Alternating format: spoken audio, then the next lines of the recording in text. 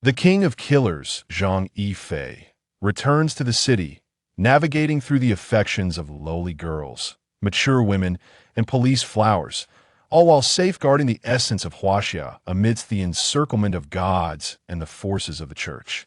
With an iron-fisted resolve, he plunges into the flames for his brothers and fiercely slashes at his foes for his beloved, forging a legendary tale of urban heroism amidst the intertwining of power and genuine emotion.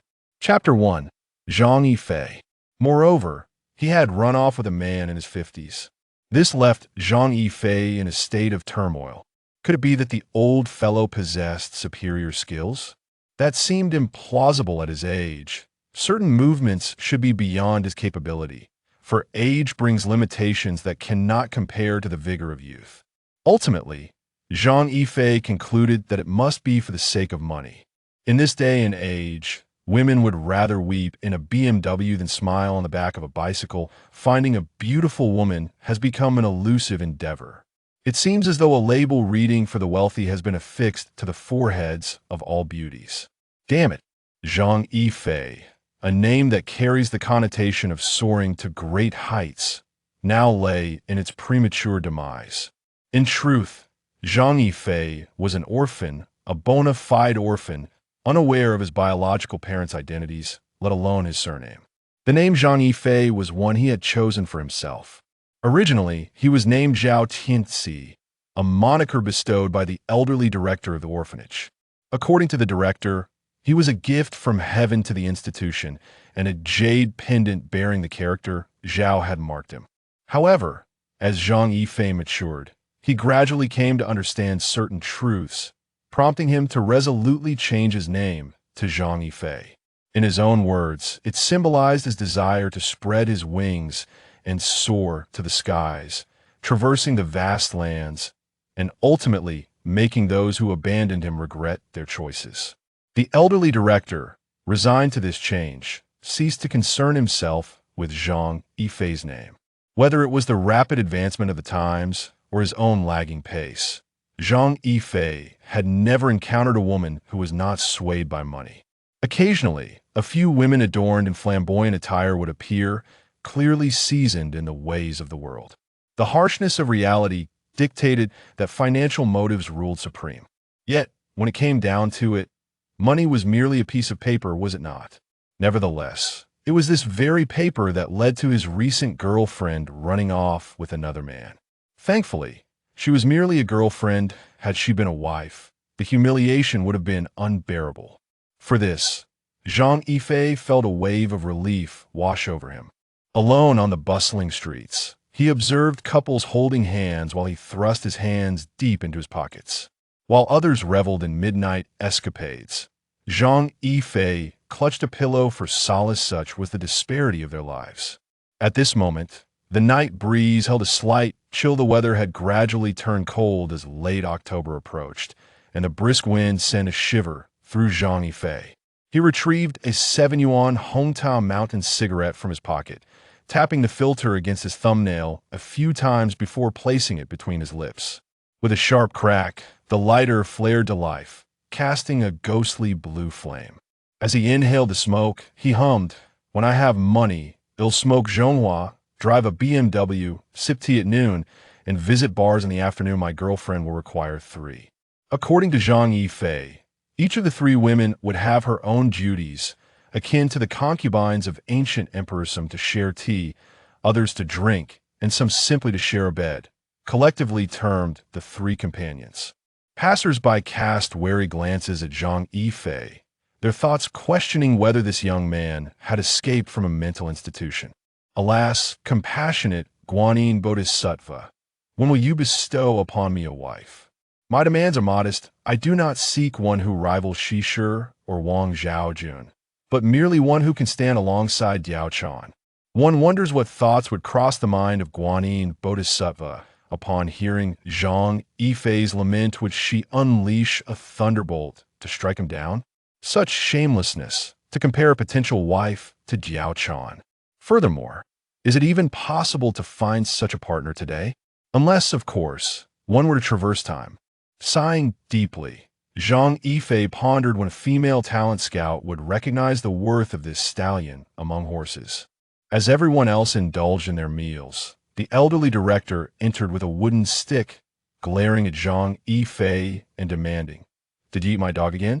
Upon hearing this, Zhang Yifei wilted. Initially, he had assumed a stray dog had wandered into the orphanage, and without a second thought, he had slaughtered it to provide a feast for the younger children. Only now did he realize that this dog belonged to the elderly director. Had the director, like the wealthy elite, taken to walking dogs after a meal? Zhang Yifei found himself perplexed. Zhang Yifei stammered, struggling to articulate a coherent response. Well, what nonsense! The elderly director brandished the stick, preparing to strike Zhang Yifei. Had he not reacted quickly, he surely would have been hit. Upon learning that Zhang Yifei had changed his name, Song Lijiang also decided to do the same. Their name changes were accompanied by their own philosophies. Zhang Yifei's signified his ambition to spread his wings and soar, while Song Lijiang's was more straightforward and ode to bidding farewell to sorrow and embracing joy. Zhang Yifei, however, was no fool. He deftly dodged the director's swings while asserting, "Old director, I may have caught your rabbit, but I assure you, I have never eaten your chicken." "Nonsense. If not you, then who devoured my chicken? I couldn't possibly eat your chicken besides. Isn't it still right there on your person?" Zhang Yifei quipped, pointing mischievously at the director's groin. The elderly director, incensed, ground his teeth in frustration. This young man had always possessed a sharp tongue. Realizing the director was truly furious, Zhang Yifei made a hasty retreat, calling out, "Don't worry, old director. I will find a companion for you, so your chicken will have someone to feast upon. Get out of here."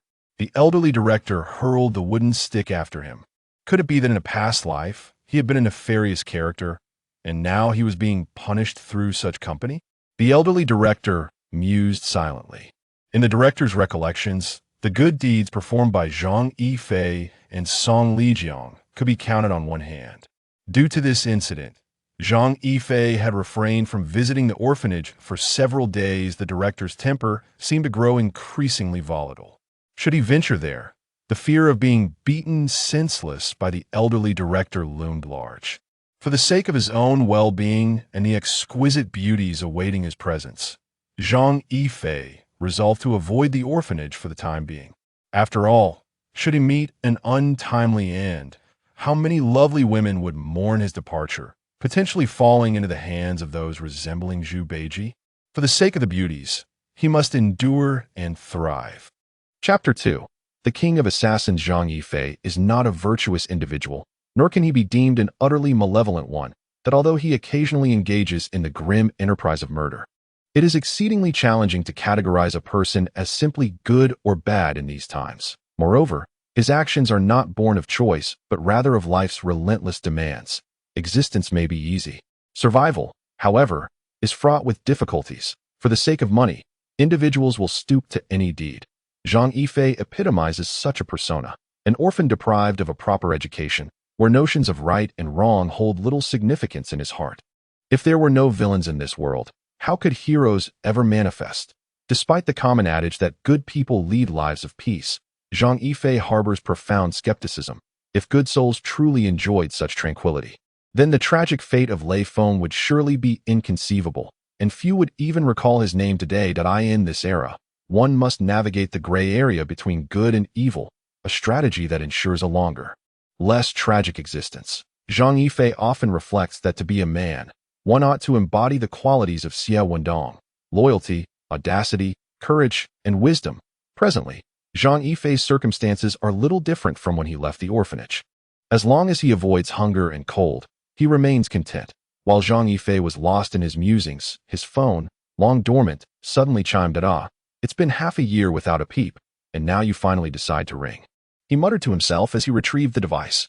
"Hello, if you didn't schedule an appointment, I'm hanging up. To anyone else, it might seem Zhang Yifei was genuinely busy, but only he knew the phone was merely a decorative accessory, a prop for impressing potential romantic interests. Damn it, Zhang Yifei. It's me, Song Li Sang. Have you really become so successful that you can't even bother to answer my call? Came a sardonic voice from the other end. Success, my foot? I haven't even seen a single beautiful woman, Zhang Yifei retorted dismissively. Song Lisang chuckled heartily at Zhang Yifei's plight, as if his embarrassment brought him immense joy. You little rascal, if I see you next time, I'll make sure to slap that face of yours, Zhang Yifei scoffed. But seriously, as the king of assassins, isn't it a bit pathetic to be in such a state? Calm down, I'm in pursuit of true love. Zhang Yifei replied nonchalantly, lighting a cigarette. In this world, few recognize the name Zhang Yifei, but should one mention Longya, it is unlikely that anyone would be unfamiliar with it. Moreover, the name Longya is recorded across nations. Classified as top secret, Zhang Yifei, known by the codename Longya, the king of assassins, has never faltered since his inception into the profession. He is a paragon in the assassin realm, revered and respected. Within this clandestine world, there exists a saying, whoever can eliminate Longya shall be regarded as the fourth saint of the assassin fraternity. Many presume that the world of assassins is a disorganized chaos, but that perception is misguided. Today's assassins operate within structured organizations, governed by three leaders known as saints, who oversee operatives across the globe, embodying the true essence of underground dominion. Years have passed, yet no saint has ever emerged until the advent of Longya, which heralded a profound transformation, giving birth to a prodigious talent within the assassin realm, one who harbors the potential to ascend to the rank of a saint. Yet, this very king of assassins abruptly declared his withdrawal from the assassin world. The announcement sent shockwaves through the community, igniting tumultuous waves of speculation. The king of assassins, Longya, was abandoning his lethal pursuits. Moreover, his declaration incited the ire of the three great saints. The moment Longya announced his departure, the saints conveyed a message to the assassin world. Whoever could eliminate Longya would be hailed as the fourth saint of the assassins. The ripple effect of this news was even more sensational than Longya's withdrawal, prompting assassins from across the globe to embark on a quest to locate and eliminate him, aspiring to claim the title of a saint for themselves. The allure of being a saint is undeniable, not merely for the wealth it entails, but for the command over countless assassins willing to pledge their lives in service. It symbolizes status. One may lack wealth, but never power. One may lack power, but never wealth. Possessing either is essential to validate one's existence in this world. Do you not realize that every assassin is now in pursuit of your whereabouts, preparing to take your life? Expressed Song Lisang with palpable concern. Zhang Yifei scoffed nonchalantly. Fear not, I shan't meet my demise before you. Besides, you remain within the assassin realm. I have little regard for that rabble. Just ensure you keep an eye on those three ancient ones. Both Song Lisang and Zhang Yifei are assassins, with Song Lisang being a peer of Zhang Yifei. Throughout his career, Song Lisang has faltered only once, whereas Zhang Yifei has maintained an unblemished record, earning him the title of King of Assassins, while Song Lisang remains merely a formidable assassin. Together, they shine as a radiant jewel in the assassin world, illuminating the entire domain, and their combined prowess has never witnessed failure. Ah, this is truly a case of the undercover. Clever.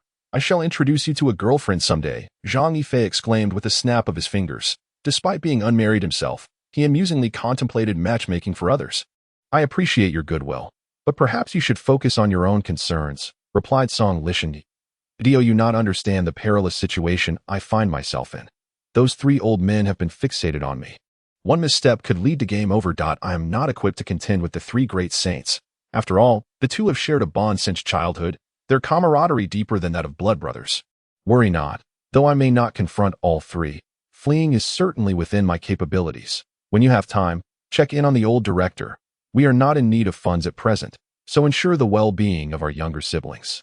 Upon hearing Song Lishang's words, Zhang Yifei fell silent. After a moment, he replied, Rest assured, I shall. Furthermore, Zhang Yifei contemplated finding companionship for the old director, hoping to provide his reclusive life with some semblance of purpose. Bodhisattva, if you exist in the heavens, could you transform me into a beautiful woman? Zhang Yifei clasped his hands in earnest prayer.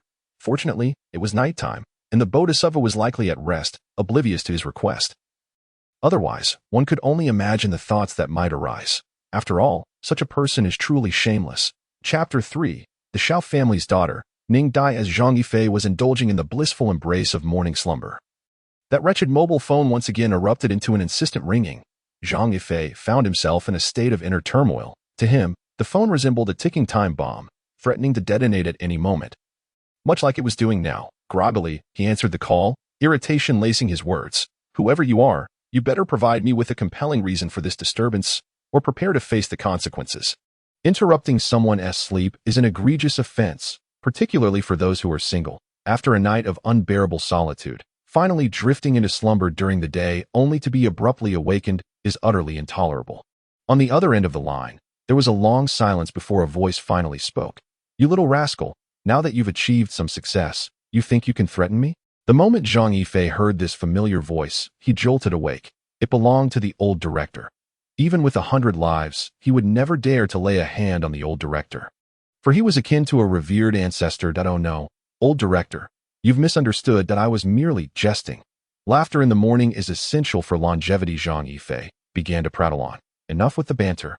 You're no spring chicken anymore. It's high time you considered finding a wife." Upon hearing this statement, Zhang Yifei nearly tumbled off the bed in excitement that a wife, such a sacred term, was finally within his grasp.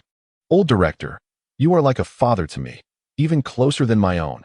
"I am not your father," the old director retorted, fury radiating from him. If he were to have a son like Zhang Yifei, he would surely be driven to madness. "You are like a father to me, even more so since you are now concerned about my marriage. Who else would inquire if not a father?" The old director felt utterly despondent, lamenting his fate to be entangled with such a character. With good intentions of helping him find a wife, he now found himself dubbed as Zhang Yifei's father. How could one possibly endure this? "Enough of your nonsense. Hurry to the orphanage. I shall take you there." The old director could no longer tolerate the conversation. He feared that further discourse would lead to his own unraveling. "Wait, old director. Is the woman beautiful? What are her measurements?" Zhang Yifei began to bombard him with questions once more. "Get lost." The old director could no longer contain himself. This fellow was behaving like a complete lecher. Moreover, how would he even know the girl's measurements? After hanging up, Zhang Yifei muttered to himself, "What a miser. If you want to tell me, I'll just have to gauge for myself." At that moment, Zhang Yifei had no inclination to ponder what the girl introduced by the old director might be like. All he wished was to present himself favorably, for being single was a torment he could no longer bear. In but a brief while, he finished his grooming. Gazing into the mirror, he reflected, "Surely, after so many days of being a virgin, it is time to make a change. I just wonder if this fair maiden will take a liking to me." A stallion of remarkable potential, the orphanage was a familiar place for Zhang Yifei, as it was where he had spent his childhood. "Old director, I have arrived. When do we set off?" As Zhang Yifei entered the orphanage, he raised his voice to a thunderous shout, as if fearing that the elderly director might not hear him. In an instant, the faces of the children in the orphanage lit up with joyous smiles upon hearing his voice. "Brother Zhang Yifei." The children all greeted him enthusiastically. Despite his somewhat carefree demeanor, Zhang Yifei was greatly cherished by the children, for whenever he appeared, delightful games and treats were sure to follow. Turning to the little ones, he gently said, "Today, brother has some matters to attend to and cannot play with you. Please behave and find something to do." His tone was soft and tender, as if he feared startling them. The old director observed this scene with a heart full of delight. Although Zhang Yifei occasionally exhibited a mischievous streak, his affection for the children remained unwavering. Both of these individuals were grounded in their values, a rarity in this world. After a considerable amount of time had passed without the old director's appearance, Zhang Yifei, feeling quite frustrated, exclaimed, "Old director, if you don't come out soon, I shall stew all the rabbits you keep." Upon hearing this, the director's teeth clenched in anger, and he stomped his foot, his true nature revealed before any praises could be bestowed upon Zhang Yifei. "Why must you threaten to stew the rabbits again?" The old director had already materialized before Zhang Yifei, catching him off guard. Quickly, Zhang Yifei stammered an explanation. "You must have misheard. I meant to say I would buy you more rabbits to raise, and we can feast on them once they are fattened." Initially, the old director felt quite pleased with Zhang Yifei's first statement, but his expression darkened when he heard the latter part about eating the rabbits he had raised. Realizing the unexpected turn of events, Zhang Yifei hastily changed the subject. "What can you tell me about the lady you introduced to me?" He was not particularly concerned about wealth, but rather the lady's appearance. If she were too unattractive, it would be quite the embarrassment. "You need not worry. She is Xiao Ningdi." "What? Xiao Ningdi?" Now it was Zhang Yifei's turn to be astonished. He had presumed the old director might know someone of lesser significance. Considering his own lack of wealth and power to his surprise, the old director had introduced him to Xiao Ningdi, known as the most talented and beautiful woman in Lijiao. There was a saying in Lijiang, in the Xiao family. There is a daughter, Xiao Ningdi, whose intelligence and beauty rival that of the renowned Xiao sisters. This clearly indicated the extraordinary nature of Xiao Ningdi. Though he had never met her, tales of her beauty were legendary.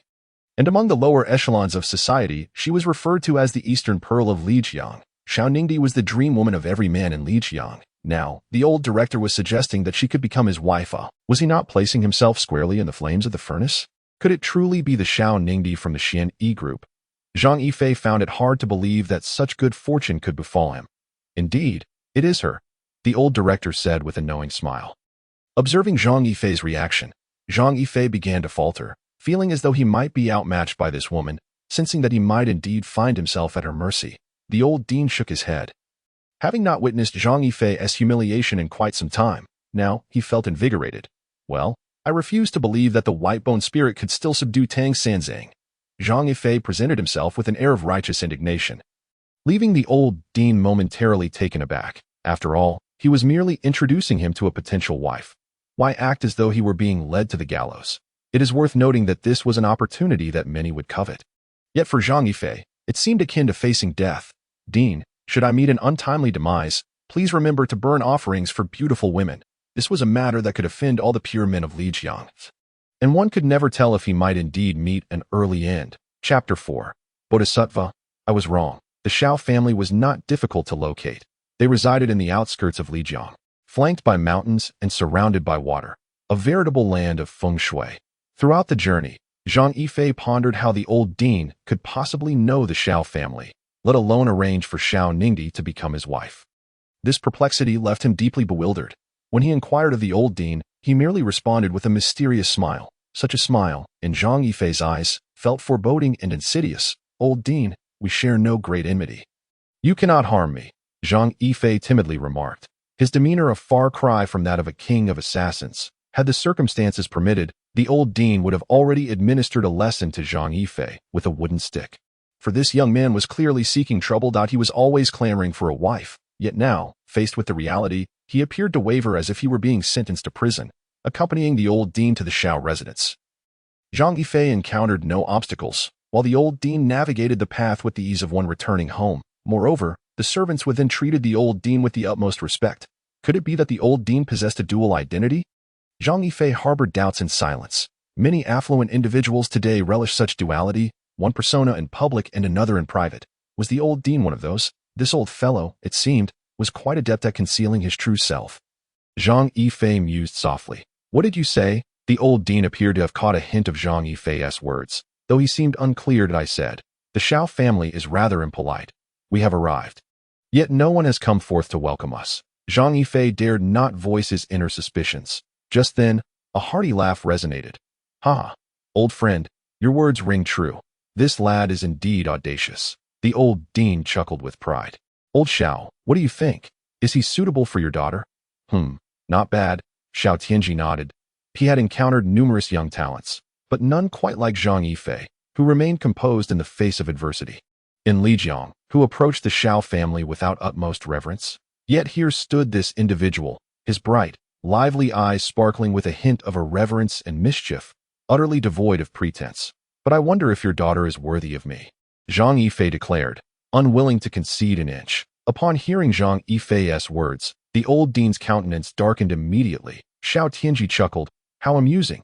Old Li, this fellow is certainly not a product of your teachings. I could never produce such a scoundrel. I am indeed his mentor. The two spoke in unison. Zhang Yifei followed Xiao Tianji into the living room, and this time, he truly opened his eyes to the definition of wealth. The interior decor was opulent, blending Eastern and Western styles seamlessly.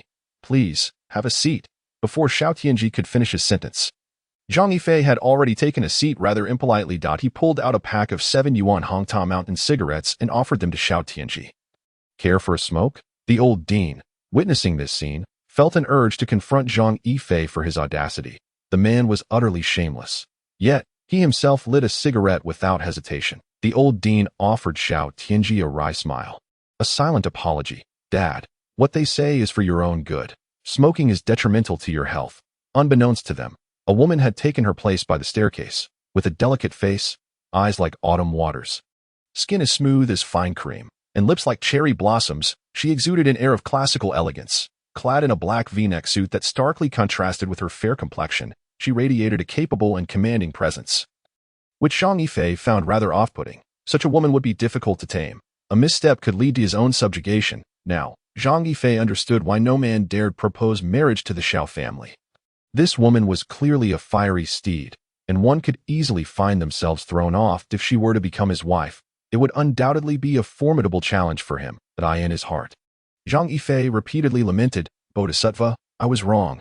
I should never have asked you for a beautiful wife. Please forgive me. Introducing such a stunning beauty to me is akin to pushing me into a pit of fire." "Ningdi, this is Zhang Yifei. What do you think of him?" The old dean smiled at Xiao Ningdi as he spoke to AT that moment. Zhang Yifei felt like a monkey on display at the zoo.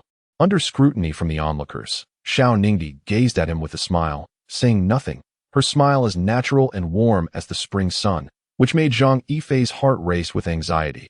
Based on his years of experience on the battlefield, he could tell that this woman was no ordinary enchantress. Her prowess surpassed that of even the most cunning of spirits, employing psychological tactics against him. In truth, Xiao Zhang, you share a remarkable connection with my Ningdi. You were both born on the same day of the same year. That's incorrect. I don't even know my own birthday. Remember, I am an orphan with an orphan certificate from the police station."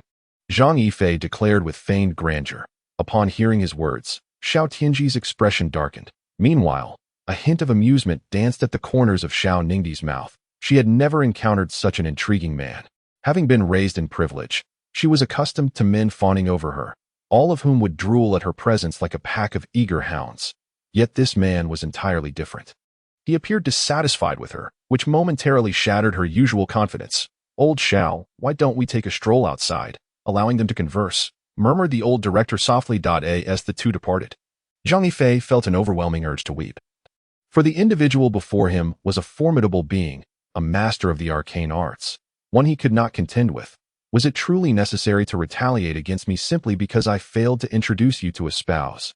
Leaving your cocks ineffectually idle for years, Zhang Yifei found himself steeped in regret, wishing he had introduced the kind-hearted Aunt Lu from the orphanage to the old director long ago. It was evident that this old scoundrel was exacting his vengeance upon him. Zhang Yifei gazed at his future bride, adopting a stance of indifference. If the enemy remained silent, so would he in that moment. Zhang Yifei was acutely aware of an intangible pressure weighing heavily upon him. Rendering his breath shallow. As he watched the old director and Xiao Tianji vanish from sight, he bolted outside. In the instant he crossed the threshold of the living room, it felt as if the very air had transformed into a refreshing breeze. The suffocating pressure dissipated, and his previously solemn expression relaxed. However, he soon realized that he was not in a hotel. He was at the Xiao residence, and while he could flee the monk, he could not escape the temple. Furthermore, the Xiao estate was vast beyond measure, and in his haste, he had paid little heed to the entrance, leaving him at a loss for an exit. Xiao Ningdi had appeared behind Zhang Yifei, without him noticing. He caught a glimpse of her through the corner of his eye. She wore a gentle smile, her gaze fixed upon him, seemingly with no intention of uttering a single word. Resigned, Zhang Yifei conceded. Surrendering without a fight. What, he wondered, is Miss Xiao's occupation? After all, he was a man, and perhaps it was time to maintain some decorum.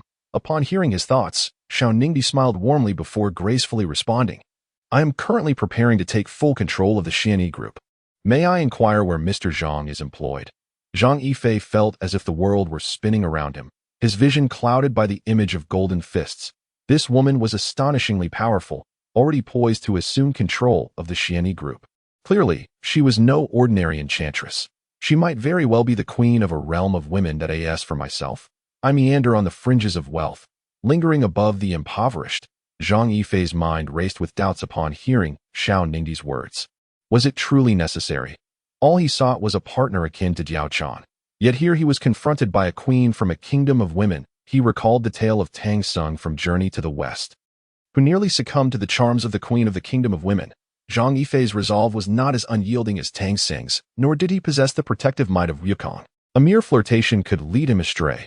"And what is it that you do?" Xiao Ningdi's every smile and frown was imbued with a captivating allure. Observing Zhang Yifei's lackluster demeanor and his perfunctory responses, she was momentarily taken aback. After all, her father had extolled Zhang Yifei as a being of unparalleled distinction in her presence. How could someone so lauded by her father possibly be a mere wastrel?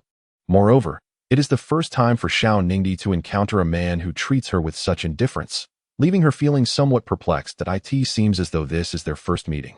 Could it be that she has erred in some regard? In truth, it is not Xiao Ningdi who has faltered, but rather Zhang Yifei's fear of powerful women. He has often seen on television that husbands of formidable women lack any rights at home, being summoned and dismissed at will.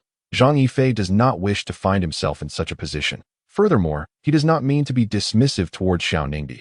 He is simply a ne'er-do-well with no meaningful pursuits. If he were to marry the woman before him, it is highly likely that he would never rise above his current station. The more he observes Xiao Ningdi, the more apprehensive he becomes. Mr. Zhang, you are being overly modest. Uncle Li has shown me your photograph, and both my father and Uncle Li hold you in high regard. Modest? Zhang Yifei gazed at the woman before him, her gentle smile and spirited eyes seemingly dismissing his earlier remarks. Misunderstood, this simply cannot stand. Zhang Yifei had always vowed to be an honest child, his expression grave as he placed a hand on Xiao Ningdi's shoulder, speaking earnestly. Miss Xiao, you have been misled.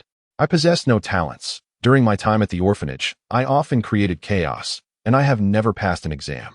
Just days ago, I inadvertently made a soup from the old director's dog, and even he remarked that my very existence is the source of this world's evils. Mr. Zhang is truly candid, and no wonder Uncle Li described you as a genuine person. It is rare to encounter someone as forthright as you. That I have interacted with many individuals, yet they often exude insincerity, unworthy of trust, leaving me with a sense of insecurity. However, Mr. Zhang instills in me a feeling of honesty and safety. Xiao Ningdi's expression was earnest, her bright eyes shimmering with an inexplicable brilliance. Observing the twinkle in her gaze, Zhang Yifei felt a pang of sorrow and helplessness. Experience proves that the seasoned are shrewd. Perhaps the old director anticipated that he would respond in this manner. What offense had he committed to warrant such scheming? How many cognitive resources must it take to orchestrate this? Zhang Yifei genuinely wished to inquire of the old director, what grievance do we share?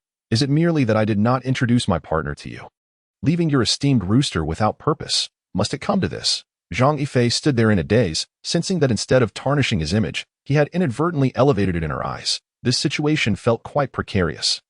This woman possessed the keen insight to see beyond the surface. In truth, I am also a rogue. Zhang Yifei confessed to Xiao Ningdi, feeling quite embarrassed. Xiao Ningdi responded with a smile, as though anticipating his next words. He resolved to press on. Whenever I stroll down the street and spot a beautiful woman, I cannot help but stare unabashedly until she feels uncomfortable. If she is single, I often approach to strike up a conversation or engage in some flirtation.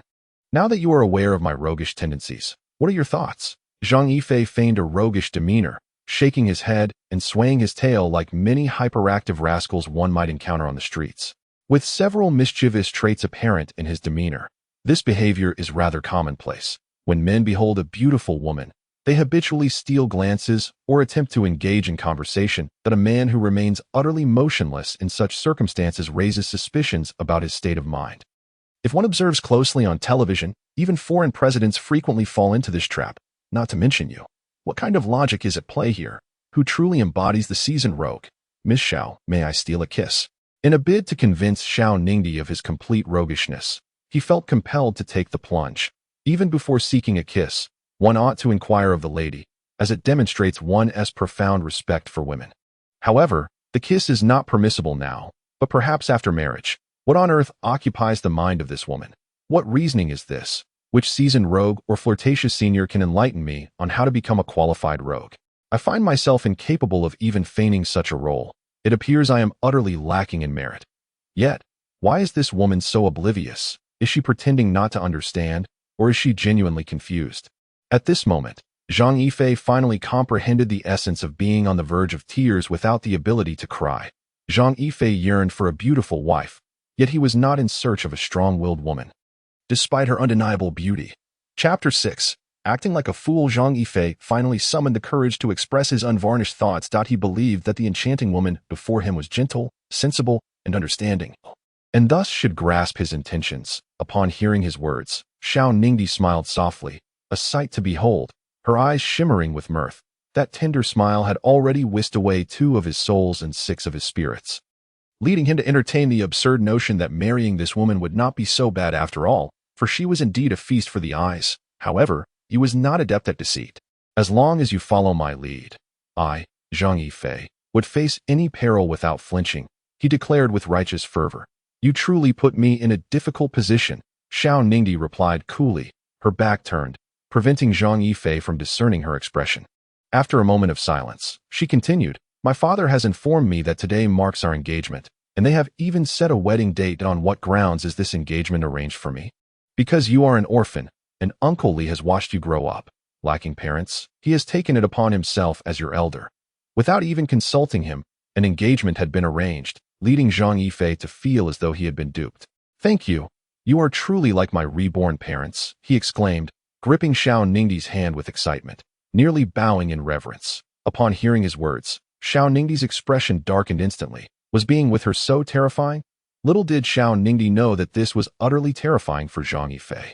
He wished to find a beautiful wife, yet he had never contemplated the consequences of plucking a flower from the Li River, an act that would surely offend the entire community of Li River's men and women. Upon realizing that Zhang Yifei was still holding her hand, Xiao Ningdi's cheeks involuntarily flushed. Embarrassed, Zhang Yifei glanced at her and said, I apologize. I was too excited and meant nothing else. That moment. Zhang Yifei felt an exquisite softness and smoothness. What is your number? Xiao Ningdi inquired as she turned to face him. Seeing her up close for the first time, he noticed her long eyelashes and round, bright apricot eyes that sparkled with clarity. She was truly beautiful. Additionally, a delicate fragrance emanated from her, intoxicating him effortlessly. Zhang Yifei was entranced. If Xiao Ningdi were not the president of Xianyi Group, he would undoubtedly pursue her with relentless fervor. Why not? Though she is stunning, Zhang Yifei maintained his vigilance. How can we embark on a perilous journey without your contact information? Indeed, you are correct. A man must keep his word. Zhang Yifei shared his phone number with her, and as Xiao Ningdi saved it, she dialed his number. When Zhang Yifei's phone rang, she promptly silenced it. In the process of verification, her number appeared on his device as well. Thank you. Thank you. Let us go inform them now. Zhang Yifei lit a Red Tower Mountain cigarette, feeling a wave of relief wash over him as his burdens lifted. Xiao Ningdi smiled mysteriously at him. Zhang Yifei, not bad, right? My judgment is quite sound. Wouldn't you agree? The old director beamed at Zhang Yifei, who had always been a mischievous rascal. It was high time he found a wife to keep him in check. Upon hearing the old director's words, Zhang Yifei nearly burst into tears, exclaiming, all right, that is quite enough to make me feel like hanging myself. At that moment, a beautiful young woman appeared unexpectedly, catching Zhang Yifei's attention, a true beauty. With a porcelain-like face, elegantly arched eyebrows, and smiling phoenix eyes, she appeared to be in her 30s. No wonder Old Li remarked that this child was sincere. They were on the verge of becoming a couple. Yet she was still so shy, barely uttering a word. This young woman scrutinized Zhang Yifei with a look of growing satisfaction, reminiscent of a mother-in-law assessing her son-in-law. The old director grinned foolishly at her. Rushue, do you believe me now? Zhang Yifei's eyes nearly fell from their sockets at this scene. He vowed he had never seen the old director smile so foolishly and innocently before. Mom, Uncle Li, you two are speaking nonsense. I shall not entertain you any longer. Click. At the sound of mom from Xiao Ningdi, it struck Zhang Yifei like a bolt from the blue. She was actually Xiao Ningdi's mother? Now, he realized why the old director was so insistent that he marry Xiao Ningdi. It was evident that the old director had harbored feelings for Xiao Ningdi's mother in the past. But she had spurned him, choosing to be with Xiao Tianji instead. Thus, harboring a grudge, he sought to have Zhang Yifei win over her daughter, seeking to redeem his past failure. Yes, this must be the reason. Zhang Yifei was resolute in his belief that his deduction could not possibly be wrong.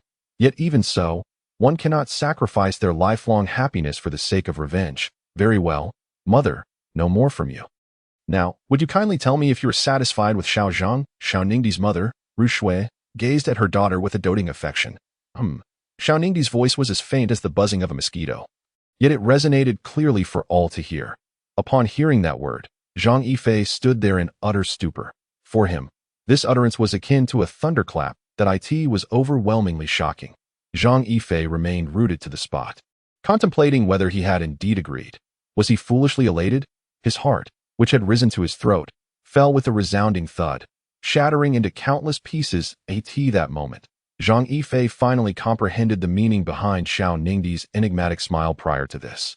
It was a classic case of a dagger hidden behind a smile. He envisioned his future life, so easily summoned yet swiftly dismissed, and he seemed to see Xiao Ningdi adorned with a golden crown, wielding a scepter, dressed as the queen of a realm of women, while he knelt before her, seeking her favor. A betrayal at the critical moment, an archetypal act of treachery.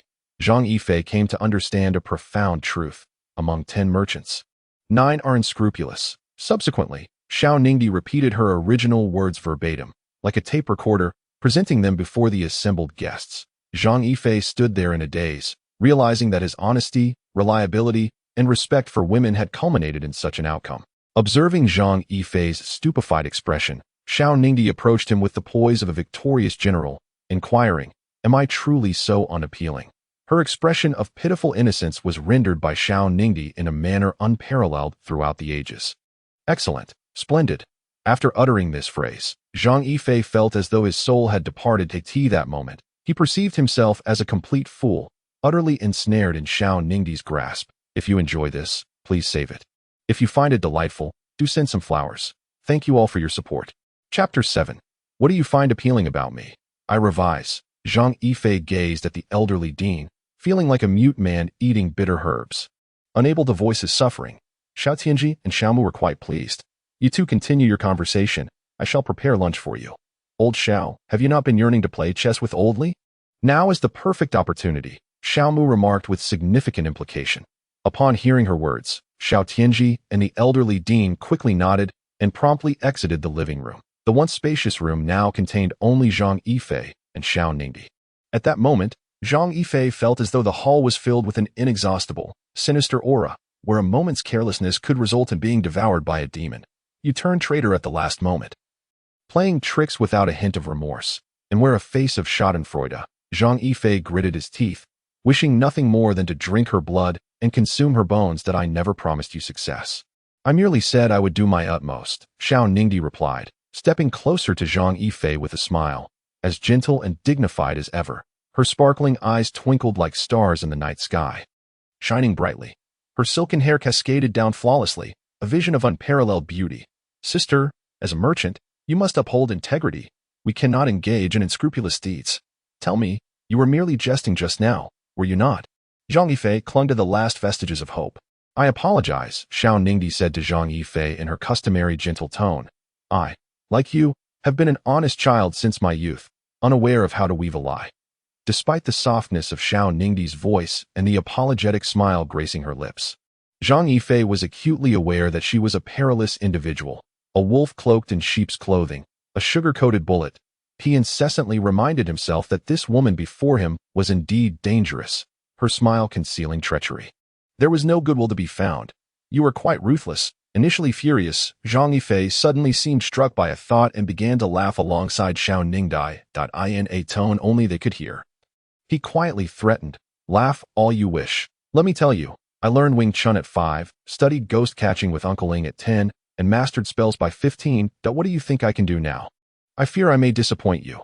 I am merely a yellow belt in Taekwondo Da." Upon hearing this, Zhang Yifei's smile froze on his face. His earlier bravado had only been a pretense to intimidate her.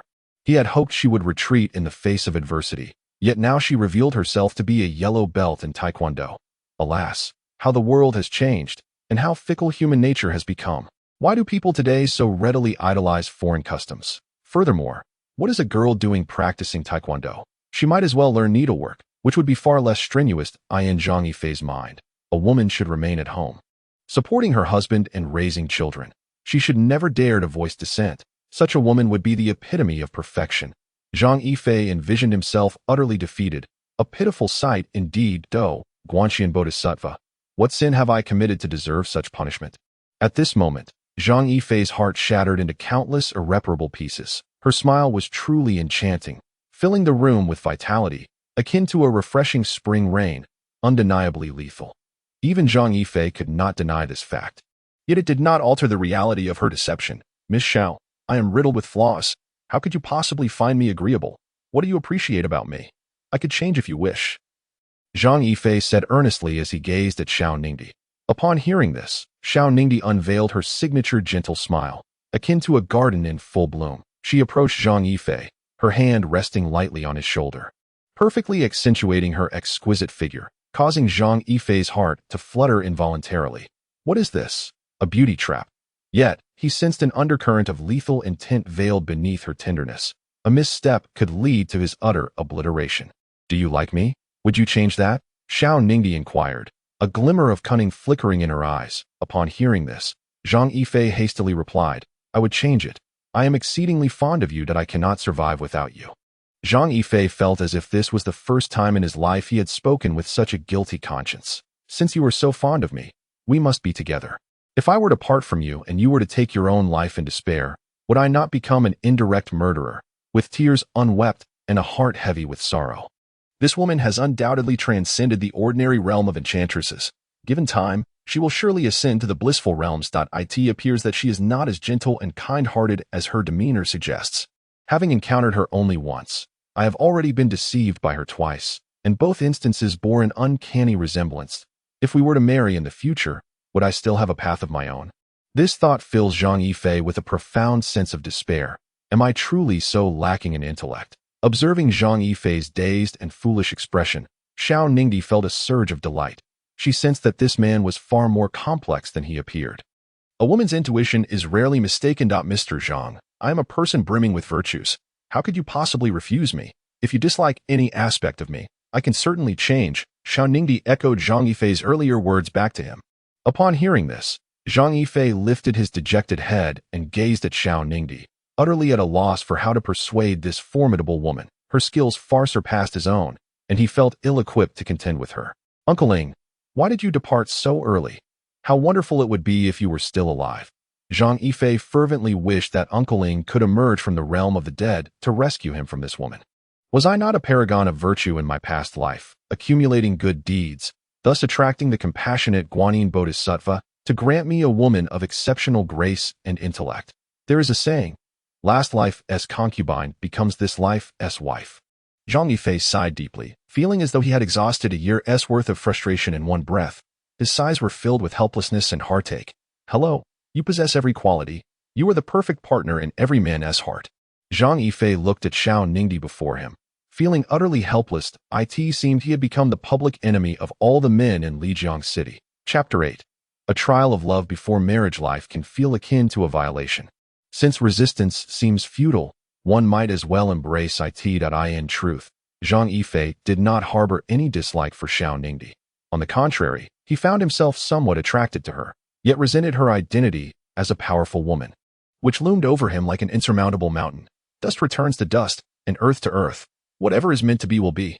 Zhang Yifei had begun to glimpse a future devoid of power, status, and freedom, a complete absence of agency. Relationships ebb and flow, intensifying and waning, beyond our control. What we can do is cherish the fleeting moments when fate intertwines our lives.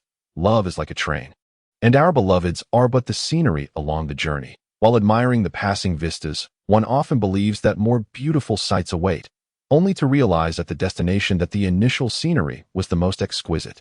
I firmly believe that I am that initial, most beautiful view. Xiao Ningdi's voice was soft and gentle, yet it struck Zhang Yifei's heart like a cacophony of emotions, leaving an unsavory taste. Logically, marrying a woman as beautiful and capable as Xiao Ningdi should be a blessing earned from a past life. Zhang Yifei yearns to find a beautiful wife, yet he seeks one who is not only lovely but also possesses a sense of simplicity. He hopes that his wife will occasionally whisper sweet affirmations in his ear, such as, "Darling, you are truly remarkable. You are incredible." However, would a strong and independent woman ever utter such words to him? Clearly, that seems unlikely. Zhang Yifei dreams of leading a quiet, unassuming life, but fate has played a cruel joke on him. As the two exchanged glances, a palpable awkwardness enveloped the atmosphere. That moment, the voice of Xiao Mu resonated. "Xiao Zhang, Xiao Dai, dinner is ready. Come and eat. My dishes are quite delicious." Xiao Ningdi was the first to dispel the uncomfortable silence. She was a gracious and poised woman, naturally embracing the role of the icebreaker. Zhang Yifei felt more exhausted now than during his most strenuous days as a hitman. Could it be that he was only suited for such a perilous profession? A terrifying thought suddenly sprang to his mind that as soon as this notion took root, he hastily quashed it. He was still young, with a promising future ahead. How could he squander his youth on a career devoid of prospects? Dinner. Zhang Yifei nodded faintly, extinguishing the cigarette in his hand. The meal was served. They took their seats. Joyful occasions invigorate the spirit, especially when it concerns the marriage of one's son or daughter, a momentous event. Xiao Tianji and Xiao Mu were evidently delighted, their faces adorned with smiles. At this moment, anyone they laid eyes upon would likely appear agreeable. Even the elderly director exuded vitality. Zhang Yifei, upon seeing the old director, was tempted to invite him to a KTV session. Initially, he believed it was the benevolent Guanyin Bodhisattva manifesting, only to realize that he had been outmaneuvered by the elderly director in Xiao Tianji's eyes. They were soon to be family, and thus formalities were cast aside. Naturally, Zhang Yifei and Xiao Ningdi, as the protagonists of this gathering, sat together. "Young man, when do you plan to get married?" Just as Zhang Yifei settled into his chair, he heard the old director's inquiry. Had he not been seated, he might have collapsed in shock. They had only just met, and already the topic of marriage arose. If they were to meet 2 or 3 more times, one could only imagine the question of when they would have children. Zhang Yifei resolved that once this matter was concluded, he must quickly find a strong woman for the old director, so he could experience the nuances of such a situation himself. Xiao Tianji and Xiao Mu regarded Zhang Yifei with anxious expressions. For Zhang Yifei, maintaining silence while smiling might be the most prudent course of action. Although it felt like a personal sacrifice, the outcome was one of collective happiness. Xiao Ningdi, perceiving Zhang Yifei's reticence, understood his thoughts and took the initiative to speak. "We have discussed it. He is too shy to say it himself."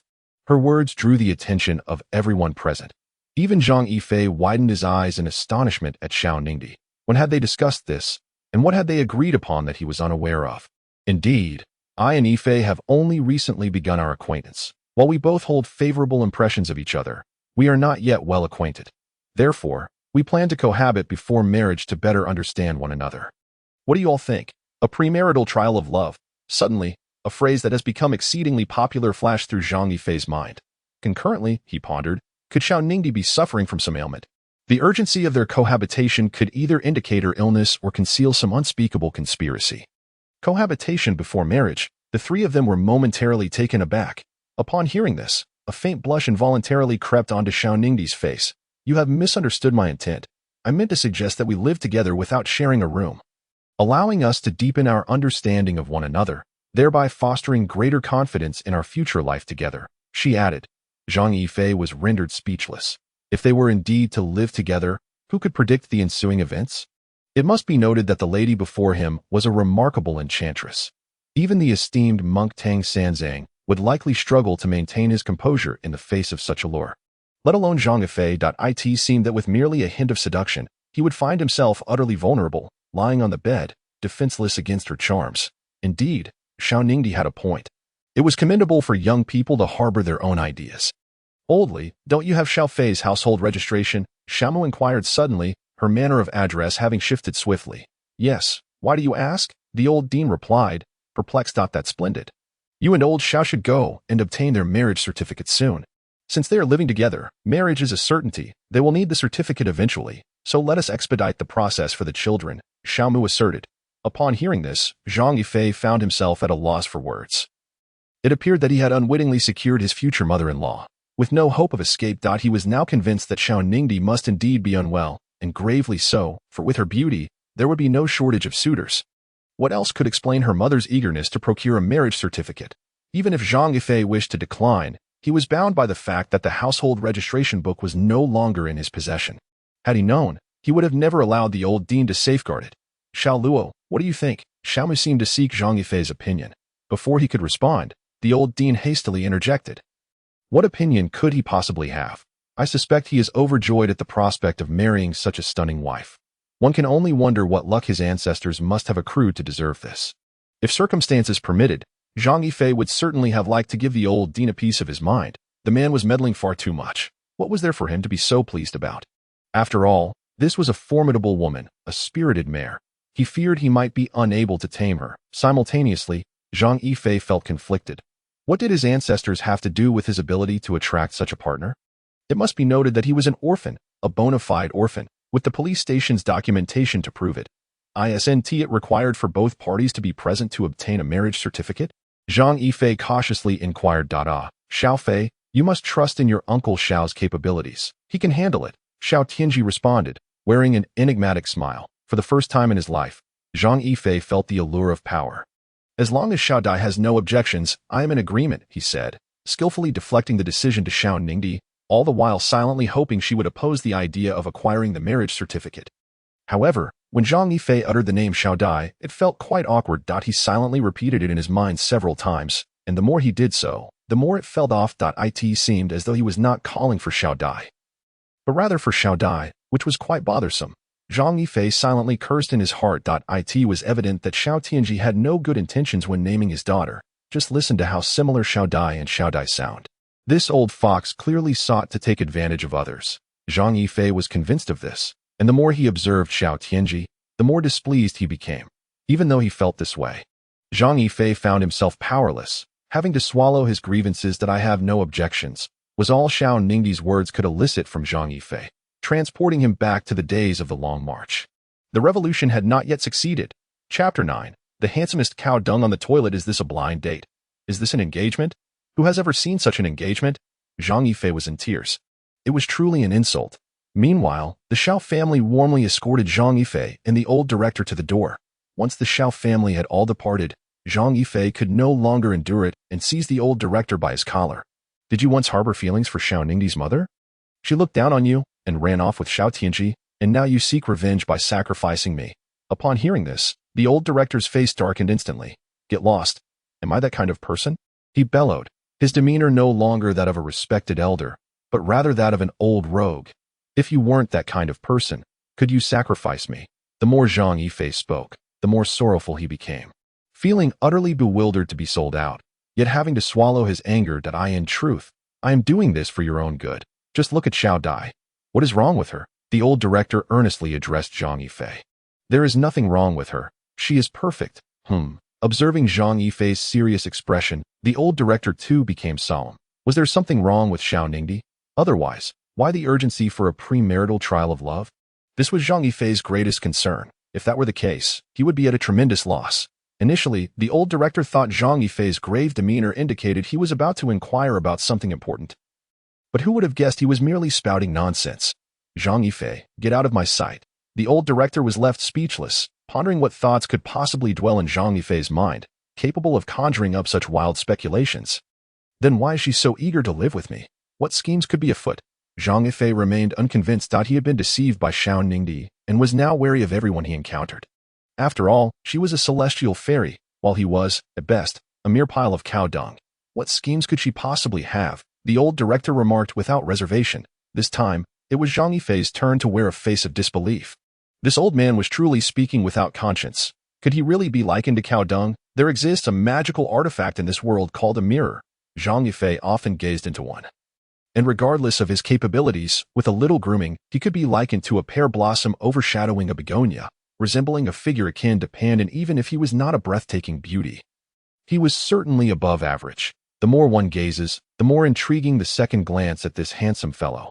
Yet, it is now lamentably regarded as mere dung. Just based on this statement, some dung would still hesitate to allow certain flowers to adorn it.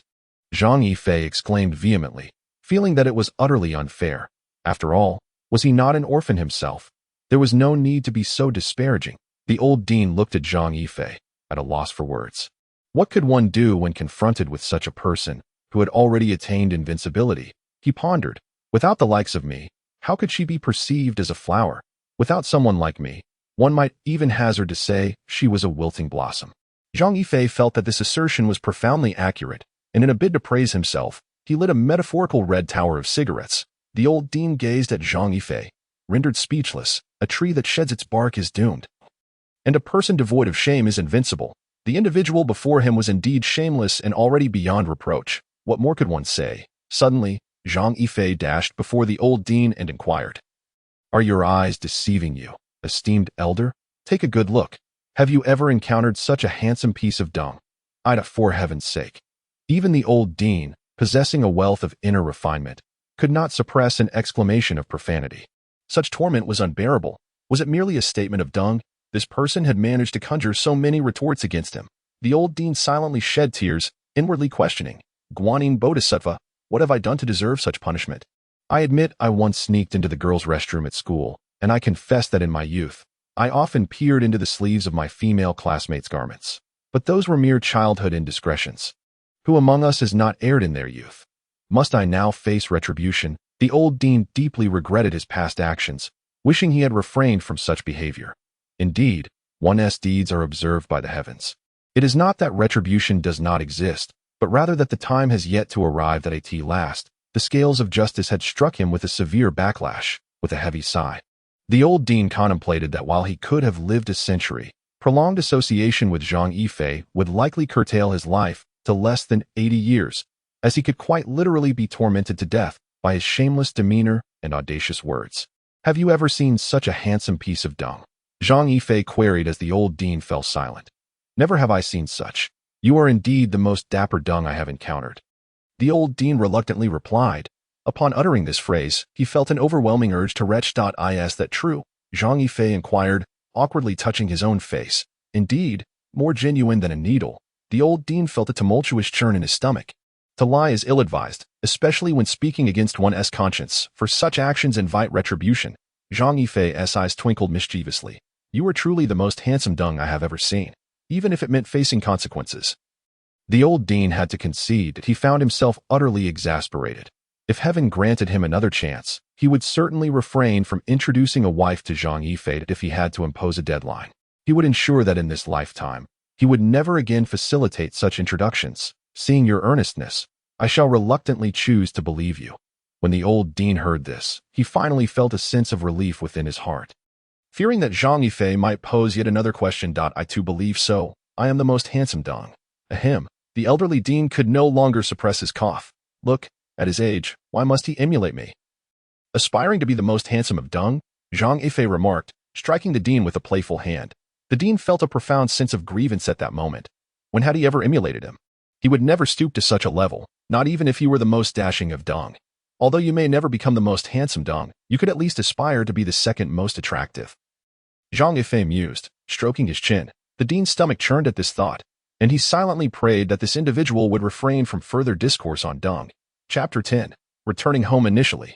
Zhang Yifei intended to confide in a friend about his unfortunate circumstances. But after searching for a considerable time, he realized he had no friends in Lijiang City. The only person who could be deemed a friend was Xiao Ningdi, a woman who had deceived him for the latter part of his life. Deceived by Xiao Ningdi, how could Zhang Yifei possibly seek her out again? He had no desire to seek out frivolous thrills. Now, whenever he encountered Xiao Ningdi, he felt a twinge of trepidation, aware that he was no match for her prowess. Zhang Yifei resided in a modest dwelling located in the old district of Lijiang City, which was regarded as a slum by the city's well-paid young professionals, entering through a small alleyway from the main road. The winding paths resembled a spider's web. Zhang Yifei lived in this narrow lane, in a two-bedroom apartment of approximately 70 square meters. The landlord, Mr. Yi, was a kind-hearted gentleman in his 50s, affable and easygoing. The primary reason Zhang Yifei chose to live here was the affordable rent of 900 yuan a month. Such a sum would scarcely secure a restroom-sized space elsewhere in the city. Even at 900 yuan, Zhang Yifei still found it somewhat steep and had long contemplated finding a roommate, yet no one ever responded to his inquiries. It wasn't that others ignored him, but rather that his criteria were excessively stringent. He sought a female roommate and insisted that she must be beautiful, dismissing anyone deemed less than attractive.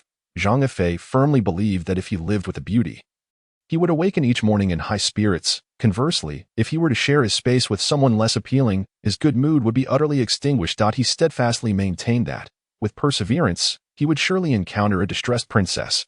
Upon opening the door, a crisp yet somewhat frosty voice commanded, "Stand still." Zhang Yifei was taken aback. When had a woman taken residence in his room, and why was he unaware of it? Nevertheless, he obediently remained in place. The commanding tone exuded an air of authority that left Zhang Yifei hesitant to provoke her. "Extend your hands and press them against the wall," the woman continued to order. Upon hearing this, Zhang Yifei's heart raced, feeling as though he had stumbled into a scene of robbery, and to his astonishment, it was a woman attempting to rob him. Truly, the world had grown cold, and the moral fabric of society had deteriorated to such an extent that even women were resorting to theft. This was once a task reserved for men. How rapidly times had changed, allowing women to engage in such acts. Even within the confines of one's own home, Zhang Yifei found himself on the verge of tears. As the day had already proven to be overwhelmingly burdensome to his dismay, he encountered a robber that very evening. In the interest of safety, Zhang Yifei complied obediently, executing the actions with remarkable precision. His legs were spread apart. "Do not spread them so wide. You lecher." A scornful female voice interjected at that moment. Zhang Yifei felt an immense sense of injustice, even more so than during his time at the Shao residence. While simultaneously pondering whether robbery now required adherence to principles of virtue, intelligence, physical prowess, and aesthetics, he subtly adjusted his stance, attempting to maintain a semblance of decorum. Was it not permissible to be forthright? Here he was, a grown man, being robbed by a woman, and in the sanctity of his own home no less. If word of this were to spread, how could Zhang Yifei possibly show his face in society again? You would do best to remain silent. Answer me only when I pose a question. Of course, you have the right to say otherwise, but I shall regard your words as mere nonsense, the woman said coldly. Zhang Yifei was momentarily taken aback. It appeared that modern-day Huaxia had indeed progressed, to the extent that even in the midst of a robbery, one's rights were recognized. "Madam, if you seek to rob me of wealth, you may have chosen the wrong target, as I possess little more than a beggar on the street. Perhaps you might consider a change of approach and resort to robbery of a more carnal nature? In that regard, I am rather well endowed, and not only do I possess a flair for romance, but I can also scream." My cries resonate in waves. Initially, Zhang Yifei had no intention of uttering a single word. All he desired was to lie down on his shabby mattress and fall asleep. However, remaining silent seemed to strip him of his masculine dignity. "Why do you care where I go?" Unable to contain himself, Zhang Yifei turned around, his eyes wide with astonishment at the sight of the woman before him. Surely, he hadn't misspoken. With a delicate visage and graceful demeanor, her eyes sparkling like autumn waters. Her skin as smooth as cream, and her lips a vivid hue, she exuded an air of classical elegance. Her almond-shaped eyes sparkled with an unusual brilliance, as if they could pierce through the fog and reveal the essence of reality.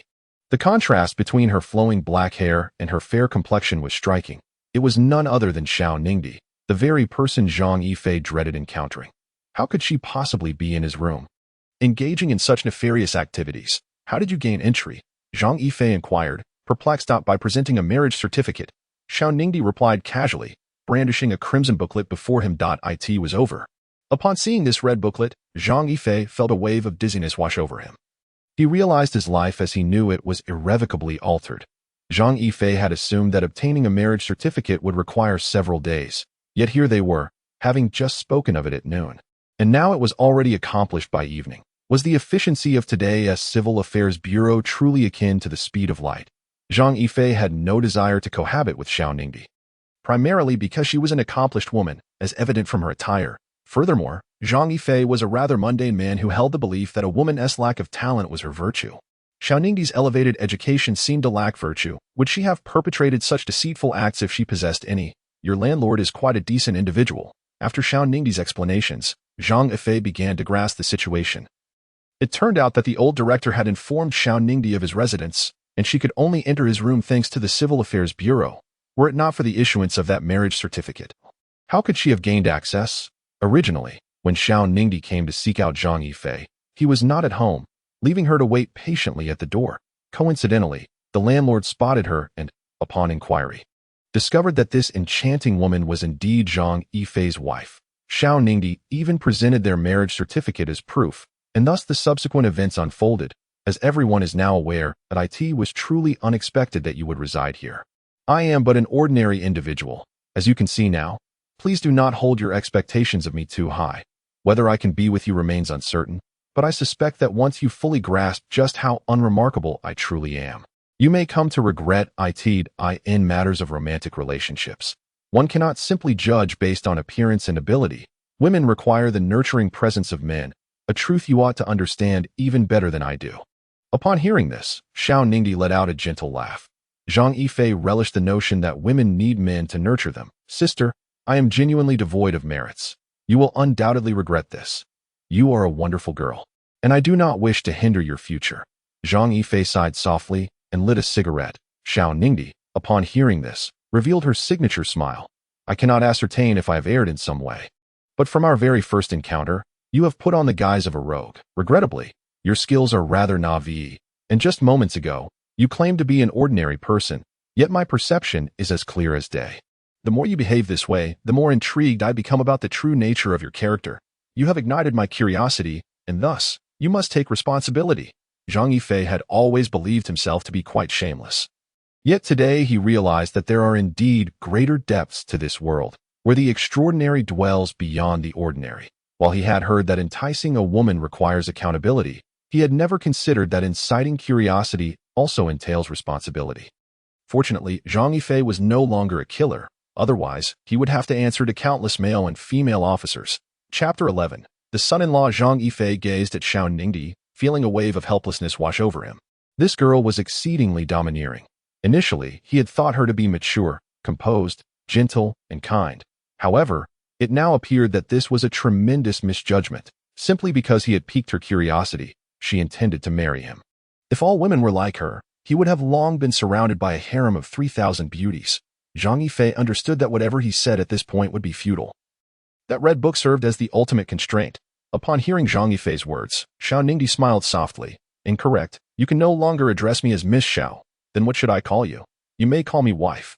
Or my lady. If that is too much, simply call me Xiao Dai. Xiao Ningdi's eyes sparkled as she looked at Zhang Yifei. Zhang Yifei stood there, dumbfounded, gazing at Xiao Ningdi, thinking her to be a veritable enchantress. While other women were typically quite reserved, this one before him was anything but. Moreover, why should I leave? We are now a legally wed couple, and we should reside together, Xiao Ningdi said with a smile. Throughout the entire exchange, Xiao Ningdi maintained a radiant smile, yet it was this very smile that gave Zhang Yifei a sense of hidden peril. This woman undoubtedly harbored ulterior motives that I asked for my accommodation. You need not worry. I have already tidied up a room next door for a temporary stay overnight, right beside yours. Furthermore, I have already informed your landlord that you will be moving out tomorrow to reside at my place. Xiao Ningdi looked at Zhang Yifei with a sense of pride. The sound of her heels echoed, a rhythmic patter. Zhang Yifei, at a loss for words, resorted to smoking in an attempt to calm the fury boiling within him. Xiao Ningdi's words extinguished the last flicker of hope he harbored but a son-in-law. A popular idiom flashed through Zhang Yifei's mind. How could I possibly become a son-in-law, the illustrious king of assassins reduced to such a state? He found it unbearable to reconcile the disparity between his former glory and his current predicament. Zhang Yifei could only imagine the uproar that would ensue in the assassin community if news of his new role as a son-in-law spread. It would likely create a stir akin to that of a nuclear explosion, the ramifications far-reaching.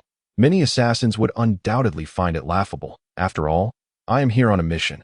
Observing Xiao Ningdi's demeanor, Zhang Yifei realized he would likely have no choice but to stay here tonight. The classic tale of Journey to the West taught him that all monsters with connections are whisked away, while those without are swiftly vanquished. Xiao Ningdi epitomized a monster with formidable backing. So we are cohabitating now. Yet, why do I not feel the joy of such an arrangement? According to Zhang Yifei's understanding, cohabitation should be a delightful and blissful experience. Yet he felt none of that.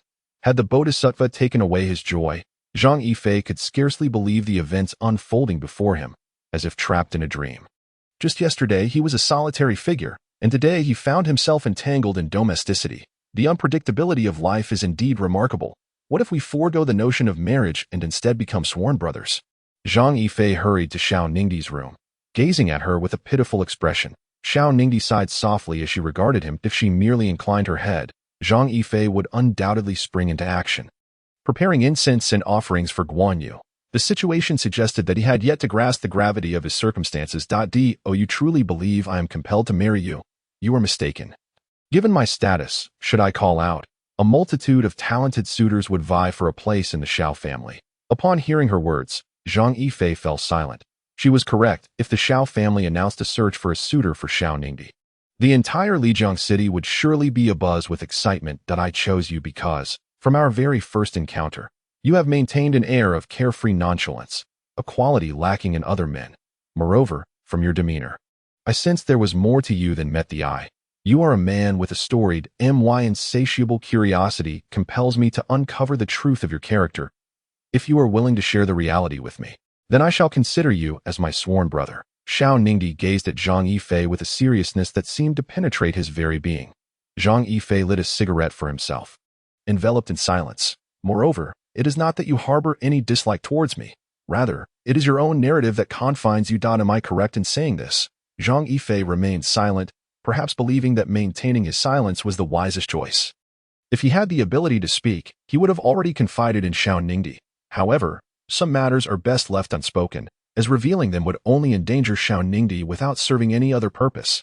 Never mind, Let us coexist instead." Zhang Yifei spoke with a profound demeanor, his face devoid of any previous nonchalance. Observing Zhang Yifei's departing figure, Xiao Ningdi let out a gentle sigh, tinged with regret, initially uncertain of her own feelings.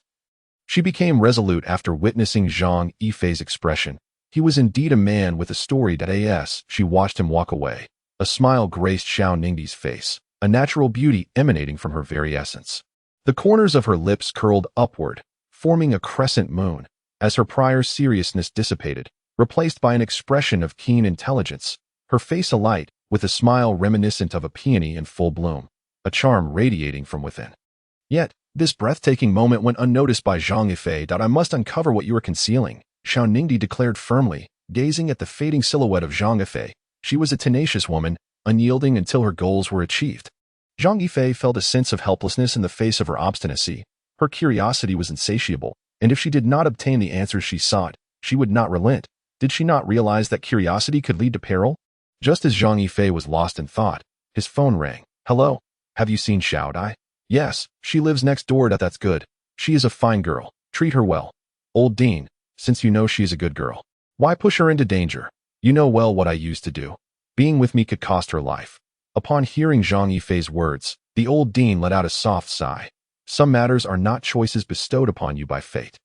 Zhang Yifei was perplexed by the meaning behind the old dean's statement, but he did not inquire further. Winter is approaching. Tomorrow, go to the bank and withdraw some money for the orphans to prepare for their needs during the cold season. Chapter 12. The bank heist. Zhang Yifei spent a restless night, tossing and turning, for Xiao Ningdi resided next door, making it impossible for him to find peace. After all, she was a tiger, one that would devour without leaving a trace. No wonder a song proclaims, "The woman at the foot of the mountain is a tiger. If you encounter her, do avoid." Zhang Yifei now experienced this firsthand, especially with beautiful women, who were even more formidable. He profoundly understood the words spoken by Zhang Wuji's mother before her demise. The more beautiful the woman, the more deceitful she can be. Was not Xiao Ningdi the perfect embodiment of this truth? Yet, in this moment, Zhang Yifei felt as though he was truly living, filled with joy and sorrow, with laughter and lament, no longer merely existing in a cycle of killing, hiding, and making money. Zhang Yifei has always yearned for a life akin to that of everyone else. To toil daily for sustenance, drifting like a floating reed upon the currents of existence, he would whistle playfully upon glimpsing a beautiful woman and emit crude laughter at lewd jokes. Such is the essence of a life well lived. Such is the epitome of perfection. Although Zhang Yifei lacked a flawless childhood, he aspired to attain a perfect life to compensate for the regrets of his youth, regardless of one's station in life. Happiness remains paramount. When one can laugh, why weep? One lives for oneself, and thus, one should not neglect one's own well-being. The following morning, upon awakening, Zhang Yifei discovered that Xiao Ningdi had already departed, leaving behind a note. He merely cast a cursory glance at it before stepping outside with a cigarette dangling from his lips.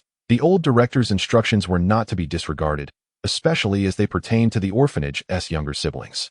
At the alley's entrance, he purchased 2 fried dough sticks paired with a bowl of spicy soup. This constituted his breakfast, remarkably ordinary and affordable for all, while Zhang Yifei deemed the price of the dough sticks reasonable. The cost of the soup struck him as outrageous. 0.5 yuan for a bowl. Was inflation truly this severe? Yet, why did the fried dough sticks remain at 1 yuan for 2? Was it possible that today's spicy soup contained lavish ingredients? However, Zhang Yifei had never encountered such a delicacy. After hastily consuming the fried dough sticks and soup, Zhang Yifei made his way to the bank. In his recollection, the bank was a realm of wealth, yet also a place lacking in reason. The automatic teller machines dispensed counterfeit currency at their own risk. Nevertheless, Zhang Yifei could not deny the abundance of young, attractive women within the bank, and the tellers greeted him with smiles as bright as summer blossoms, creating a most pleasant atmosphere. During lunchtime, the bank was not particularly crowded, as most were engaged in work. Unlike Zhang Yifei, who idled away the hours, approaching the counter, he handed his bank card to the teller, who beamed at him radiantly. Zhang Yifei was assured that this smile was genuine. Unlike the treacherous smile of Xiao Ningdi, a man unwilling to be alone, Zhang Yifei struck up a conversation with the teller while she processed his transaction. After exchanging a series of light-hearted jokes, her smile grew increasingly luminous, particularly upon seeing the balance on Zhang Yifei's card. The sight of a string of zeros following a solitary 3 was striking. Men who were handsome, humorous, and affluent were a rarity. Zhang Yifei was unconcerned with the exact amount in his bank account. As long as he had enough to eat, drink, and indulge, he was content. Before long, he had acquired her phone number. Should he invite her to dinner that evening, she might readily acquiesce to his advances. However, the ease with which he could ensnare such a woman left him somewhat disinterested, especially considering he was already a married man. How could he betray Xiao Ningdi in such a manner? Thus, it is often said that men are inherently foolish, for they seldom cherish what comes too easily, including women. However, Zhang Yifei understood that the ease with which the counter attendant was ensnared was entirely attributable to the bank card in his possession. When a man possesses wealth, he finds himself connected to everyone. Suddenly adopting a serious demeanor, Zhang Yifei solemnly remarked, "Miss, it is currently working hours. Is it truly appropriate for you to be pursued at this moment?" The attendant giggled. "Are you interested in pursuing me?" Zhang Yifei shook his head, his handsome face suddenly flushed with embarrassment. "I cannot pursue you today. It is rather inconvenient." "Why is it inconvenient?"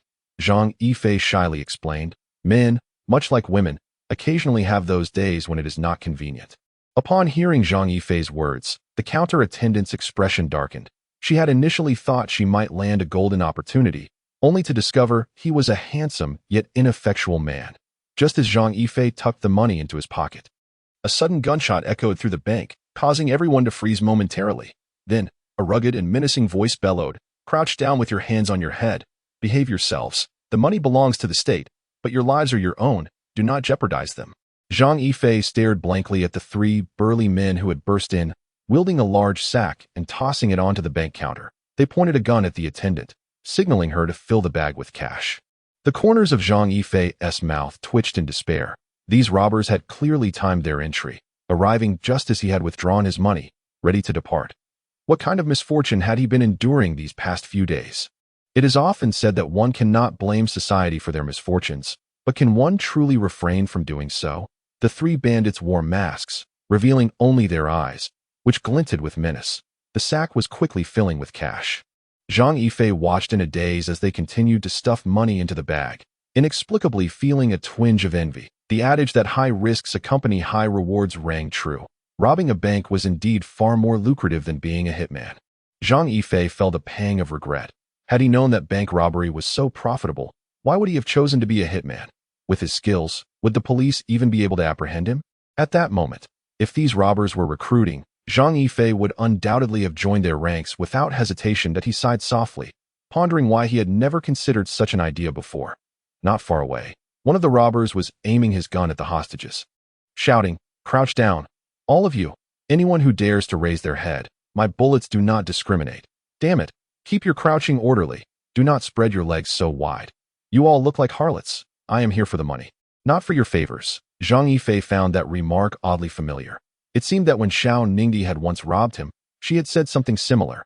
Had the quality of robbers truly improved? Chapter 13. The coin that kills. At this moment, the bank was surrounded by criminal and special police units, and snipers from the armed police had even been dispatched, positioned at several vantage points. At that moment, there stood a woman of slender build, possessing ample curves in all the right places. Her complexion was rosy and healthy, framed by an elegant, oval face adorned with a pair of piercing eyes sharp as blades, beneath a straight and proud nose.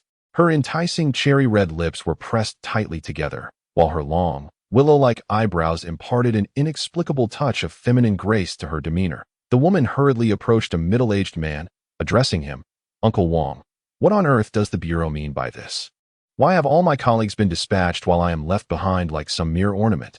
Am I to be treated as a vase on display?" The man referred to as Uncle Wang was currently drenched in sweat. According to reliable intelligence, all three robbers were armed, and there were numerous hostages within the bank. Should the situation be mishandled, it could spell disaster for the entire police force of Lijiang City, and the current chief of police might find his position in jeopardy. "Ling Ming, this is not a time for games," Uncle Wang replied sternly, fixing his gaze upon her. This young lady was not to be trifled with. Unlike other scions of prominent families who capitalized on their parents' legacies to amass wealth, she was determined to carve her own path within the Public Security Bureau. She looked down upon ordinary clerks and beat officers, insisting on joining the Criminal Investigation Unit. Drawn to danger like a moth to a flame, it was perplexing whether this girl was naturally inclined towards thrill-seeking or simply possessed an excess of righteous fervor. Though Ling Ming had indeed entered the criminal investigation team, the question remained, who would dare send this young lady into perilous situations? Coming from Yanjing, her illustrious background was well known among the political elite of Lijiang City. If she were to be assigned to a hazardous locale, and anything were to befall her, it would be tantamount to jeopardizing one's own career. Humph, you all simply look down on me, Ling Ming retorted, clearly displeased with Uncle Wang's remarks. After all, was not Hua Mulan a woman who achieved greatness on the battlefield? Was Mu Guiying not also a woman of remarkable prowess, leading armies to victory? If they could do it, why can't I remain in the criminal investigation team? Ling Ming asserted emphatically. Yet, could the present truly be compared to the past? In those days, even Wu Zetian had reigned as empress. Why did she not aspire to such heights? Of course, Uncle Wang could only voice this sentiment internally. To vocalize it would only serve to bolster Ling Ming's spirits. Uncle Wang, allow me to lead a team in negotiating with them. If negotiations fail, we shall launch a direct assault, Ling Ming declared, saluting him with impeccable precision. Oh, not be foolish. Stay aside. Uncle Wang snapped, glaring at her with frustration. Ling Ming, momentarily chastened, pouted slightly and reluctantly stepped back a few paces, silently vowing, one day, you shall recognize my capabilities. At that moment, all the leaders of Lijiang City were gathered outside the bank, deliberating on their next course of action. Can the surveillance footage reveal the robbers' positions? Uncle Wang inquired upon his arrival. All the cameras have been destroyed by the robbers. We are utterly unaware of their locations. Judging by their methods, these criminals appear to be professionals, came the response. Chief Wang, our snipers are already in position. However, the robbers have placed the hostages directly in front of themselves, rendering it impossible for our snipers to get a clear shot, another officer reported. Damn it. Uncle Wang finally erupted in frustration. These robbers are likely to be former military personnel, and among them, there may well be individuals experienced in counter-surveillance. Ordinary professional thieves could never exhibit such expertise. Engage negotiation specialists to converse with them, fulfilling all their demands, but ensuring the safety of the hostages is paramount. Inside the bank, the robbers swept their weapons, only to find Zhang Yifei crouched on the ground, hands clasped over his head, his posture remarkably compliant, embodying a picture of submission. The bandits grinned, remarking that he was a natural at being a hostage. Look at him. Everyone should crouch like that. Now, that's what we call standard. Upon hearing their remarks, Zhang Yifei chuckled, adjusting his posture to appear even more compliant. However, this slight movement caused his pockets to bulge conspicuously. The robber, noticing this, paused momentarily, then leveled his gun at Zhang, barking, "Don't move. What's in your pockets? Show me." Zhang Yifei's expression shifted.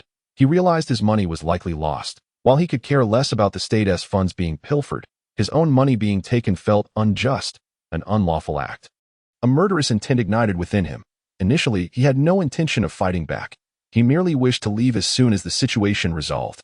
Yet, to his dismay, the robbers had detected the change in his pockets. Old 3, go retrieve whatever he has in his pockets, one commanded. Another robber approached Zhang Yifei cautiously, feeling the pockets of his trousers. Wow, so much cash. I want to be polite. I'll gladly accept it. Zhang Yifei gritted his teeth, frustration boiling within him. If he weren't concerned about innocent bystanders, he would have retaliated long ago. Though he uttered no words, he had already sentenced them in his heart, just a matter of delayed execution. The robbers' demands were outrageous. The leader spat into the microphone. First, everyone back off. Withdraw 500 meters, and those sniveling snipers on the opposite rooftop, get lost. Don't think I'm unaware of your presence. Second, arrange a car for me immediately, fully fueled, that I will take the hostages with me. If you try any tricks, I will kill them. Third, if any of you police dare to follow, I'll eliminate them as well. A loud voice resonated from outside the bank. We can accommodate your requests, but do not harm the hostages. Upon hearing this, the robber aimed his gun at Zhang Yifei, ordering, "Get up. You're our hostage now." Zhang Yifei felt a surge of amusement. He was looking for an opportunity to deal with these robbers, yet they had unwittingly presented themselves. Meanwhile, the surrounding crowd, upon hearing the robbers' words, felt their anxiety dissipate. As they gazed at Zhang Yifei, their expressions were filled with sympathy. Not only had he just been robbed, but now he was being made a hostage as well. "Get moving," the robber commanded menacingly, gun still trained on Zhang Yifei. Obediently, Zhang stepped ahead of the robber, making his way outside. Suddenly, Zhang found himself momentarily stunned. He swore he had never witnessed such a large gathering, a sea of people creating a dark, oppressive atmosphere that moment. All attention was focused on the robbers, and no one noticed as Zhang discreetly slipped his hand into his pocket for just an instant before withdrawing it. Everyone stepped back. The robbers scanned the surroundings for any sign of law enforcement, utterly fearful of any untoward actions from the police, just as the attention of the three criminals was fully captivated by the officers. Zhang Yifei's hand subtly stirred. Whoosh! From Zhang Yifei's grasp, 3 coins were swiftly propelled into the AI. No1 observed the execution of his movements. They were executed with such astonishing speed that it rendered them invisible to the naked eye. Furthermore, the entire focus of the police was fixated on the trio of robbers, leaving no one to scrutinize a mere inconspicuous figure like Zhang Yifei. In an instant, the 3 robbers clutched their throats, crimson blood trickling forth from their severed windpipes. Bang, bang, bang. The sound of gunfire echoed as the 3 fell to the ground, lifeless. Until their final moments, they remained oblivious to the identity of their assailant. Meanwhile, Zhang Yifei feigned terror, crouching down with his hands clasped atop his head. The report confirmed that 3 robbers had been shot dead. However, the true cause of their demise was not gunfire, but rather the lethal penetration of a coin deep within their throats. Soon, the actual cause of death was established. Upon hearing this report, everyone stood there in a daze, pondering who possessed the audacity to kill with mere coins. Uncle Wang and the higher-ups of Lijiang City exchanged glances, feeling a chilling sensation creeping along their necks. It seemed that tranquility would no longer reign in Lijiang City. Numerous journalists had already arrived on the scene, and upon learning of the incident, their spirits soared. This was undoubtedly a sensational story. Murder by coin, Chapter 14. A bus encounter, however, for Zhang Yifei, this was merely a minor episode. The perils he had previously faced paled in comparison to his current experiences. In the office of the Xian'e Group, President Xiao Ningdi sat behind her desk, her almond-shaped eyes slightly squinting as she fixated on the image of Zhang Yifei on the television screen. This man was far more complex than he appeared. Xiao Ningdi lightly tapped her fingers on the desk. Although Zhang Yifei portrayed an image of fright, he had not deceived her discerning gaze. It was all a ruse. From the moment Zhang Yifei was taken hostage, his countenance remained composed, devoid of any hint of panic, an expression entirely inconsistent with that of a hostage. There was not a trace of anxiety, nor a hint of tension. From his eyes, Xiao Ningdi discerned that he was in complete control of the situation. Even as the 3 robbers met their bizarre end, his gaze remained as tranquil as a still pond. Unperturbed, it was likely that the robber's demise was closely tied to Zhang Yifei. He could not evade culpability. Should Zhang Yifei become aware of Xiao Ningdi's suspicions, one could only wonder how he would respond. Such a woman was formidable indeed. She possessed a pair of eyes capable of perceiving the intricacies of the world. Just over 20 years of age, she commanded a conglomerate like Xian'e, undoubtedly wielding her own formidable influence. Moreover, since Xiao Ningdi took the reins of the Xian'e Group, its growth had accelerated remarkably. If one could not perceive even this, it was likely that Xian'e Group would have long since changed hands. The police did not impose any difficulties upon Zhang Yifei. They merely recorded his statement before allowing him to leave. Emerging from the police station, Zhang Yifei exhaled a sigh of relief. How wonderful it was to be alive, to breathe in such fresh air, and to enjoy the vastness of this place. Lighting a cigarette for himself, he gently sought to soothe his anxious heart. It was as if the act of murder had not been committed by him at all. Xiao Ningdi resided in the Shiqiao Guomao apartment in Zixia district, a detail conveyed to Zhang Yifei through a note left by Xiao Ningdi that morning. Otherwise, how could Zhang Yifei, a man of modest means without a car, have known her whereabouts? He was left with no choice but to take the bus to her location. Driver, wait! Zhang Yifei shouted, sprinting towards the bus with the urgency of a 100-meter dash before boarding. It was the peak hour for commuters in the afternoon, making it impossible to find a seat. A few scattered individuals stood near him, crammed into the bus, and if one did not push through, one might as well pray for good fortune. In the midst of the crowd, he lamented the existence of so many limbs. Driver, wait! Just as the doors were about to close, another voice echoed his previous words. Almost like a repetition of Zhang Yifei's own. Lo and behold, a striking figure appeared at the entrance, clad in a sleek professional outfit that accentuated her pure demeanor, with a small bag slung at her waist. Her finely shaped eyebrows and long, curled lashes framed her large, bright eyes. What a stunning visage, a beauty! Zhang Yifei quickly concluded. This woman, dressed impeccably and fashionably, was clearly not of his ilk, but a sigh escaped him. For it seemed this enchanting creature was beyond his reach. As the beauty stepped onto the bus after depositing her fare, Zhang Yifei caught a clearer glimpse. Goodness, she was tall. Surely over 172 centimeters. Even without her high heels, she must stand at a conservative estimate of 165 centimeters. Her slender figure made her stand out remarkably among the crowd. How delightful it would be if she were my girlfriend. No. What am I thinking? Am I not already involved with Xiao Ningdi?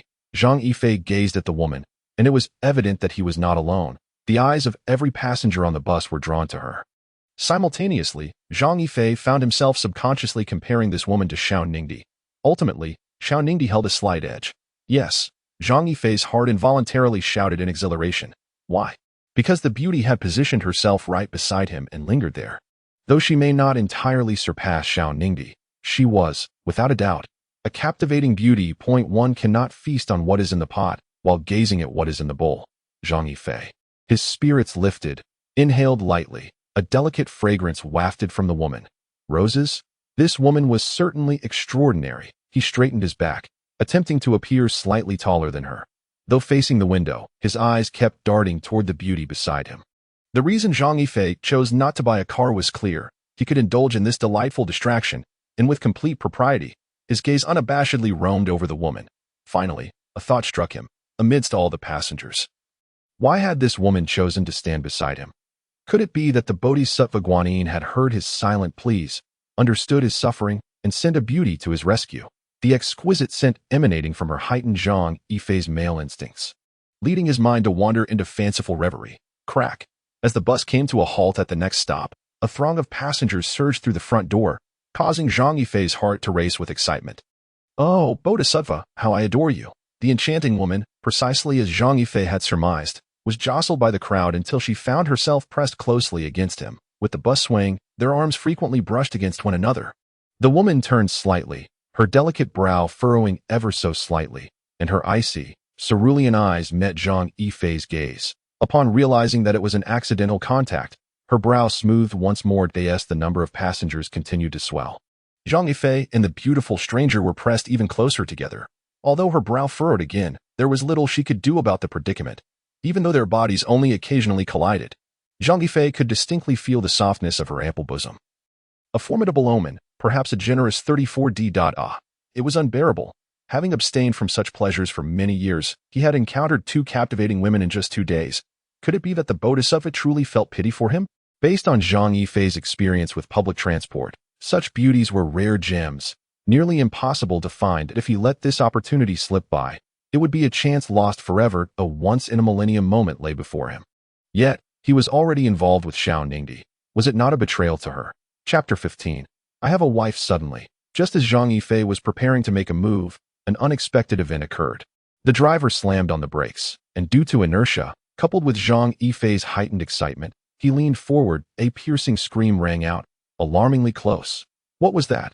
Something soft. Instinctively, Zhang Yifei extended his tongue, realizing something was amiss. He quickly straightened up, only to find the woman blushing profusely, gazing at him in alarm, her arms crossed defensively over her chest. Slap. You pervert. Without warning, she struck Zhang Yifei across the face. The dark line appeared on his forehead. This was not a stroke of good fortune, but rather a calamity. After being deceived twice by Xiao Ningdi in one day, he was now slapped by yet another woman. Zhang Yifei had no words to express his disbelief. Who was the real scoundrel here? She had voluntarily positioned herself beside him. He straightened his back and shouted defiantly, "Do not wrongfully accuse the innocent. This is the driver's fault." After all, though Zhang Yifei harbored these thoughts, he had yet to act upon them. Was this truly an act of lewdness? Surely not. Fantasizing was not a crime. Besides, there were no laws prohibiting such thoughts. If one had the audacity, they might as well add a law to execute those guilty of mere imagination. Her shrill cries instantly drew the attention of all around them. Men glared at Zhang Yifei, perhaps envious of his fortuitous encounter, while women distanced themselves from him. The elderly sighed and shook their heads. As if Zhang Yifei had become a pariah in society, he felt more wrong than Do-yi, knowing full well that he was not at fault. Why did they all regard him with such disdain? Bodhisattva, if you possess any divinity, let it snow abundantly to vindicate my innocence. Phew. He was nearly at his destination. He must endure. Zhang Yifei lowered his head, resembling a chastised schoolboy, never anticipating the woman would be so fierce. That slap had certainly stung. At this moment, Zhang Yifei had already become the focal point of the entire vehicle, with no opportunity for anyone to take advantage of him. Scoundrel. The voice was not loud, yet it was sufficiently audible for Zhang Yifei to hear. Pervert, lecher, ninja turtle, a disgrace to society. This time, Zhang Yifei could no longer endure it. You may call me a lecher or a scoundrel, but on what grounds do you label me a disgrace to society?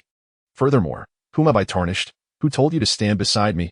You brought this upon yourself. Zhang Yifei exclaimed loudly at the woman, unable to contain his frustration.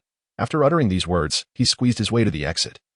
He had reached a stop. The woman was taken aback by Zhang Yifei's outburst. Is there truly such a brazen scoundrel? How audacious.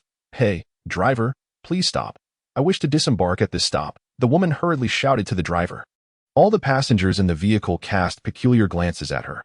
Just after the man who had been a nuisance to her had exited, she was in such a rush to leave.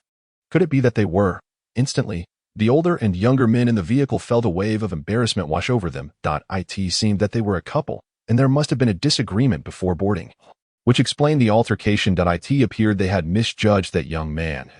If Zhang Yifei were to become aware of the passenger's thoughts at that moment, he might be moved to tears, grateful for the intervention of fate. After stepping off the bus, Zhang Yifei lit a cigarette to soothe his troubled soul, lamenting his unfortunate encounters. First, a robbery while withdrawing cash, and now an encounter with a shrew. He felt as if fortune had turned its back on him these past few days. Suddenly, Zhang Yifei sensed a pair of eyes fixated upon him from behind. His instinct, honed as an assassin, kicking in. What more do you want? Zhang Yifei felt on the verge of tears. Xiao Ningdi had been drawn to him out of curiosity, insisting on marrying him. Surely this woman couldn't expect him to take responsibility for an unintentional advance. If that were the case, he would truly be at a loss for words. Could it be that the world was advancing too rapidly for him to keep pace? Or were there too many modern-day saints? I've never seen a lecher so brazen. The woman shot Zhang Yifei a disdainful glance. Are you done yet? As long as you don't demand that I take responsibility, just tell me how much, and I shall accept it. Zhang Yifei was now genuinely frightened. The beauty paused for a moment upon hearing Zhang Yifei's words. This scoundrel was not only audacious, but also quite self-absorbed. She turned to leave. Pervert, stop right there. You must clarify this matter today. The sound of her high heels clicking against the ground echoed behind him. Zhang Yifei abruptly halted, his body trembling, fists clenched tightly. If he had truly acted with malice, he could accept a few words of reproach, but he had not intended any offense. You shameless woman, who are you calling that? Zhang Yifei shouted in response. Shameless woman, that would be you. The woman realized something was amiss as she observed Zhang Yifei's infuriating grin. How dare you speak to a lady in such a manner? Oh, I see. You must have noticed my beauty and felt a spark of desire. Yet simultaneously, a sense of inferiority crept in, leading you to believe that ordinary methods of flirtation would be futile in capturing my attention. Thus, you deliberately resorted to this approach, did you not? I have encountered many men of your ilk. Indeed, all men seem to share this same disposition. With a raised eyebrow, the woman looked at Zhang Yifei with a sense of triumph and declared, Are you out of your mind? You are not currency. Why should everyone be enamored with you? Spare me your self-indulgent theatrics. Zhang Yifei could hardly bear it. While anyone might admire a beautiful woman, who would wish to behold someone so brazen and self-obsessed? Zhang Yifei had always thought that Song Lisang was already quite narcissistic, but today he felt his eyes had truly been opened. Stop right there. The woman shouted again as Zhang Yifei began to walk away. Drawing the attention of passers-by, Zhang Yifei halted, realizing he had encountered a particularly troublesome individual. If he did not adopt a firmer stance, she would not relent. That a sudden thought struck him, and he exclaimed loudly, I beg you, please let me be. I am a married man. I cannot betray my wife for a life with you. His expression was one of utmost sincerity, marked by a palpable sense of anguish. Upon hearing Zhang Yifei's words, all eyes in the vicinity shifted back to the woman, filled with a mix of helplessness and sympathy. Why do so many beautiful women now seem to revel in being the other party? No, it is not as you imagine. The woman quickly attempted to clarify to the crowd, yet the discerning eyes of the onlookers were unwavering. How could they possibly believe her from the very beginning? Her refusal to let Zhang Yifei depart suggested a different nature to their relationship. The crowd offered her a look of understanding. Chapter 16. Is it truly abundant? Zhang Yifei let out a quiet sigh of relief. finally escaping the clutches of that fierce woman. After enduring numerous trials and tribulations, he finally arrived at the Shiqiao Guimao apartment in Zixia district. Wealthy individuals truly live in luxury, as evidenced by the splendid accommodations nestled in the heart of the city. As he gazed at the towering buildings, Zhang Yifei pondered the cost of such opulence. No wonder real estate is so lucrative. With such extensive land and layers upon layers of buildings, how could it not be profitable? He mused silently whether Xian Yi Group was involved in real estate. Just as he was about to enter, a resounding voice emanated from the security booth. "Halt!" Zhang Yifei glanced over, and the guard continued. "Don't look elsewhere. I'm speaking to you. Come here." Confused, he approached, thinking to himself that he had done nothing wrong. "You look unfamiliar. What brings you here?" "I reside here." "How come I've never seen you before?" "I just moved in today." "You must think I'm gullible." The guard shot Zhang Yifei a skeptical glare, clearly unconvinced by his words. "Identification? What is this? A household registration check?" Zhang Yifei could no longer contain his frustration and let slip a curse. "Stop your prattling. With that slovenly demeanor, it's obvious you're either a rogue or a scoundrel," the guard remarked, using a rather trendy phrase, "AT this moment." Zhang Yifei found himself on the verge of tears, pondering who he might have offended in recent days that he felt that he was quite suited to be the spokesperson for misfortune. "Am I really so unlike a sleazy character?" Zhang Yifei fiercely inquired. The security guard scrutinized Zhang Yifei for a moment before responding. "You lack the lewdness of a sleazy character, and you certainly do not possess their audacity. At most, you resemble a rogue, and even that is a stretch." Zhang Yifei finally grasped the essence of the song by Hua Zai. "Men, cry all you want. Crying is not a crime." Just the day before, Xiao Ningdi had remarked that he lacked the potential to be sleazy. And now a security guard reiterated the same sentiment. Was he destined to merely linger in the realm of rogues? "Enough of this nonsense. Show me your ID," he demanded, with a sense of resignation. Zhang Yifei produced his identification card. Upon inspecting it, the security guard was taken aback. "Damn, is there really someone named Zhang Yifei? Of course, isn't it written right there on the ID?" Zhang Yifei retorted. In this rapidly evolving era, sometimes the ID is a forgery while the person is genuine, and at other times, the person is a fake while the ID is authentic. "How am I to discern whether you are real or not?" "I'm not a police officer," the guard replied. Zhang Yifei's expression darkened. "I truly am Zhang Yifei that I know. I could guess without even looking at your ID." "Why, with a name like yours, soaring to such heights? How could you not be Zhang Yifei?" He continued, "O compassionate Guanyin, where have I wronged you to deserve such torment?" Zhang Yifei lamented silently, realizing that forgetting to check the calendar before stepping out had led him to this plight. "Which building do you reside in?" The question left Zhang Yifei momentarily dumbfounded. He only knew he lived in the Xiao Ningdi Shaguang district, Shiqiao Guimao apartment, but he hadn't paid attention to the specific building or unit number. It seemed that being a son-in-law was not as easy as it appeared. "I'm not sure." Zhang Yifei innocently shook his head. "I knew you were trying to sneak in. Who doesn't he know that this apartment houses the most beautiful women? Countless men dream of getting in here. Beauty, again with the beauty.is that all that occupies a man's mind these days. Can't he think of something else?" Zhang Yifei thought. My wife lives here." He finally snapped. Unable to endure the condescension any longer, he pulled out his phone, scrolled through his contacts, and eventually found Xiao Ningdi's number. Zhang Yifei could hardly believe he was reaching out to this woman for assistance. The surrounding security guards cast him sharp, disdainful glances. If looks could kill, Zhang Yifei would have been long dead. If it weren't for the company's explicit regulations, they would have thrown this ungrateful fellow out long ago. Upon hearing Zhang Yifei's words, Xiao Ningdi was momentarily taken aback.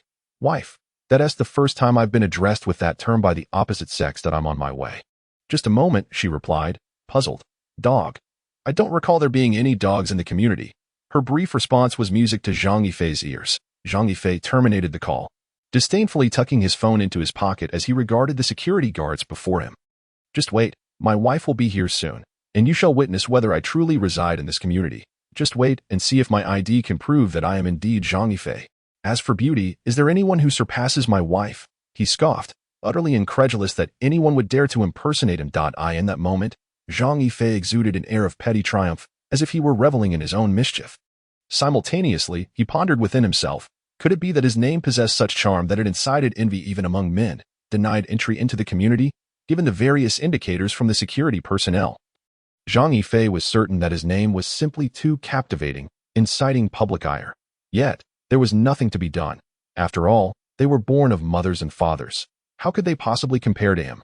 He was an authentic orphan, possessing an orphan certificate from the local police station. The constraints of a surname held no power over him. He could adopt any name he desired, his heart completely unrestrained.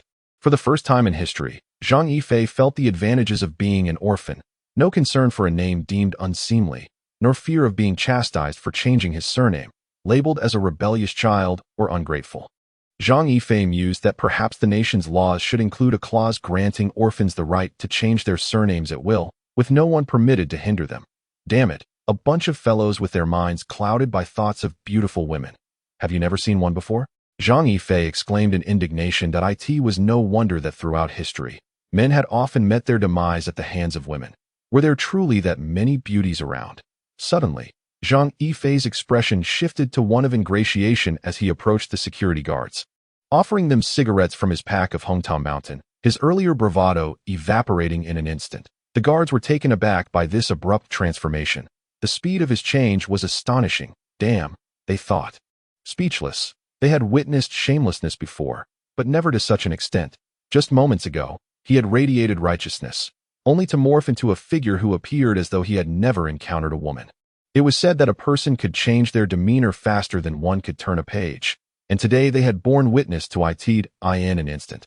The security guards exchanged incredulous glances, wondering if there could be anyone more shameless than the man before them. Chapter 17.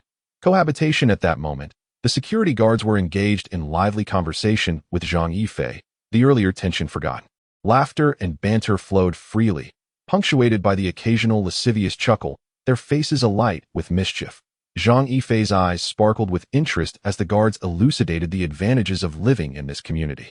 By now, Zhang Yifei had come to understand that this apartment complex was teeming with stunning women, many of whom were single, and the number of men residing there was remarkably scarce. That it was no wonder these gentlemen were so enthusiastic about their jobs. While the salary might be modest, the visual appeal was undeniable. Were he in their shoes, he too would gladly embrace such a role. Just as their conversation reached a fever pitch, a figure entered their line of sight, causing them to widen their eyes in astonishment at the sight of the woman. As Zhang Yifei remained entranced, listening to their explanations, he suddenly realized that none of them were speaking. Instead, their eyes were all directed outside, and their expressions seemed rather peculiar. Come on, don't leave me in suspense. Continue, my friends. Zhang Yifei was entirely oblivious to the oddity of the situation. Which building does that busted girl reside in? Hurry up and tell me. The other security guards were at a loss for words. Had they been able to speak, they would have done so long ago that moment. All the guards exchanged glances with Zhang Yifei, which finally led him to understand. Indeed, she was a beauty, and one with whom Zhang Yifei was quite familiar. Her demeanor was entirely nonchalant, as if nothing were amiss. Truly invincible. Such a person was utterly unparalleled. When the guards heard Zhang Yifei's words, they nearly fainted. What did he just say? Wife. Xiaoningdi is actually his wife. The renowned beauty of Lijiang City, Xiaoningdi, is his spouse. Is there no justice in this world? How could such a person be married to Xiaoningdi? Has it come to the point where exquisite flowers prefer to be nestled among manure? Didn't you say a dog was obstructing your path? Where is it now? It was chased away, thanks to these security brothers who drove it off. Zhang Yifei exclaimed nonsensically, his eyelids not even fluttering. Upon hearing his words, all the guards stared at Zhang Yifei with a fierce intensity, their expressions seething with wrath, as if they wished to devour him. Why not ask them? Now, they had no choice but to swallow their bitterness in silence. Xiaoningdi no longer inquired about Zhang Yifei. She understood that questioning this man would yield no fruitful answers, and it would be wiser to conserve her energy. Ignoring him, Xiaoningdi approached her vehicle, preparing to drive into the community. Can I enter now? My friends? Zhang Yifei asked cautiously. The guards, still in shock, nodded dumbly. The impact was simply too great. Xiaoningdi was married, and her husband was this scoundrel. Was it truly the case that bad boys are the ones women love? The entire group of guards collapsed in disbelief. They were unsure whether Zhang Yifei was deliberately trying to provoke them, but they conveyed their sentiments nonetheless. As Zhang Yifei walked away, he muttered to himself, "It seems I ought to teach Xiaoningdi a lesson. This woman has no understanding of how to respect a gentleman, leaving me waiting at the doorstep after I traveled such a long distance to find her." At that moment, Zhang Yifei felt the advantages of wealth. Even ascending to his apartment was facilitated by an elevator. Upon exiting the lift, before Zhang Yifei could knock, the door swung open from within. An automatic door? Just as he pondered this, a delicate visage appeared before him, and the previously icy expression on her face was replaced by a timeless, gentle smile. How swiftly a woman can change her demeanor. Zhang Yifei had initially thought it was an automatic door, only to realize it was not. "Come in." Xiao Ningdi's voice was sweet, and her face retained a faint smile, reflecting on the fierce woman he had encountered on the bus. Zhang Yifei mused that Xiao Ningdi was indeed preferable. At least she had not forced him to endure 5 torturous encounters. Looking at Xiao Ningdi, Zhang Yifei found her much more agreeable than before. Zhang Yifei stood outside the door, peering cautiously into the room. After meticulously scanning every corner, he felt reassured that no danger lurked within, and only then did he slowly step inside. However, a lingering disbelief resided within him regarding Xiao Ningdi's willingness to share her abode with him. Xiao Ningdi brewed a cup of tea and placed it before Zhang Yifei. Even at this moment, his heart brimmed with wariness. He found it hard to believe that Xiao Ningdi could be so benevolent as to allow him to reside here and serve him tea. She wore the same amiable expression as when they first met, which only heightened Zhang Yifei's unease. "Apologies for keeping you waiting outside for so long," she remarked. "That it hasn't been long at all," he replied. The more congenial she appeared, the more restless Zhang Yifei felt. "From now on, you will reside here. Although the space is somewhat modest, there are merits to such intimacy. It fosters a warm atmosphere." Zhang Yifei glanced around, silently lamenting the disparity between the affluent and the less fortunate to him. A 3-bedroom apartment hardly seemed small, especially compared to those cramped in 2-bedroom units. "Am I truly going to live here?" he still questioned, unable to fully accept the reality. "Indeed," Xiao Ningdi responded, her expression darkening in bemusement, baffled by the contents of his mind. "Have you prepared my room?" Zhang Yifei inquired, excitement bubbling within him. Regardless of any potential schemes, he recognized that he would save 900 yuan each month, adding up to a substantial sum annually. He mused that marrying a wife might indeed be quite advantageous, especially with her having already arranged accommodations. This signified cohabitation. Zhang Yifei felt as though he had finally emerged from the shadows. Chapter 18. "I am a pig slaughterer. Do you still wish to be sworn brothers?" Xiao Ningdi inquired, her tone tinged with a hint of pride. Upon hearing her words, Zhang Yifei's enthusiasm waned. How could this woman remember every little detail? He had merely mentioned it in passing. "Forget it. I now realize that my initial proposal to become sworn brothers was a misstep," he declared resolutely. "How splendid it is now. Free meals and lodging, without a care in the world." He even contemplated whether he should acquire a dog to take for walks, pondering if one could truly enjoy such leisure as sworn brothers.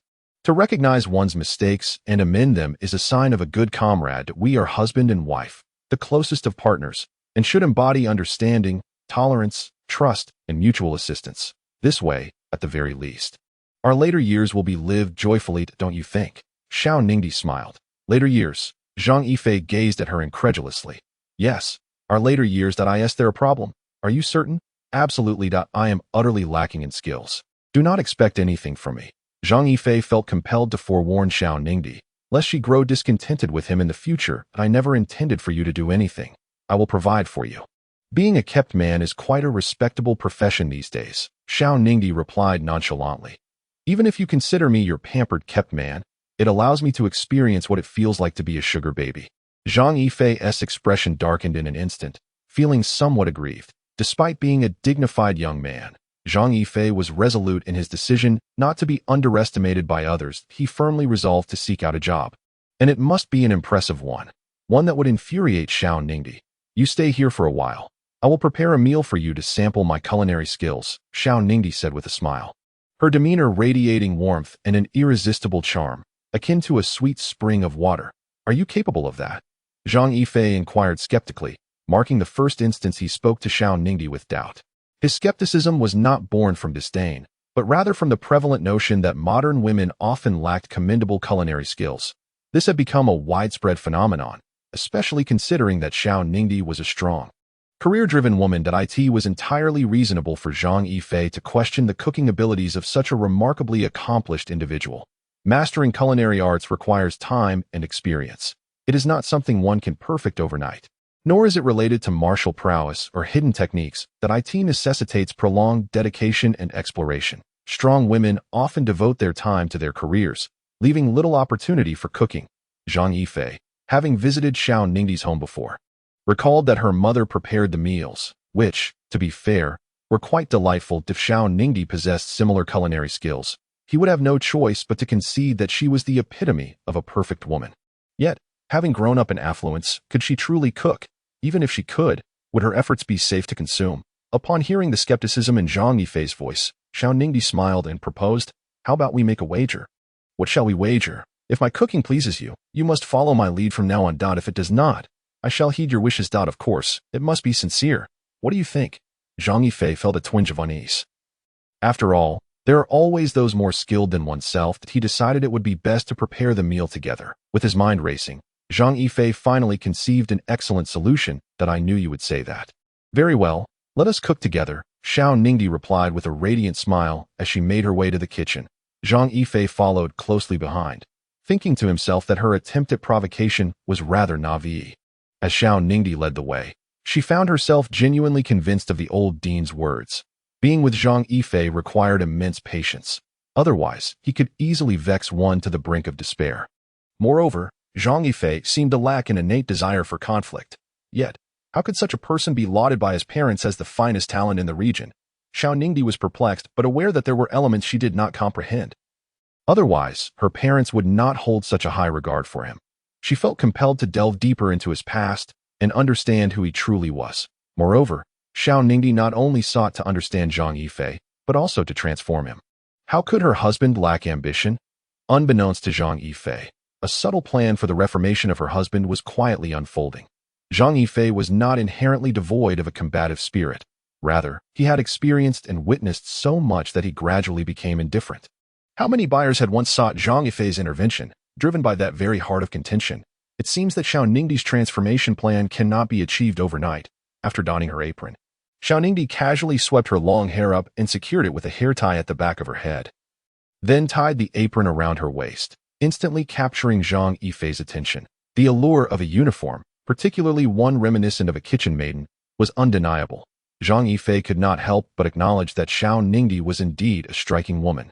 The kind whose beauty radiated effervescently, no matter what attire she donned. She possessed an extraordinary charm. Simultaneously, Zhang Yifei found himself pondering whether the temptation of a kitchen maiden had become fashionable. Moreover, the apron featured a delightful image of a charming sheep, a motif likely adored by many lively and mischievous young girls. That it was surprising for Xiao Ningdi, a formidable businesswoman navigating the turbulent seas of commerce, to be adorned in such an apron, leading Zhang Yifei to question whether she harbored a dual nature. "Forgive me, it's just an apron," Xiao Ningdi said with a subtle smile directed at Zhang Yifei. "No worries, I'll handle the selection of vegetables while you do the chopping." Zhang Yifei beamed with a broad smile. As he skillfully wielded the knife, the rhythmic tap, tap, tap resonated evenly, showcasing his refined technique and dexterity. Noticing Xiao Ningdi's astonishment, Zhang Yifei's proficient knife skills assured her that her husband was far from inept. At the very least, he could prepare a delectable meal. Yet, Xiao Ningdi was also perplexed by the astonishing speed and skill with which Zhang Yifei chopped. Such proficiency was unprecedented. Little did she know that Zhang Yifei's previous profession involved a daily dance with peril, where mastery of the blade was essential. Otherwise, he would have long been claimed by the grim reapers of fate. In a previous life, he must have been a solitary wanderer in a desolate desert, clad in tattered garb and donning a weathered straw hat, always wrapping his world-renowned knife, capable of slaughtering without shedding blood and deboning without dulling. In a piece of ragged cloth, he might have stood at crossroads, bellowing to passers-by, "Do not be enamored with me. I am but a butcher emerging at midnight." Chapter 19. When a rogue falls short, Zhang Yifei felt as though he had struck gold. Not only was his wife breathtakingly beautiful, but more importantly, she was also adept in the culinary arts. She is capable of grace in the parlor and skill in the kitchen, could very well describe a woman like Xiao Ningdi. He was at a loss to comprehend what extraordinary materials had shaped her, an empowered woman in the marketplace. Yet at home, she embodied the essence of a gentle wife. However, Zhang Yifei held a contrary belief. Behind her gentleness lay an inevitable conspiracy, a timeless truth. While Zhang Yifei was captivated by Xiao Ningdi's culinary skills, she lavished praise upon him. extolling his talents and declaring that henceforth she would entrust all culinary endeavors to him. This left Zhang Yifei momentarily speechless. As a man, how many men would willingly venture into the kitchen? Of course, chefs were an exception. In response to the praise showered upon Xiao Ningdi, Zhang Yifei maintained an unwavering composure. For his skills were renowned across 10 miles and 8 villages, he was acutely aware that his marriage to Xiao Ningdi was akin to a protracted battle. It was a matter of either being subdued by her or subduing her, with the outcome hinging on a mere thought. Yet, Zhang Yifei could not shake the feeling that, in the end, it would be Xiao Ningdi who would conquer him. This notion reminded him of the evening news broadcast, which he loathed above all else. He perceived the news as a web of deceit, devoid of truth. The tributes paid to individuals posthumously struck him as particularly insincere. Why offer accolades when one is alive only to extol them in death, rendering such praise meaningless? On this rather tedious evening, Zhang Yifei resolved to seek employment, unwilling to rely solely on Xiao Ningdi's support. He felt a profound lack of respect from her, especially as she had vanished without a trace upon leaving behind only a note that informed him of her work commitments and a single key. Zhang Yifei's irritation flared. If she had left a key, why not leave an extra key to the car as well? After all, he was currently living off her generosity, akin to a kept man. Unlike other kept men who typically had their own vehicles, Zhang Yifei felt himself to be an embarrassment in this realm, especially since he had failed to secure Xiao Ningdi's affections that evening. Moreover, he found himself puzzled. Were not the CEOs portrayed on television always at ease? They could choose to work or not, impervious to the threat of wage deductions. This conundrum eluded Zhang Yifei's understanding. Given his lack of experience and professional skills, he held modest expectations regarding employment. He would accept any position, even that of a janitor. 4 such roles served the public and were, in essence, legitimate civil service positions. With no experience to speak of and only the dubious skill of taking lives, an activity now outlawed, he mused that his presence at the job market was merely an inconvenience to others. Nevertheless, he felt compelled to enter, for survival necessitated it. Despite the embarrassment that tugged at him. As he stepped into the bustling talent market, Zhang Yifei contemplated the prospect of monopolizing such a venue. Envisioning substantial profits from the myriad of job seekers, interns, and the various employment agencies crammed together like ingredients in a pot of congee, standing amidst the throngs of hopeful candidates, a twinge of anxiety gripped him. Everyone else exuded confidence, while he felt an urge to retreat. Lacking the vigor of an intern embarking on their career or the calm assurance of a seasoned employee switching jobs, he was further burdened by the absence of a respectable diploma or any noteworthy experience. He felt akin to a blank sheet of paper, albeit one of the lowliest variety, akin to toilet paper. Would anyone truly desire such a thing? Overwhelmed with trepidation, he lamented his decision to come. After all, having already been financially supported, why seek employment? Wasn't it evident that job hunting was merely a pursuit of thrill? After struggling internally for quite some time, Zhang Yifei finally gritted his teeth and stepped inside. However, after wandering around for a while, he found not a single position that suited him. Just when he thought he had spotted one, he was met with the inscription, "For females only." Zhang Yifei was left speechless. He never anticipated that finding a job would involve gender discrimination. In his quest for a menial position, he discovered that he was deemed unqualified, as the requirements explicitly stated a diploma from a vocational college. Uncertain of whether he could consider himself a graduate, he was nonetheless certain that if he were to engage in a verbal duel with the 8-Nation Alliance, he would undoubtedly hold his own. As he gazed upon the various recruitment centers, a wave of indignation surged within him. It was outrageous that even for such lowly work, an educational background was mandated. What kind of world was this? Resolutely, he decided to cease his search, resigning himself to the prospect of being financially supported by others. If someone wished to call Xiao Ningdi a sugar baby, she would likely not be pleased. Suddenly, his attention was captured by a bustling stall teeming with people. This was a common sight at job fairs, yet this particular stall seemed somewhat unusual. As a well-spoken university student emerged, his face was etched with disappointment, while a few rough-looking individuals exited with expressions of sheer delight, as if they had just won the lottery. Zhang Yifei was intrigued. What kind of profession was this? How was it that university graduates could be turned away while delinquents were welcomed?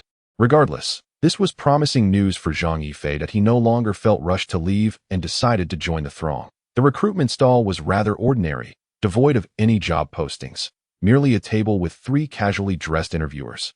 who sat slouched, smoking and perusing resumes. This scene reminded him of the underworld accountants of old Shanghai, surrounded by a haze of smoke. After squeezing himself into the cramped space, he plopped down in the interview chair and offered a smile to the three supervisors. One particularly rotund supervisor, with a cigarette hanging from his mouth, squinted through the swirling smoke and assessed Zhang Yifei before casually inquiring, "Here to apply?" "Yes. What is your educational background?" "I didn't graduate from elementary school." Zhang Yifei felt a twinge of embarrassment. He indeed had not completed elementary school before being whisked away for training. Ever been in a fight? Yes. Zhang Yifei pondered. Surely, committing murder could be classified as fighting. Albeit a different kind of engagement. The supervisor chuckled nonchalantly. "No worries. If you hadn't fought, we wouldn't want you anyway." Zhang Yifei was taken aback. What kind of establishment was this? It seemed less like a recruitment agency and more like a call for gang members. Wasn't it said that organized crime was forbidden in Huaxia? Had reform allowed gangsters to recruit from the talent market? Would you dare to rob someone? Zhang Yifei felt a pang of insecurity. This certainly did not resemble a standard employment interview. Would you dare to hit an old man? A flicker of disappointment crossed the supervisor's eyes as he addressed Zhang Yifei. "You're not qualified." "Wait, aren't you recruiting delinquents?" Zhang Yifei could no longer contain himself. If others were accepted, why was he being turned away? The supervisor furrowed his brows in displeasure and admonished, "Mind your words. What kind of ruffian are you? We are hiring for positions outside the formal structure of the urban management. Even if we were seeking ruffians, you would not qualify." Another supervisor directed his words towards Zhang Yifei. In an instant, Zhang Yifei felt a wave of despair wash over him. To think he was unfit even for the role of a ruffian. Was it true that he was destined to live as a mere pretty boy, dependent on others for sustenance? Chapter 20. An extraordinary weapon at this moment. Zhang Yifei resolved to accept the whims of fate. If he was ill-suited for the life of a ruffian, then perhaps he should embrace the role of a pretty boy. While neither profession was particularly respectable, at least being a pretty boy offered more promise, and the risks associated with it were comparatively lower than those entailed in a life of crime. Zhang Yifei was no naive youth freshly embarking on his journey into society. He understood the harsh realities of the world. He would not be like those foolish young men, propelled by fervor and vitality, charging ahead while shouting slogans about destiny being in their own hands. Challenging fate is not a task easily accomplished. It is not merely a matter of shouting resonant slogans for one's destiny to be truly grasped in their hands. In truth, the fates of the vast majority of people in this world lie firmly in the hands of others, a fact that cannot be denied. Zhang Yifei did not harbor any illusions of being formidable enough to wrestle with fate.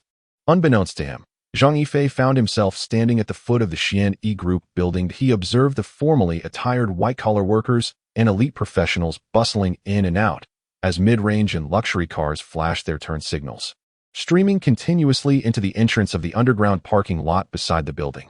A scene bustling with affluence and prestige. Standing before the edifice, Zhang Yifei felt as though he had traversed into an entirely unfamiliar realm. This world was vibrant and clamorous, resplendent in its opulence, yet it exuded a chilling air of artifice. Both the people and the architecture resembled cold, unyielding steel, devoid of any semblance of warmth. The moment he stood before the building, an unsettling sensation enveloped Zhang Yifei. He felt utterly out of place within this splendid world, unable to integrate himself into it. From an outsider's perspective, this location was devoid of any human touch, rife with deceit and treachery. Zhang Yifei genuinely questioned how Xiao Ningdi managed to uphold such a vast enterprise on her own. Moreover, she was a woman. A sudden wave of sympathy washed over him for her plight, as she seemed ensnared in a grand cage that stifled her wings. Standing at the entrance, Zhang Yifei finally calmed his tumultuous thoughts and proceeded towards the Xian E Group. The comprehensive office building, soaring 39 stories high, boasted a total construction area exceeding 50,000 square meters. In this prime urban locale, the market value of the office building alone surpassed 10 billion. It was evident that the Xian E Group wielded exceptional power.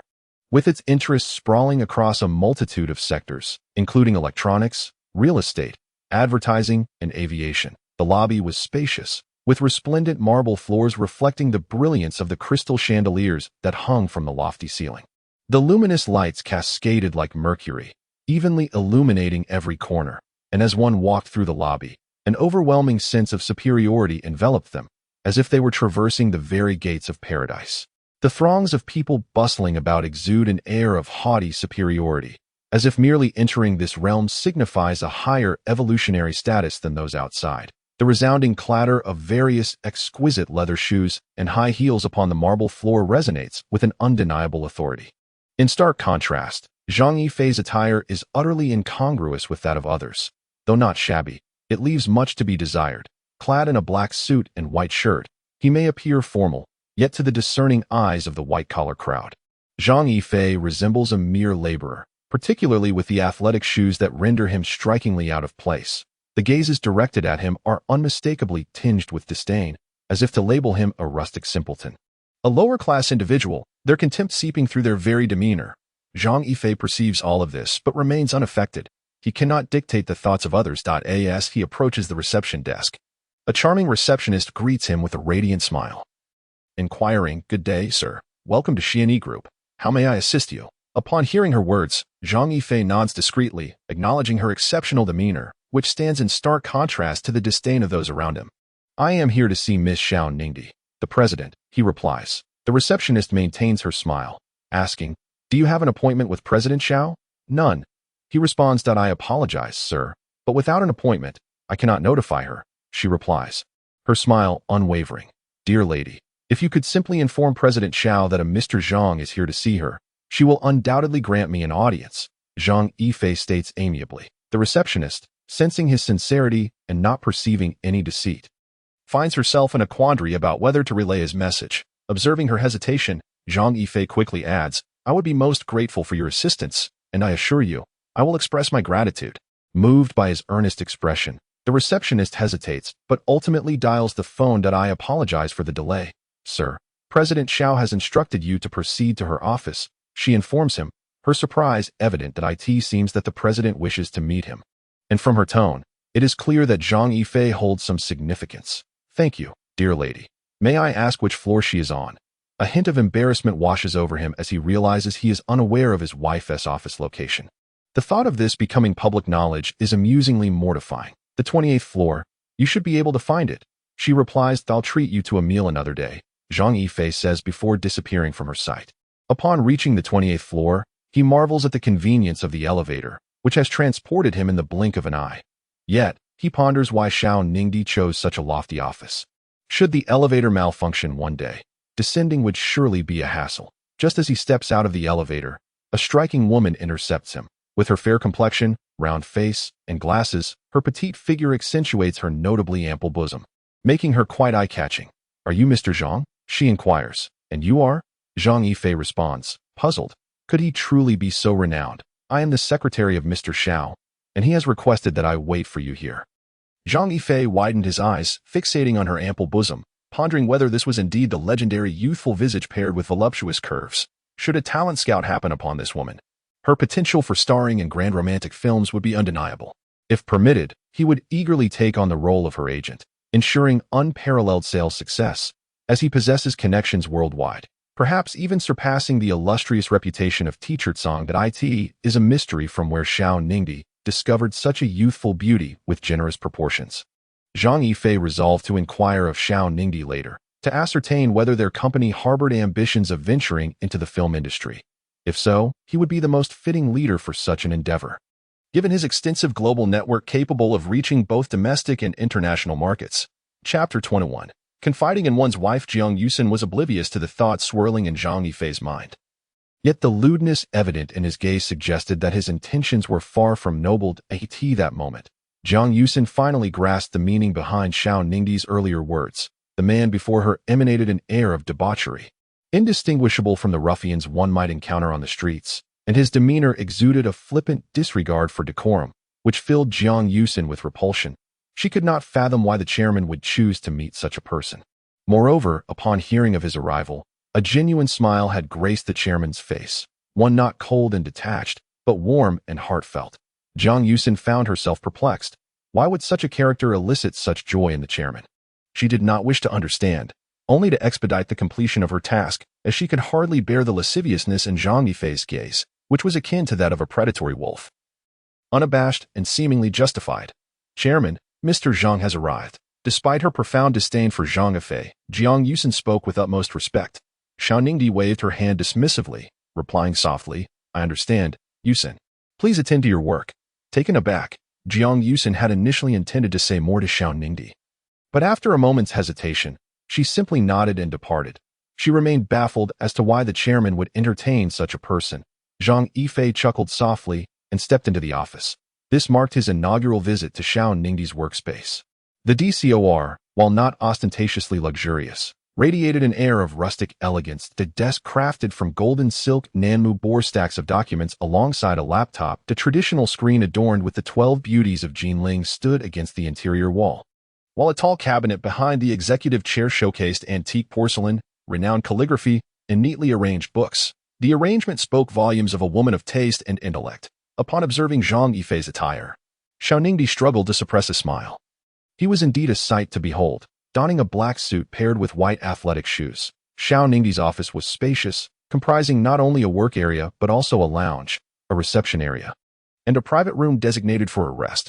Zhang Yifei surveyed his surroundings with a casual glance, not bothering to maintain any semblance of formality. He promptly sank into the sofa as if it were his own home, crossing one leg over the other, and poured himself a cup of tea, indulging in it with little regard for his guest.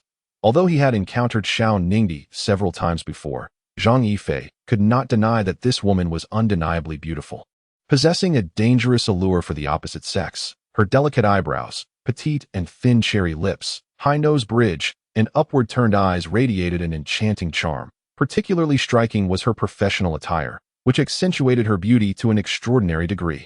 His gaze, unable to resist, wandered downward. Beneath the hollow office desk, a pair of long, elegant legs clad in black stockings were gracefully crossed. The black high heels dangled precariously, revealing her dainty, exquisite feet, while a captivating curve drew the eye upward. A fleeting glimpse of vibrant floral patterns hidden within the darker fabric of her tailored skirt caught Zhang Yifei's keen eye. Capturing a momentary vision of splendor, Zhang Yifei nearly chuckled aloud. The astute and capable career woman, beneath her black stockings, wore pink cartoon-patterned lingerie, and he even caught sight of a little rabbit adorning it. Who could have imagined that a powerful figure in the business world could possess such a childlike disposition? As if sensing something amiss, Xiao Ningdi approached Zhang Yifei and inquired, "Do you find it appealing?" Zhang Yifei's head jerked in surprise. He realized that he was truly ill-suited for the role of a voyeur, his indiscretion having been discovered. While the act of peeping is not inherently wrong, being caught in the act would lead to an exceedingly awkward situation. An uncomfortable atmosphere permeated the air, thick with tension. Zhang Yifei felt utterly humiliated, questioning how he could have been so inept. Even in a role as a rogue, he found himself deemed unfit, and now, even his attempts at voyeurism had been revealed. He suddenly felt as if it was a miracle he had managed to survive this long. I truly not resemble a rogue?" Zhang Yifei asked earnestly, looking into Xiao Ningdi's eyes, taken aback by his unexpected question. Xiao Ningdi replied, "You do, but not particularly well." Zhang Yifei wore a glum expression, as if she had simultaneously instilled hope and dashed it. What could be more brutal than this?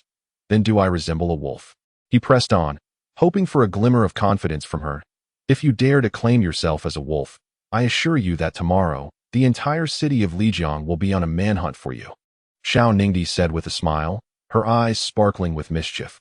Though she was puzzled by his sudden fixation on such trivial topics, she could tell from his expression that whatever had spurred this line of questioning had been quite significant. "Why?" Zhang Yifei asked, perplexed. "You would bring disgrace to the profession of wolves." Xiao Ningdi bluntly critiqued him. In an instant, Zhang Yifei felt as though the sky were collapsing upon him. Failing even at the simplest of professions left him questioning his own worth. Suddenly, he thought that perhaps being an assassin was more fitting, eliminating anyone who displeased him without such discouragement. "Must you be so harsh?" he lamented, his spirits low. "However, you are not without merit. At least you possess culinary skills. If there were a contest for the ideal domestic man, I would certainly nominate you," Xiao Ningdi remarked, a glint of cunning flashing in her eyes. Zhang Yifei's face suddenly darkened with frustration. If that rascal Song Lisang were to discover this, he would undoubtedly laugh himself to death. The thought of participating in the role of a good husband at home was utterly absurd. It felt like an outrageous imposition, were it not for the fact that the esteemed wolf was not currently accepting disciples. Zhang Yifei would have rushed over without hesitation to perform the traditional rites of kneeling and bowing in reverence. Consequently, he recounted his experiences in the job market to Xiao Ningdi in detail, particularly expressing his vehement disdain for the recruitment of urban management personnel, as if he held a deep-seated grudge against them. Listening to Zhang Yifei's tale, Xiao Ningdi's expression brightened. It appeared that her husband possessed a modicum of ambition, albeit lacking in fervor. With time and effort, perhaps, Xiao Ningdi's heart began to stir with anticipation. Unbeknownst to Zhang Yifei, a plan for transformation was gradually taking shape. Can you believe their audacity? They claimed, I don't look like a thug. Where do they see the difference? Zhang Yifei's indignation grew as he spoke, his agitation escalating. Ultimately, he ignited a cigarette and brazenly smoked it in Xiao Ningdi's office, while she obligingly provided him with an ashtray. Should word of this circulate, the employees of Xianyi Group would surely remark, that person is out of his mind. Who doesn't know that Xiao Ningdi is renowned as the ice queen of the company? After assuming the role of president, she initiated sweeping reforms, ruthlessly eliminating numerous middle and upper management personnel who had been complacent and ineffective. Imagine the disbelief if this were to leak out. Who would believe that Xiao Ningdi harbored such a side to her character? Chapter 22. The aspiration to enter the film industry. Suddenly, Zhang Yifei seemed to have an epiphany, awkwardly tousling his hair and grinning foolishly at Xiao Ningdi. May I ask you something? You must tell me the truth. What is it? Xiao Ningdi inquired, puzzled by the unusual demeanor of her husband today. Does your Xianyi Group have any intentions of venturing into the AV industry? As he uttered those words, Zhang Yifei felt a wave of embarrassment wash over him. After all, she was his wife, and to broach such a subject in her presence was quite unprecedented. Xiao Ningdi, initially expecting a serious inquiry, was taken aback by the absurdity of his question. Her expression darkened, and had she known he would ask something so outrageous, she would have preferred to send him away rather than endure such pollution of her ears. No, Xiao Ningdi replied, her face clouded with irritation. Then why did you hire a secretary with a youthful appearance and ample bosom? For the first time in her life, Xiao Ningdi felt utterly powerless in the face of such a logic. What could she do about someone's natural appearance? Just because she employed someone who looked like that did not mean they were destined to enter the AV industry. That I know you're embarrassed. But it's all right. We are husband and wife. There's nothing we can't discuss, Zhang Yifei shamelessly proclaimed. Xiao Ningdi gazed at Zhang Yifei with eyes brimming with tears, exclaiming, I truly have no such intentions. If you are concerned about lacking sales channels, rest assured, I possess them and can even facilitate exports both domestically and internationally, undoubtedly positioning Xianyi Group as a titan in the AV industry. Zhang Yifei appeared utterly convinced, as if he could already envision a torrent of wealth cascading toward him.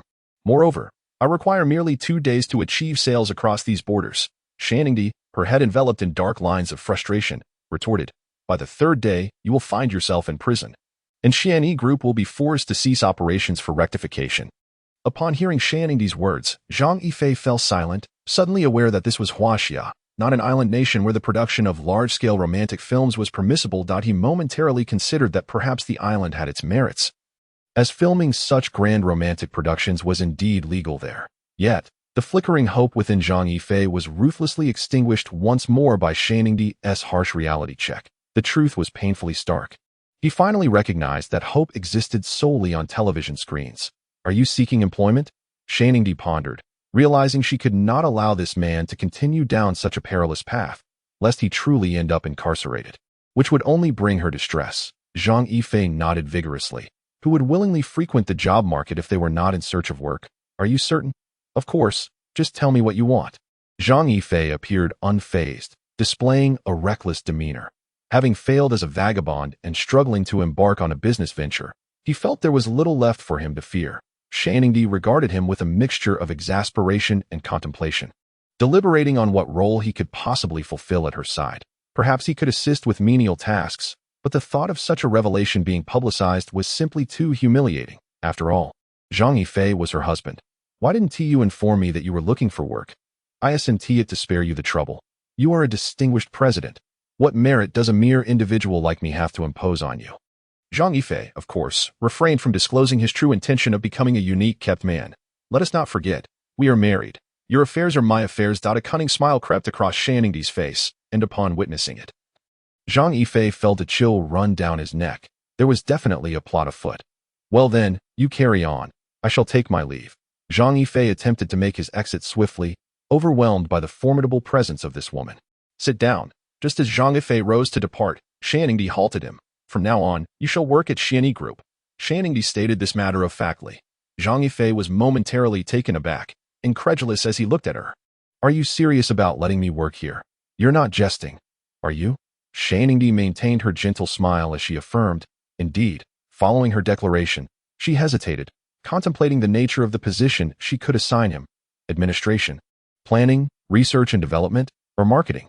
It seemed none were suitable, as Xian Group demanded high professional standards. Each department required the management of skilled personnel and execution by trained employees. Zhang Yifei, with his apparent lack of formal training, would be a liability in any department. Shaningdi let out a sigh, feeling utterly helpless, for who could deny that he was her husband? It seemed that the transformation plan would not be an easy endeavor, and for the first time, Shaningdi began to waver in her resolve. Damn it, at long last, this magnificent steed had found its worthy mentor. Zhang Yifei was filled with exhilaration, completely forgetting that Shaningdi was his wife. Shaningdi turned around, picked up the phone, swiftly dialed a few numbers, and declared loudly, Yusin, please come to my office at once in a matter of moments. Jiang Yusin appeared before Shaningdi in her office, gazing at Jiang Yusin's formidable beauty.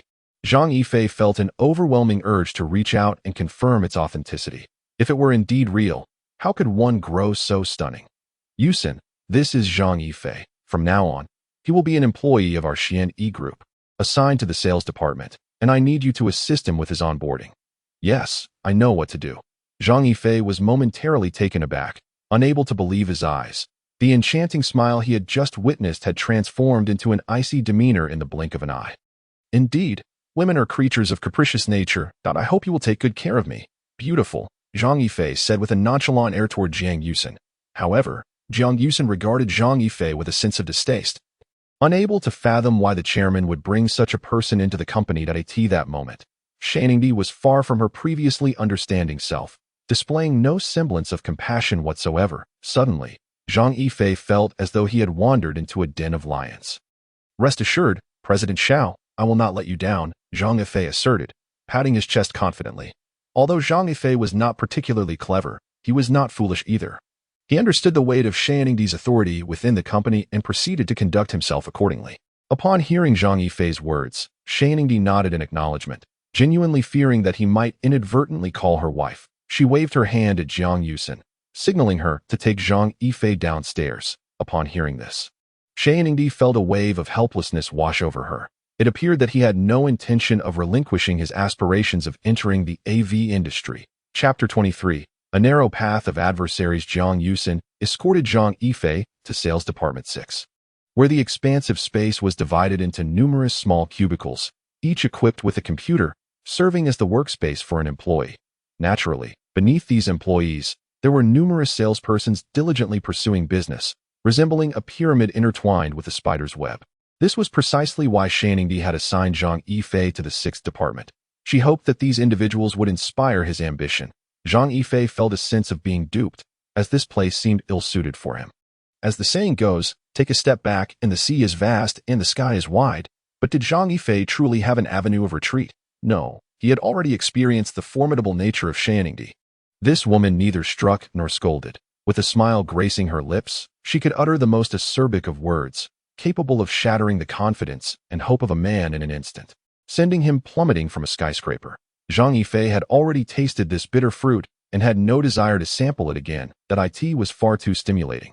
What could a man do when reduced to feeling worthless by a woman's words?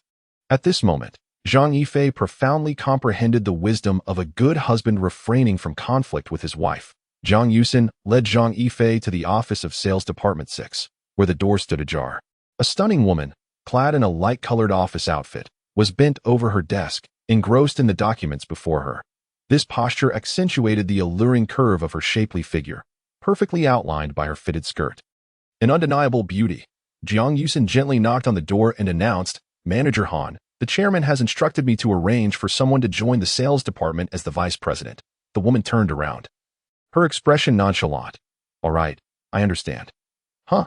It's you? It's you.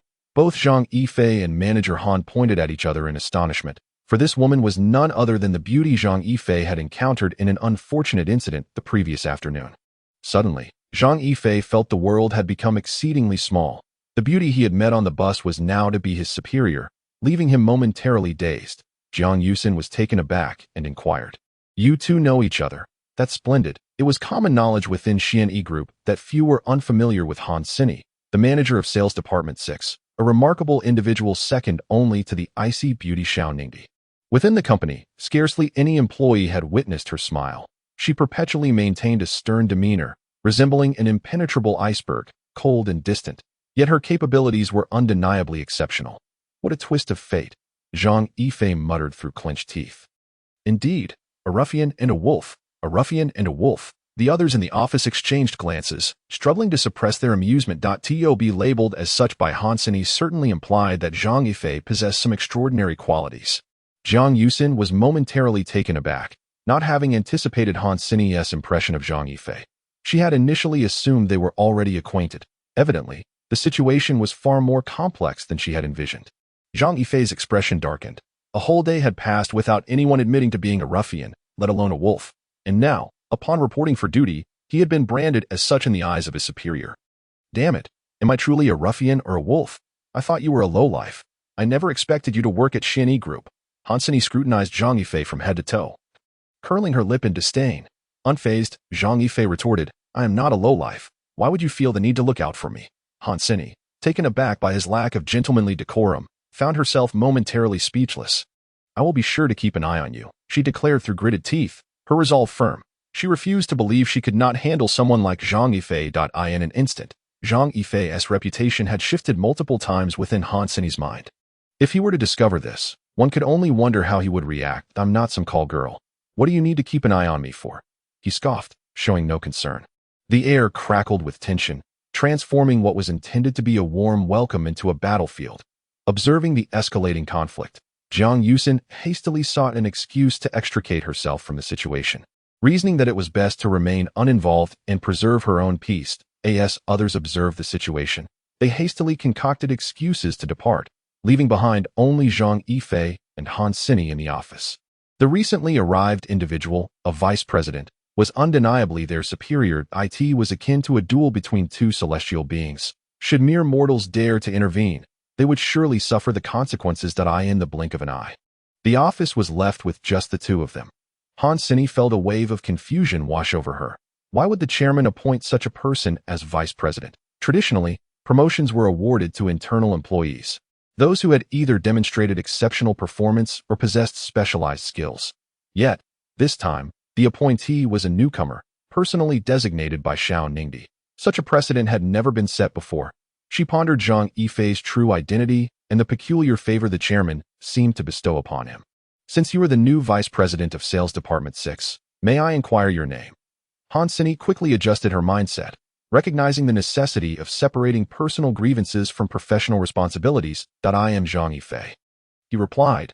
With a furrowed brow, Han Sini said, Very well, I hope we can collaborate effectively. Zhang Yifei fell silent. He knew that engaging in a quarrel with this woman would render him utterly unproductive for the afternoon. Noticing his reticence, Han Sini, misinterpreting his silence, sneered, What? Still contemplating how to ensnare me? If you dare, give it a wide in response.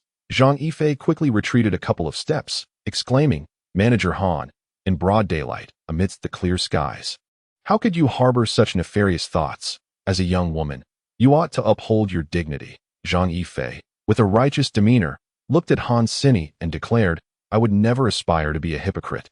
At most, I am merely a petty individual. He had no desire to emulate the hypocritical gentleman. The fate of such characters, like the so-called gentleman's sword, Yu Buchuan from the smiling, proud wanderer, was all too clear. Han Sini, as if beholding a curious creature, gazed at Zhang Yifei with gleaming eyes, realizing he had finally acknowledged his position. Yet, this scrutiny sent a chill down Zhang Yifei's spine, prompting him to retreat further. Hands raised defensively, his expression one of indignation, resembling a wronged young bride. With each step Han Sini advanced, Zhang Yifei mirrored her retreat. What do you intend to do, even if you possess my body? You shall never claim my soul. Taken aback, Han Sini seized a notebook from the table and hurled it at Zhang Yifei, gritting her teeth as she spat. May you perish. Chapter 24. The woman who drinks whiskey outside Han Sini's office lay Sales Department 6. Accompanying the icy Han Sini, Zhang Yifei entered the bustling department, where employees were absorbed in their tasks, some typing away at their keyboards, others recording data or making calls to clients. Not a single soul engaged in idle chatter. The atmosphere was one of intense focus and orderly diligence. Han Sini gently tapped the table a few times and calmly announced, "Everyone, please pause for a moment. I have an important announcement to make." The employees immediately lifted their heads, causing Zhang Yifei to frown as their behavior seemed almost instinctual. Indeed, contemporary society is marked by its stark realism. Securing a suitable job has become an arduous task. In such a high-intensity, high-pressure work environment, the mental strain is palpable, and a mere cough could lead to a complete unraveling of one's composure. How then can one expect to achieve success? Han Sini continued. "This is our newly appointed Vice President of Sales Department 6, Zhang Yifei. Please give him a warm round of applause." The applause erupted like thunder. However, Zhang Yifei's unexpected arrival stirred discontent among a small faction. Previously, Sales Department 6 had been without a vice president, and many had coveted that position, hoping to one day occupy it themselves, only to have an unexpected competitor emerge.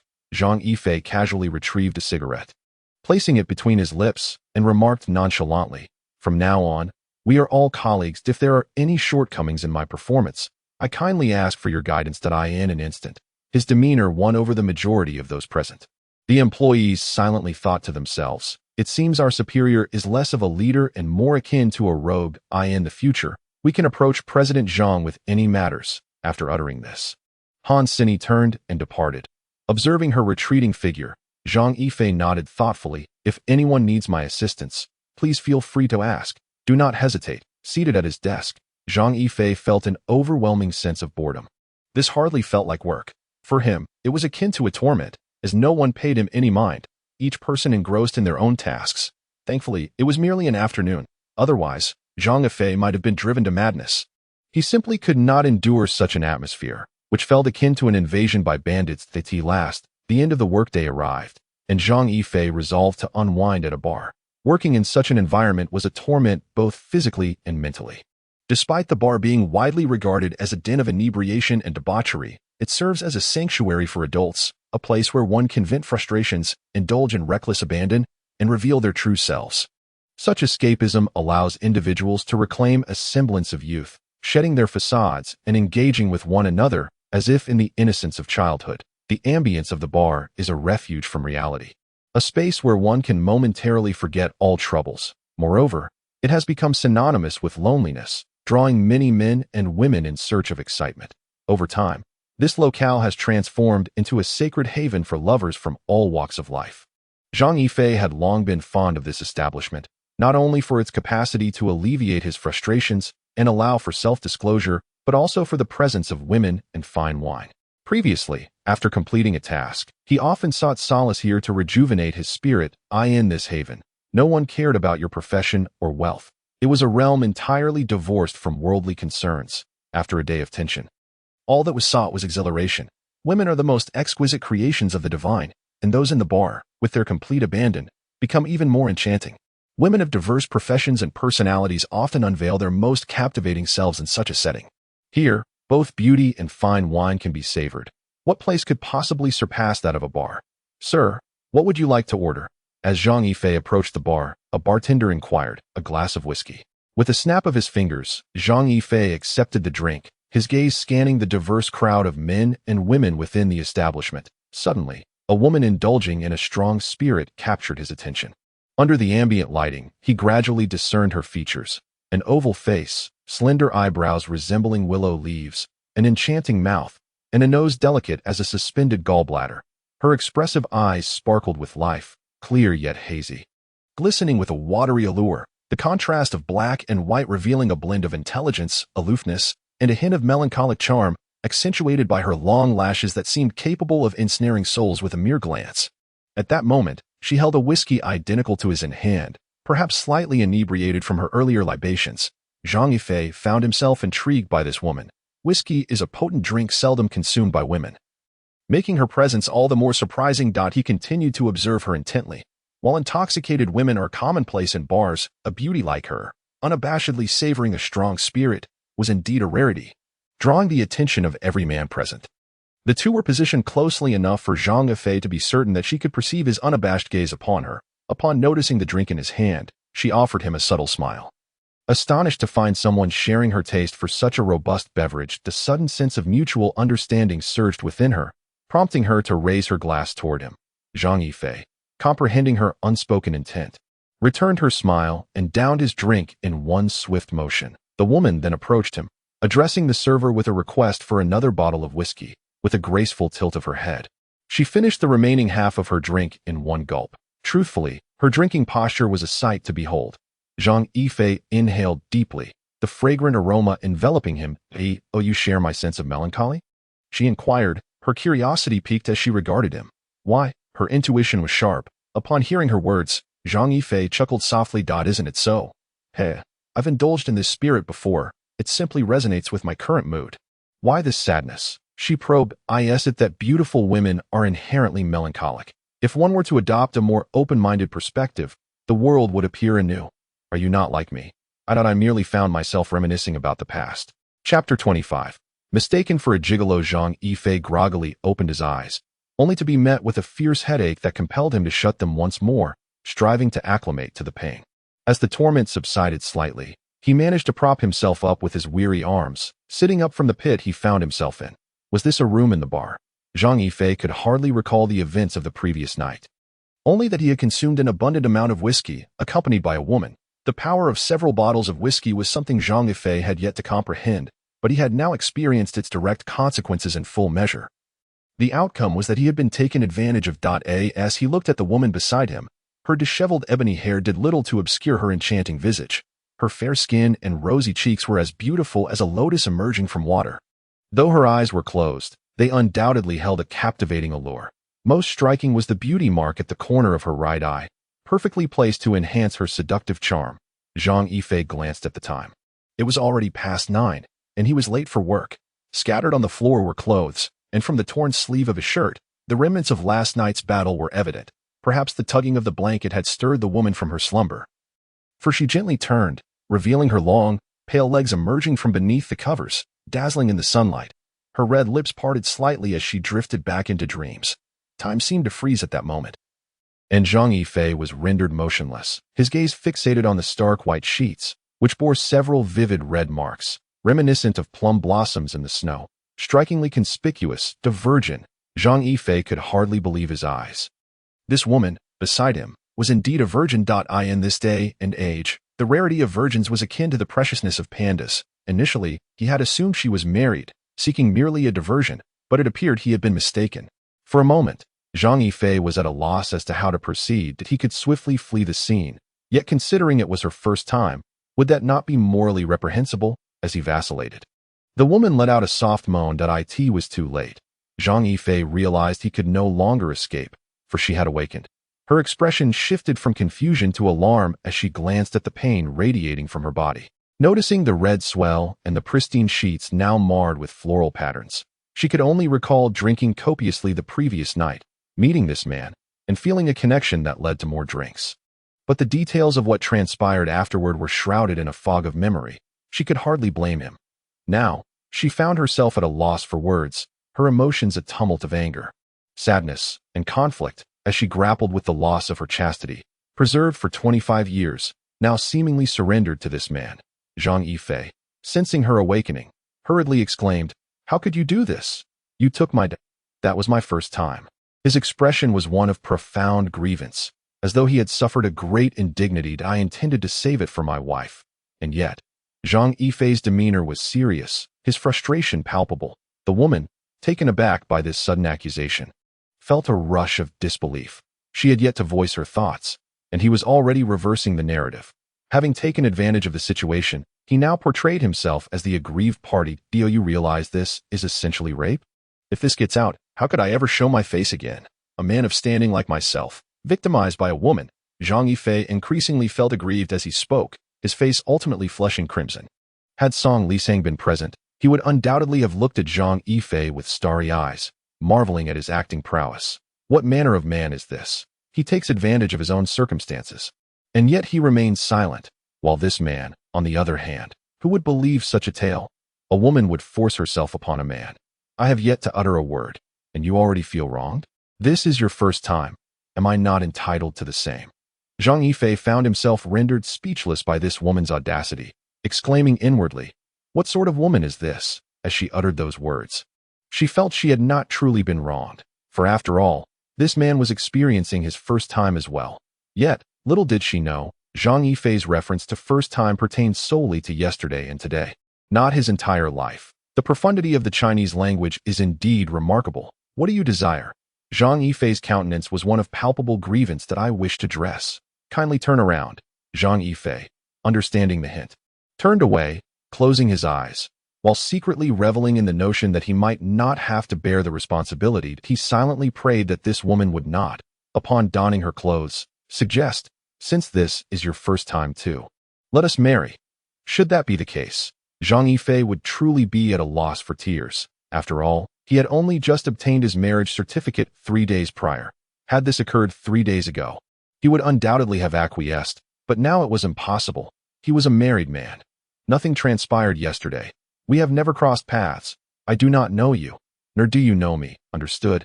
If you dare speak of this, I shall end you. The woman coldly declared to Zhang Yifei. He nodded, dazed. This outcome was precisely what Zhang Yifei favored. Originally, the woman intended to leave, but suddenly, as if struck by a thought, she rummaged through her wallet. Producing over 2,000 yuan, she tossed it to Zhang Yifei. Remember, yesterday, it was I who engaged your services. With that, she departed with an air of nonchalance that in that moment, Zhang Yifei felt utterly desolate. How could he have been mistaken for a gigolo? Xiao Ningdi had once suggested that he be kept, and now this woman had thrown him over 2,000 yuan. Was he truly suited only to be a kept man? Gazing at the pile of cash, Zhang Yifei pondered. Is this meant as a tip? He was uncertain of the current market rates. Chapter 26. An unusual father-in-law. Zhang Yifei wandered the streets as if his soul had been lost, devoid of the energy even to attend work. Reflecting upon the events of that morning, he felt an overwhelming emptiness. Had he truly been solicited? Most assuredly not. In that moment, Zhang Yifei perceived his own failures, lamenting that he had even forgotten to inquire the woman's name. How could he have allowed her first experience to SL? Zhang Yifei harbored a flicker of guilt towards the woman. Just as he aimlessly wandered without purpose, his phone rang.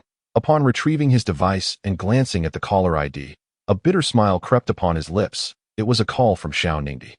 Suddenly, an internal inquiry arose within him. Did yesterday's events constitute infidelity towards Xiao Ningdi? Hello, are you there? Xiao Ningdi's voice was laced with urgency. I'm on the street. What's the matter? Zhang Yifei's tone remained unervingly calm. Where are you? I'll come find you. Zhang Yifei then relayed his location to Xiao Ningdi. Uncertain of her intentions, yet her anxious tone suggested that something significant was at hand. Before long, Xiao Ningdi arrived in front of Zhang Yifei in a white BMW. Get in. Her words were terse, yet the urgency in her voice indicated the gravity of the situation. Zhang Yifei furrowed his brow, pondering what could possibly compel Xiao Ningdi to be so flustered. Where were you last night? She inquired. I had a few too many drinks with a friend and passed out. Zhang Yifei replied without hesitation, silently questioning whether this could be deemed a deception. I thought you had vanished. You were late for work the next day, Xiao Ningdi remarked, her tone tinged with irritation. I'm sorry. Zhang Yifei nodded. Xiao Ningdi was correct. He was now a married man and could no longer live as he once did in his single days. By the way, what's the urgent matter that brought you here? My father is hospitalized. What? Zhang Yifei exclaimed in disbelief, recalling that just a couple of days prior, Xiao Tianji, the elderly gentleman, had been in good health. How could he suddenly be admitted? It's an old ailment. Uncle Li asked me to find you. He said you might have a solution.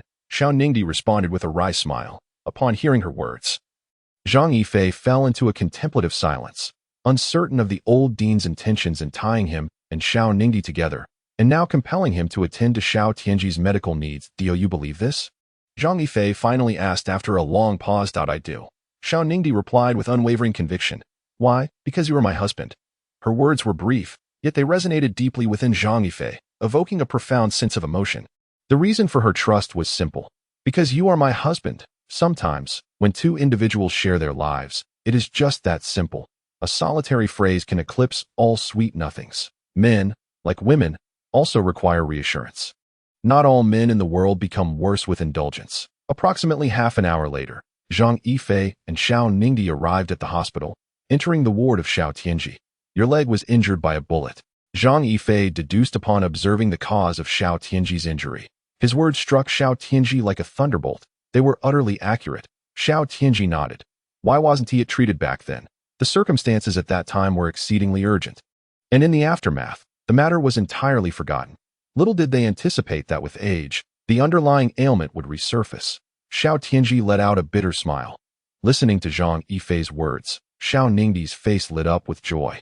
Perhaps Zhang Yifei truly possessed the means to eradicate her father's affliction. When I stimulate the acupoints with the silver needles shortly, it will instantaneously break through the barriers. Therefore, at that moment, you will experience intense pain. If you cannot endure it, you may cry out, but you must not move at all. I will need to insert a total of 18 needles, and any misstep could render all previous efforts futile. Zhang Yifei explained while observing the silver needles in the ward. It seems that the old director knows me quite well, having prepared the silver needles in advance. Upon hearing Zhang Yifei's words, Xiao Tianji chuckled lightly. Oh, you remember what I just told you? Not a single movement, Zhang Yifei said earnestly, the usual nonchalance absent from his countenance. Are you ready? Let us begin. At that moment, Zhang Yifei's eyes, clear as water, exuded a calm confidence, a sensation of complete control. Observing Zhang Yifei in this serious demeanor stirred ripples in Xiao Ningdi's heart. She had never seen him so earnest before, and now his focused expression was almost unbelievable. Was this truly the same ruffian? As the treatment commenced, Zhang Yifei adopted an exceptionally grave demeanor, immersing himself wholly in the role of the physician. Holding his breath, he gripped the silver needle and slowly placed his hand on Xiao Tianji's thigh, where the needle tip began to tremble slightly. Xiao Ningdi, unable to fathom the unfolding events, was astounded by Zhang Yifei's adeptness, flawless in execution. The first needle was completed. The process took far longer than anticipated, lasting at least a full minute before he withdrew his hand. Astonishingly, the silver needle on Xiao Tianji's leg began to quiver gently, as if imbued with life. What do you feel? It itches, particularly so. As if dozens of ants are crawling all over me. It appears your leg has not reached the point of disability. This first needle is stimulating the nerves in your leg. The subsequent needles will be considerably more painful. And you must endure it, understand? With a swift motion, Zhang Yifei executed his tasks with remarkable speed, leaving onlookers breathless. Can you still bear it? At that moment, beads of sweat adorned Zhang Yifei's forehead, his complexion pale and drained. I can. Xiao Tianji gritted his teeth and replied. Good. There are 9 needles remaining. I will complete these 9 in one go, without any pause, and unlike the previous 9, these will be akin to an experience of ice and fire. Far more excruciating than those before. The first 9 were the needles of the ghost doctor, while the latter 9 are the needles of yin and yang. You should be aware of the pain they entail. Xiao Tianji nodded resolutely at Zhang Yifei. The 10th needle, the 12th needle. Zhang Yifei's speed began to wane. Each time he picked up a silver needle, his fingers trembled as if the needle bore an immense weight. Xiao Ningdi, observing the perspiration-soaked Zhang Yifei, felt an unprecedented sense of mystery surrounding him. The 16th needle, the 18th needle. It took a full half-hour to complete the entire process, a duration that felt both lengthy and silent, inevitably stirring a sense of agitation within. The 9 acupuncture needles consumed a complete half of that time. Xiao Ningdi and Xiao's mother witnessed the unfolding events with their own eyes, with each needle that Zhang Yifei inserted. Both Xiao Ningdi and her mother experienced a heart-stopping sensation, akin to a ticking time bomb, the oppressive atmosphere before an explosion palpable even to her standing beside them. Meanwhile, Xiao Tianji's complexion was ashen, his lips pallid, presenting a most disheveled appearance. Xiao Tianji's endurance surpassed Zhang Yifei's expectations entirely. Throughout the acupuncture session, he did not utter a single sound. This father-in-law of his was certainly not as uncomplicated as he often appeared. Zhang Yifei mused privately. Observing Zhang Yifei, one noted that his complexion was even more ashen than Xiao Tianji's, his eyes bloodshot, and his entire being drenched in sweat, perspiration streaming down him as if he were caught in a downpour. Upon completing the 18 needles, a faint smile graced Zhang Yifei's lips, yet his body inexplicably began to topple backward. This unexpected turn of events took everyone by surprise. No one could have anticipated that Zhang Yifei would faint. Chapter 27. The anomaly. Perhaps only Xiao Tianji understood the reason behind Zhang Yifei's fainting. Xiao Ningdi hurried to Zhang Yifei's side, eager to assist him. Do not touch him. Xiao Tianji's expression was exceedingly grave. Xiao Ningdi could assure that she had never seen her father so serious throughout her life. Perhaps realizing that his tone was inappropriate, Xiao Tianji continued, he is simply overtired. Lying down on the ground will suffice. Is that truly the case? Xiao Ningdi could discern from her father's expression that he was lying. Looking at Zhang Yifei sprawled on the ground, Xiao Ningdi felt perplexed. She had some understanding of the principles of acupuncture. How could Zhang Yifei, after inserting 18 needles, appear in such a state of exhaustion? Yet, she was unaware that Zhang Yifei's 18 needles were far from mere punctures. They encapsulated his very essence. Otherwise, how could he have possibly fainted? Approximately half an hour later, Zhang Yifei suddenly sprang to his feet, startling Xiao Ningdi, who was crouched nearby, as she checked the state of the silver needles. Fortunately, no one had disturbed him, and Zhang Yifei let out a long sigh of relief. Perhaps I am unable to cure your ailment. A hint of bitterness crossed his face as he uttered these words. Xiao Ningdi looked at Zhang Yifei in disbelief. Just moments ago, he had exuded unwavering confidence, yet now he seemed to have shifted entirely. It's all right. I feel much better now, Xiao Tianji remarked, a faint smile adorning his face, seemingly unconcerned about the injury on his leg. I know of someone who can certainly heal you, Zhang Yifei said gravely. Who is he? Both Xiao Ningdi and Xiao's mother inquired in unison. Zhang Yifei turned to Xiao Tianji, for this person was likely even more aware than he of who it was. However, the stature of this individual was too grand. And even the president might not receive his favor. I know who you are referring to, but I fear our Xiao family lacks the means to summon him. Xiao Tianji's lips curled into a bitter smile. Had he been able to summon that individual, he would have done so long ago, rather than delaying until now. Whom are you speaking of, exactly? Xiao Ningdi, observing the cryptic exchange between Zhang Yifei and Xiao Tianji, hurriedly inquired. This matter pertains to Xiao Tianji's future, so how could Xiao Ningdi possibly remain indifferent? The ghost doctor, Yiwuji. Xiao Ningdi silently etched this name into her memory. She was determined to enlist this person to treat her father, willing to pay any price, no matter how steep. Unbeknownst to Xiao Ningdi, her current resolution would lead Zhang Yifei's hands down a path stained with blood. Where is he from? After a moment of contemplation, Xiao's mother finally posed the question. Yin Jing, Xiao Fei, regardless of the circumstances, I must express my gratitude to you. Haha, you flatter me. Am I still considered an outsider? I am, after all, your son Laud at this moment. Zhang Yifei resumed his previous air of irreverence. As the saying goes, a son-in-law is akin to a son. Do you truly still harbor thoughts of Xiao Dai remarrying? Zhang Yifei slyly glanced at Xiao Tianji. Had it not been for the inappropriateness of the occasion, Xiao Ningdi might have felt compelled to slap Zhang Yifei a couple of times. Ha! Upon hearing Zhang Yifei's words, Xiao Tianji exchanged a knowing smile with Xiao's mother. Indeed, once the two emerged from the hospital, Xiao Ningdi drove homeward. Although it was working hours, let us not forget that Xiao Ningdi is the CEO. Who would dare to voice any objections? Thank you for today, Zhang Yifei. A radiant smile adorned Xiao Ningdi's face. It was nothing. He must have been a soldier or have sustained injuries during an assassination mission, Zhang Yifei remarked nonchalantly. How do you know so much about my father's injuries? Xiao Ningdi asked. Momentarily taken aback, Xiao Ningdi herself was unaware of the origins of Xiao Tianji's wounds, having only gleaned from her mother's vague hints that her father had been shot while on a mission.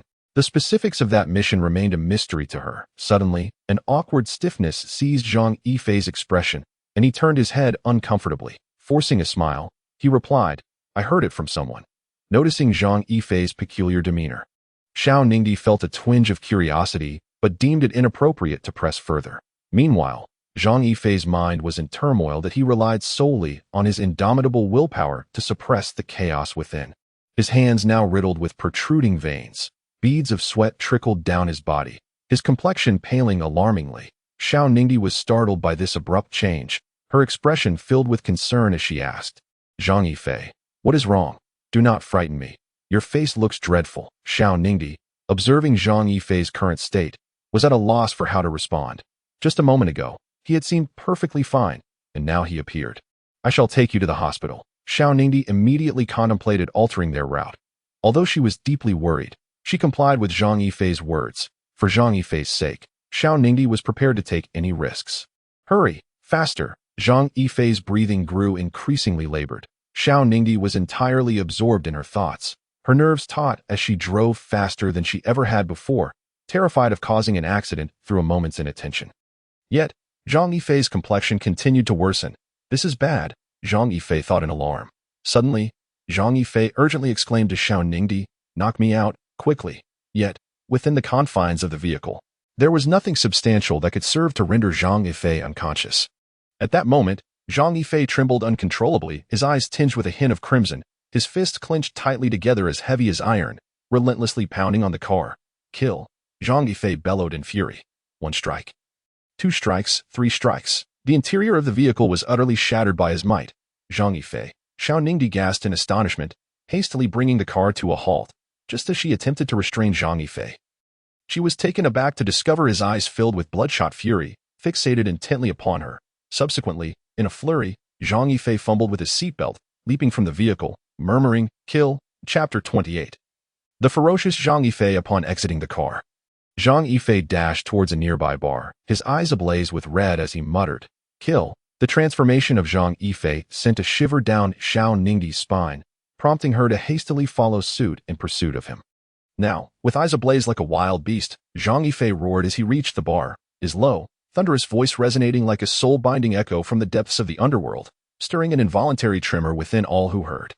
Heavens! The men and women within the dance floor remained oblivious to the turmoil unfolding in the bar. The owner of that voice was none other than the man who had raised the alarm. After uttering those words, he swiftly removed his jacket and leaped into the center of the dance floor, confronting the red-eyed Zhang Yifei with a defiant declaration, "Come on, I am your true opponent. They are merely ants. Die." In that moment, Zhang Yifei completely lost his rationality, propelling himself toward the man before him. The instant of his leap, Zhang Yifei's fists simultaneously surged forward to strike. The man felt a jolt of surprise.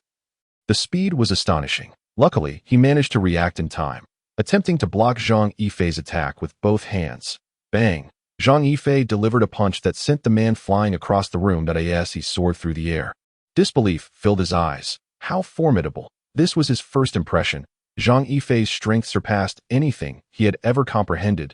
He had never encountered someone so powerful. Not even the elite commandos of the nation could rival him. After crashing to the ground, the man picked himself up once more, wiping the blood from the corner of his mouth that he realized he could only delay his opponent momentarily. If this continued, he would likely be beaten to death. At that moment, the armed police of Jiang City had fully deployed, surrounding the bar and prohibiting anyone from entering. The leader was none other than Uncle Wang, the head of the bank heist case. Accompanying him was a woman named Ling Ming. The two rushed into the bar, and the fierce battle between Zhang Yifei and the man immediately caught their attention. "It's him." Ling Ming could hardly believe her eyes as she beheld the man exuding murderous intent in the dance floor. Ling Ming was no stranger. She was the woman who had shared a thrilling night with Zhang Yifei. She could scarcely fathom that she would encounter him twice in a single day. And now he was entirely different from the man she had met in the bar. She vividly remembered Zhang Yifei, for he was her first man. "Miss Xiao, what are you doing here?" Uncle Wang gazed incredulously at Xiao Ningdi. Upon seeing him, Xiao Ningdi's lips curled into a bitter smile, her pale face whispering, "He is my husband." This revelation struck Ling Ming like a bolt from the blue. Just that morning, the man had claimed he had no wife. In the blink of an eye, he had transformed into the husband of Zhang's most eligible woman, a change so swift that she found it impossible to accept. Gritting her teeth, Ling Ming inquired, "Is he truly your husband?" Xiao Ningdi, puzzled, wondered why the female officer was so enraged by her assertion.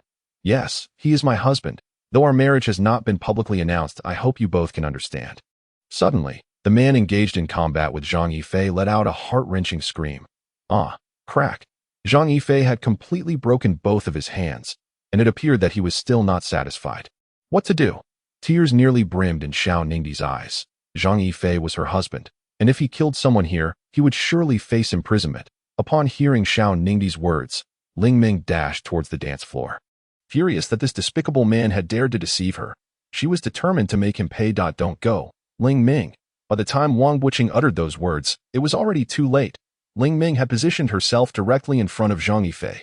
"You scoundrel! How dare you deceive me?" Ling Ming exclaimed, launching a decisive kick aimed at his vital points. Zhang Yifei seemed to have anticipated her move, releasing his grip on the bloodied man in his hands. "Wudong sect," he declared, raising his arms to shield his body. In that fleeting moment as Zhang Yifei turned, the crimson hue of his eyes caused Wang Buqing to widen his gaze in disbelief. Muttering incredulously, "Heavens, he actually suffers from post-traumatic stress disorder. This is bad." Just as Wang Buqing's words fell, Zhang Yifei delivered a swift kick to Ling Ming's abdomen. Ling Ming was taken aback, having not anticipated the swiftness of his counterattack. Thud! By the time she reacted, Zhang Yifei's kick had already struck her fiercely in the stomach, sending her several steps back, collapsing to her knees. Blood spewed from her mouth, her eyes filled with disbelief at Zhang Yifei's formidable strength. "Do not let anyone in. No one here can match him," shrieked the man sprawled on the ground, having experienced Zhang Yifei's prowess firsthand, knowing that no one could subdue him in that moment. No matter how many people came, it would be futile. He was simply too powerful. Chapter 29. The tale of Zhang Yifei. Ling Ming clutched her chest, still reeling from the pain of that devastating blow. Fortunately, Zhang Yifei's reaction had been instinctive. Otherwise, she might have faced dire consequences. Hiss. Wang Buqing inhaled sharply. Though Ling Ming was a woman, he was acutely aware of her strength, yet he had not anticipated that a single strike could render her gravely injured. "Everyone, stay alert. No one is to enter the bar without my command," Wang Buqing declared, anxiety gnawing at him. If no one could rein in Zhang Yifei, it would undoubtedly lead to a bloody massacre.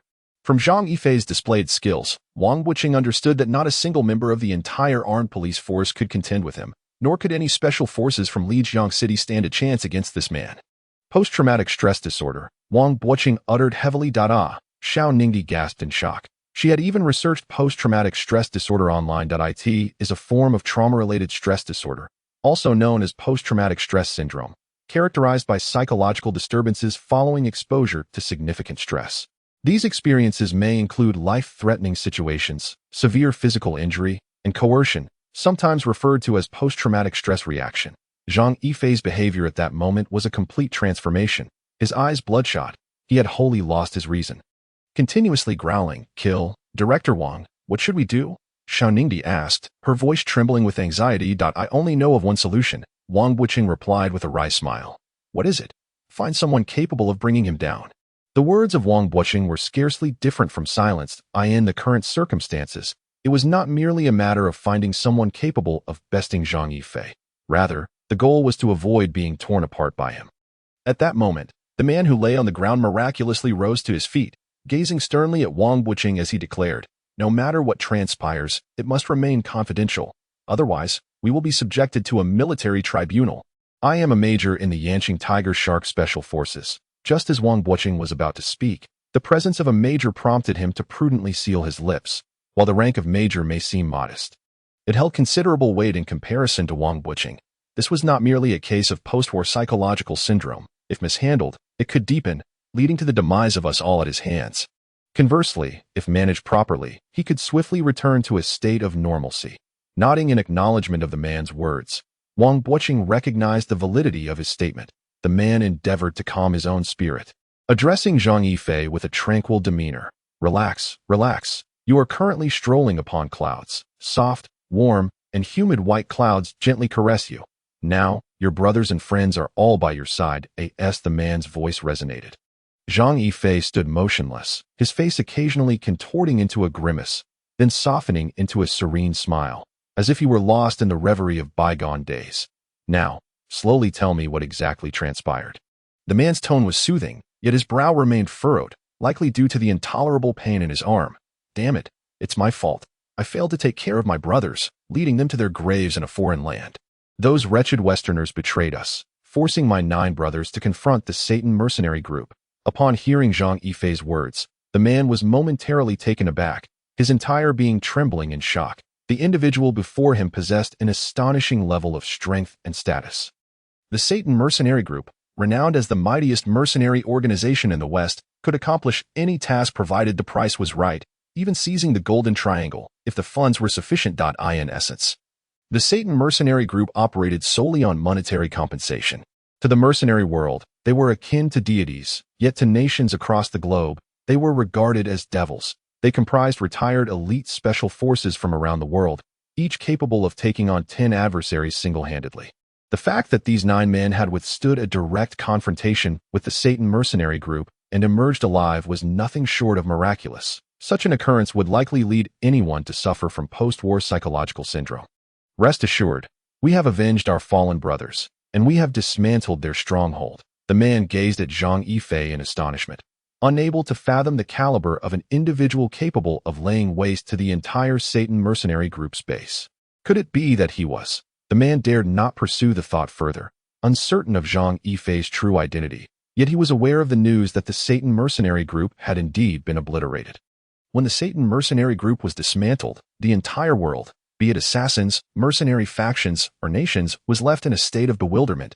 desperately seeking to uncover the identity of those responsible for such formidable prowess. Yet, following the disappearance of the Satan mercenary group, these individuals vanished without a trace.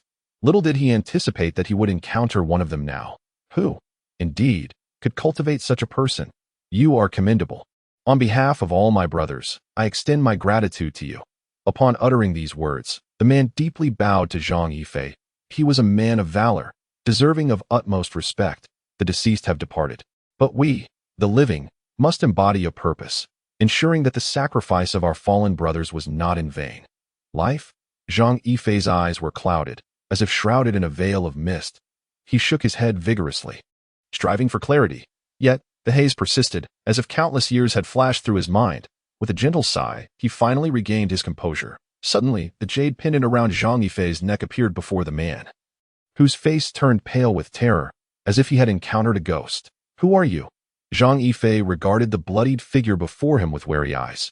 Any sign of unusual behavior from this man would prompt Zhang Yifei to act decisively. You have finally awakened.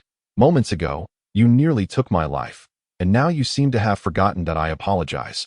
Zhang Yifei, observing the man's drooping arms, swiftly comprehended the gravity of the situation. With a sharp motion, he grasped the man's arm and forcefully pushed, producing a resounding crack as he reattached the limb. Thank you. The man moved his shoulder, addressing Zhang Yifei with gratitude.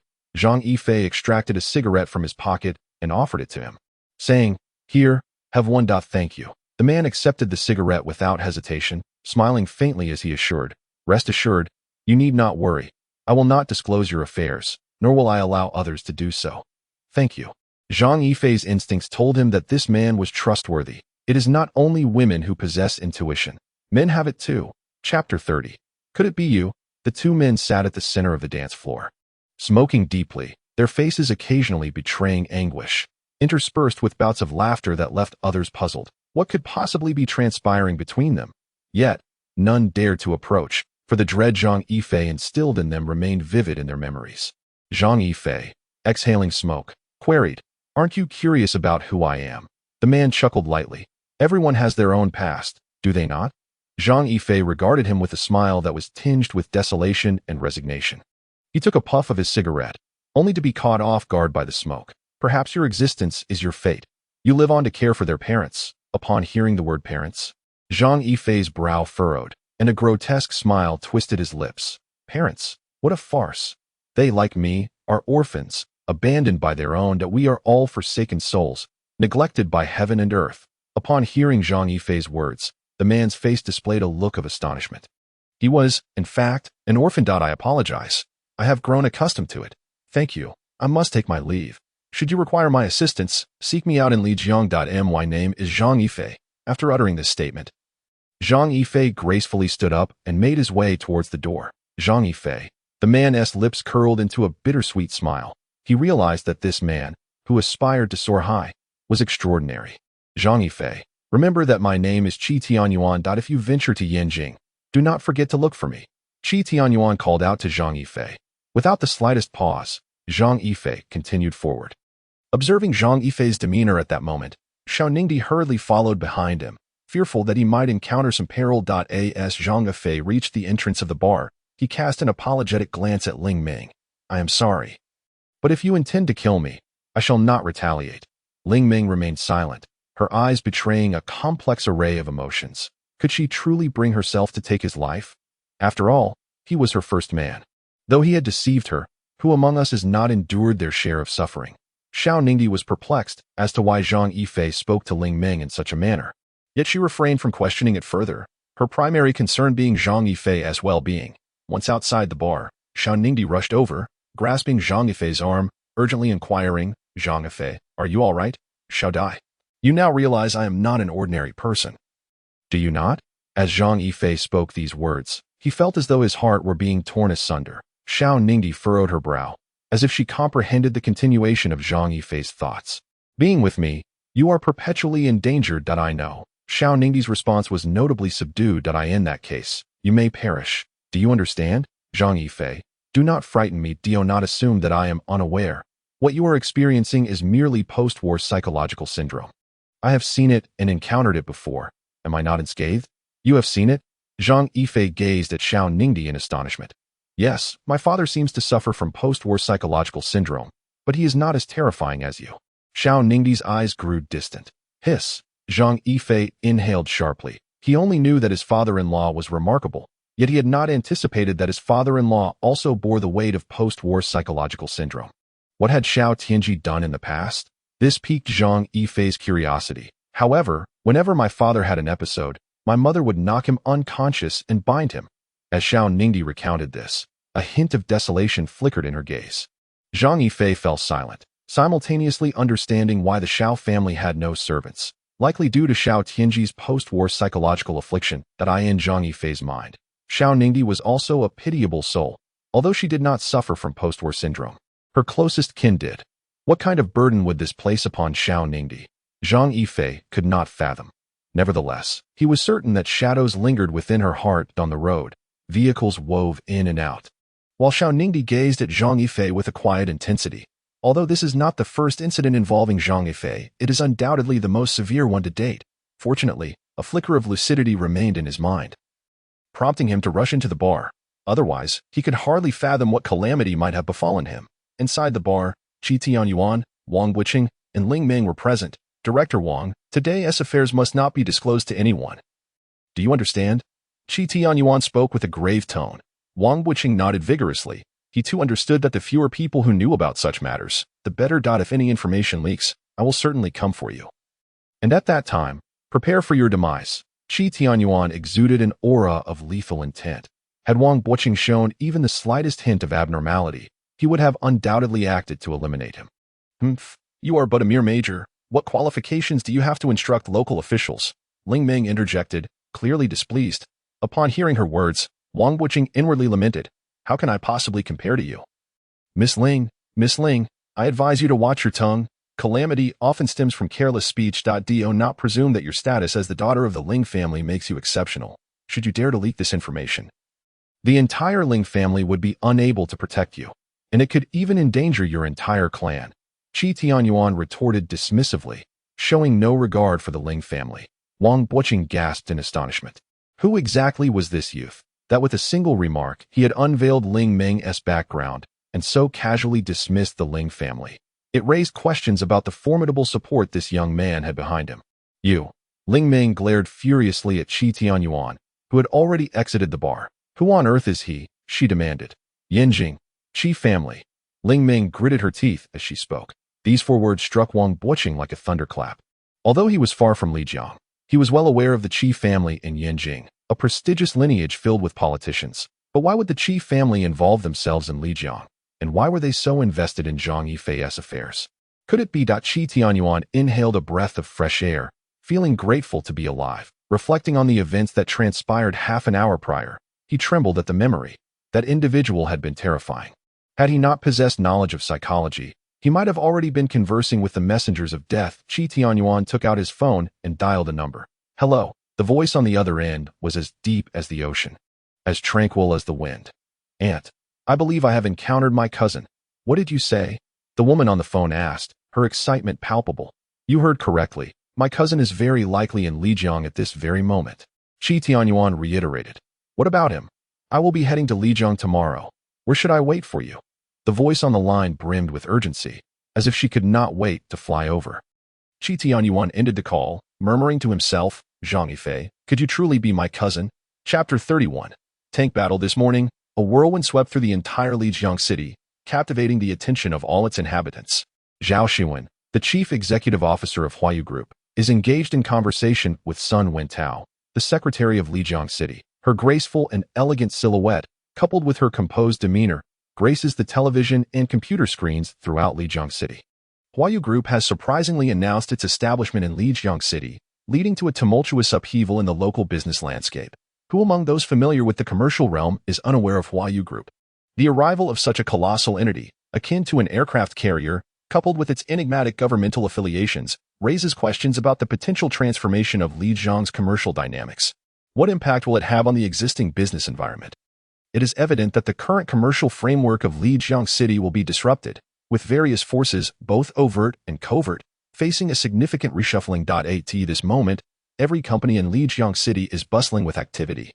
and the atmosphere is thick with tension. The news of Huayu Group's impending arrival has permeated the consciousness of the populace, igniting a flurry of speculation regarding the motives behind this corporate giant's entrance. Companies across Lijiang are rife with anxiety, acutely aware that Huayu Group's presence could profoundly affect their market performance, particularly given the conglomerate's extensive reach across multiple sectors.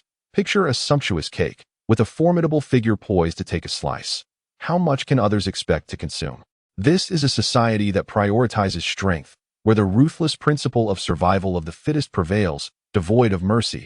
The formidable arrival of Huayu Group has instilled a palpable sense of crisis among all businesses.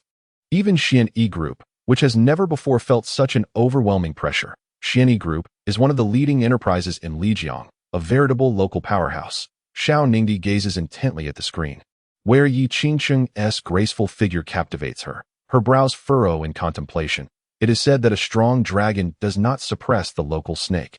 Yet this dragon seems insurmountable. Even if all the local snakes were to unite, they would scarcely suffice as a meal for such a titan. The might of Huayu Group is formidable enough to obliterate the local contenders. The sense of helplessness washes over Xiao Ningdi. Huayu Group's strength is overwhelming, rendering Xianyi Group utterly outmatched. Moreover, it is common knowledge that Huayu Group is bolstered by a powerful governmental background, with military interests intertwined. How can one contend with such a behemoth? President, why do you think Huayu Group has chosen to settle in Lijiang? Zhang Yifei inquires, perplexed. For such a colossal entity to arrive so suddenly surely entails some underlying intrigue. Not only are we speculating, but it seems the entire community is pondering Huayu Group's objectives, that if their intention is to engulf Lijiang's commerce, it is improbable that such a move would occur without any prior indications. Xiao Ningdi approaches the glass and peers downwards, grappling with the mystery of Huayu Group's motivations for coming to Lijiang. What interest could possibly compel such a colossal entity to make this sudden decision? After much contemplation, Xiao Ningdi resolves to forge a favorable relationship with Huayu Group at all costs, even if it necessitates relinquishing certain company interests. Those short-term gains may be sacrificed from a long-term strategic perspective. Cultivating a positive commercial rapport with Huayu Group would ultimately benefit Xianyi Group. Since altering the circumstances is not an option, one must adapt to them. It must be acknowledged that Xiao Ningdi indeed possesses extraordinary foresight and business acumen.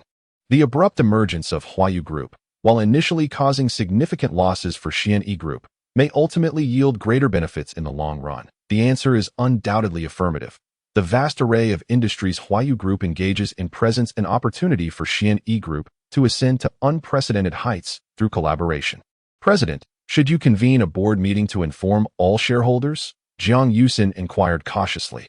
Upon hearing Zhang's words, Xiao Ningdi furrowed her brow, as she had no desire to call a board meeting, particularly detesting the sight of those unambitious antiquarians.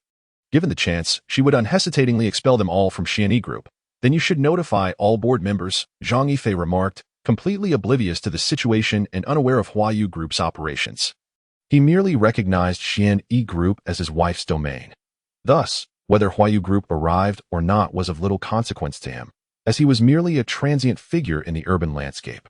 Han Sini, observing Zhang Yifei in his current state, felt an urge to slap him twice. The gentleman before her had not shown up for work the day after his report and had not taken any leave.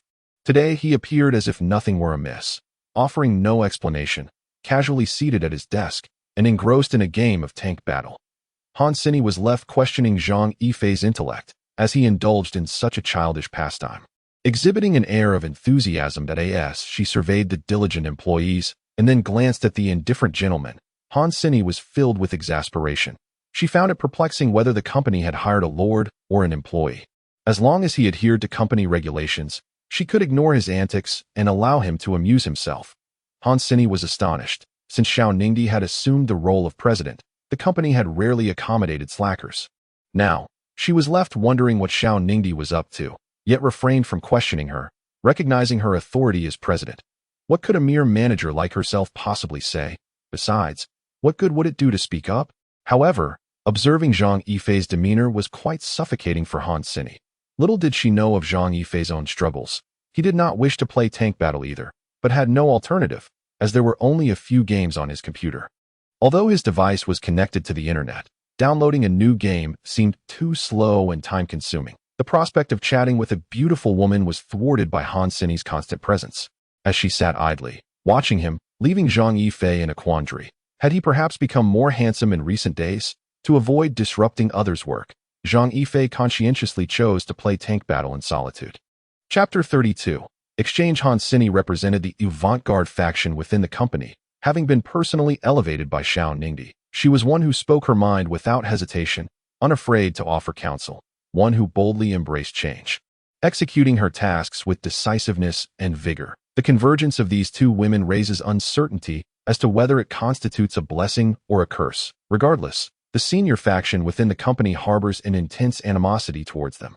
Were it not for the persistent suppression by the elders, Xiao Ningdi would have undoubtedly elevated Han Sini to the position of vice president by now.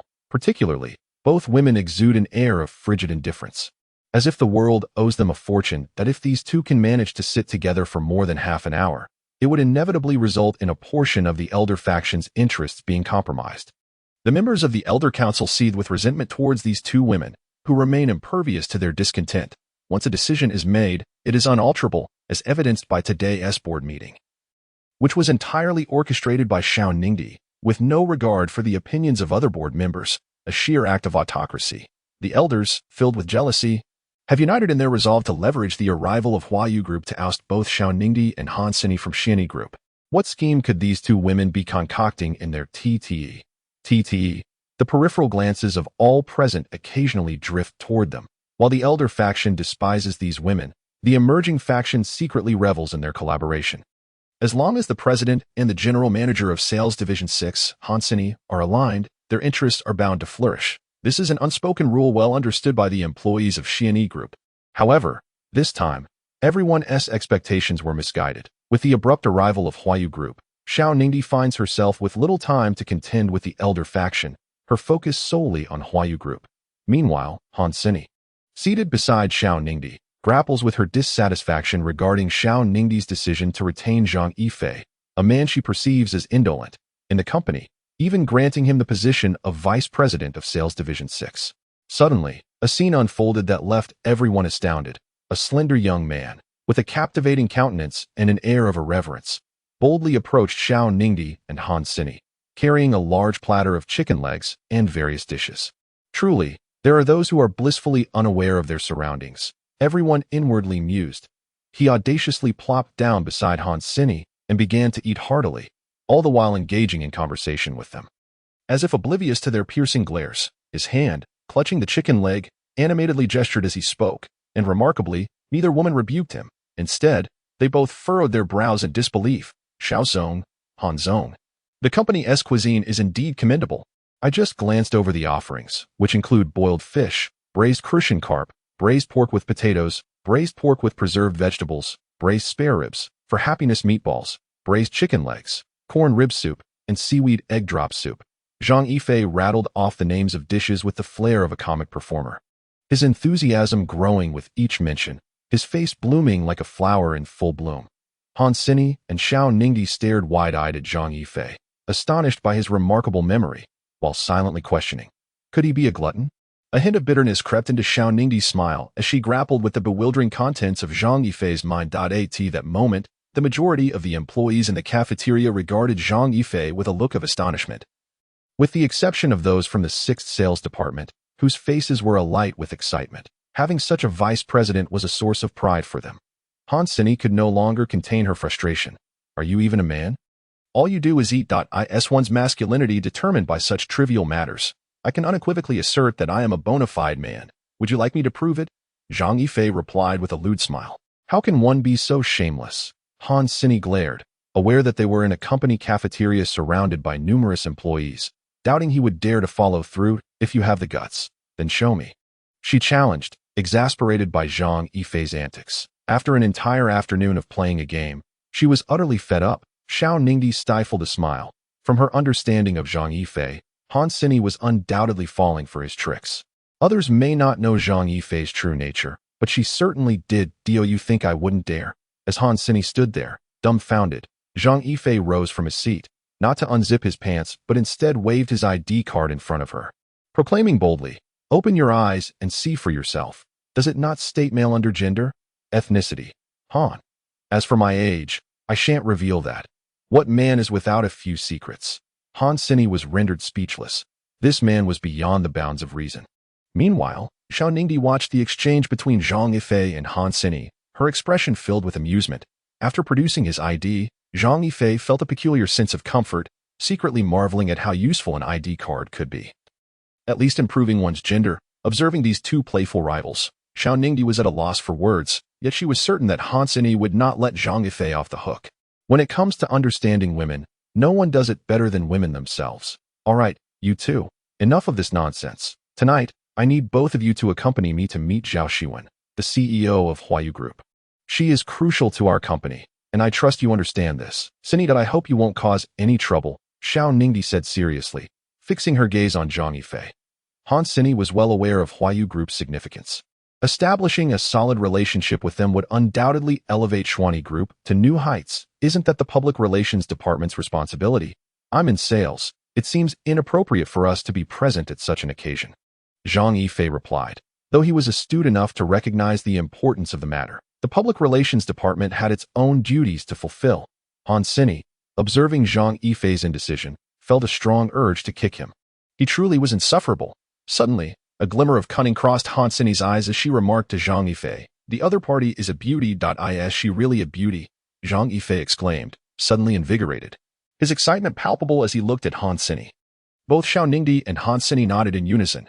Zhang Yifei suddenly, with an air of righteous indignation, exclaimed, "This evening, you two women have dragged me, a mere man, to accompany female guests. General Manager Xiao, General Manager Han." At that moment, Xiao Ningdi's eyelids twitched, sensing that the situation was amiss. Before Xiao Ningdi could fully comprehend what was happening, Zhang Yifei, with a visage of despair, lamented, "Are you planning to use my physical form as a means of exchange?" Before he could finish his sentence, Xiao Ningdi could no longer bear to remain seated in such a setting, contemplating how she had ended up with such an extraordinary husband. Meanwhile, Han Sini picked up a nearby lunchbox and hurled it at Zhang Yifei with fervent rage, exclaiming, "I'll smash you, you shameless wretch." It is said that the truly menacing individuals are not those who are merely petty, but those who possess the audacity to cheat. Clearly, Zhang Yifei epitomizes such a character. All the employees were taken aback by the abrupt turn of events. What could have transpired for the president to leave so suddenly, and why was Han Sini so incensed in that fleeting moment? As the employees regarded Zhang Yifei, their expressions were imbued with awe. Have caused President Xiao Ningdi to storm off and to have incensed Han Sini to the point of disregarding her image. Zhang Yifei undoubtedly stood as the most formidable figure in the history of Xuani Group. Although Zhang Yifei had once been a figure that instilled fear as a killer, he now found himself merely a small-time rogue adrift in a bustling metropolis. Utterly perplexed as to why Xiao Ningdi insisted he accompany her, it is essential to note that Zhang Yifei had joined Xuani Group solely to play the role of a useful pretty boy. Yet it hardly warranted an audience with the CEO of Huayu Group. Zhang Yifei could not fathom the rationale. Logically, there should not be a financial storm brewing at this time. With this thought in mind, he decided to exit Xuani Group, for within its confines, he was merely engaging in a game of talk-a-battle, with no one paying him any mind, especially the woman Han Sini, who seemed to watch him incessantly, as if they harbored some deep-seated animosity. At this moment, Zhang Yifei was engrossed in his duties within Sales Department 6, holding a dossier that Han Sini had entrusted to him, information concerning Huayu Group, which he needed to memorize to avoid future complications. Unbeknownst to him, he had become an idol within the entire Sales Department 6. In the company cafeteria, he was seated beside the ice-cold beauty Han Sini and Xiao Ningdi. And rather than being ousted, it was they who fled in disarray, a sight that did not escape the notice of their colleagues. "Zhang Yifei, what have you been busying yourself with as you wandered among the employees?" Han Sini approached, her gaze icy as she scrutinized him. With a demeanor radiating righteousness, Zhang Yifei replied, "I am now the Vice President of Sales Department 6. Am I not entitled to inspect their work progress?" Han Sini shook her head, stating, "I have no objections, but please refrain from disrupting their work." Zhang Yifei, unfazed, retorted, "Why don't you ask them if I have disturbed them?" No sooner had Zhang Yifei's words left his lips than a resounding chorus erupted from below. "No." Han Sini was momentarily stunned. Since her arrival in Sales Department 6, she had never encountered such a phenomenon, with the employees responding in unison, their morale evidently buoyed. Zhang Yifei surveyed all the employees.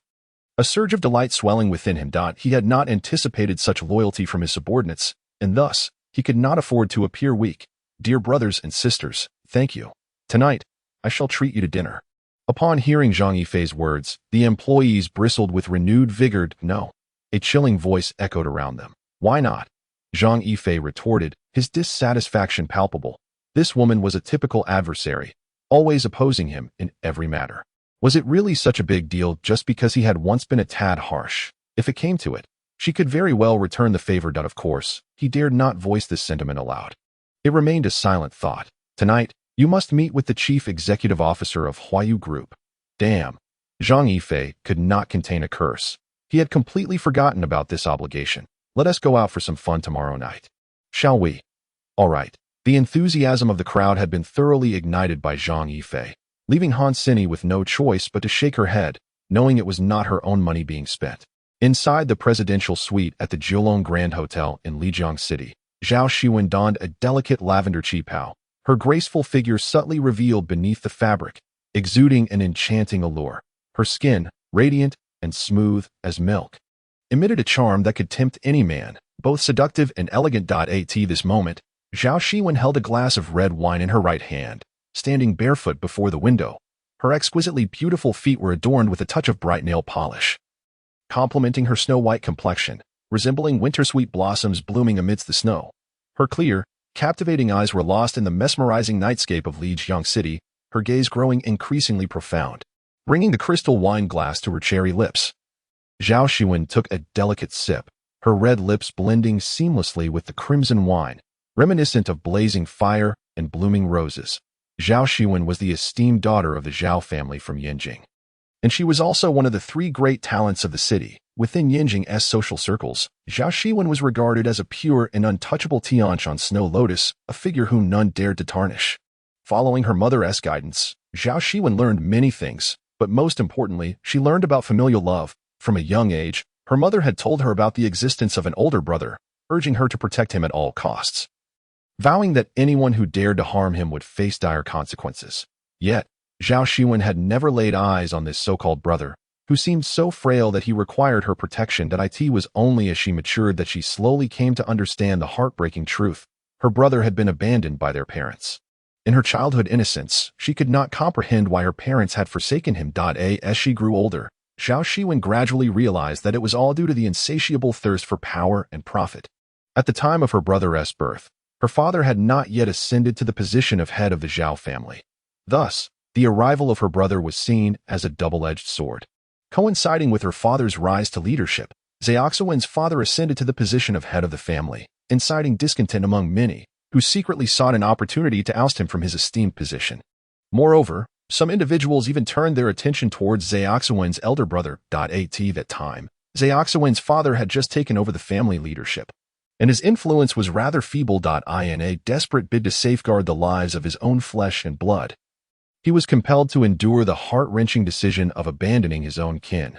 Zhaoxiwen's awareness of her parents' unspoken sentiments was profound. She understood that her brother was their sole hope and anchor. Yet, Zhaoxiwen's heart was not filled with anger. She recognized her role as a girl destined to marry, knowing that the Zhaos would eventually fall into another's hands, rather than succumb to outsiders. Why not entrust it to her own brother? Upon learning that her brother might be in Lijiang, she promptly journeyed there, eager to ascertain his well-being after all these years. Had he suffered? The sudden ring of the telephone in her room jolted her from her reverie. Mom, Zhaoxiwen's voice was soft. Is my brother well? The voice of Zhao mother on the other end resonated with deep longing.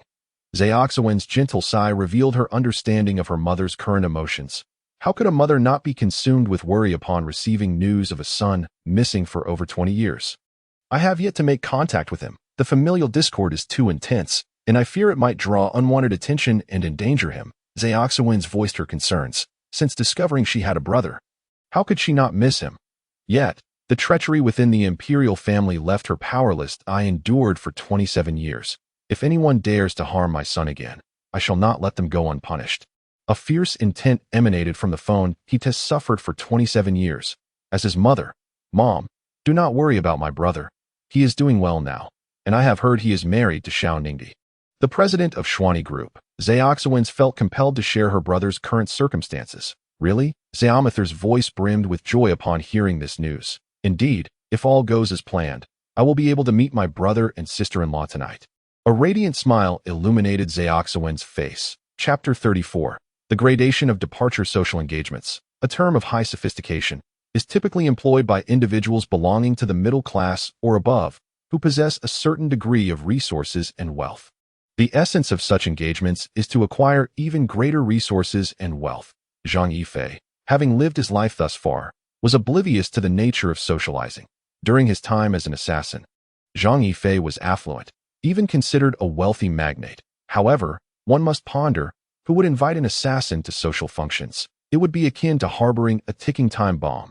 Xiao Ningdi sat in her office, her brow furrowed. The evening's social obligations were causing her considerable distress. She was all too aware of the kind of person Zhang Yifei was. He could be quite serious when the situation called for it. But if he were to adopt a carefree attitude, no one could guarantee the outcome at this moment. Xiao Ningdi could only hope that when she finally encountered Zhang Yifei, he would indeed leave her pleasantly surprised. In the heart of Lijiang's central commercial square, Zhang Yifei donned a casual suit, with the collar of his shirt loosened by 2 buttons, effortlessly shedding the disheveled and somewhat despondent appearance of a scruffy rogue.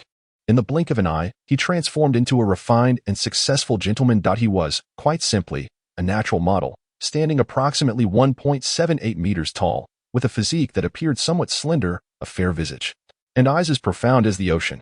The light beige casual suit, while lacking the solemnity of a dark formal attire, exuded an air of casual elegance, and its warm hues harmonized beautifully with his slightly tanned complexion. In such a guise, should he drive a convertible sports car, he would undoubtedly exude an exceptional charm.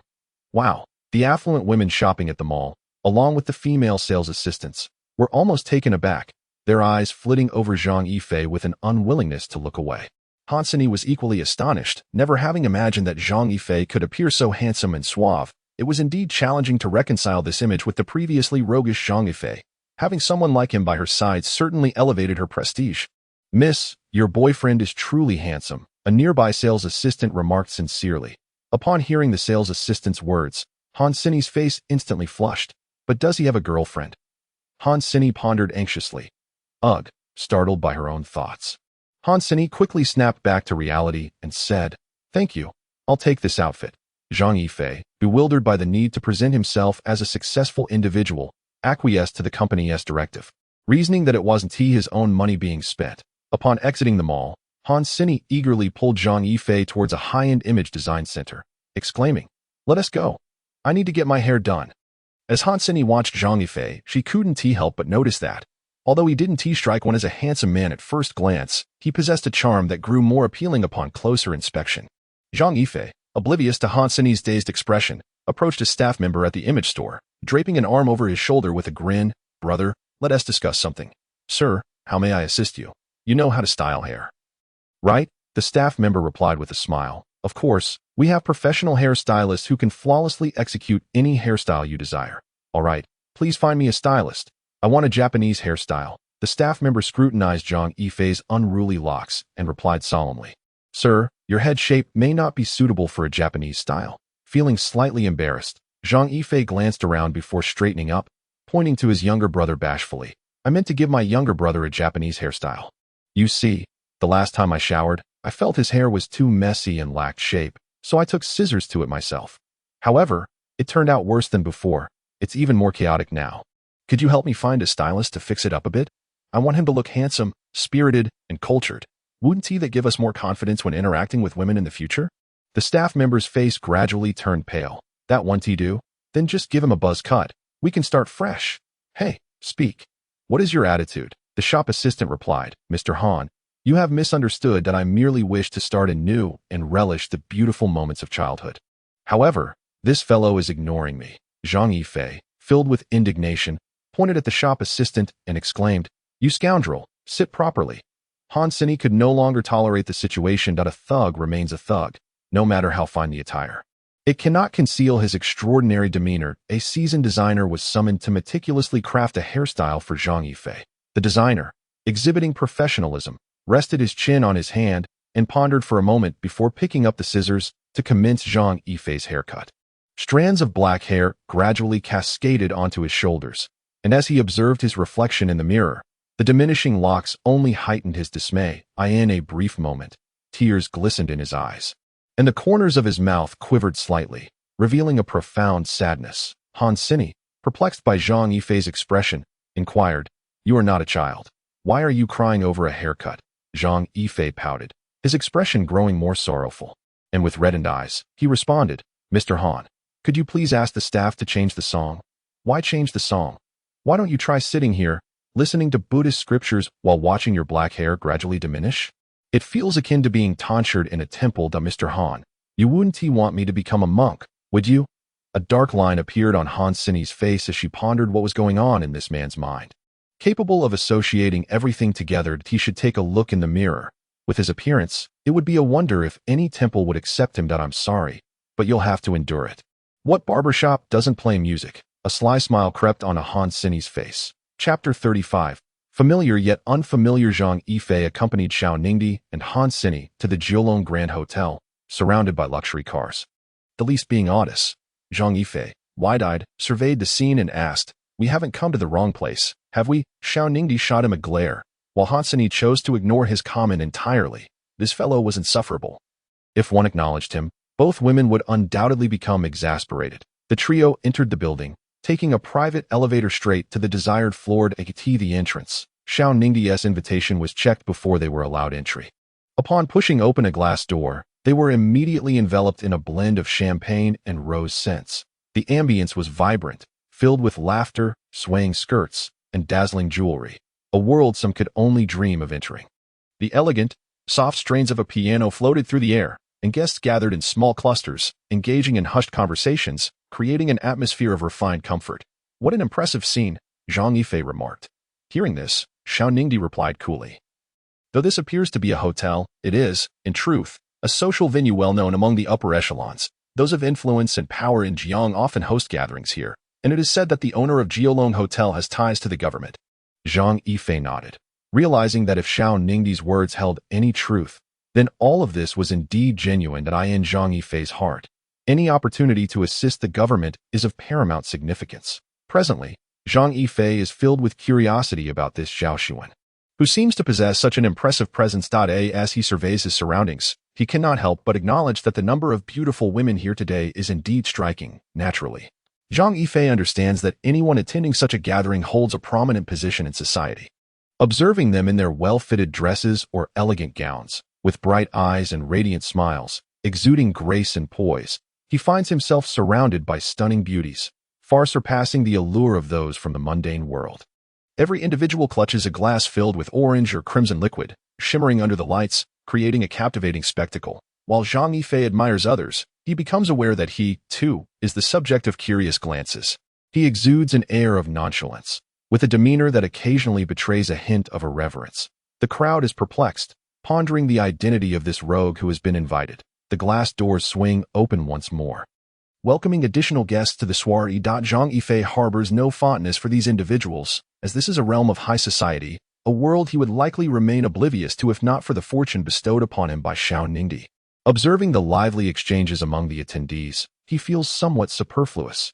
Even Xiao Ningdi and Han Sini, who accompanied him, are engrossed in conversation with others. Zhang Yifei is conflicted, wishing he had opted not to come, as he has received no attention for hours. That moment, Zhao Xuan, adorned in a flowing black gown, gradually steps into the collective gaze of the crowd. Pausing on the staircase, she notices a man in a beige CK suit, languidly perched with a cigarette between his lips, exuding an air of casual defiance. This man is Zhang Yifei, who finds the environment unbearably dull and has retreated to the lounge area outside. Indulging in a smoke, Zhao Xuan's eyes inadvertently drift over him, and she hesitates, realizing with a jolt that this is her brother. Gazing at Zhang Yifei's weary figure, a tumult of emotions surges within her. She wonders how he has fared over the years, and if he has faced any hardships. Zhao Xuan yearns to rush to Zhang Yifei's side, to embrace him and call out brother. Yet she knows such an action would precipitate a media frenzy and place him in a precarious position. After a moment of stillness, Zhao Xuan steadies herself and strides towards the lounge area where Zhang Yifei sits. All eyes in the vicinity widen in astonishment at this unfolding scene. Who could this person be that prompts Zhao Shiwen to approach? Xiao Ningdi and Han Sini stand frozen, their expressions a mix of disbelief and shock. Unable to fathom that the esteemed CEO of Huayu would walk towards Zhang Yifei, with a cigarette dangling from his lips, stared in astonishment at an enchanting woman who elegantly took her seat opposite him. Her beautiful, crystalline eyes were fixed upon him, their gaze imbued with a complexity of emotions. Zhang Yifei glanced around, ultimately confirming that this captivating beauty was indeed focused on him, that it felt as though they shared an acquaintance spanning many years. As her unwavering gaze bore into him, Zhang Yifei was taken aback, pondering, why is this woman staring at me? Do I know her? Though being observed by a beautiful woman might not be entirely unpleasant. The silence between two strangers locked in a gaze for too long inevitably breeds awkwardness. After a prolonged moment, Zhang Yifei snapped back to reality, retrieving a pack of Hongta Mountain cigarettes priced at 7 yuan from his pocket. He flicked the box and extracted a cigarette, offering it to Zhao Shiwen with an awkward smile. Would you like one, beautiful? Xiao Ningdi and Han Sini exchanged glances, both harboring a desire to throttle Zhang Yifei. This fellow was utterly shameless. At that moment, Zhao Shiwen looked at Zhang Yifei with a desire to weep. Despite Zhang Yifei's cheeky demeanor, clad in an elegant beige CK suit, his well-groomed, thick black hair, and eyes that sparkled like two clear black diamonds, there was an incongruity between his attire and his overall aura. And no matter how luxurious the garments he wore, there lingered an impression of a monkey donning a crown. A person's attire, no matter how opulent, and their handsome visage cannot conceal their true essence. Every gesture and movement reveals their upbringing, level of education, and social standing. Zhao Shiwen inwardly sighed, reflecting on the hardships he had endured over the years. His life had indeed been arduous. Even when clad in the most expensive suit, his face bore the marks of an incongruous weariness that did not align with his age, an imprint left by the merciless and cruel realities of life. After over 20 years of struggles, what kind of person had he become? What depths lay concealed beneath his playful exterior? Had the passage of time and harsh realities instilled in him resilience and courage? Would his wings be able to weather the impending storm? Could his frame withstand the onslaught of sudden waves? As Zhao Shiwen gazed at Zhang Yifei, her heart was a whirlwind of emotions. She pondered whether her brother could truly bear the tumultuous upheaval of life. Chapter 36. 213 Youth. She stood there, quietly observing Zhang Yifei, exuding an air of regal maturity and grace. Zhang Yifei, in turn, regarded Zhao Shiwen, contemplating why Han Sini had remarked on the presence of beauty in this place. It was indeed true. Her bosom was ample, her posterior perfectly rounded, her waist slender, and her legs long and elegant. Should a woman excel in these four attributes, even if her facial features were somewhat lacking, she would still be the object of desire for many men. Furthermore, she was undeniably attractive. Zhang Yifei mused that this beauty was indeed lovely. Though he wondered if she had a boyfriend, her face resembled a ripe peach, so luscious that a mere gentle bite would yield a cascade of juice. Gazing at Zhao Shiwen, Zhang Yifei thought to himself, such a splendid cabbage. I wonder which pig will come to ravage it. Observing the frown on Zhao Shiwen's brow, Zhang Yifei felt utterly perplexed, as her gaze seemed vaguely familiar, yet he could not place her. Zhang Yifei could assure that once he had encountered this woman, he would undoubtedly recognize her. Yet, after sifting through all his memories, he found not a single thread that could connect him to her. Would you care for a cigarette, my lady? Zhang Yifei offered, extending the cigarette in his hand further toward her. Unfamiliar with the socialite's ways of making friends, having never mingled in such circles, he only understood how a killer ought to forge connections. However, it was hardly appropriate to apply such methods in this context.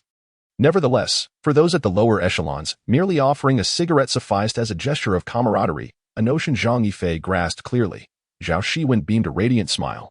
Thank you, she replied, slowly accepting the inferior quality cigarette from Zhang Yifei's hand. The onlookers were left in stunned silence, witnessing this theatrical display. It was common knowledge in the business realm that Zhao Shiwen did not smoke. Yet, here she was, accepting a man's subpar cigarette. Upon seeing her take the cigarette, Zhang Yifei offered an awkward smile and hastily lit it for her. Sir, what is your name? Zhang Yifei. He replied, your surname, truly Zhang. Zhao Shiwen quickly took a puff. Cough, cough. The inexperienced smoker was immediately caught in a fit of coughing, her eyes reddening. However, this reaction conveniently concealed the tumult of emotions brewing within her. If one does not smoke, one ought not to start. It is of little consequence. Zhang Yifei felt a wave of embarrassment wash over him. Unaware that she had never smoked before. My apologies, he said. Zhao Xuan chuckled lightly. Had it been anyone else's cigarette, she would have never accepted it. Yet Zhang Yifei was not just anyone. I am an orphan. I chose my own name, isn't it cool? Zhang Yifei remarked with a rather lewd grin. Zhao Xuan studied him, her heart a whirlwind of emotions. Although his face betrayed little, she could sense the bitterness concealed within him. Cool indeed, she replied, suppressing the tears that threatened to spill as she gazed at him. Zhao Xuan surveyed their surroundings before addressing Zhang Yifei. What brings you to sit alone in the lounge? Zhang Yifei shook his head in despair. I accompanied my boss. She is inside conversing with others. The atmosphere was overwhelming, so I came out here to smoke alone. May I be so bold as to inquire where you are employed? Xian E Group, Zhang Yifei replied with a slight grin. Zhao Xuan's face lit up with curiosity. How is it there? What else could it be? Just muddling through life in a haze, he answered nonchalantly. Doesn't your boss inquire about you? Upon hearing Zhao Xuan's query, Zhang Yifei cast a wary glance around before confiding. Actually, Xiao Ningdi is my wife. Zhao Xuan responded with a mysterious smile, leaving Zhang Yifei utterly perplexed. If that is the case, she must treat you well. Then you must be doing quite well at the company, she added. This remark struck a chord with Zhang Yifei. He slapped his thigh in frustration, exclaiming, what good is it, really? It was merely a chance encounter on a bus when she aggressively accosted me. Even during the registration, she harbored intentions of misconduct towards me. On the third day, she attempted to physically assault me in the cafeteria. And I found myself unable to even dictate the style of my own haircut. To make matters worse, the barbershop played a Buddhist song, leading me to wonder if it was a sign for me to renounce the worldly life. Just look at my hair. Does it not resemble that of a 213 youth? Zhao Xuan furrowed her brows slightly, clearly unaccustomed to Zhang Yifei's profane language, having never encountered such a demeanor before. However, her expression soon relaxed as she surveyed him from head to toe, stifling a laugh as she remarked, I think that it's not so bad. Your superior seems quite favorable towards you, even designing your hairstyle for you. Favorable? Zhang Yifei retorted. You have no idea what my previous hairstyle was like. That was truly handsome. He continued. His enthusiasm grew, gesticulating animatedly, yet he struggled to articulate his thoughts. You know the internet sensation. Sharp Brother? Yes, the online celebrity. Exactly. At that time, my hairstyle was even sharper than his. Now I look like a complete 213 youth. Zhang Yifei lamented, clearly discontent with his current hairstyle. Zhao Xuan continued to chuckle. Yet her laughter bore a hint of chill, her tone inexplicably cold. Is your superior truly unkind to you? Does she bully you daily? Zhang Yifei replied glumly. It's not exactly bullying. I simply cannot tolerate being pushed around. Should she ever dare to cross that line, I would retaliate fiercely. Upon hearing his words, Zhao Xuan's expression brightened, the previous chill dissipating entirely. Although she did not entirely agree with Zhang Yifei's perspective, she recognized the merit in his approach. There exists an ancient adage. If you can conquer a woman's body, you can conquer her heart. Clearly, Zhang Yifei embodied this notion.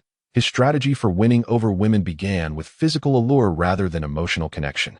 According to his philosophy, the heart is fickle and unreliable. Thus it is better to pursue something tangible. Chapter 37. Upper class or lower class, as long as there is no bullying, that is a relief.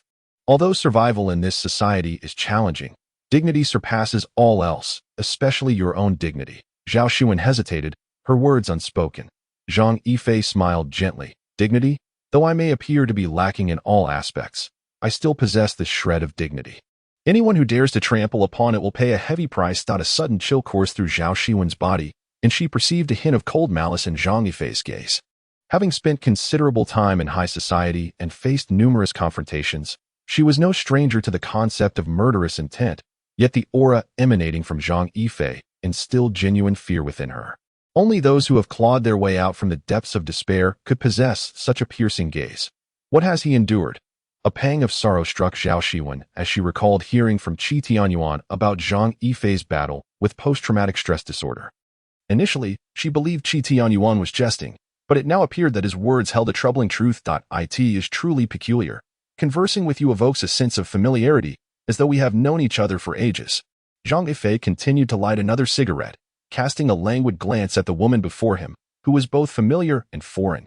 Zhao Xuan delicately covered her mouth with her slender hand, her eyes narrowing into crescent moons of delight. Indeed, It is strange. I feel the same way. The two engaged in light-hearted banter in the lounge area, their atmosphere remarkably jovial. However, Xiao Ningdi and Han Sini were already sweating profusely in their palms. Had Zhang Yifei uttered even a casual disparagement of the Xianyi group, it would likely be forever barred from the grand vessel of Huayu. Within the lounge, Zhao Shiwen's beautiful eyes sparkled as she smiled radiantly. You should go inside now. It could open up vast networks for you. Zhang Yifei glanced into the interior, exhaling a soft sigh as he remarked, they are merely a bunch of base individuals. He held a profound disdain for this so-called upper class. Despite the esteemed status of everyone present, leading lives steeped in excess, it was far from a genuine upper-class gathering. Many attendees were materially affluent, yet spiritually impoverished, akin to what ordinary people refer to as nouveau riche. Though Zhang Yifei did not consider himself part of the upper echelon, the mere presence of such individuals was, in his eyes, a grave affront to the term upper class. He despised the pretense of the base masquerading as elite. Much like those wretched souls who fancy themselves as deities, he had no desire to associate with them.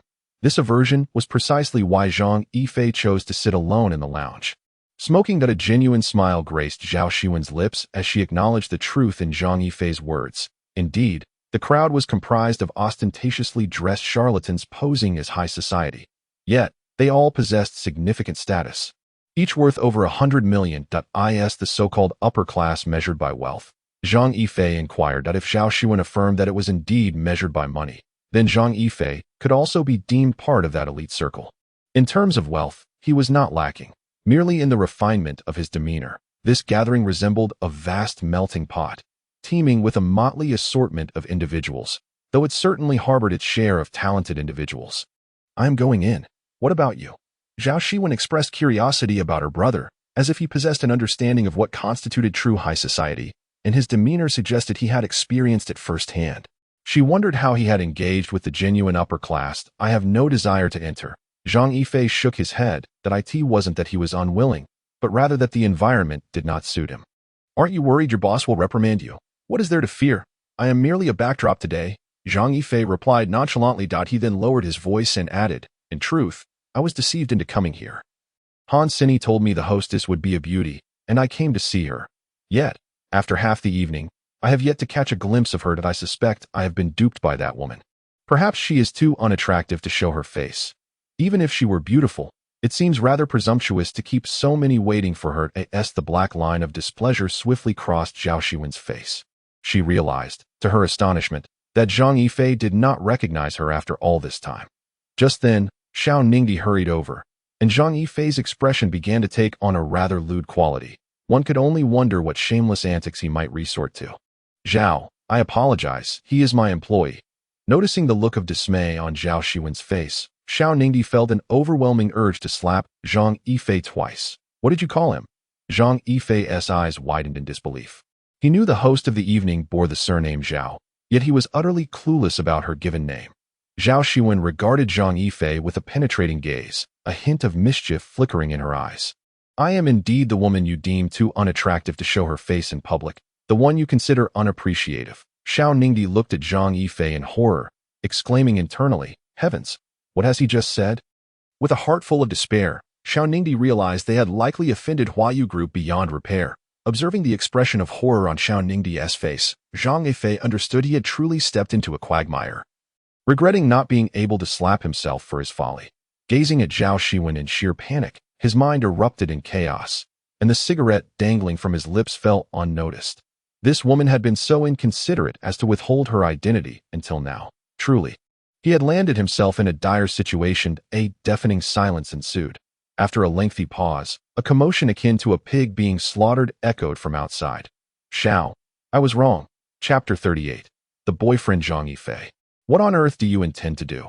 Xiao Ningdi's face drained of color from anger. She had hardly provoked him, yet he had emitted a cry resembling that of a slaughtered pig, leaving bystanders to wonder what she had done to him. Zhang Yifei stood in stunned silence, feeling rather embarrassed as he looked at Xiao Ningdi, acutely aware that he had thoroughly offended the star of the evening. Xiao, Zhang Yifei hesitated, wanting to speak, yet unsure if anyone would believe his words. Are you trying to tell me this is a misunderstanding? A gentle smile graced Xiao Ningdi's face, upon seeing her smile. Zhang Yifei shivered involuntarily. He knew that such a smile boded ill tidings. You were far too clever. If it weren't for Zhao Xiwen's presence, Xiao Ningdi would undoubtedly have unleashed her wrath upon Zhang Yifei. My apologies for causing you to witness such a scene, Zhao. Xiao Ningdi felt increasingly awkward in front of Zhao Xiwen. Status was a blunt reality, delineating the lines of superiority and inferiority with striking clarity. Zhao Xiwen merely smiled faintly and remarked, "Your husband is rather endearing." After uttering this remark, she proceeded deeper into the venue, leaving Xiao Ningdi in a state of shock. What had she just said? That scoundrel had revealed to Zhao Xiwen that he was her husband. Zhang Yifei felt a profound sense of grievance. He pondered who he had offended so gravely to deserve such treatment. Zhao Xiwen ascended the stage to announce the arrival of Huayu Group, sharing her personal insights and expressions of gratitude. This time, Zhang Yifei chose to remain subdued, trailing behind Xiao Ningdi with his head bowed, silent as a remorseful schoolboy. After Zhao Xiwen concluded her speech, she shot Zhang Yifei a mysterious smile, leaving him utterly bewildered. "Miss Xiao, it has been a long time." A figure, somewhat reminiscent of a dashing gentleman, appeared beside Xiao Ningdi. Zhang Yifei immediately furrowed his brow into a frown, taken aback by the audacity of someone encroaching upon his territory, though it was merely a nominal territory at present. That was beside the point. Men are creatures of profound possessiveness. The individual was Lu Yu, the vice president of Maoxing Real Estate, albeit merely a second-generation heir. Hansini whispered softly in Zhang Yifei's ear. Lu Yu presented a self-satisfied smile before Xiao Ningdi, entirely disregarding Zhang Yifei's presence beside her. Indeed, it had been quite a while. Xiao Ningdi remarked coolly, "Who is this Xiao Dai? Why don't you introduce us?" Zhang Yifei approached Xiao Ningdi's side, a smile playing on his lips as he regarded Lu Yu. Hansini could not help but give Zhang Yifei a thumbs up. Despite his occasional irritability, he did possess a keen sense of observation at times. "Lu Yu, vice president of Maoxing Real Estate. And you are?" Lu Yu inquired, casting a disdainful glance at Zhang Yifei. Just as Xiao Ningdi was about to speak, Zhang Yifei interjected, stating, "Zhang Yifei, Xiao Dai's boyfriend." He placed a hand gently on Xiao Ningdi's shoulder, his expression warm as he gazed at Lu Yu. Upon hearing Zhang Yifei's words, Lu Yu's expression shifted momentarily before he masked it. "Hee, I wonder where Mr. Zhang holds his esteemed position," Lu Yu remarked, a veneer of amusement on his face, though it hardly reached his eyes. Wealthy individuals often exhibit such behavior. Even when angered, they maintain a facade of smiling composure. With Xiao Dai being so affluent, wouldn't it be a more promising path to be a kept man? Zhang Yifei took a glass of red wine from Xiao Ningdi's hand, sipping it lightly as he regarded Lu Yu. Mr. Zhang is jesting at that moment. All eyes were drawn to the spectacle. Firstly, due to Xiao Ningdi's beauty, which, even amidst a gathering of stunning women, stood out like a crane among chickens. Secondly, Xiao Ningdi was a renowned businesswoman in Jiang City and still single. Who could possibly overlook her? "Miss Xiao, are you free this evening? After the banquet, would you care to join me for a late-night meal?" After all, many had witnessed Zhang Yifei sharing laughter with Zhao Xiwen outside, and the sight of Zhao Xiwen accepting a cigarette from this man had sparked curiosity about Zhang Yifei's identity. The stage was set for a captivating drama, and no one wished to miss the unfolding events. The glint of sharpness flickered in Zhang Yifei's eyes. It was a man's instinct to feel provoked by such challenges, and to remain unperturbed would raise doubts about his masculinity. "Thank you for your kind offer, Mr. Lu, but I have already made plans with my boyfriend for a romantic evening after the banquet," Xiao Ningdi said, linking her arm through Zhang Yifei's, her entire being leaning into him. Hansini was taken aback by Xiao Ningdi's display. She was notorious in the company for being an ice queen. And now, the president of Xianyi Group, a formidable force in the business realm, Xiao Ningdi had a boyfriend. This revelation quickly spread throughout the banquet, causing quite a stir, whether among young elites or seasoned men.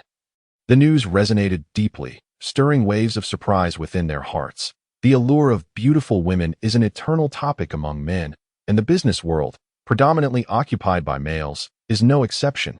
Indeed, many affluent men set their sights on the pursuit of various beauties, collecting them as trophies. In this world, there exist only those who are eager yet unable to attain such beauty. There are certainly no men who do not desire it, provided, of course, that they are of sound mind. Thus, wherever they may go, beautiful women invariably capture the spotlight. Among them, Xiao Ningdi stands out as the most captivating sight in Lijiang, and all women regard her as the embodiment of their dreams.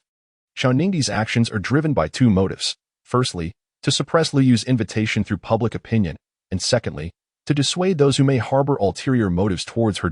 In Chapter 39, Do You Need Company? Xiao Ningdi's words undoubtedly thrust Zhang Yifei into the eye of the storm. It is crucial to understand that those privileged enough to attend this gathering are notable figures in Lijiang. While Zhang Yifei remains a stranger, this sparked considerable interest. Firstly, that this man had engaged Zhao Xuan in conversation for an extended period, and secondly, that Xiao Ningdi had boldly declared Zhang Yifei as her boyfriend. At their level, such an announcement implicitly signifies that this individual is to be considered a future fiancé or fiancée. In an instant, all eyes were drawn to Zhang Yifei. To earn Xiao Ningdi's favor undoubtedly indicates an exalted status. Moreover, Xiao Ningdi seized this opportunity to convey a clear message to the business elite and those who might be pursuing her. They should henceforth be mindful of their words and actions. With all prominent figures gathered in one place, any man who continues to pursue Xiao Ningdi relentlessly would likely incur widespread disapproval, which could jeopardize his future business endeavors, while observing the unfolding drama. Everyone was eager to forge connections with Xiao Ningdi, curious about the identity of her fiancé, especially considering the apparent familiarity between him and Zhao Xuan. Although Zhang Yifei maintained a facade of calm, internally, he was grappling with a different reality. While Xiao Ningdi's statement served as a warning to Lu Yu, it simultaneously made Zhang Yifei's existence known to all in attendance. Besides Xiao Ningdi, it was impossible for Zhang Yifei to remain inconspicuous. After all, she is one of the leading figures in Li Zhang's business realm and undeniably beautiful. The combination of these two attributes attracted countless gazes. With one misstep, he had inadvertently become a figure of notoriety. Zhang Yifei felt a sense of helplessness. Previously, fame came with pursuit, but now he found himself thrust into the limelight as a shield, with the outcome being remarkably similar. He was now the subject of others' intrigue. As the saying goes, it is not the fear of theft that troubles one, but rather the knowledge that one is being watched. In Lijiang, which man does not regard Xiao Ningdi as the woman of his dreams? The fact that Zhang Yifei had been thrust into the realm of their goddess only hints at the vitriol he might soon face. Lu Yu surveyed the surrounding gazes, realizing that the number of onlookers was greater than he had anticipated. If he were to persist in his advances or confront her fiancé, the repercussions would be dire. Although Lu Yu was a notorious playboy, he understood when to exercise restraint in certain situations. Should he dare to cause a ruckus here this time, it is likely that Maosheng Real Estate will face bankruptcy in the future. That he firmly believes that Huayu Group possesses the audacity to act accordingly. Confronted by the two individuals before him, Lu Yuqi restrained the fury boiling within and offered a gentlemanly smile to Xiao Ningdi, while casting a sharp glare at Zhang Yifei as he turned away. Zhang Yifei, feeling quite helpless, pondered whether he should remain indifferent while another man pursued his wife. Han Sini regarded Zhang Yifei with palpable confusion, completely bewildered by this man. Just moments ago, when he had been earnest, an irresistible allure seemed to radiate from him, stirring her heart. That it was a charm refined by the passage of time. Now, Han Sini found her initial impressions of him transformed. Perhaps his seemingly jaded demeanor concealed deeper truths. She vowed to uncover the mysteries surrounding this man's past, such as the nature of a woman. Her curiosity about the unknown often surpasses that of a man. Unbeknownst to Zhang Yifei, he had unwittingly captured the attention of yet another woman. Were he aware of Han Sini's interest, he would undoubtedly quip without hesitation. With looks like mine, I command attention wherever I go. Zhao Xuan observed the unfolding scene, a hint of a chilling smile gracing her lips, her eyes narrowing slightly. Those familiar with Zhao Xuan would recognize her fury, a fury that could spell doom for anyone who dared to provoke her. Indeed, she was incensed. Having perceived Lu Yu's disdain for Zhang Yifei in his gaze, she would not tolerate any harm befalling her brother, whom she had never met in over 20 years. The Zhao family had already indebted themselves to him far too much. Concurrently, Zhao Xuan began to harbor a profound curiosity about this brother of hers. The depth and weariness he exuded could not merely be feigned, but were the results of life's tribulations and personal experiences. What had he endured in the past, and why was there no record of it? Now, I trust no one will disturb you, Zhang Yifei murmured to Xiao Ningdi. That remains uncertain, she replied. Is that so? Zhang Yifei surveyed the room, his gaze colliding with Zhao Xuan's. He smiled at her and turned to Xiao Ningdi, saying, "It appears your devotees are quite dedicated and earnest. Would they worship you in my absence? Should I take my leave for a while? Frankly, I am quite curious to witness what their adoration of you looks like." With that, he intended to step away from Xiao Ningdi. having concluded from his experiences over the past few days that remaining in her company rarely led to favorable outcomes. Xiao Ningdi gently grasped Zhang Yifei's arm and said, "I am not Guanyin, so I require no devotees. Your presence alone suffices." With a warm smile, she regarded him, sensing that he was perhaps feeling a twinge of jealousy. "Just me? That is rather greedy of you," Zhang Yifei retorted earnestly. "I belong to all the beauties of the world, not just to you alone." Shaningdi's expression darkened immediately. This man could never bestow upon her even a hint of kindness. If he were to show her but a modicum of goodwill, she would undoubtedly unleash a tempest. The adage that men become increasingly insufferable when indulged appears to hold some truth. Meanwhile, Zhang Yifei seized the opportunity to approach Han Sini. In the glow of the lights, this woman appeared even more enchanting. Moreover, the aura exuding from Han Sini assured him that she was the polar opposite of Shaningdi, while Shaningdi presented a facade of excessive gentleness. Her heart was as cold as ice. Han Sini, conversely, radiated an icy exterior yet possessed a free-spirited soul. The stark contrast between these two women left Zhang Yifei pondering how such divergent personalities could coexist harmoniously in a professional setting. "My dear lady, do you require company?" Zhang Yifei said with a casual demeanor as he gazed at Han Sini. "One wonders if your girlfriend will allow you to be freed this evening." Han Sini replied with a sly smile. The recent exchange ignited a suspicion within her. Her intuition hinted that Zhang Yifei and Shaningdi shared an unusual connection. It must be said, a woman's intuition can indeed be quite formidable. Chapter 40. A discussion on collaboration. Zhang Yifei found himself in a state of vexation. Had modern women truly become so astute, or had he simply indulged in too many tales from Journey to the West? Was there truly a dilemma at hand? Han Sini regarded him with a warm smile. Zhang Yifei glanced around, then, with a gentle demeanor, remarked, "I believe it is prudent to maintain a certain distance." "Why is that?" "Distance begets beauty. I surmise that if we were further apart, you would undoubtedly appear even more exquisite," Zhang Yifei asserted with conviction. As he uttered these words, he felt a twinge of distaste. If the chasm between them were too vast, what use was there in admiring beauty? Zhang Yifei found himself momentarily speechless, astonished by the current state of the internet.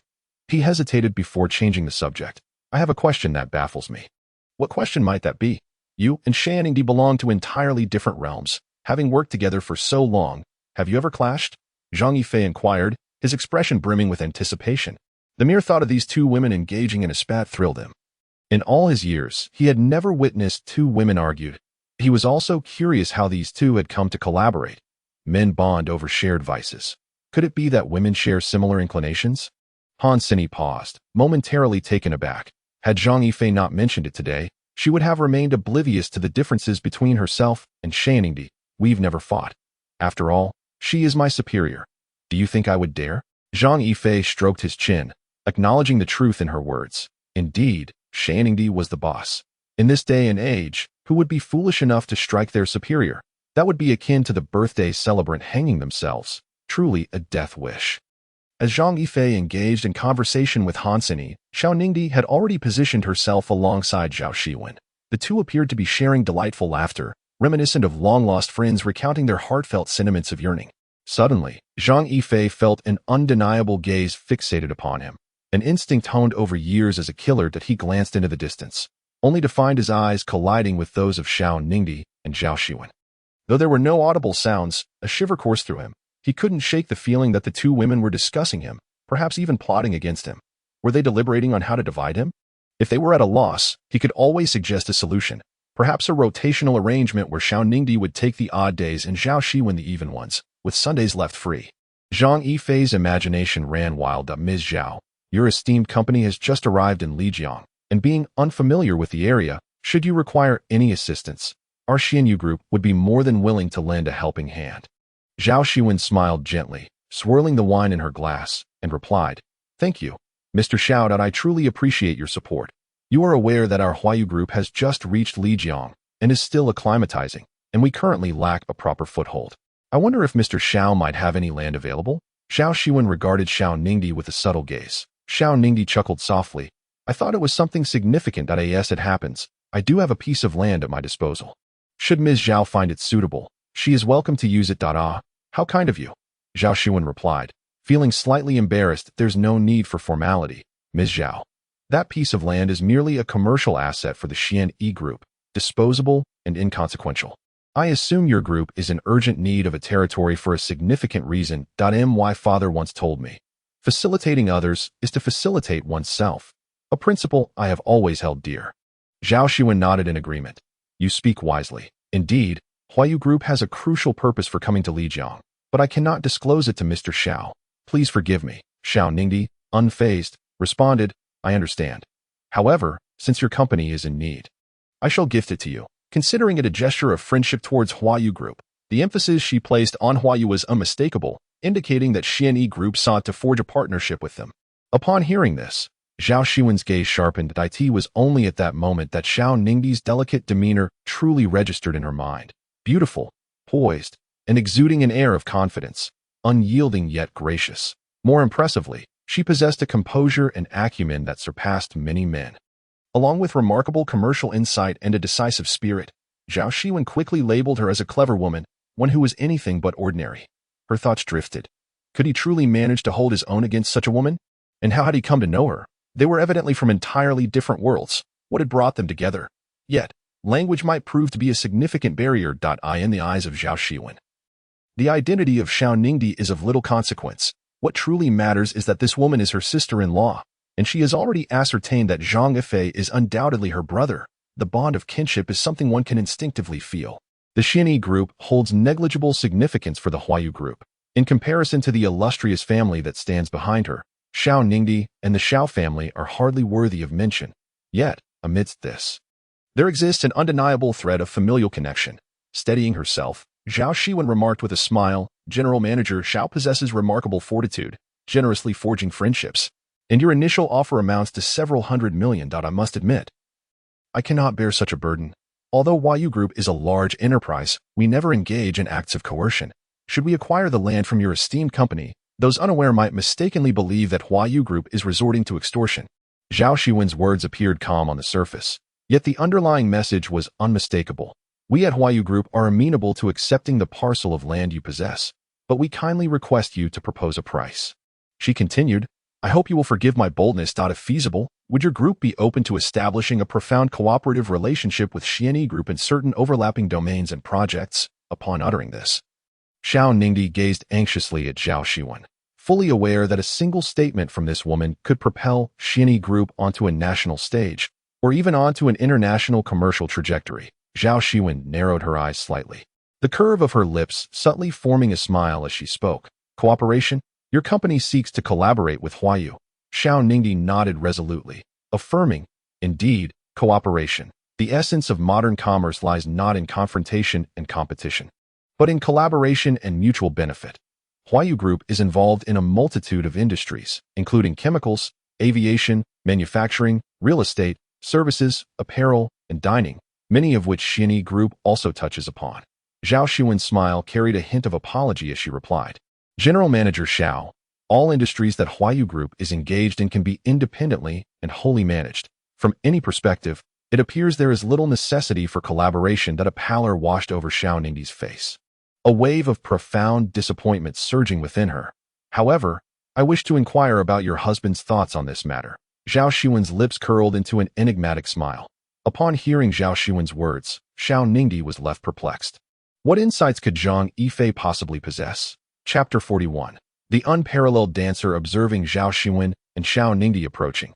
Zhang Yifei felt an overwhelming urge to flee. It was worth noting that both women had already attained a level of cunning akin to that of mythical beings, each more devious than the last. It was not beyond reason that he might find himself unwittingly sold off while foolishly counting money on their behalf. Yes, Zhao Xuan and Xiao Ningdi reached Zhang Yifei's side. Zhao Xuan, her face aglow with a smile, addressed him, Mr. Zhang, General Manager Xiao just expressed a desire to establish a commercial partnership with our Huayu Group in certain sectors. What are your thoughts on this?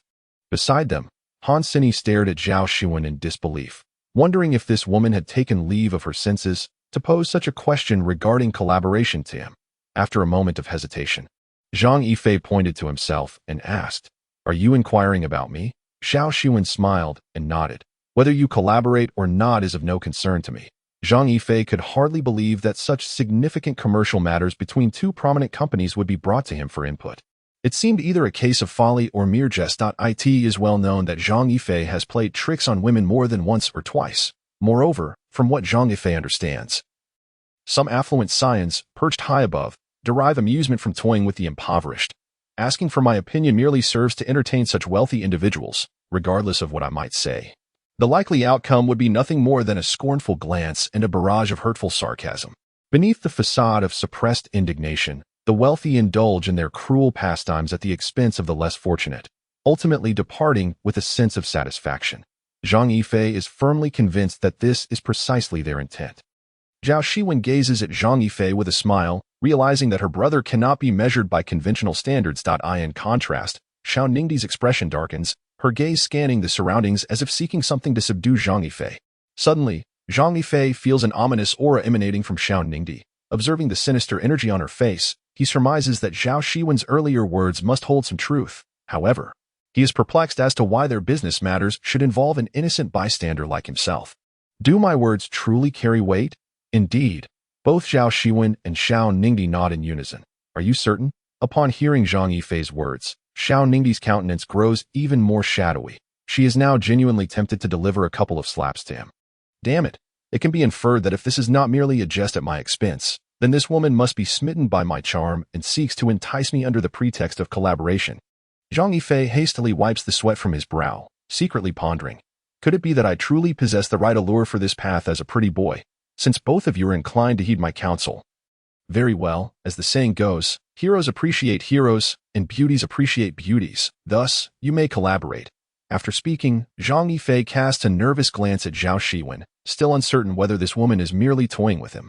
Very well. I shall dispatch a professional negotiation team to your esteemed company tomorrow to discuss our potential partnership. Xiao Ningdi, Zhang Yifei, and Han Sini are momentarily taken aback, wondering if this woman has truly lost her senses. Suddenly, the hall fills with the melodious strains of a waltz, and the previously engaged attendees, as if responding to an unspoken signal, exchange smiles and begin to seek their respective dance partners. The men who already have women by their side extend gentlemanly invitations. Upon acceptance, the women reach out their hands, and the men gently grasp them, leading them to the central red carpet where they dance with buoyant steps. To admire the beauties within the dance floor is a most delightful endeavor. And to be able to invite a lovely lady to dance is the aspiration of every man, even those of advanced age. Perhaps only a few self-important elders sit in a corner engrossed in conversation. Yet their eyes continually dart toward the enchanting women present. At this moment, all eyes are fixed upon Zhang Yifei, filled with envy, as the three most exquisite beauties in the room stand beside him. Observing the lively conversation among the trio, others hesitate in their invitations, torn between the desire to dance with the charming ladies and the fear of intruding upon their revelry. One by one, the gazes of those present turn towards Zhang Yifei, as if they wished to devour him whole. In his heart, Zhang Yifei had already cursed those men, deeming them a band of lewd scoundrels. Lacking in capability, audacity, and courage, why fixate on him? He was simply a man who could charm three ladies at once. What could they possibly do about it? Mr. Zhang, would you do me the honor of sharing a dance? Zhao Shiwen politely extended her right hand to Zhang Yifei. Everyone was taken aback by this scene. The CEO of Huayu Group audaciously inviting a man exuding an air of roguishness to dance. Xiao Ningdi and Han Sini were utterly petrified, realizing that peculiarities abound, yet tonight seemed particularly rich in them. Should he dance, or should he not? After all, a stunning beauty was smiling at him. Xiao Ningdi's eyes widened as she observed Zhang Yifei's movements. This man was full of surprises. First, his masterful acupuncture skills, then his grasp of post-war psychological syndromes, and now he was excelling in ballroom dancing. His steps were remarkably refined, a skill honed over more than just a few days. In that moment, doubts began to arise in Xiao Ningdi's mind regarding Zhang Yifei's identity. Was he truly an orphan? Meanwhile, Zhao Shiwen's curiosity about Zhang Yifei's past grew ever stronger. What had he experienced? With each light-footed step, Zhao Shiwen resembled a peony swaying gracefully in a gentle breeze, noble and elegant, leaving no trace as the wind brushed past. Her smile was akin to the caress of spring, enveloping the surroundings in a sensation of warmth and renewal. Yet, it was her enchanting gaze that truly captivated. Whenever it sparkled, it appeared as though fairies danced within her eyes. Playful and alluring. It was evident that Zhao Shiwen was genuinely joyous at that moment. Entirely immersed in the dance with Zhang Yifei, forgetting everything around her, this happiness transcended mere dancing. It marked the first intimate contact she shared with her brother, a bond she had long been unaware of since childhood. In that instant, Zhang Yifei resembled a dancer of unparalleled grace. Chapter 42. The Rabbit and Mickey Mouse. At this moment, Zhang Yifei reminisced about Zhao Xuan's hands, soft, smooth, and seemingly boneless, a delightful sensation. Now he finally comprehended the advantages of being wealthy. Her skin was impeccably maintained. Could a laborer possibly achieve such care? As they walked together, Xiao Ningdi found Zhang Yifei increasingly enigmatic. He radiated an aura of mystery, much like his dance steps, leaving one unsure of his next move. Upon exiting the Jiulong Hotel, Xiao Ningdi turned to Zhang Yifei and remarked, "I never anticipated that you were such a concealed dancer. What other dances can you perform?" Even Hansini, standing nearby, perked up her ears. Astonished by Zhang Yifei's performance today, observing the intrigued expressions of Xiao Ningdi and Hansini, Zhang Yifei came to a realization. Dance could captivate any woman. He also understood profoundly the wisdom of the man who had first taught him to dance. It was no wonder he had insisted that to integrate into high society, mastery of dance was indispensable. Moreover, according to that elder, if one wished to woo a lady, one must know how to dance. At present, Zhang Yifei is completely convinced of the other's words. It seems that dancing can indeed bring him an abundance of romantic opportunities, whether it be folk dance or the Western varieties such as Latin dance, tango, waltz, cha-cha, rumba, disco, jazz, or modern dance. He claims to possess extensive knowledge in all these forms. Zhang Yifei presents himself with an air of inscrutability. For a moment, Xiao Ningdi and Hansini are unable to discern whether he speaks the truth or fabricates tales. As his social dancing skills are undeniably impressive. Even regarding Michael's space dance, "I have delved deeply into it," he asserts, lighting a cigarette. Zhang Yifei strikes what he believes to be a suave pose. "Can you truly dance so many styles?" Xiao Ningdi gazes at him as though she has discovered a new world that, of course, it's all a fabrication. Zhang Yifei replies, looking at Xiao Ningdi, "Do I strike you as a wealthy heir who would study dance?" Both Hansini and Xiao Ningdi shake their heads in unison. "I am an orphan. I have no time to learn such trivial pursuits," Zhang Yifei states softly, taking a drag from his cigarette. Observing his profound expression, both women gradually begin to believe his words. Indeed, he is merely an orphan, one who often goes without meals. Hansini lets out a gentle sigh, pondering that had Zhang Yifei been born into affluence, he would undoubtedly be the object of every woman's affection. He possesses such depth. "Xiao, if there is nothing more, I shall take my leave," Hansini says, watching Zhang Yifei walk alongside Xiao Ningdi, a twinge of heartache and jealousy rising within her. What is the source of this pain? What is there to be envious of? Hansini herself is at a loss. Xiao Ningdi nods slightly. The day's tasks have been accomplished, exceeding expectations, although there was a minor interruption. It ultimately had no significant impact. "Beautiful lady, if you find yourself lonely tonight, do remember to call me." Zhang Yifei grins lewdly at Hansini. In an instant, a smile brightens Hansini's face. "Rest assured. If I require a man, you will be my first choice." This moment, Zhang Yifei has completely cast aside thoughts of Xiao Ningdi, his gaze solely fixed on Hansini. He cannot help but acknowledge that this woman is far more endearing than Xiao Ningdi. At least she has never deceived him. Though he once received a slap from her, it was, after all, a consequence of his own actions, albeit unintentional.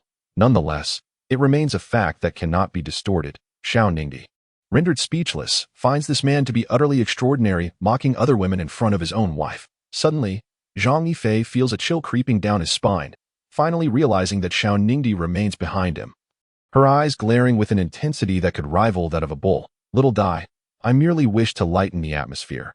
Don't you feel it has grown a tad frosty?" Zhang Yifei speaks cautiously. After all, Xiao Ningdi is no ordinary woman.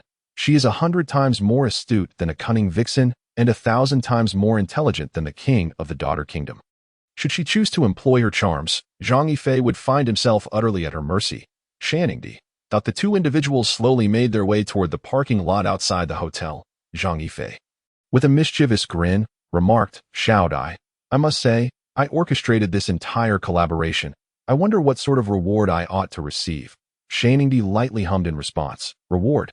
What is it that you desire?" Upon sensing an opportunity, Zhang Yifei's eyes sparkled with excitement. "Anything will suffice, if only you would." He hesitated, feeling a bit bashful.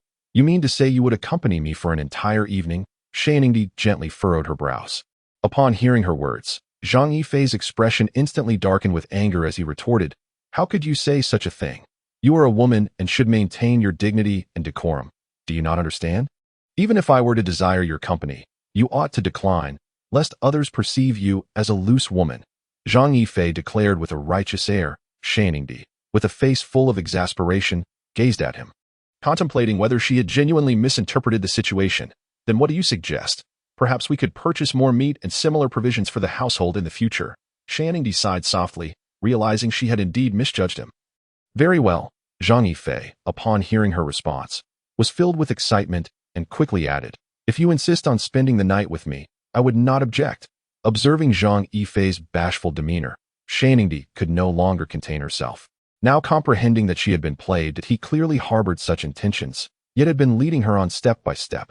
You can go to hell, Shanningdi exclaimed, raising her leg to deliver a swift kick. Zhang Yifei hastily dodged, only to find that Shanningdi's attire had become disheveled, and he was taken aback to discover her fondness for cartoons. Shout I? What happened? Did the white rabbit turn into Mickey Mouse? Shanningdi's face flushed a deep crimson, akin to a ripe apple, evoking an irresistible urge to take a bite. Hee, I like. Zhang Yifei rubbed his hands together, a distinctly lecherous grin spreading across his face. Chapter 43, Extreme Flirtation. Zhang Yifei was momentarily stunned. He had merely spoken thoughtlessly before. Could it be that this woman was truly lonely? What is the matter? Are you feeling lonely and in need of company? He inquired after answering the phone. Indeed. Do you have time? I've made myself all presentable and am waiting for you here. Han Sini responded.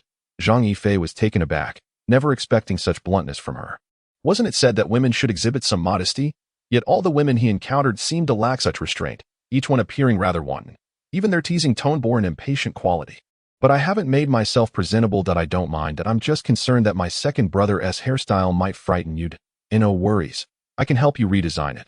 Zhang Yifei was momentarily at a loss for words. Given her assertiveness, what more could he possibly say? But it's my first time to is it mine? Zhang Yifei found himself speechless. This woman dared to say anything and was even bolder than he had imagined. Zhang Yifei possesses a remarkable confidence and firmly believes in his own skills. Just as he and Han Sini were contemplating the opportune moment for their plans, a voice emanated from the bathroom. Yifei, could you fetch me a towel? It was Xiaoningdi's voice, likely indicating she had just finished her shower. Wait a moment. Zhang Yifei swiftly dashed to Xiaoningdi's bedroom, only to be momentarily taken aback by the sight of a nightgown draped over the bed. Could it be? Zhang Yifei felt an exhilarating rush akin to a shot of adrenaline. This was far more thrilling than teasing Han Sini over the phone. Open the door, and I shall pass it to you. He called out from outside the bathroom. Through the frosted glass panel of the door, he could vaguely discern a figure approaching. The door swung open, revealing a hand reaching out, and he promptly handed over the nightgown. Then quietly stood guard outside. With a soft click, the door opened, and Zhang Yifei was momentarily rendered speechless. Despite having encountered countless women and having fantasized about Xiaoningdi's figure, he was still entranced by the sight before him. She was a vision of unadulterated beauty. The thin and short towel failed to adequately conceal Xiaoningdi's graceful form, accentuating the striking contrast between her curvaceous bosom and slender waist. That a cascade of lustrous raven black hair spilled over the white towel, and her skin glowed like fine porcelain, seemingly delicate enough to break at a touch. It was evident that she, having been raised in a wealthy household, had been nourished well. What was even more captivating was that Zhang Yifei stood just outside the door, face to face with the freshly emerged Xiaoningdi. Their proximity amplifying the intoxicating blend of body wash and her natural fragrance that enveloped him. Observing Zhang Yifei's somewhat lecherous expression, Xiaoningdi could easily surmise that his mind was currently filled with lascivious thoughts. Am I beautiful? She inquired as she approached him, raising her right hand to rest gently on his shoulder. Exhaling a warm breath in his direction. Beautiful, Zhang Yifei replied, utterly entranced. Caught off guard, Zhang Yifei found himself frozen in place. He had initially presumed that Xiaoningdi was about to reward him, but it appeared the situation was not as he had imagined. As he watched her retreating figure, the realization dawned upon him. He had once again fallen victim to her playful antics. Xiaoningdi hurried into her bedroom, collapsing onto the bed, her cheeks still flushed. She rubbed her face, feeling the warmth radiating from it. It was worth noting that she had never before flirted with a man in such a manner, especially not while clad in a towel. Inquiring about her beauty, after a fleeting moment of shyness, her bashful expression vanished, replaced by a cunning smile that suggested her mischievous triumph. Alone in his room, Zhang Yifei tossed and turned, unable to find solace in sleep. Cursed by his own thoughts, Whenever he closed his eyes, the vivid image of Xiao Ningdi emerging from the bathroom replayed in his mind, a relentless challenge. Suddenly, the door to his room swung open, and Zhang Yifei looked towards it. He was struck anew. This impact was even more powerful than the previous sight of the beauty emerging from the bath. There stood Xiao Ningdi, clad in a pink dress paired with a white apron, complemented by a white headband adorning her hair, presenting an irresistibly adorable sight. The pink-made outfit infuses a touch of rosy allure into the otherwise dreary black and white classic world, instantly evoking in Zhang Yifei a sensation akin to the harmonious bloom of peach blossoms against a backdrop of human beauty. The sheer, translucent stockings exude an innocent sensuality that captivates the heart and stirs the mind. Slap. Zhang Yifei chastised himself with a sharp smack. The pain confirmed that this was not merely a dream. He gazed vacantly at the unfolding scene before him, beseeching the heavens, who can enlighten me on what exactly is transpiring? What has come over Xiao Ningdi today? Was it truly such a grievous affront to suggest a substitution of a white rabbit for Mickey Mouse? Surely, such retaliation was unwarranted. Though Xiao Ningdi adorned herself with an irresistible charm, embodying the quintessential allure of a maid, Zhang Yifei's heart remained steadfastly unshaken. Armed with recent experience, he could hardly believe that Xiao Ningdi was genuinely extending her affections toward him. How could she possess such a maid outfit? Zhang Yifei pondered, staring blankly at Xiao Ningdi. Master, would you care for a drink? Xiao Ningdi approached with a smile, her shyness and charm barely concealing her seductive grace. Water. Ice water. With plenty of ice. Zhang Yifei stammered, his throat parched, his body aflame, and his mind clouded. He desperately needed the icy refreshment to regain clarity and cool down. Certainly, master. Please hold on. Xiao Ningdi replied with a smile, turning to head towards the kitchen. Bang! Upon seeing Xiao Ningdi enter the kitchen, the previously dazed Zhang Yifei sprang to an upright position, vigorously pounding the cushion beneath him. He needed to release his pinned-up feelings, akin to a volcano on the verge of eruption. Master, please enjoy your water, Xiao Ningdi said as she returned. Zhang Yifei seized the glass and gulped it down in 2 swift motions, crunching the ice cubes with fervor. Would you like more, master? Please, let's not play around. I was wrong, Zhang Yifei lamented, a mournful expression upon his face. If Xiao Ningdi continued this charade, he feared he might truly succumb to the flames of desire this very night. Chapter 44. Time to rest. How do you feel? Are you not exceedingly happy? Xiao Ningdi resumed her gentle smile, gazing at Zhang Yifei. Zhang Yifei felt tears welling. Indeed, he was fortunate, yet it felt like a blessing he could not bear. This woman was undoubtedly being deliberately provocative, but what had he done to deserve such treatment? Happiness. Oh, the irony of it, he thought. A dark cloud looming over his face. If that is the case, then you wait here. No sooner had Xiao Ningdi uttered her words than she vanished once more. Zhang Yifei sat there, dumbfounded, inwardly musing, could it be that Xiao Ningdi has been triggered by some stimulus? Though Zhang Yifei had not known Xiao Ningdi for long, he was acutely aware that she was not one to engage in unprofitable ventures. Her actions today were undoubtedly laden with ulterior motives. As Zhang Yifei's mind wandered through these thoughts, a pair of long, elegant legs clad in black stockings appeared before him. Gulp, he swallowed hard, the tempest of emotions within him growing ever more tempestuous. Even his cultivated heart, honed through years of practice, began to show signs of fracture. There stood Xiao Ningdi, adorned in a delicate white sheer blouse, layered beneath a fitted black professional ensemble. The fitted, sculpting professional half-sleeve jacket exudes a clean and sharp aesthetic, with its sophisticated black hue contrasting strikingly against the alluring white shirt beneath. The petite stand collar and the flowing sleeve ribbons add a touch of dynamism, while the cinched waist and exquisitely tailored shoulder lines harmoniously blend Xiao Ningdi's distinctive elegance with her enchanting allure.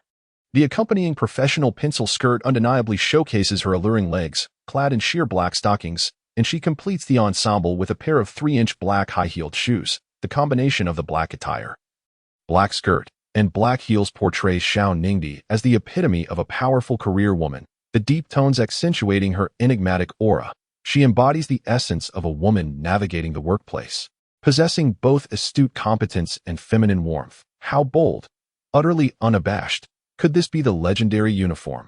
Zhang Yifei's eyes widened as he gazed at Xiao Ningdi, fearful of missing the most captivating scene. That he licked his slightly parched lips, his gaze still fixated on her. Although he had previously seen Xiao Ningdi in professional attire, this particular look was undeniably more provocative. He watched as she delicately extended her alluring tongue to moisten the corner of her mouth, further enhancing her irresistible charm. Do you find my design beautiful? Xiao Ningdi inquired, seated beside Zhang Yifei, her leg crossed elegantly, one hand resting lightly on his chin. Zhang Yifei swallowed hard, his attention captured by the way the V-neckline of her blouse gracefully framed a tantalizing gap, allowing him a clear glimpse of her enticing décolletage. What was even more infuriating was the way she, clad in her empowered ensemble, nonchalantly lifted her chin, striking a pose that seemed to invite his admiration.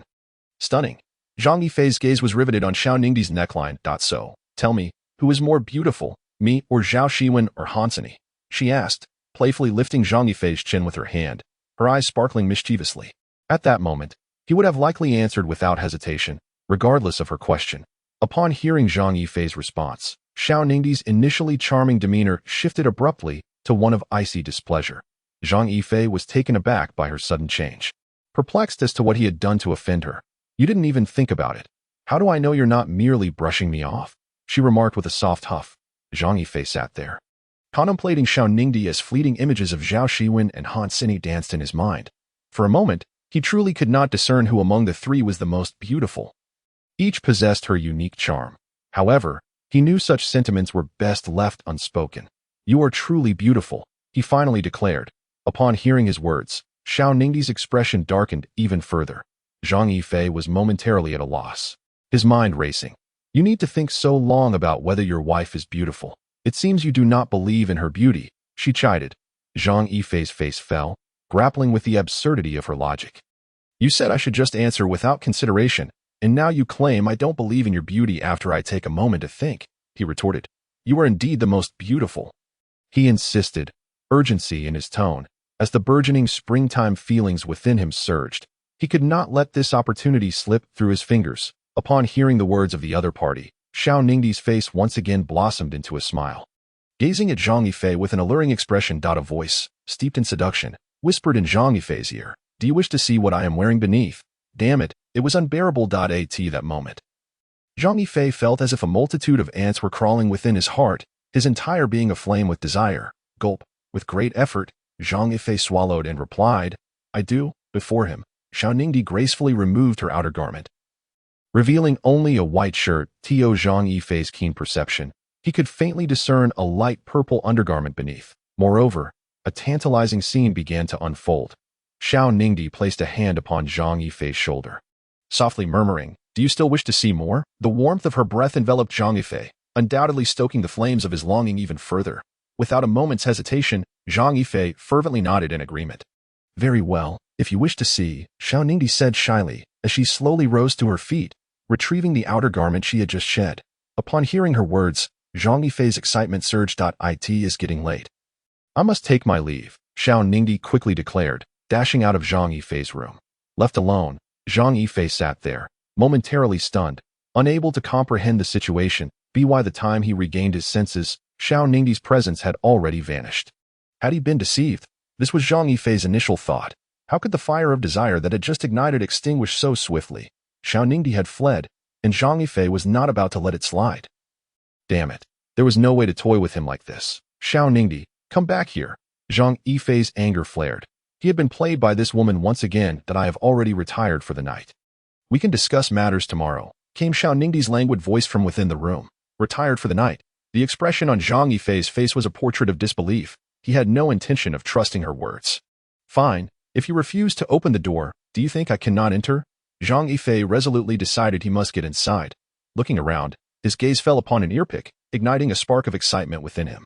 Chapter 45. The Art of Theft. During his time as an assassin, Zhang Yifei had mastered all manner of skills. A locked door was no obstacle, for with any tool at hand, even a mere wire, he could unlock it. Were it not for the stringent laws in Huaxia, he would have long since embraced a life of thievery. The legendary thief, Chu Liuxiang, had left an indelible mark on Zhang Yifei's memory. With a click, Zhang Yifei's smile widened even more. Run? Can you escape from the temple? He thought gleefully. You rascal! How did you get in? Xiao Ningdi exclaimed, realizing that her carefully orchestrated scenario had unraveled. Seeing Xiao Ningdi reclining on the bed, Zhang Yifei rubbed his hands together with a mischievous grin. My dear wife, it seems you knew I would be coming. You've already nestled into bed. He gazed at her with a wicked smile. It appears you are inviting me to fulfill my marital duties. letting you play around, letting you flirt with me. Now, it is time you learn just how many eyes the king of horses possesses. You dare. Xiao Ningdi gazed at Zhang Yifei in terror, her heart filled with confusion. She distinctly remembered locking the door to her room. How had he managed to gain entry? Do I not dare? Do you truly believe I lack the courage? Zhang Yifei stepped forward, a hint of audacious amusement gracing his lips, his eyes glinting with a sinister mirth. He resembled a ravenous wolf before its transformation. In a flurry, Xiao Ningdi cocooned herself tightly in the quilt, exposing only her mouth above the fabric. Her eyes shimmered with a pitiable glimmer as she playfully whined, "Husband, I was wrong." This unexpected behavior left Zhang Yifei momentarily bewildered. This was not the Xiao Ningdi he knew. He had anticipated some form of resistance, yet here she was, adopting a demeanor of feigned innocence. A moment's contemplation led Zhang Yifei to comprehend her intentions. This woman sought to evoke his leniency through her feminine charm. He almost overlooked the sweetness in her address of husband. "Spare me the act. You must face the consequences of today's events. Come out at once so I may see you, or else." Before Zhang Yifei could finish, Xiao Ningdi resolutely declared, "I refuse." She tightened her grip on the quilt, leaving no room for compromise. "Are you certain?" Zhang Yifei inquired with a mischievous grin, reveling in the moment. For too long, this woman had held dominion over him. Today, he would show her that he, Zhang Yifei, was not to be trifled with. "I would rather die than emerge." Xiao Ningdi retorted defiantly, convinced that Zhang Yifei could do nothing to her if she remained hidden. "Very well. Whether you choose to come out or not matters little. I shall simply enter," Zhang Yifei declared. Beginning to disrobe, Xiao Ningdi was caught off guard by his audacity as he swiftly shed his garments, leaving only his undergarments, his physique now on full display. Upon noticing the slight bulge at the front of his pants, Xiao Ningdi's face flushed crimson. At that moment, Zhang Yifei rubbed his hands together, pondering the most opportune way to proceed. "Ah, you scoundrel, how dare you undress? I shall fight you." Realizing her ploy of seduction had failed, Xiao Ningdi leapt from the quilt, fists clenched, glaring fiercely at Zhang Yifei. Zhang Yifei casually pulled a chair beside him, sitting down and lighting a cigarette. "Very well then. What shall we do about your little act of provocation?" he asked, unabashed by his state of undress, his gaze fixed intently upon her. "I merely thought you were lonely at night. It seemed dull, so I sought to add a touch of excitement to your nocturnal escapades." Xiao Ningdi replied, her cheeks tinged with embarrassment. Although Zhang Yifei was clad only in his undergarments, they did little to conceal his burgeoning excitement, which now resembled a small tent. Upon hearing her words, Zhang Yifei's expression darkened. Was this truly how one augmented the thrill of nighttime adventures?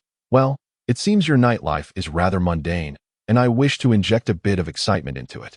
Zhang Yifei rose to his feet, squinting his eyes with a mischievous grin as he approached Xiao Ningdi, who was perched on the edge. Zhang Yifei was acutely aware that this woman belonged to the type that would not be deterred easily, akin to someone who would take down the roof if left unattended for 3 days. Therefore, he was determined to ensure that Xiao Ningdi would pay a price for her actions, all the while maintaining his image as a man. After being suppressed by Xiao Ningdi for so long, Zhang Yifei could hardly let this once-in-a-lifetime opportunity slip away. "Don't come any closer." Xiao Ningdi sensed that things were taking a turn for the worse, and fear began to creep into her heart. The more Zhang Yifei advanced, the faster her heart raced. "Do not resist. Woman, you cannot escape my grasp." Zhang Yifei bore the semblance of a flower thief. Previously, Xiao Ningdi had not perceived Zhang Yifei's potential as a notorious rogue, but today she finally recognized that this man was indeed suited for such a role, merely lacking a mentor's guidance. Although the pit was vast, it still posed issues of dimensions. With each step Zhang Yifei took forward, Xiao Ningdi retreated, until they reached the edge of the pit. Zhang Yifei observed this unfolding drama with a smirk, thinking to himself, "As long as you keep pushing, I shall send you tumbling." Suddenly, Xiao Ningdi misstepped, her body involuntarily leaning backward. She gasped, startled by the abrupt turn of events. At that moment, Zhang Yifei sprang into action, propelling himself forward with force, managing to catch her waist before she hit the ground, successfully landing atop her. Xiao Ningdi shut her eyes tight, realizing she was in dire straits. Thud, the two fell to the ground. And as she lay there with her eyes closed, an unexpected absence of pain registered. Instead, she felt a soft, yielding sensation enveloping her. Yet, she distinctly recalled the sound of a thud just moments ago. Gradually opening her eyes, Xiao Ningdi found herself in Zhang Yifei's embrace, who wore a devilish grin as he gazed at her. "Hee, I never imagined, little Dai, that you would enjoy this rather unconventional initiation." Zhang Yifei tightened his hold around Xiao Ningdi, not to mention that her figure was simply exquisite, possessing a remarkable tactile quality, and her skin was incredibly smooth. "Hey, could you let go of me?" This was Xiao Ningdi's first experience of such intimate proximity with a man, causing her cheeks to flush a deep crimson. She was clad in a thin nightgown, while Zhang Yifei was bare-chested. Leaving them nearly in contact, the sensation was overwhelming for her. Feeling her body heat up, an exceedingly peculiar feeling coursed through her entire being. Chapter 46. The Zhao family of Yanjing. In the southern outskirts of Changshu Mountain lies the Zhao family, one of the most illustrious clans in China. Since the founding of the nation, this family has produced 3 generals, 6 central officials, and 7 ministers. In the current generation, both direct and collateral descendants of the Zhao family occupy high-ranking positions in various provinces and cities across the country. Moreover, the disciples of the Zhao family are scattered throughout the nation, their influence intricate and pervasive, establishing a stronghold in major cities across Huaxia. Beneath the Long Life Mountain lies the ancestral residence of the Zhao family, a classical abode that has stood since the reign of Qianlong. Enduring countless tribulations of war, it remains steadfast in the annals of history, witnessing the vicissitudes of this vast land of China. During tumultuous times, the Zhao family was not spared from the onslaught of the rebels, who, under the pretense of abolishing the Four Olds, brazenly threatened to incinerate the Zhao ancestral home, in a fit of righteous fury. The last 2 surviving generals of the Zhao lineage brandished their captured Oriental officers' swords from the War of Resistance, resolutely standing guard before the old residence. As the rebels prepared their assault, the 2 venerable generals charged forth like ferocious tigers, decisively severing the heads of 2 rebel leaders, which were then displayed high upon the honor arch in front of the ancestral home. This audacious act sent shockwaves through the hearts of all the Red Guards harboring ill intentions toward the Zhao family, compelling them to retreat like a receding tide. This incident stirred a tempest in the central government. Yet the prime minister and the elder statesman merely remarked, "The Zhao family truly embodies the ferocity of wolves and tigers, their might undiminished from yesteryears." Henceforth, the Zhao family earned the illustrious title of the contemporary Yang family generals. The 5 Zhao descendants who joined the 8th Route Army were equally formidable, instilling terror in the hearts of the Japanese forces on the battlefield behind enemy lines. They orchestrated multiple counteroffensive campaigns in the Jinshaji border area, their brilliant military strategies causing great consternation among Japanese commanders. The bounty on the heads of the 3 brothers reached an astounding sum of 100,000 silver dollars, a testament to the fear and loathing the Japanese harbored for them. The then leader often jested, "The 5 Zhao brothers are akin to the 5 Tiger generals under Liu Bei." This proclamation rapidly spread throughout all military districts of China, and the fame of the 5 Tiger generals flourished, with soldiers viewing the Zhao brothers as their lifelong aspiration. This explains why, when the 2 remaining Zhao generals dispatched the 2 rebel leaders, the central government refrained from interference. This nation owed an immense debt to the Zhao family. It was due to the prime minister's words that the Zhao lineage was preserved during that chaotic era. Later, with Deng Xiaoping's ascension and the stabilization of the nation, the once turbulent China began to flourish anew. The 2 surviving founding generals and high-ranking officials of the Zhao family leveraged this resurgence, allowing the beleaguered Zhao lineage to be reborn on the very soil for which they had fought valiantly. Today, the Zhao family has become a true aristocratic dynasty, with its members dispersed across the realms of politics, military, and commerce. An esteemed elder of the Zhao family, whose influence rivals that of a nuclear weapon, presides over the ancestral home, garnering immense reverence in the eyes of outsiders. Yet, within the depths of this noble household, many untold stories lie hidden. The elder has aged and faded from public view, with the current head of the family being his youngest son, Zhao Huyao. At 50 years of age, Zhao Huyao, despite his rank, could easily reside in Zongnanhai. However, the Zhao family has a firm rule. The head of the family must steadfastly guard the ancestral residence. Thus, Zhao Huyao remains within the confines of the Zhao ancestral home. As night falls and tranquility envelopes the surroundings, a shadow of gloom hangs over Zhao Huyao's countenance. His daughter, Zhao Shiwen, has ventured to Lijiang, sent there by his own wife. 27 years prior, due to internal family strife, Zhao Huyao, in a bid to protect his son, cruelly abandoned his own flesh and blood, a decision made in secrecy from his wife.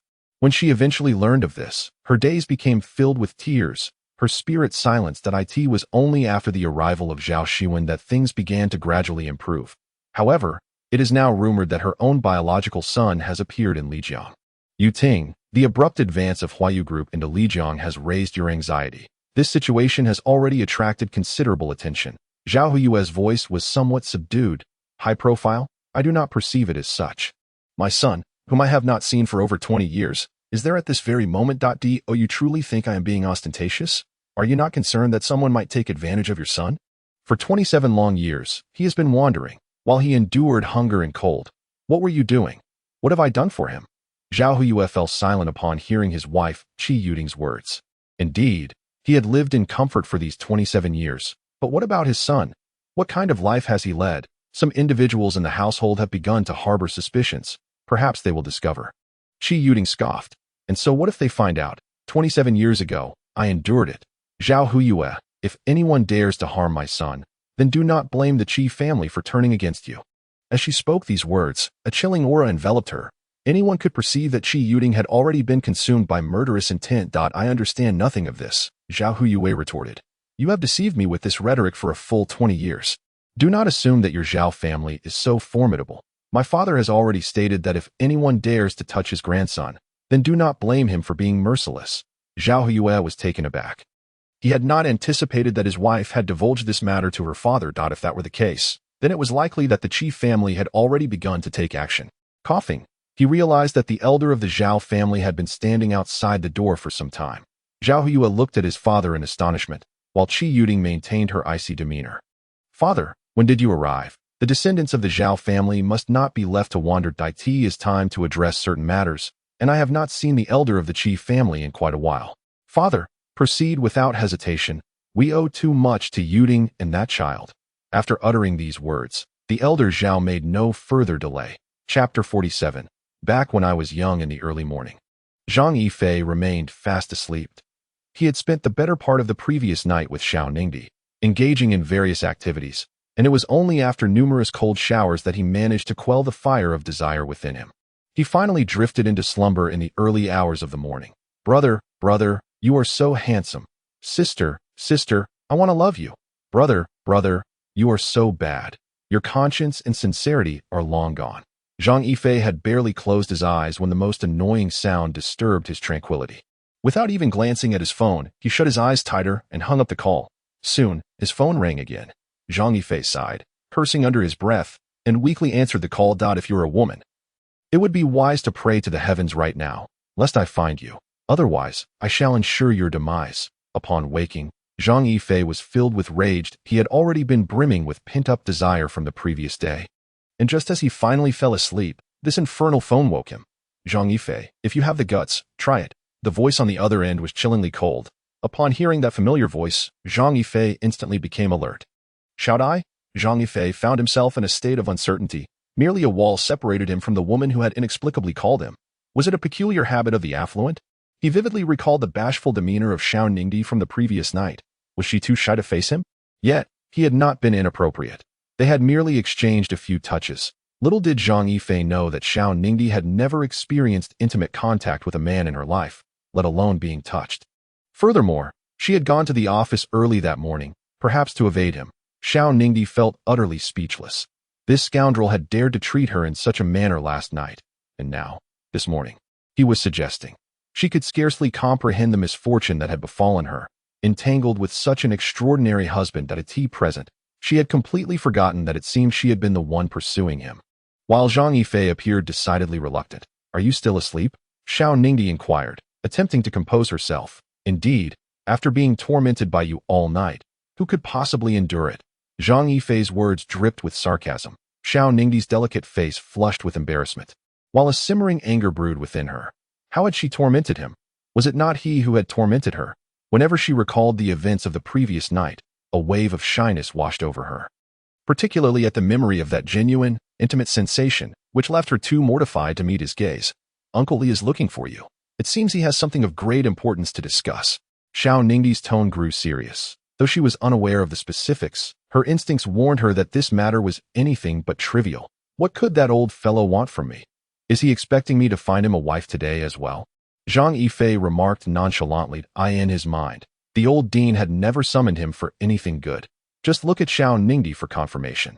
Thus, Zhang Yifei held little regard for the old dean, blaming him for plunging him into a bottomless abyss that made him hesitate even in the pursuit of women. I do not know, but Uncle Li seems to have something very important to discuss with you. After a moment of contemplation, Zhang Yifei pondered whether this old man truly had a pressing matter to address. Why had he not called him directly? How should I know? Fine, I shall go see him. Ultimately, Zhang Yifei resolved to discover the nature of the matter. Upon arriving at the orphanage, he gazed at the familiar landscape. Memories flooding his mind, both joyful moments and the sorrows of his childhood. To be honest, Zhang Yifei had little desire to visit the orphanage. Each time he set foot there, the innocent gazes of the children pierced his heart, evoking a deep pain within him. What had they done to deserve being abandoned by their heartless parents? If they were to be born, why subject them to such a tragic existence? He harbored resentment towards those who discarded their infants. Even a tiger would not harm its own cubs. Yet, these parents were worse, beneath contempt. Brother Yifei, it has been such a long time since you last visited. A sweet, innocent girl looked up at Zhang Yifei with bright eyes. As he beheld the delicate beauty of the girl before him, Zhang Yifei's heart twitched with emotion. Xiao Ai, brother has some matters to attend to these days, do you understand? Zhang Yifei gently said to the girl named Xiao Ai as he crouched down. I understand. You are an adult, and there are things that adults must do. Indeed, Zhang Yifei softly touched Xiao Ai's head. Brother Yifei, when can Xiao Ai, like you, take care of her little brother and sister? Xiao Ai asked innocently as she gazed at Zhang Yifei. When Xiao Ai grows up, she will be able to do so, just like Brother Yifei. The old director had appeared by Zhang Yifei's side without him noticing, watching him with a glimmer of sorrow in his eyes. Although Zhang Yifei often turned the orphanage upside down, it was undeniable that he and Song Lichang had made the greatest contributions to the orphanage, even surpassing him, the so-called director. Brother Yifei, Grandpa Director has arrived. You two can chat while I go play with my little brother and sister. After Xiao Ai finished speaking, she skipped away, leaving the two in her wake. Zhang Yifei gazed at Xiao Ai's vanishing figure, feeling a mix of emotions. She was clearly just a child, yet her heart seemed far more mature than one would expect. Could this be the cruel toll of a heartless society? Lighting a cigarette, he brushed aside the weighty expression that had just clouded his face, replaced instead by a demeanor of irreverent nonchalance. Beneath this facade of carefree indifference, however, lay a past known only to Zhang Yifei himself. Someone has begun to investigate your background. The old director spoke up. They will not uncover anything that I know, but they are looking into your origins. I believe your biological parents. The old director's words were cut off by Zhang Yifei, who interjected, I have no parents. I was born and raised by the heavens. The old director let out a gentle sigh, aware that if he spoke the truth, Zhang Yifei would react precisely as he had anticipated. Yet they did bring you into this world. Bringing me into this world only to abandon me.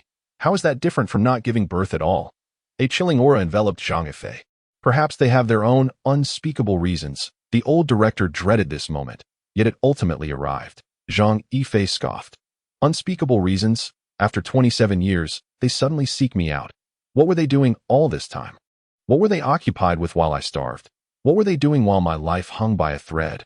Now that I have grown, they remember me. Do you not find that laughable? The old director fell silent upon hearing Zhang Yifei's words. Others may not know what Zhang Yifei had endured, but the old director had a vague understanding. Each day was a precarious balance between the living and the dead. A moment's inattention could lead to demise. Back then, I was young and did not comprehend the gravity of my situation. Now that I have matured, I have long since come to terms with everything. I will not acknowledge them that I survived through my darkest moments. What more can I say now? Chapter 48. Together into the sea of suffering. Late at night, the round moon hung high in the sky, casting a serene glow, accompanied by twinkling stars and a hint of chill in the air. The bustling clamor of the day had long since faded, leaving only the bone-chilling wind howling through the night. The gentle moonlight drapes a delicate veil over the earth, while the stars twinkle in the sky as if narrating tales of the human realm. The nearby neon lights flicker incessantly, suggesting that the nightlife of the city has only just begun. Zhang Yifei's heart is in turmoil. He has never dared to hope that his parents would come searching for him. Now, however, the old dean has informed him that his parents are aware of his whereabouts in Lijiang and are indeed seeking him out. His heart, which has never known such chaos, is now in disarray. Although Zhang Yifei speaks with a hardened exterior, does his heart mirror the resolve of his words? Clearly not. Zhang Yifei is but a man, possessing the same emotions and desires as anyone else. He too yearns to reunite with his parents, to have a warm home. Yet, for him, This desire feels like a luxury. Now that this luxury has morphed into reality, how could Zhang Yifei possibly accept it? Though the old dean has not revealed the identities of Zhang Yifei's parents, it is evident that he is already aware of Zhang's origins, that a whirlwind of confusion engulfs Zhang Yifei. He wonders if he will still be able to act as he has today when his parents finally stand before him. Gazing at Xiao Ningdi, warmth floods his heart. He too has a home, albeit one far less comforting than he had envisioned. Have you eaten? Not yet. I'm waiting for you. Sitting at the dining table, Zhang Yifei observes the sumptuous dinner laid out before him. Congee, hot dishes, and fried eggs to eye in that cozy room. Watching Xiao Ningdi busily working in the kitchen, he suddenly feels a profound appreciation. How wonderful it is to have a wife. A smile graces Zhang Yifei's face, particularly evident in his eyes, which are as deep as the night sky, subtle yet sincere, tender yet resolute. Who would have imagined that this man, known as the king of assassins, could possess such a gentle smile? Why haven't you started eating? Xiao Ningdi emerges from the kitchen carrying a plate of lobster. You've waited for me for so long. It would be embarrassing not to wait for you. Zhang Yifei shakes off the previous gloom. Reverting to his usual carefree demeanor, Xiao Ningdi remains skeptical of his words. As the saying goes, it is better to believe in ghosts than to trust a man's words. She has always held this adage in high regard. Are you thinking about your friends? Xiao Ningdi inquires, as if sensing something. Yes, Zhang Yifei nods. Since you miss them so much, why not go see them? Things have changed, and people have moved on. Xiao Dai, you needn't pry into my thoughts. Knowing too much will do you no good, that we do not inhabit the same world. Zhang Yifei speaks softly. Why not? As long as I am alive, I am the source of all calamities. Do not delve too deeply into my life, nor attempt to penetrate my heart. Zhang Yifei resolves to clarify matters with Xiao Ningdi today. Some things cannot be forced.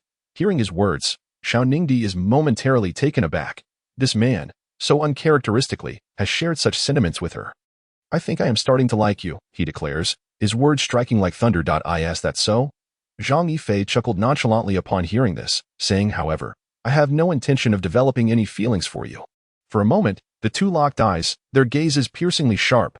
Although no words or actions were exchanged, the atmosphere was palpably tense. To be precise, the ambience within the room was remarkably strange, filled with an undercurrent that rendered it inscrutable. The old dean had informed me about your circumstances, and I hope.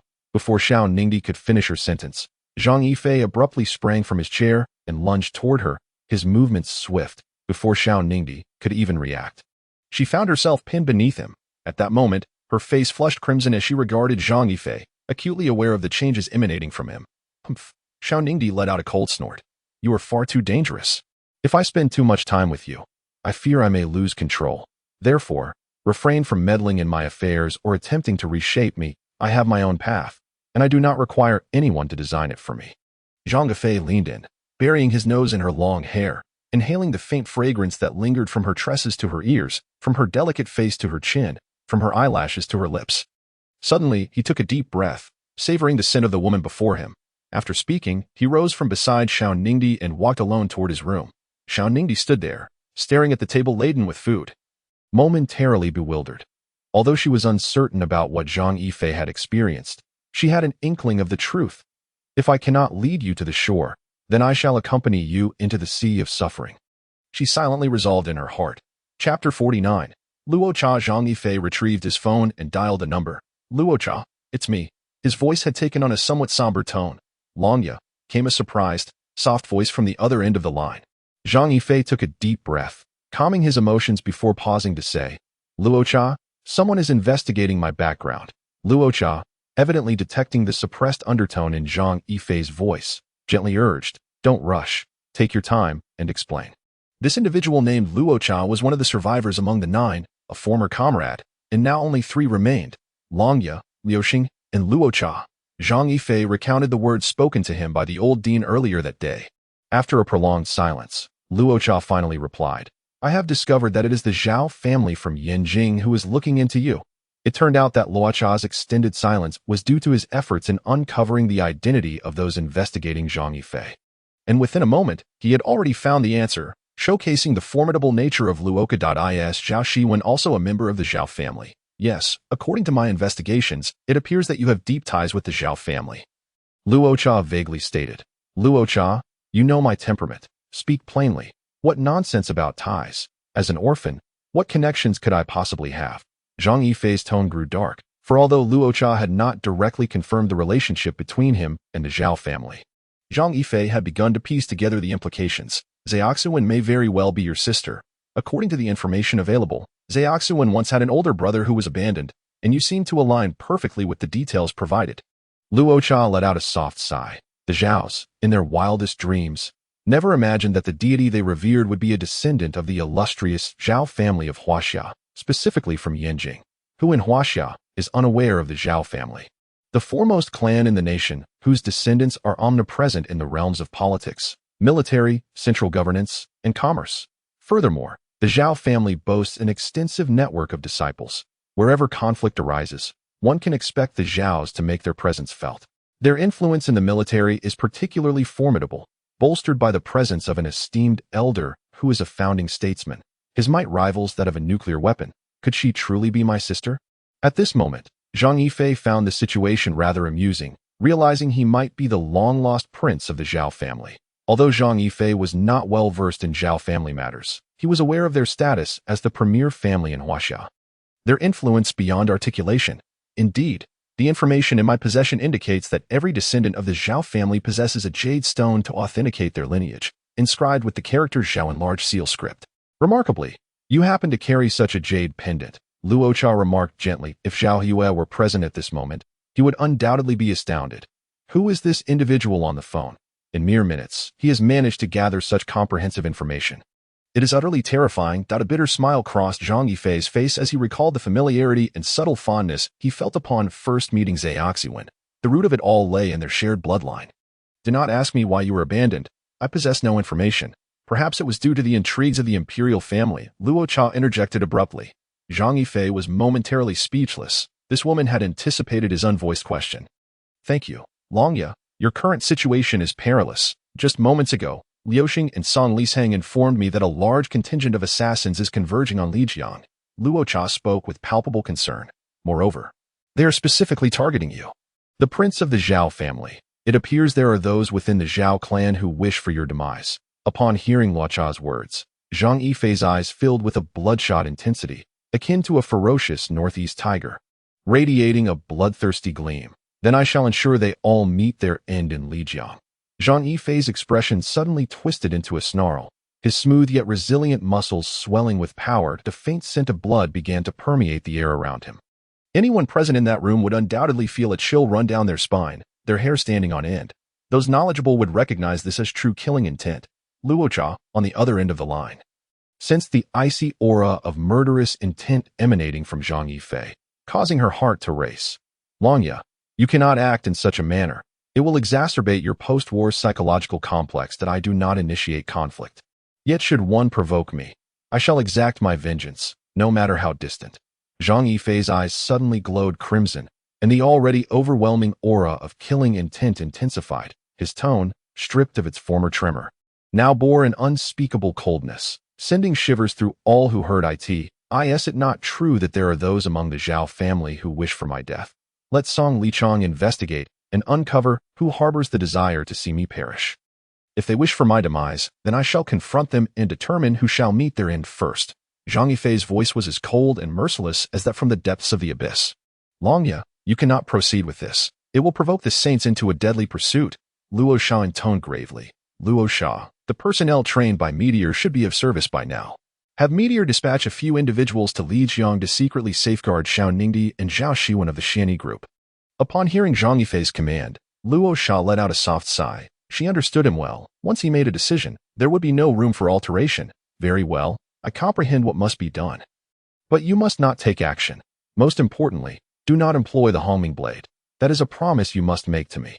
Knowing she could not sway Zhang Yifei's resolve, Luo Sha opted for a different approach to persuade him. As long as my life is not in jeopardy, I shall refrain from wielding the hongming, I assure you. Agreed. Since it is settled, I shall promptly send personnel from Meteor. After Zhang Yifei ended the call, he approached the window and gazed at the full moon above. Letting out a gentle sigh, he realized that he lacked the necessary ruthlessness. His decision to protect Zhao Shiwen was evidence of this. Although the Zhao family had cast him aside, it could not alter the fact that Zhao Shiwen was his sister. He could not bear to witness his sister in peril while he, as her brother, remained indifferent. After all, blood is thicker than water. When he was abandoned by the Zhao family, Zhao Shiwen had not yet existed. She was merely an innocent soul. Those who wished to harm him would be met with 100-fold retribution. Even the Zhao family would face the same fate. Life in Lijiang would likely not return to tranquility. Chapter 50. An introduction to an old companion was evidently out of the question. Zhang Yifei had often contemplated, since his early years, how he would react if his parents sought him out. Ultimately, he envisioned himself delivering fatal blows to them. He had even shared this notion with Song Lichang. Leaving her utterly astounded, she, too, concurred with Zhang Yifei's sentiments. The two had united in their decision to strike them down. Yet, when the moment truly arrived, Zhang Yifei found himself in turmoil. A longing he had never experienced had suddenly emerged. Alone, he sat in contemplation, needing a moment of stillness. Despite his resolute words, blood ties ran deep. His actions towards Zhao Shiwen after discovering his lineage revealed that he was not an ascetic sage devoid of emotions. He possessed sentiments and loyalties. Even though his parents had forsaken him, the blood coursing through his veins was undeniably theirs, an immutable truth. Zhang Yifei was not like Neza, capable of sacrificing flesh for his mother and bones for his father, only to resurrect himself in the process.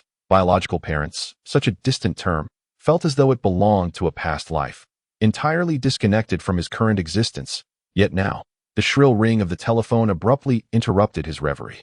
Observing the number displayed on his phone, a warm smile graced Zhang Yifei's face. "Old Dean, what a pleasant surprise to find you so free." The shadow of his earlier gloom lifted, restoring his usual demeanor.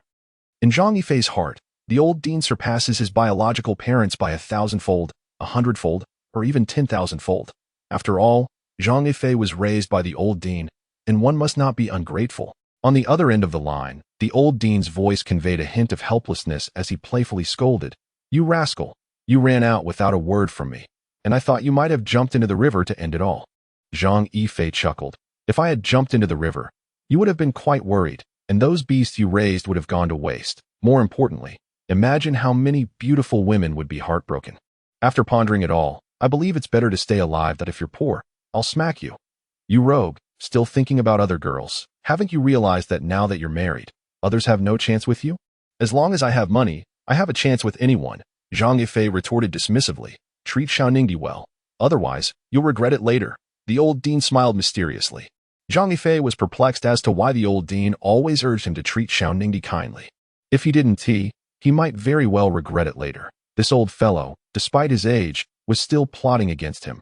Did he not fear retribution in the future? The old Dean said nothing, and Zhang Yifei didn't press the matter.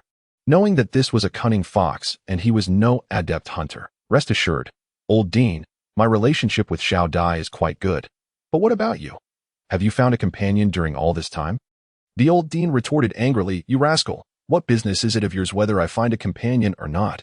In the old Dean's memory, ever since Song Lishang and Zhang Yifei became aware of romantic matters, they had always been concerned about whether he had found a partner, even planning to help him find one. The old Dean could be heard taking a deep breath on the other end of the line.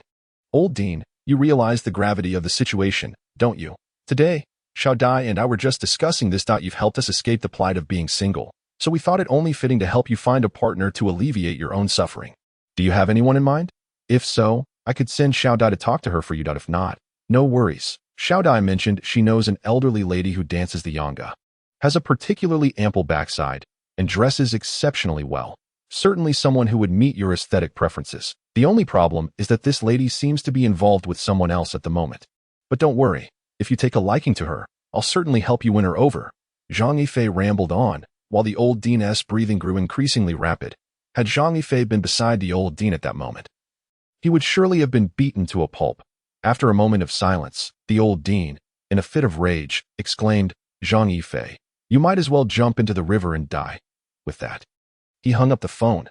The old Dean had intended to call to comfort Zhang Yifei, urging him not to overthink things, but unexpectedly, his attempt at consolation had backfired, leaving him infuriated. Now, the old Dean lamented in silent tears, pondering what sins he must have committed in his past life to deserve such a troublesome fellow.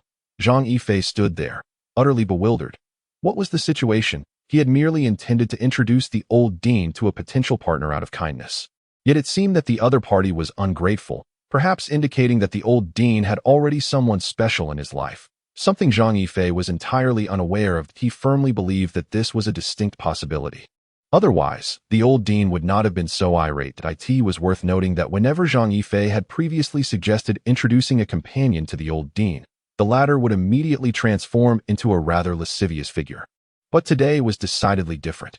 Apart from the possibility of an external romantic interest, Zhang Yifei could think of no other explanation at that moment. He was also oblivious to the fact that his own spirits had significantly lifted compared to earlier. Chapter 51. The meat sandwich is far superior to the kebab. Upon awakening in the morning, Zhang Yifei glanced around, only to discover that Xiao Ningdi had already vacated the premises. This left him in a state of considerable turmoil.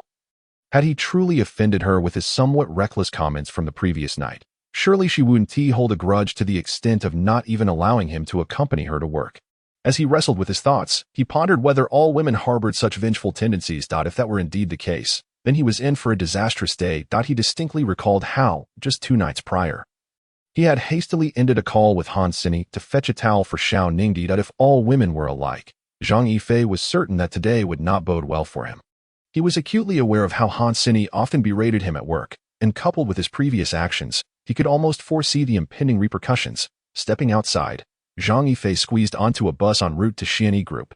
He resolved that once he found the time, he would certainly impart some lessons to Xiao Ningdi on the importance of respecting men.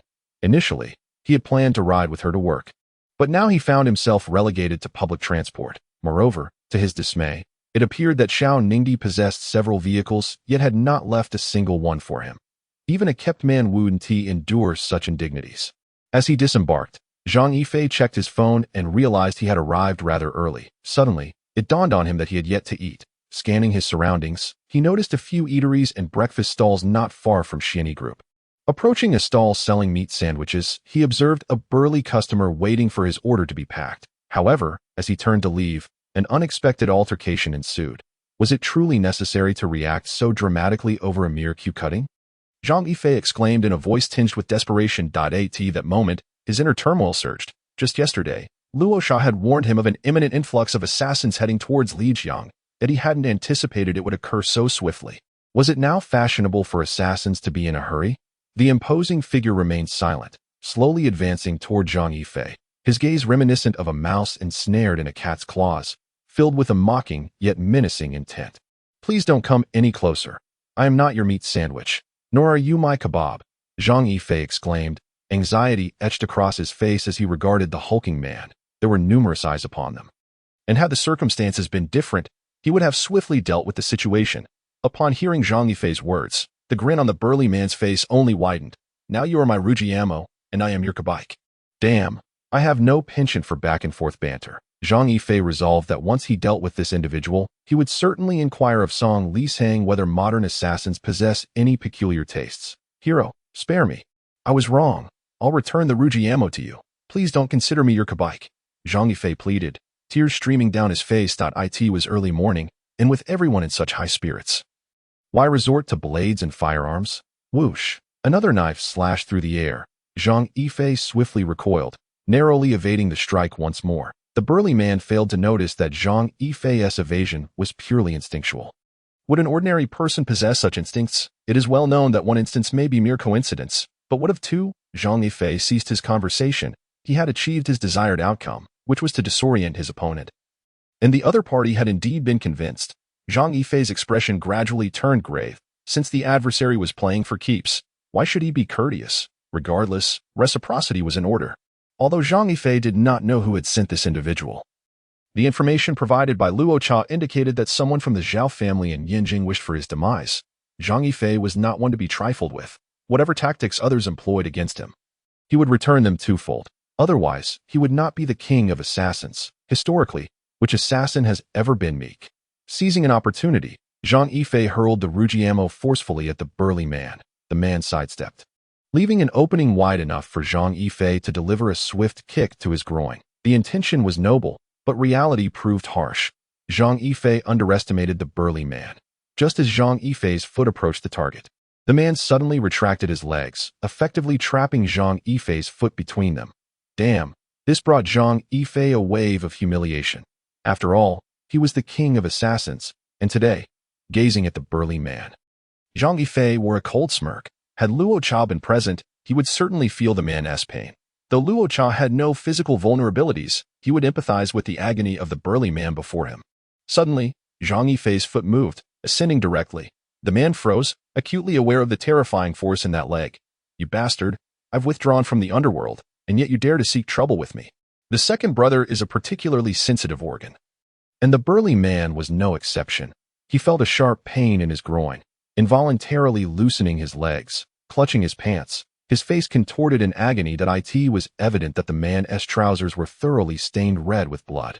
"Even in death, you shan't be a man," Zhang Yifei stated icily. "You wish to be my kabike? Damn it. I am now Xiao Ningdi's kabike. Xiao Ningdi is my true Rujiamo." After uttering these words, Zhang Yifei strode away, fully aware of the lethal power of his kick. Chapter 52. The decision of Zhao Hue on the way back to the company. Zhang Yifei wore a contented expression, utterly unfazed by the recent altercation. Having witnessed far more formidable spectacles, after all, this was merely a trivial matter. Zhang Yifei never anticipated that before being claimed by his biological parents, he would find himself embroiled in such dire circumstances. Should he have indeed been taken by them, he would have had to endure such tribulations daily. It is profoundly disconcerting. Zhang Yifei is now consumed by curiosity regarding the professions of his birth parents, which seemed to attract such attention from a multitude of people. As for the notion of being a prince, Zhang Yifei had never entertained it. After retreating from the world of assassins, he yearned to lead an ordinary life. Seeking a partner comparable to Jiao Chan, he feels that his current existence is quite satisfactory, working during leisure, mining during moments of boredom, and playfully bantering with beautiful women, all in a state of blissful tranquility. Yet, it appears that fate harbors a grudge against him, incessantly subjecting him to trials and tribulations, leading him to ponder whether he once transgressed against the heavens, as to why he is being so relentlessly tormented. Now, Zhang Yifei is weary and fatigued. He simply desires to live as an ordinary person, devoid of entanglements and disputes and grievances, although he was indeed the king of assassins. His foray into that life was not by choice, but rather compelled by unavoidable circumstances.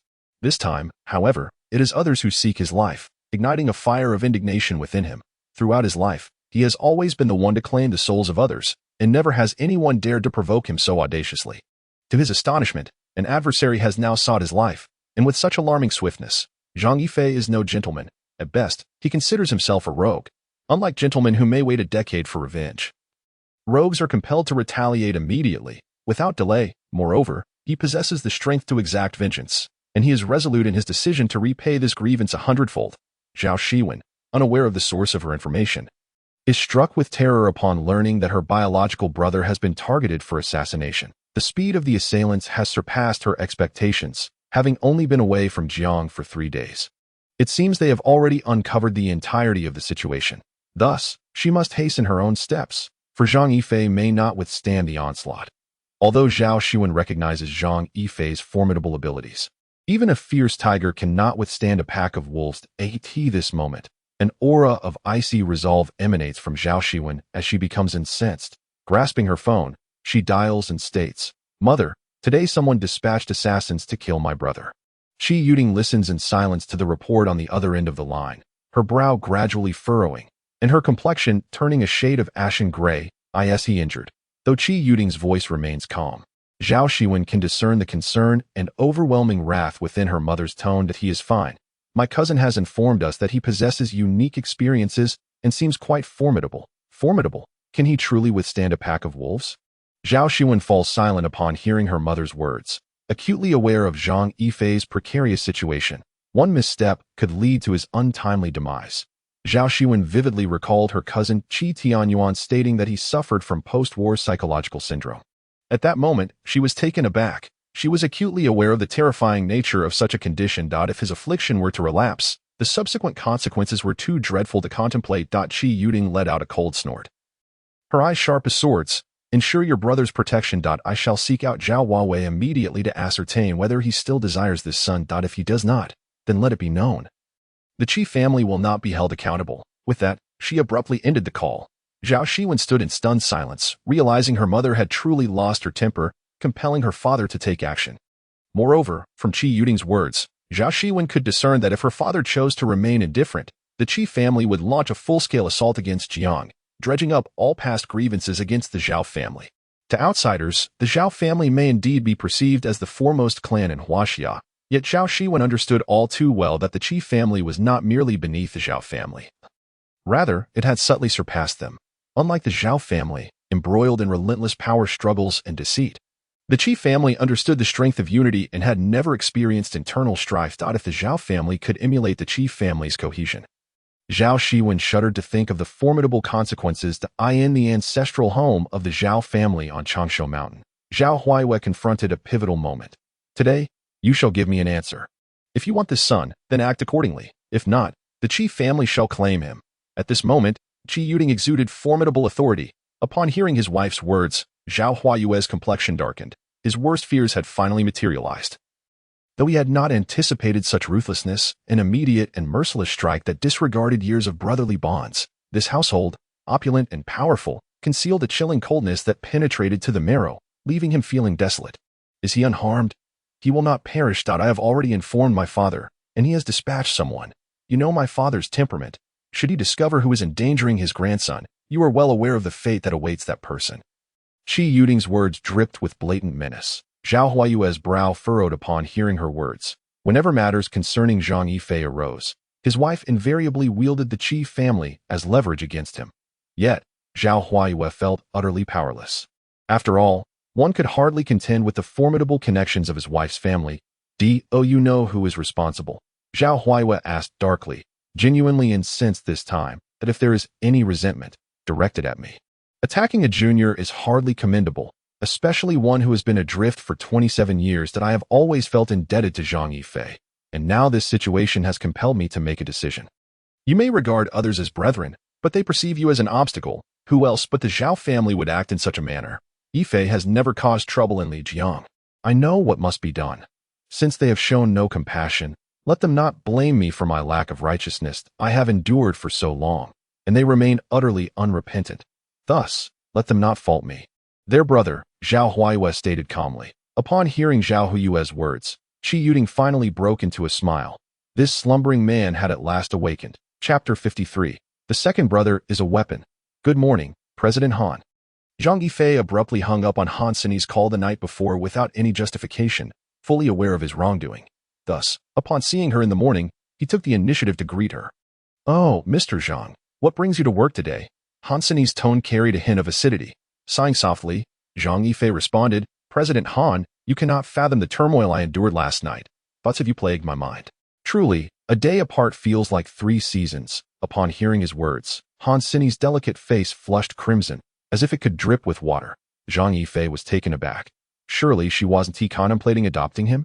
With a dismissive glance, Han Sini retorted with a huff. I dare say you enjoyed yourself yesterday, sleeping the entire day, only to suffer from insomnia at night.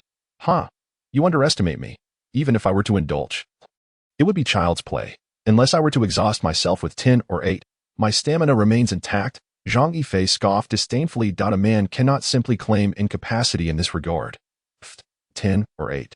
One of me could easily bring you down, Han Sini said, lowering her head as she settled into her seat. Zhang Yifei was momentarily stunned by her words. It had to be an illusion. How could Han Sini possibly say such a thing? President Han, I have matters to attend to. I must take my leave. He swiftly turned to leave, feeling that such a formidable woman was beyond his control. We should spar sometime, he remarked. Just as he lifted his foot to depart, Zhang Yifei was utterly petrified. Was this enchantment or seduction? Suddenly, he turned to face Han Sini, saying, Shall we? The attempt to adopt a more intimate address had indeed brought him closer. Yet it also elevated the familiarity to an almost ant-like level. Zhang Yifei felt as though he had been taken advantage of repeatedly over the past few days, first by Xiao Ningdi, who had him call her little father, and now he was being addressed as little Ant. At this moment, he was at a loss, wondering what sort of individuals he had encountered, all seemingly intent on exploiting him. In a whimsical thought, he considered renaming himself Zhang Fei, so that others might call him Little Ant as well. What is the matter? Han Sini asked, observing his peculiar expression. What has caused you to turn such a shade? Regaining his composure, Zhang Yifei replied, Xiao Yi, it is I who should be broaching the subject of our sparring. Why so? Women are the creators of humanity, while men are the utilizers. Should it not be I who suggests it? Upon hearing his declaration, Han Sini crumpled a piece of paper and tossed it at his head. You rascal, You emerged from that very tool yourself. Zhang Yifei shot her a glare. Rascal, I am no child. Your position may be superior, and so may your department. But as for our brotherhood, I am the elder. He accepted his origins without objection, but he would not concede his stature. After all, he was no minor character. Enough of that. Hansini chided playfully. Zhang Yifei reluctantly exited Hansini's office, initially believing that he might have the opportunity to engage in further acquaintance with her, or that she might decide to take a look at his younger brother. However, he was unexpectedly ushered out. Wasn't she the one who mentioned sparring? It seems one cannot place trust in a woman's words, and no wonder all men are fond of the phrase. Woman, your other name is deceiver. With his head bowed, Zhang Yifei gazed at his younger brother and thought, Dear brother, if you can endure a few more days, I shall certainly assist you in indulging. Zhang Yifei leisurely wandered around the 6th sales department, while Hansini, seated in her office, sighed as she observed his demeanor at that moment. She found it increasingly difficult to discern the true essence of him. He resembled a riddle, with no one knowing the solution. Zhang Yifei, come in here. Hansini could no longer bear to watch. This fellow was causing a commotion in the 6th department, with everyone circling around him, which hampered the productivity of others. Zhang Yifei was taken aback. Having just emerged from the office, why was he being summoned back in? Had Hansini reconsidered and genuinely wished to engage in sparring? Instantly, a lewd grin spread across Zhang Yifei's face. It had been far too long since his younger brother had indulged. If Ling Ming were to discover Zhang Yifei's current thoughts, she would undoubtedly kick him to the curb, especially after having been entangled with him for about a week, only to find him now fixating on another woman. Zhang Zong, did you offend Han Zong? A nearby employee cautiously inquired.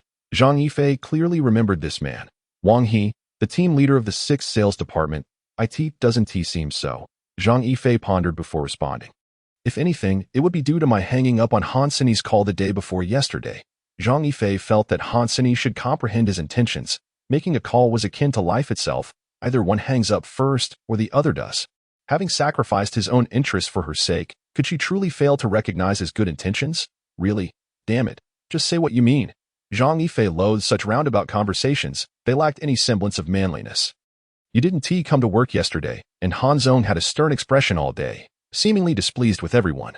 Perhaps she is experiencing an early onset of menopause, Zhang Yifei replied without a second thought.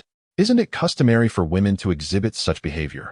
Wang He nodded in understanding, contemplating that Hansini could indeed be deemed a leftover warrior, and if things continued, she might even evolve into a battle-hardened remaining Buddha. Zhang Zong, it would be wise to tread carefully, Wang He advised before resuming his work. At that moment, Zhang Yifei's heart raced with trepidation. Damn, could it really be this dreadful, with a mixture of anxiety?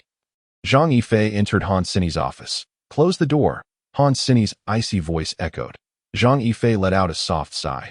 Women could change so swiftly, one moment as gentle as a kitten, and the next transforming into a fierce tigress. It appeared that no matter how a tiger might disguise itself, it would never truly become a cat. Han Zong, my younger brother is a weapon, and once unleashed, blood will surely flow. As Zhang Yifei closed the door, he had already contemplated the most effective posture to adopt in this situation, meticulously designing the appropriate level of commotion to create. His thoughts were entirely premeditated.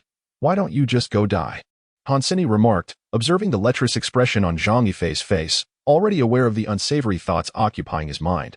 Chapter 54. A rabbit does not eat the grass near its burrow. From his very first day at work, Zhang Yifei had expressed his desire to treat the employees of the 6th Division, yet he had long struggled with the lack of time, which left him in a state of inner turmoil. Today, however, he could finally fulfill his wish. By the time Zhang Yifei and his colleagues finished work, it was already past 6 o'clock. Mealtime had arrived, and the venue was crowded. All private rooms were fully booked. So they settled for a prime spot in the bustling hall. The spacious atmosphere was quite pleasant, filled with lively energy. Gathered around a table, the camaraderie was palpable. What shall we eat? Please, do not hesitate on my account. Zhang Yifei cheerfully addressed the group. Brothers and sisters, why should we stand on ceremony with Director Zhang? Wang He responded with a grin. Director Zhang? Off the clock. We're all just brothers. Call me by my name. Zhang Yifei replied, his brow furrowing slightly, as he found the corporate atmosphere quite distasteful. All right, then we shall call you Brother Fei from now on. A woman nearby chimed in with a smile. Zhang Yifei instantly brightened. Being called brother was one of his greatest pleasures in life, a mark of camaraderie. In this day and age, brother represented the social elite. In such special circumstances, it was evident that women were often perceived as the weaker party. When dining out, the food was secondary. The drinks held paramount importance, a truth well known to those who toiled tirelessly in the world. What shall we drink? Zhang Yifei found himself in a bit of a quandary. Having just realized that there were more women than men in the 6th Division, the group exchanged glances, momentarily at a loss for words. Very well. If none of you wish to speak, I shall decide for you, Zhang Yifei declared, snapping his fingers to summon the waiter. 3 bottles of beer and 4 bottles of liqueur. Do you have the 1982 vintage? Zhang Yifei inquired. Yes, sir, came the reply. Then let us proceed with that order. As Zhang Yifei mentioned liqueur, Han Sini's eyes sparkled with admiration. This man was indeed extraordinary, possessing knowledge of liqueur. What is liqueur? Wang He was the first to voice his curiosity. It is a type of red wine. Liqueur, translated into Chinese, and it is the most renowned wine estate in France. The 1982 vintage is regarded as one of the finest red wines, as well as one of the most expensive vineyards in the world. Han Sini explained softly, gazing at Zhang Yifei. Everyone stared at Zhang Yifei in astonishment, never having imagined that he would treat them to such an extravagant wine. They were only familiar with Lafite wine and had never heard of liqueur. You seem quite knowledgeable about red wine, Han Sini inquired with curiosity. One could say so, Zhang Yifei replied with a gentle smile. During his time as an assassin, his greatest loves had been red wine and women, with the 1982 vintage becoming his favorite. Although he understood wine well, a touch of humility remained advisable. That I cannot drink much. I can only discern the sweetness. It is said that French red wine is the finest in the world. Why is that? Han Sini asked. She had previously tasted liqueur, yet could not discern much beyond a hint of sweetness and a smooth mouthfeel.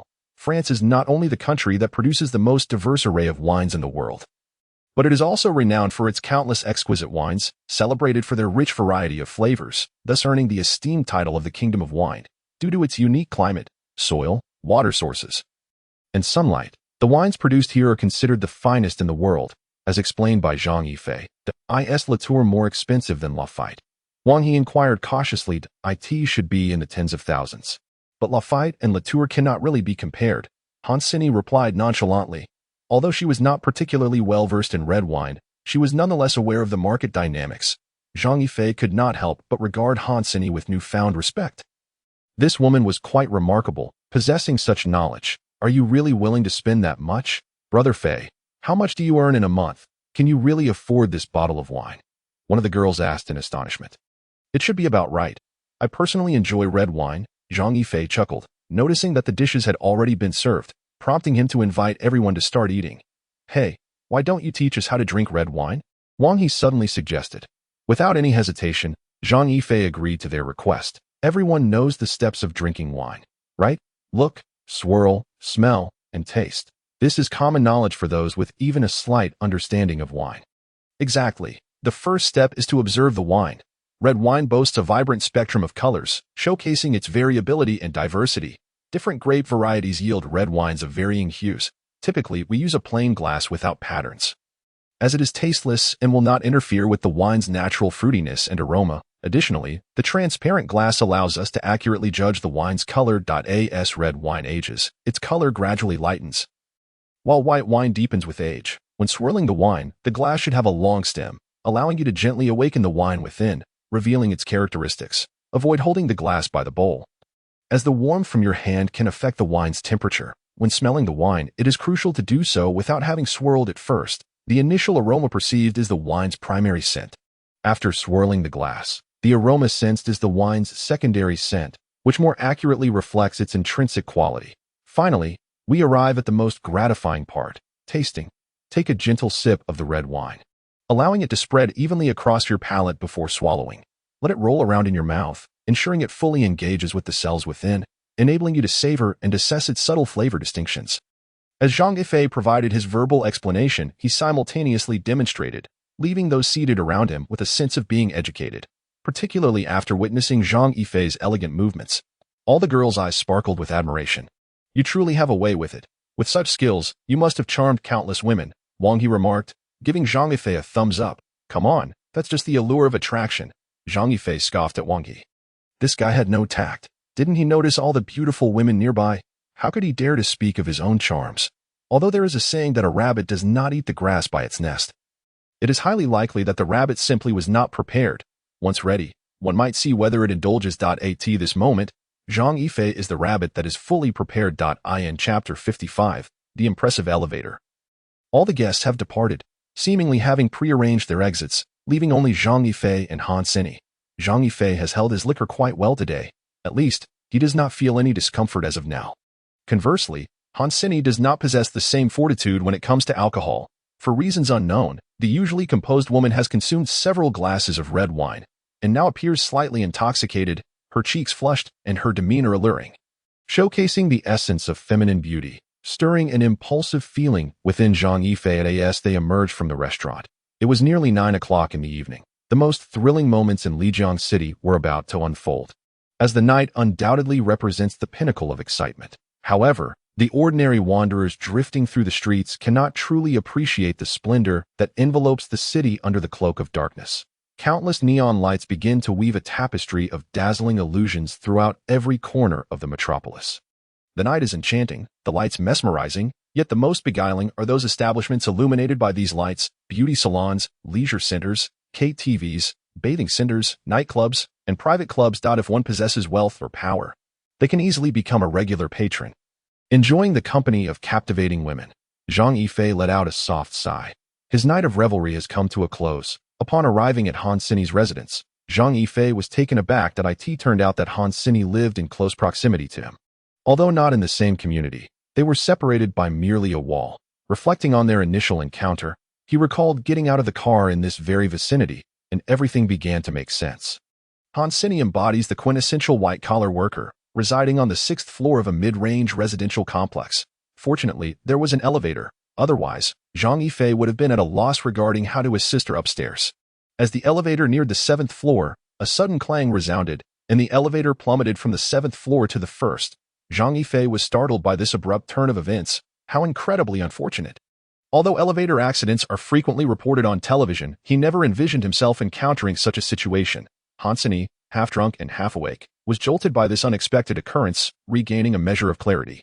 Han, your building's elevator is quite something, Zhang Yifei exclaimed, giving a thumbs up to Han Sini. She shot him a glare, feeling a twinge of unease. Had Zhang Yifei not been beside her, she would have undoubtedly screamed, "It's the building's issue, not mine," she retorted. Observing Zhang Yifei's expression of schadenfreude, she felt an overwhelming urge to slap him. "What floor do you live on?" he inquired. 13th floor, she replied. Zhang Yifei glanced at the elevator display, which indicated they had reached the 11th floor, and felt considerably reassured. He then asked, "It won't drop again, will it?" No sooner had he uttered the words than, whoosh, bang, Han Sini was utterly bewildered, instinctively clutching Zhang Yifei tightly. Once was tolerable, but to experience such a jolt twice was a thrill not everyone could endure. Zhang Yifei was left in a state of shock. His words had barely escaped his lips when the elevator plummeted once more. What a show of consideration at this moment. Zhang Yifei was uncertain whether to regard himself as a bearer of ill omens or to attribute the elevator's peculiar behavior to its unexpected responsiveness. "President Han, this is rather impressive, isn't it?" Zhang Yifei could distinctly detect the enchanting scent of roses emanating from Han Sini, an aroma that was irresistibly seductive, particularly within this unique environment. Were it not for Zhang Yifei's modest advancement in his training, he might have succumbed to temptation much sooner. Suddenly, Han Sini felt something brush against her lower body, prompting her to furrow her brow in confusion. "What just touched me?" After speaking, she reached down to investigate. Even with Zhang Yifei's thick skin, he felt a flush creep across his face. Was this woman genuinely oblivious or merely feigning ignorance, perhaps attempting to lead him into a particular course of action? The moment Han Sini made contact, she swiftly withdrew her hand, her face now flushed crimson, akin to a ripe apple, evoking an overwhelming urge to take a bite at its last. Han Sini discerned the source of the contact. "President Han, I have long warned you that my second brother is a weapon. You refuse to believe me," Zhang Yifei remarked softly. The warm breath that escaped his lips enveloped Han Sini's ear, an act that could only be described as adding fuel to the fire. A tingling sensation coursed through Han Sini's body, yet she dared not move, fearful of inadvertently brushing against Zhang Yifei's second brother. "You scoundrel," Han Sini admonished, her cheeks aflame with embarrassment. Zhang Yifei felt a wave of despair wash over him. Who was truly the scoundrel here? He had not touched her. Rather, it was she who insisted on engaging with his second brother. He had previously cautioned her about it being a weapon, yet she had insisted on making contact. President Han, I find your words rather unpalatable that I did not initiate any contact. You have been the one holding on to me that I have done nothing, and if anyone is to be called a scoundrel, it should be me, Zhang Yifei protested, his expression one of grievance. Suddenly, Hansini realized that it was indeed she who had been embracing him all along. Flustered, she quickly released Zhang Yifei and lowered her head to adjust her clothing. Stop it. Those unaware might think I've wronged you. Besides, this elevator keeps descending on its own that if it continues. Zhang Yifei's words trailed off, and with a whoosh, the elevator suddenly lurched again to in a panic. Hansini clutched Zhang Yifei once more. Zhang Yifei, from this moment onward, you will cease your ill-omened utterances. Hansini finally lost her temper. Just as she had managed to calm her racing heart, it surged once more, and she was certain that if this continued, she would surely suffer a heart attack. Zhang Yifei's expression darkened. What had he done to deserve this? After all, he had no control over the elevator's erratic behavior. Suddenly, a spark of inspiration ignited in Zhang Yifei's mind as he cautiously inquired of Hansini. Could it be that the elevators here are remote-controlled? Given the remarkable advancements in technology, it was not inconceivable that some manufacturers had produced elevators with remote management capabilities. Chapter 56. What will become of us once the two emerge from the elevator? Hansini cast a discontented glare at Zhang Yifei. Were it not for their acquaintance, she might have suspected that Zhang Yifei had some hand in the elevator's peculiarities when he declared it would descend. It did so, yet when he fell silent, the elevator remained undisturbed. With a countenance marked by anguish, Zhang Yifei gazed at Hansini, acutely aware that the elevator's erratic ascents and descents bore no relevance to him. President Han, it truly has nothing to do with me, he implored. I know, Hansini retorted with irritation. This fellow was nothing but a calamity. Being in his company rarely brought about anything good. As she retrieved her keys from her bag and unlocked the door, Hansini leaned against the wall, removed her shoes, and cast a glance at the dazed Zhang Yifei standing outside. Come in, you fool, she gently beckoned. Upon hearing her words, Zhang Yifei found himself contemplating his next move. Should he enter or refrain? If Hansini were to take advantage of him, would he simply submit to her whim or relish the experience? Ultimately, he resolved to step inside, adopting a demeanor befitting a noble sacrifice. Hansini poured a glass of water for Zhang Yifei and placed it upon the table, softly suggesting, you should sit and rest. I will take a shower. Zhang Yifei was momentarily taken aback. What did it imply that she was leaving him alone while she bathed? Was it a subtle hint? He longed to exclaim, shall we bathe together? As he watched Hansini gradually fade from his sight, a swarm of ants seemed to scuttle within him, provoking an unbearable itch throughout his body.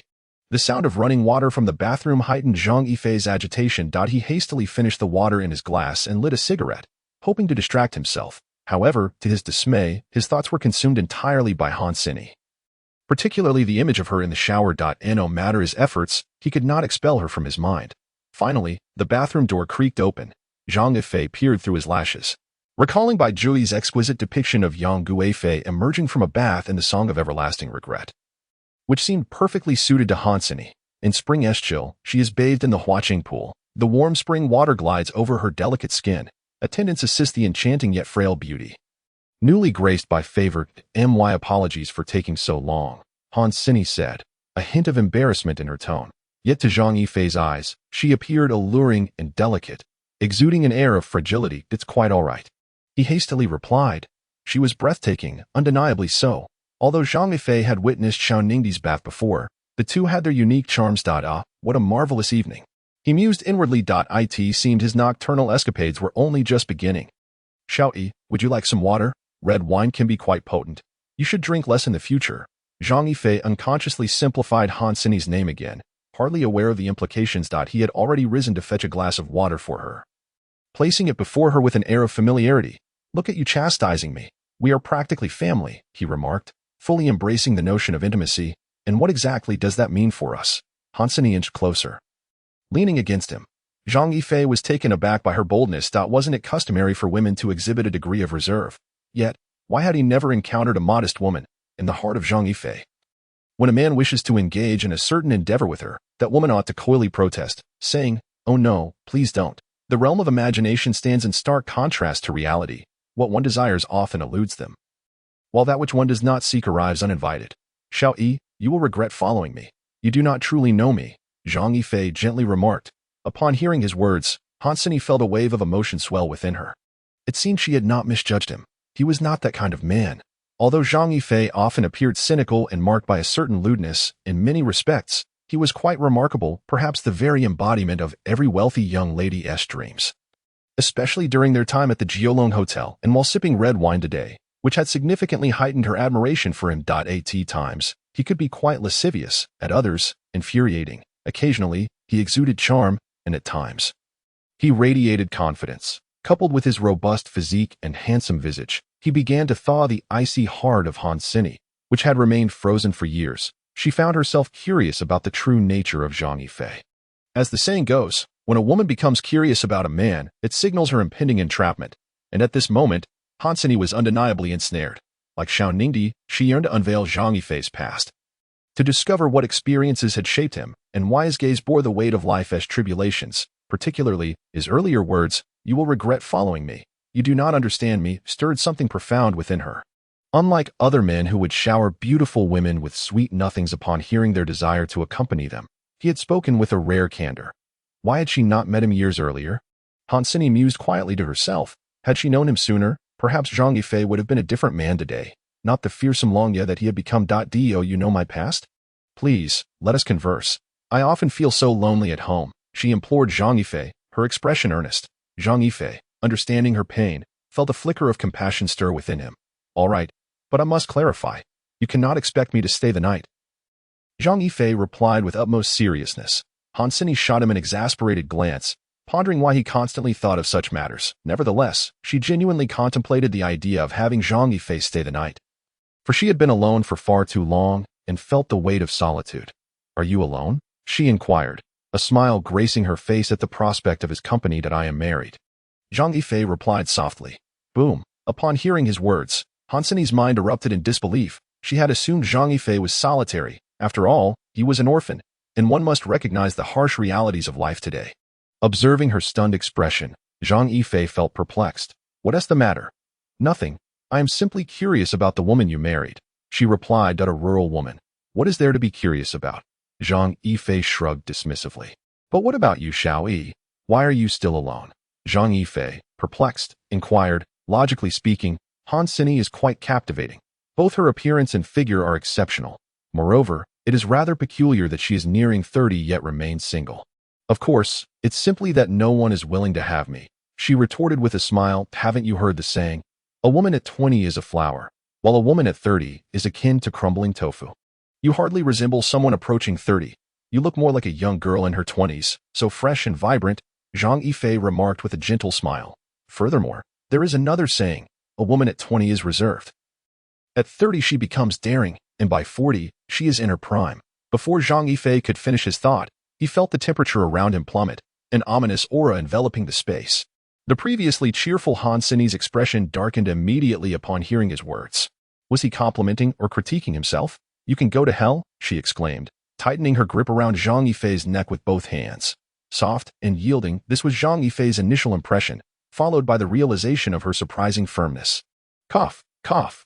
Zhang Yifei, his eyes ablaze, found it hard to endure such a predicament, being held in such a manner by a woman. Suddenly, Han Sini seemed to recognize her inappropriate approach and hastily released him. Her face flushing a deep crimson. So, how is it? Very soft, quite comfortable, and impressively strong, Zhang Yifei remarked, his gaze fixed on her bosom. Han Sini's expression turned to one of annoyance. I was inquiring if you had any matters to discuss. Zhang Yifei felt like weeping. He had initially thought she was asking about her bosom, not realizing he had misinterpreted her question. How could he face his compatriots again? He hadn't anticipated that Han Sini's fiery temperament matched her equally fiery figure. Having pressed him against her bosom so boldly, if she truly lost her temper, he might very well find himself subdued on the sofa. Is there truly nothing amiss? Zhang Yifei nodded emphatically. The only thing troubling him being the sensation in his hands, whether they could grasp her properly. Are those two assets of yours somewhere between a D and E cup?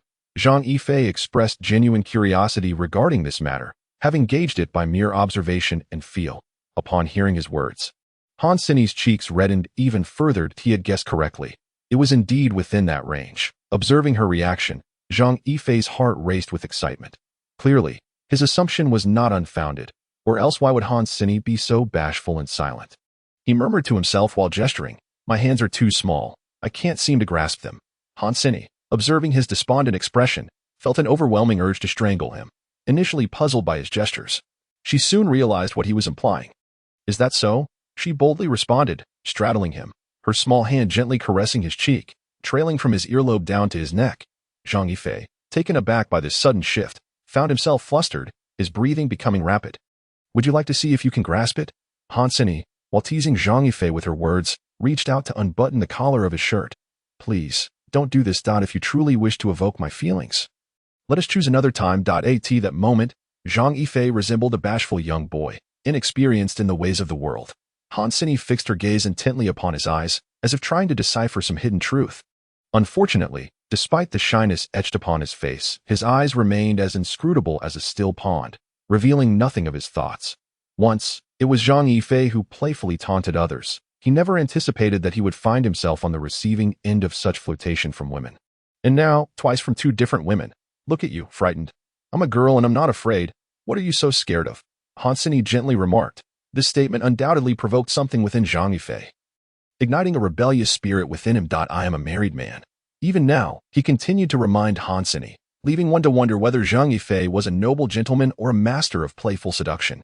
I know, Han Sini whispered with warm breath against him, leaning closer. The second brother is a weapon. Once unleashed, it will thirst for blood. Zhang Yifei, are you truly a man? In that moment, Han Sini lost herself. As she delicately unfastened his shirt, she was taken aback by the sight before her. What had this man been through? There, etched upon his chest, was a tattoo of a bloodied wolf, its white fur marred with crimson stains. Glaring with piercing green eyes that glimmered with a chilling light, its mouth, filled with sharp fangs, was thrown back in a fierce howl, presenting an utterly terrifying visage. The tattoo was exceptionally crafted, and upon Zhang Yifei's body, it appeared vividly alive, exuding an aura of dread. The wolf seemed to have endured immense suffering, its roar echoing with pain. Coupled with the scars that marred his torso, it was evident that his past was anything but ordinary. His experiences uniquely harrowing. After a prolonged silence of over half a minute, Han Sini dared to reach out and touch the fierce, howling blood wolf upon Zhang Yifei's chest. Did I frighten you? Zhang Yifei said, somewhat embarrassed.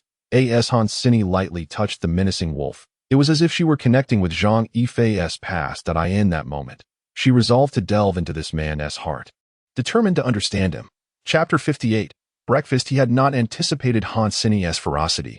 No wonder people often claim that women in their 30s are like wolves, and those in their 40s like tigers.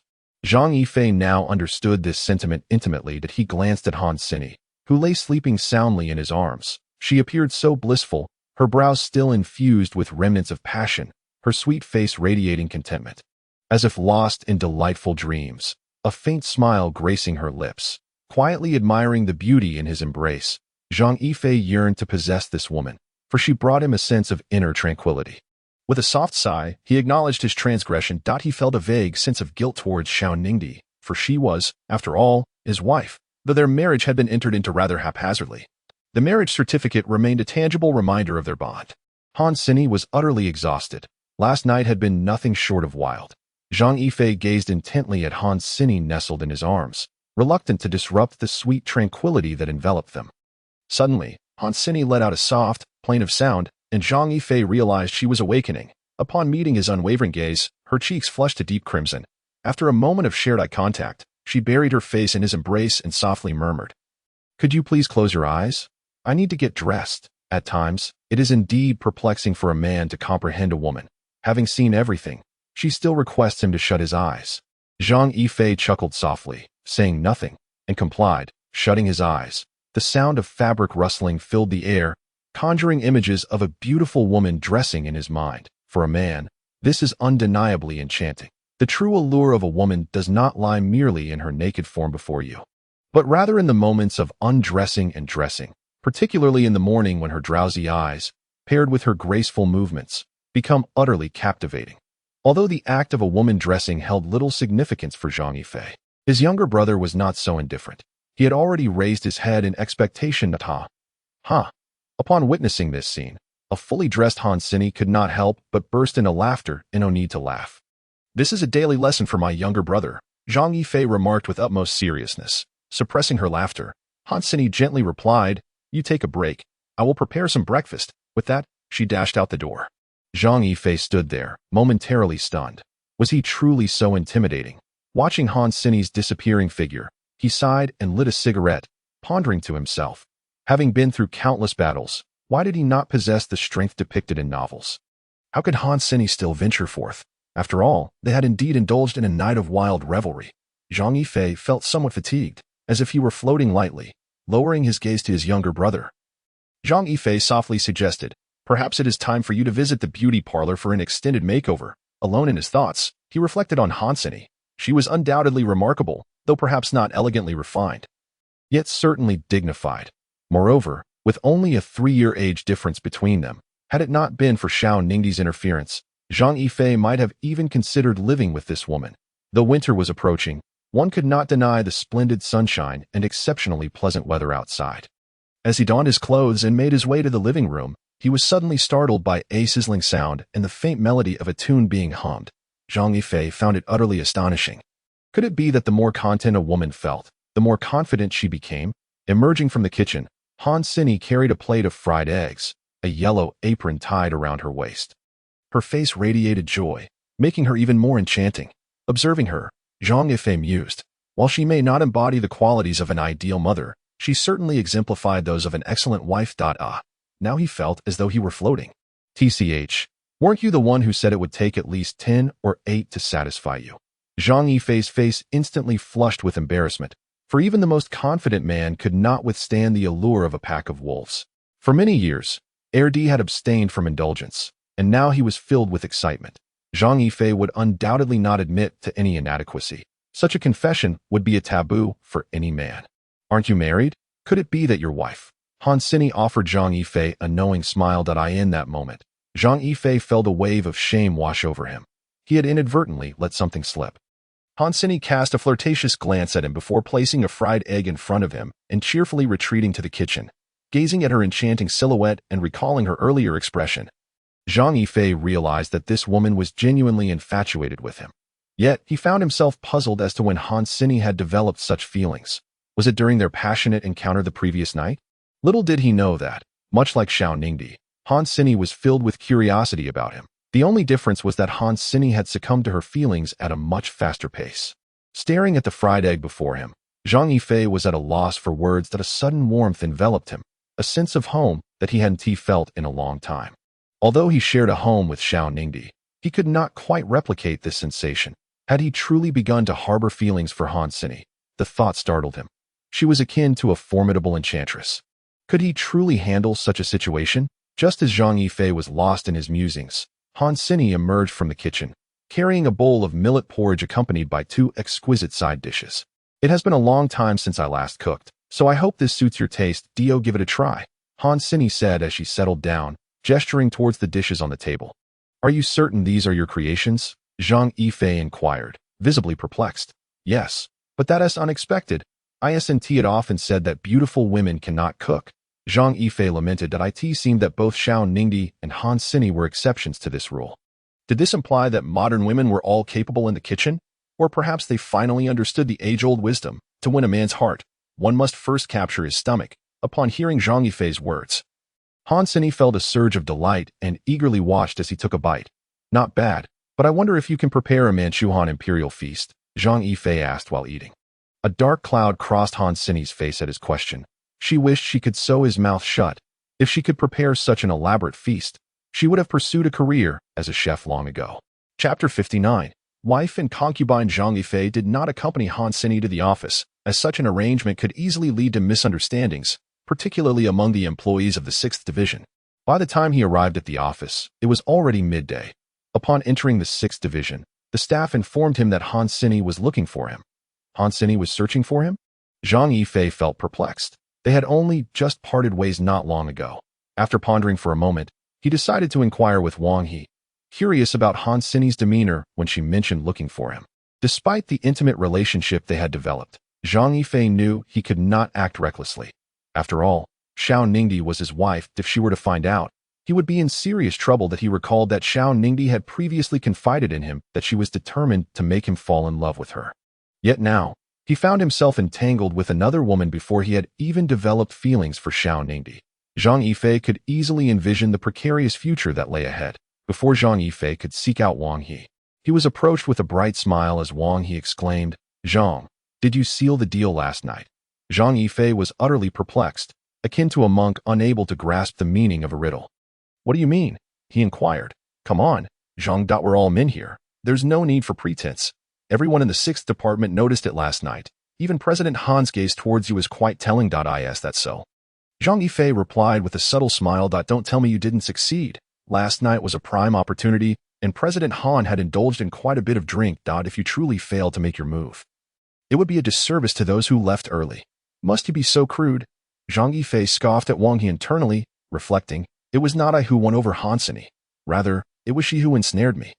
Wang Yi looked at Zhang Yifei with an expression of exasperated delight. "Oh, Zhang, you're really not doing us men any favors. Who in the company is unaware that President Han and President Shao are regarded as the two great ice queens? And you let such a splendid opportunity slip through your fingers. Well, tell me, what was President Han's expression when she mentioned she needed to see me?" Wang Yi sighed softly, finally understanding why Hansini had appeared so glum that morning. The crux of the matter lay here. Yet, little did Wang He know what had truly transpired the night before. Under a heavy cloud, "Zhang, you better look out for yourself."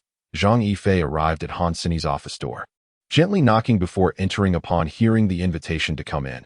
Upon seeing Hansini, who was engrossed in writing, he was momentarily taken aback, his mouth agape in astonishment. Typically, she would have her hair pinned up, yet today it cascaded down her shoulders, and she wore a subtle shade of lipstick. The black professional attire she donned had a significantly lower neckline than usual, revealing a silk-lined undergarment that accentuated her form. Moreover, Hansini adorned herself with platinum earrings and a diamond necklace. Zhang Yifei swallowed hard, incredulous at the transformation. Surely, even under the best of circumstances, one could not look this stunning. No wonder all the employees from the 6th Department had regarded him with such peculiar glances. It all made sense now. He felt a compelling urge to inquire, "Sister, are you feeling unwell?" "Yifei, is that you?" Hansini looked up and smiled upon recognizing him. Her smile sent a shiver down his spine. What was her intent? "President Han, you summoned me," he managed to say, swallowing again. "Am I beautiful?"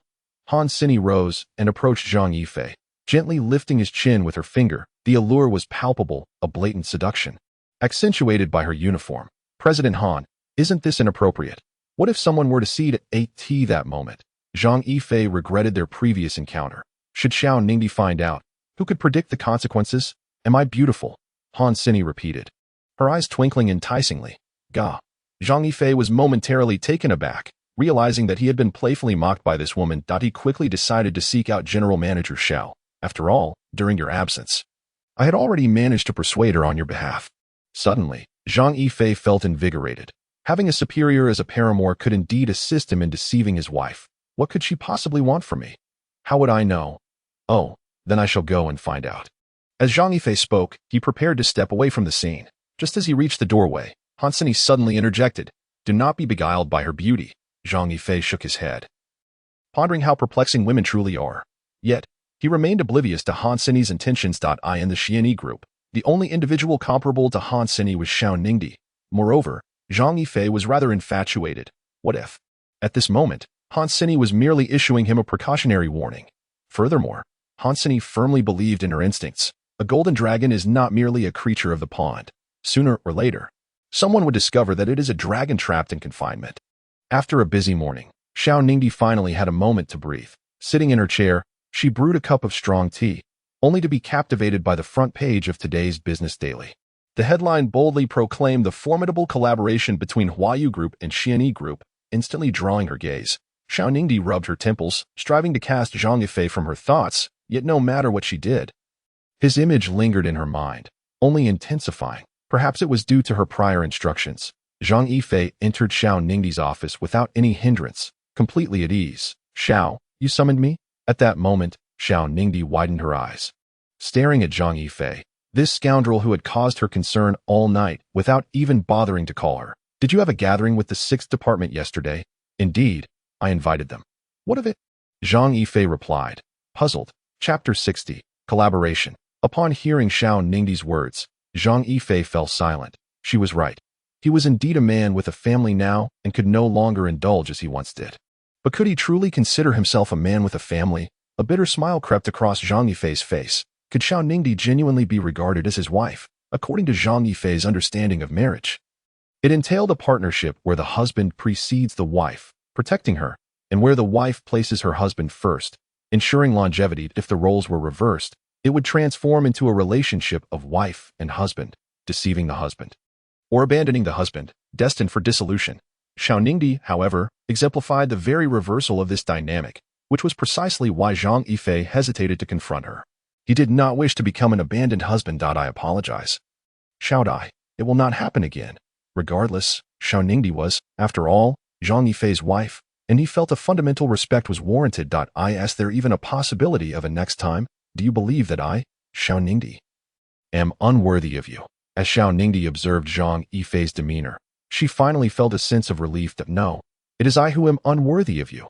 Zhang Yifei hastily clarified, fearing a misunderstanding that I in a relationship. There is no concept of being worthy or unworthy. It is merely a matter of suitability. Zhang Yifei, I am aware that you harbor significant prejudices against me, yet I believe that one day you will come to love me. Xiao Ningdi gazed at Zhang Yifei and spoke with a grave expression. Zhang Yifei, observing Xiao Ningdi's serious demeanor, felt a sense of frustration and retorted, "It is you who should be concerned about compatibility, not me." With a chuckle, Zhang Yifei refrained from further comment. At that moment, the telephone on Xiao Ningdi's desk rang, and she shot a glare at Zhang Yifei, who felt utterly innocent. "Hello, General Manager Xiao. President Zhao from Huayu Group is currently downstairs and will be coming up shortly." "Understood. Please bring them up directly," Xiao Ningdi replied before hanging up. "No need. Although I currently oversee the company, it may very well be you in charge in the future," Xiao Ningdi remarked nonchalantly. "What?" Zhang Yifei was taken aback, pondering the implications of her words. Why would he take charge of Xuani Group? Chairman Jiang Yusen entered the room softly. Zhang Yifei's gaze fixated on her, captivated by the alluring curves of her figure, doubting whether her blouse could withstand the pressure. Upon noticing the individual behind Jiang Yusen, a complex expression flickered in Zhang Yifei's eyes. This person was Zhao Shiwen, his biological sister. "All right, Yusen, please step out to attend to your duties," Xiao Ningdi instructed. Approaching Zhao Shiwen, she extended her right hand with a smile, saying, "I never anticipated that Miss Zhao would come in person. It truly honors me." As their hands clasped, Zhao Shiwen reciprocated with a smile. Shiwen wished to visit Xuani Group and witness General Manager Xiao's poise firsthand. While speaking, Zhao Shiwen's gaze casually flitted towards Zhang Yifei. "Please have a seat," Xiao Ningdi said warmly to Zhao Shiwen, "that Mr. Zhang is here as well." Zhao Shiwen feigned surprise.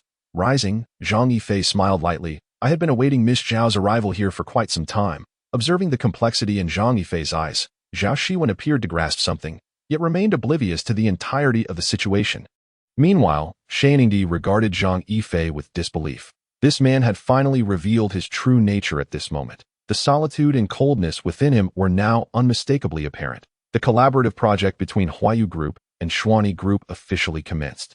The negotiations progressed smoothly, as if Xiao Ningdi and Zhao Shiwen had conspired to establish a relaxed atmosphere.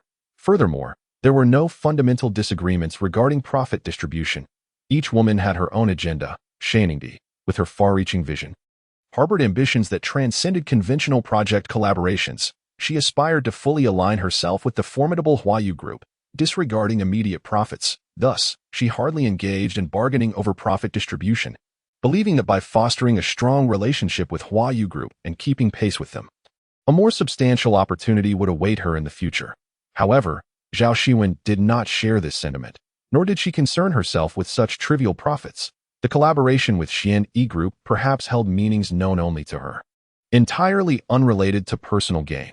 Otherwise, in the vast city of Lijiang, there are numerous companies that rival Xuani Group. The notion of partnering with Xuani Group seemed simple enough. After thorough investigation and verification, it was evident that Zhang Yifei was unequivocally her brother, lost for 27 years, and Xiao Ningdi was indeed the wife of her brother.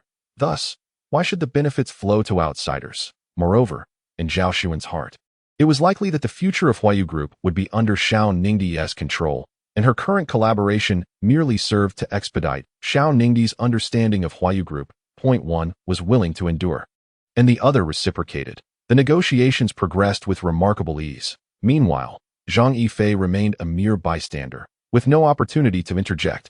Observing the two women engaging in lively conversation and laughter, Zhang Yifei could only offer a wry smile, pondering how Xiao Ningdi would react once she comprehended the entire situation. Both women were breathtakingly beautiful, each adorned with their own unique charm, providing Zhang Yifei with a feast for the eyes. As Xiao Ningdi conversed with Zhao Shiwen, her gaze inadvertently flicked to Zhang Yifei, who was caught in a series of rueful smiles. This left her perplexed.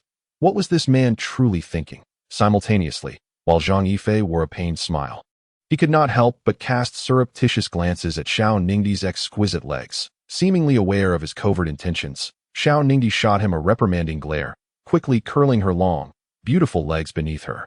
Zhang Yifei inhaled lightly, muttering to himself about her being a stingy woman. Could a mere glance lead to pregnancy? She wished for him to fall in love with her, yet restricted his gaze, making it impossible to harbor such feelings. Chapter 61. Brotherly Dialogue in the Zhao family of Changshu Mountain. Yin Jing, Zhao Huyao, upon receiving his wife Qi Yuding's final ultimatum, finally set his plans into motion. He realized that allowing his wife to continue her antics might result in a lifetime estrangement from their son. The endeavor to cleanse the family from within must accelerate. Sitting in his study, deep in contemplation, Zhao Huyao picked up the phone and dialed a number, speaking in a low voice. Is this Minister Zhua? You are aware that the provincial party secretary of Sichuan, Old Wang, has fallen ill and is retiring, correct? Regarding the succession, as long as the candidate possesses outstanding capabilities, aligns with our governance direction, and is wholeheartedly dedicated to serving the people, anyone can take the position. Of course, we must approach this with a sense of responsibility towards the populace, selecting candidates with care and deliberation. How about you consult Secretary Zhao Longkong for his recommendations? Don't doubt it. That is precisely my intention. Proceed accordingly. A chuckle of resignation echoed from the other end of the line. This call undoubtedly signaled impending significant movements, with the primary target still Sichuan. Zhao Huyao gently set down the phone, a complex smile gracing his lips. Politics resembled a game of chess. A single misstep could lead to catastrophic failure. Yet, it also involved the exchange and even sacrifice of pieces as a tactical maneuver. Preserving the central stronghold was paramount. Minor losses at the edges were not of great consequence. Occasionally, a strategic compromise could lead to the ultimate goal. Who is this person? Inquired Zhao Huyao's elder brother. Zhao Lingwei. His name is Zhang Yifei, an individual of great significance to me. Esteemed elder brother, you are indeed a distinguished major general of the capital's garrison, commanding a formidable array of valiant warriors. Surely, the likes of Qi Tianyuan would not weigh heavily upon your mind. Zhao Huyue's intention behind sending Qi Tianyuan is quite profound, for Qi Tianyuan is the cousin of Zhang Yifei if the two were to. Brother, what exactly are you scheming? Just days prior, the patriarch of the Qi family had already arranged for Tianyuan to depart, claiming it was to protect someone named Zhang Yifei from departing Jiang. Gosh, Zhao Huyue was taken aback. His father-in-law's actions were alarmingly swift. In merely 2 days, he had dispatched Qi Tianyuan. If he had remained idle, that a cold sweat broke out on Zhao Huyue as he pondered his thoughts. It was truly terrifying. Thank goodness he had acted today. Is that so? What did the elder say? Zhao Huyue inquired anxiously. Elder Qi stated that if anything were to befall Zhang Yifei, he would flay the skin off the 3 of us brothers. Brother, who exactly is Zhang Yifei, and why does Elder Qi hold him in such high regard? You can't be serious? Flay our skins. Zhao Huyue's eyes widened in disbelief. There can be no mistake. Elder Qi was quite serious. I could sense that he was not jesting this time. Brother, you haven't crossed Elder Qi, have you? Before Zhao Huyue could respond, Zhao Lingwei hastily interjected. Brother, if you have indeed offended Elder Qi, do not drag me into this second brother. You surely cannot be unaware that the eldest and. Before Zhao Huyue could finish his words, Zhao Lingwei interrupted. Third brother, let me remind you, that is your own flesh and blood. You have abandoned him for over 20 years. Do you truly wish for him to wander for another 27? What of the eldest? If he dares to entertain other thoughts, I shall handle him myself. This indeed posed a considerable dilemma. The eldest children, while outwardly appearing as paragons of virtue, were, behind the facade, ruthless individuals capable of devouring their prey whole. Zhao Lingwei began to feel troubled. This was precisely why he was so agitated upon discovering that Zhang Yifei was his nephew. None of the eldest's offspring could earn his approval, and his relationship with the eldest was rather strained. In contrast, he shared a deep bond with Zhao Huyue. The most alarming aspect was Tianyuan's claim that he suffered from post-war psychological syndrome. Should it manifest, Zhao Huyue articulated his gravest concerns. Boom. This statement detonated in Zhao Lingyue's mind like a bombshell. Post-war psychological syndrome. How could he possibly be afflicted by such a condition? Zhao Lingyue found it hard to believe. As a leader in the military district, he was well aware that this ailment did not arise overnight. It was born from the tempest of bloodshed on the battlefield.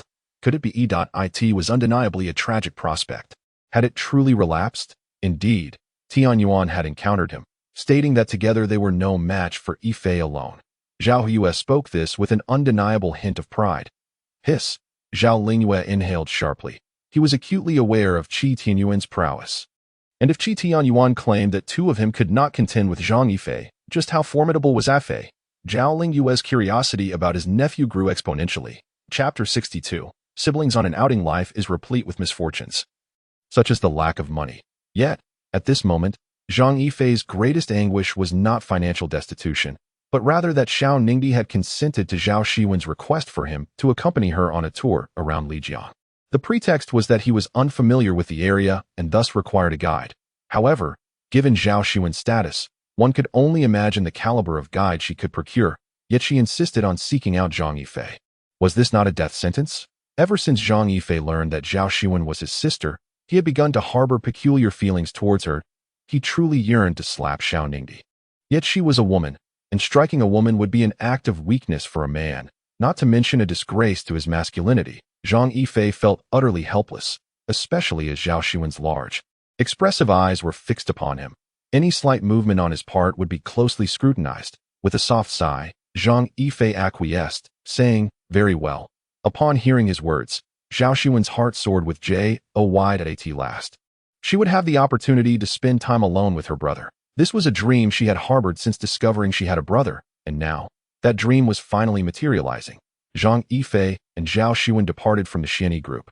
With the approval of the chairwoman, Xiao Ningdi, herself. To outsiders, this appeared to be a fortuitous occasion, an outing with a beauty, sanctioned by the chairwoman's personal decree.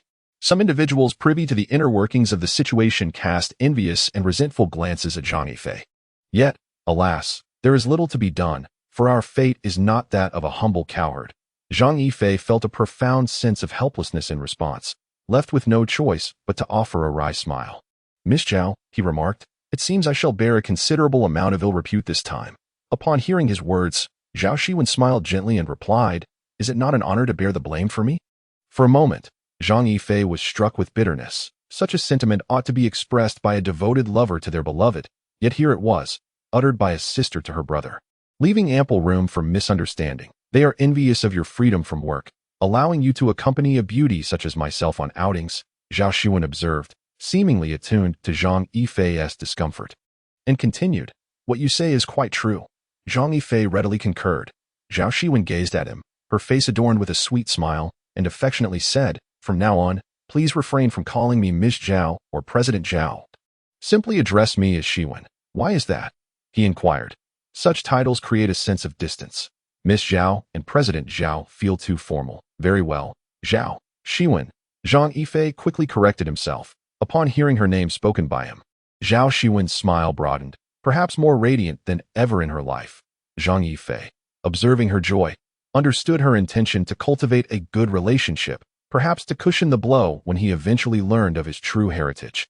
But could he truly be so fragile? Zhang Yifei had never basked in the warmth of a family. Regardless of one's strength or capabilities, one remains a child in their parents' eyes, and even among siblings. Strength is often accompanied by vulnerability. Zhao Shiwen was indeed putting in considerable effort as they arrived at the parking lot. Zhao Shiwen instructed her bodyguards that she would be going out alone, and that no one was to follow her point one by one. They left, heads hung low, while Zhang Yifei observed without intervention, aware that Zhao Shiwen had her reasons for such actions. They entered a Porsche, with Zhao Shiwen taking the wheel. Zhang Yifei reclined in the passenger seat, nonchalantly smoking a cigarette, adopting an air of leisure in the driver's seat. As Zhao Shiwen shifted slightly, her skirt rode up, revealing a glimpse of her long, slender thigh, free of any excess flesh, yet possessing a captivating fullness. The sheer stockings accentuated her smooth skin, and the gentle curves of her rounded knees shimmered softly. Her professional attire, with only 2 buttons fastened at the waist and a subtly open collar, further emphasized her ample figure, exuding a delicate fragrance. Were it not for Zhang Yifei's knowledge of her being his sister, one might easily misconstrue the situation. Noting Zhang Yifei's casual smoking, Zhao Shiwen frowned and admonished. Smoke less. Refrain from smoking in public places. Passive smokers absorb 70% of the nicotine. In that case, you smoke, and I'll savor the aroma, claiming that 70% for myself, Zhang Yifei, as he spoke, extended the cigarette in his hand towards Zhao Shiwen. This woman was utterly unprincipled. Had she already forgotten that he had shared his cigarettes with her just 2 days prior? In Zhang Yifei's mind, he could forego many things, but smoking and drinking were non-negotiable. There is a saying that rings true. A man who doesn't smoke is merely wandering aimlessly in this world, and a man who doesn't drink is also just passing through. Thus, in order to ensure his existence in this world was not in vain, Zhang Yifei indulged fervently in smoking, especially those cigarettes that were free. He smoked them with fervor. As for alcohol, he aimed to limit his intake. Excessive drinking could lead to troublesome situations, and was it not true that his previous misfortunes had stemmed from overindulgence in drink? Zhao Shiwen, however, did not accept his offer and merely shot him a disdainful glance. Doesn't Xiao Ningdi care about you? Humph, you truly underestimate me. At that moment, Zhang Yifei felt his confidence waver. After all, Xiao Ningdi had orchestrated schemes against him on numerous occasions, each time executing her plans to perfection. Yet, there was one aspect he cherished about Xiao Ningdi. She never questioned his smoking habits, always providing him with an ashtray and pouring him water. Furthermore, she never pried into his escapades outside. Is that really the case? Zhao Shiwen's eyes glimmered with a hint of cunning. Of course, I never deceive women, Zhang Yifei replied, secretly adding in his mind, except for girls. Chapter 63. A sudden change. Suddenly, Zhang Yifei felt a chilling sensation creeping up his back. Glancing in the rearview mirror, he indeed saw a black Mercedes tailing them, but a terrifying thought struck him. Zhao Shiwen had driven the car to the Jiangda Bridge. Surrounded by guardrails, with the abyss of the river below. There's a car approaching us. We need to flee. Zhang Yifei urged. If he were alone in the car, he would have toyed with the pursuers. But with Zhao Shiwen beside him, he lacked the courage to engage with them that he might survive. But what about Zhao Shiwen? Startled by his words, Zhao Shiwen had yet to process the situation when a loud crash echoed behind them. The Mercedes had collided with the rear of their Porsche. The force of the impact nearly lifted Zhao Shiwen from her seat, while Zhang Yifei suffered the brunt of it. Having neglected to fasten his seatbelt, his forehead collided violently with the front. Damn it, let me not discover who they are. Despite the chaos, Zhang Yifei felt no fear. The adage that skill breeds courage held true. Zhao Shiwen, shocked by the abrupt turn of events, quickly regained her composure, having weathered many storms in her past. She was soon radiating a cold intensity, her eyes gleaming with a fierce light. Even Zhang Yifei found himself momentarily taken aback by her palpable aura of danger. Did Zhao Shiwen possess martial prowess as well?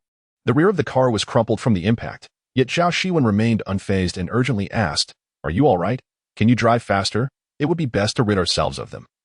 If all else fails, find an uninhabited place and engage in a game of bumper cars." Zhang Yifei lamented with a tear-streaked face, his meticulously styled hair now disheveled beyond recognition, with another jarring collision.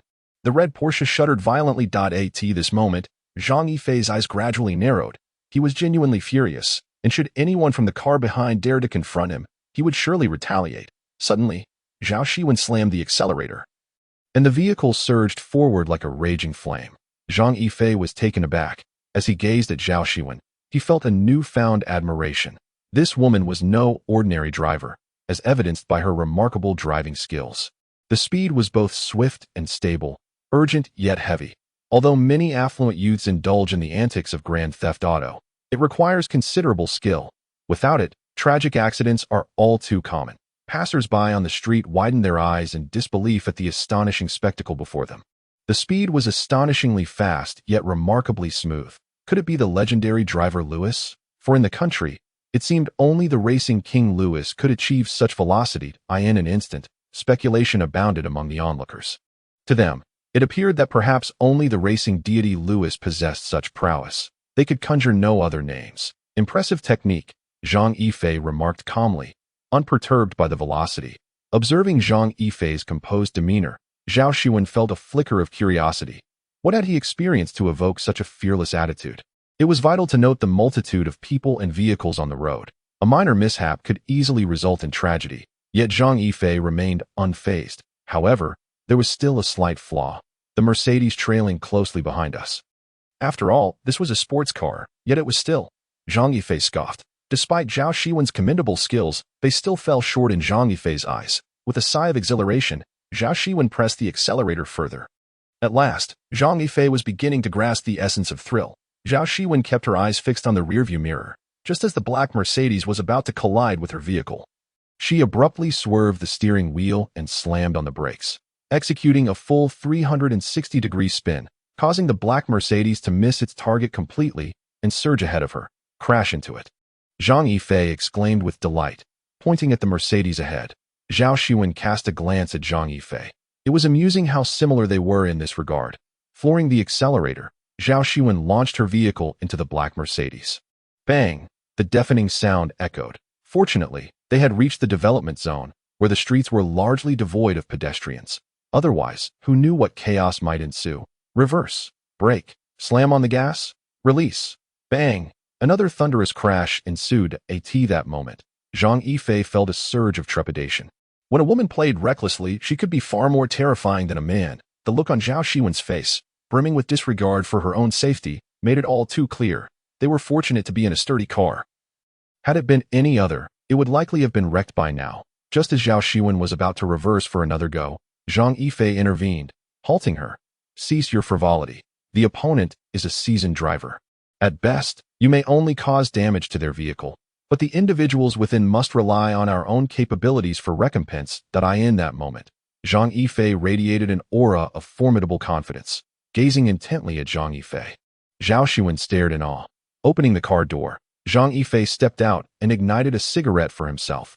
Exhaling a gentle plume of smoke, a piercing glint flickered in Zhang Yifei's eyes, sharp as a sword. Suddenly, Zhang Yifei made his move, swift as a phantom.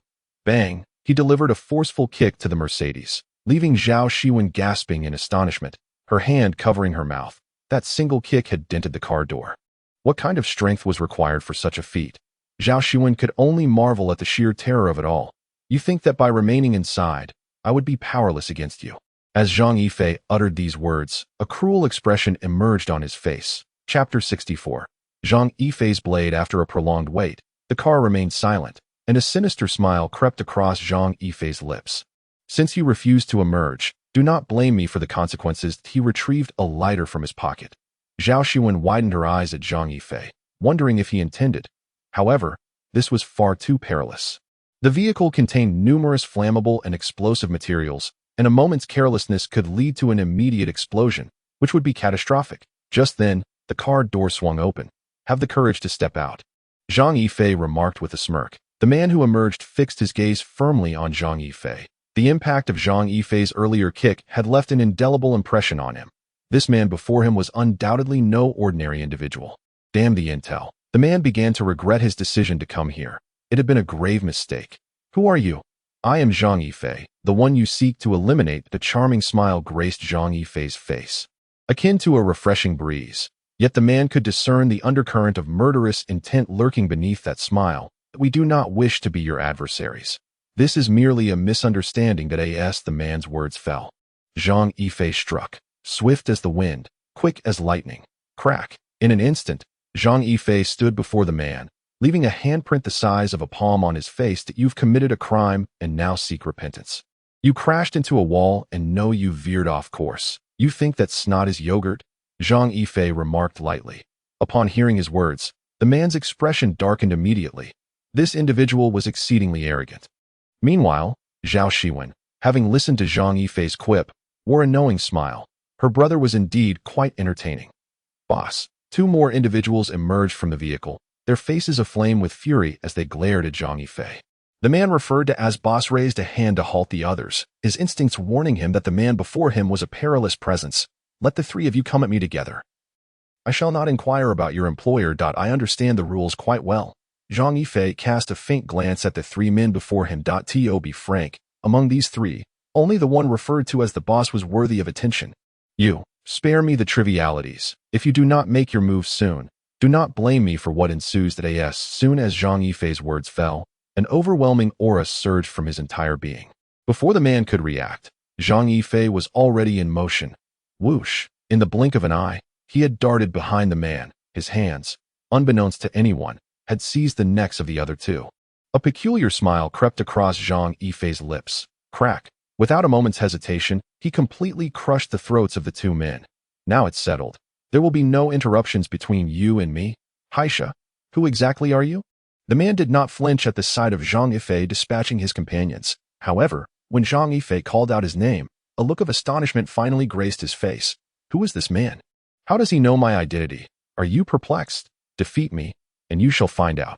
You seek death. The incessant provocations ignited Haisha's fury. Hiss. Zhao Xuan drew a sharp breath. The current situation had surpassed her understanding. What sort of power could manifest like this? Zhang Yifei casually flexed his arm and remarked nonchalantly, I truly question how you have managed to remain on the assassin's list for so long. Who are you really? In that moment, Haisha was not merely astonished. A tempest of turmoil surged within him. The assassin's list is known only to gold-tier assassins, and this man before me actually knows of its existence. Who on earth is he? Could it be that he too is an assassin, and of a high caliber at that? The dead need not know so much that I in this instant. Zhang Yifei's regal presence reemerged, his gaze exuding an air of sovereignty that sent shivers down spines. At that moment, Zhang Yifei appeared to be a born king. Who is Haisha? A figure among the top 10 on the assassin's list.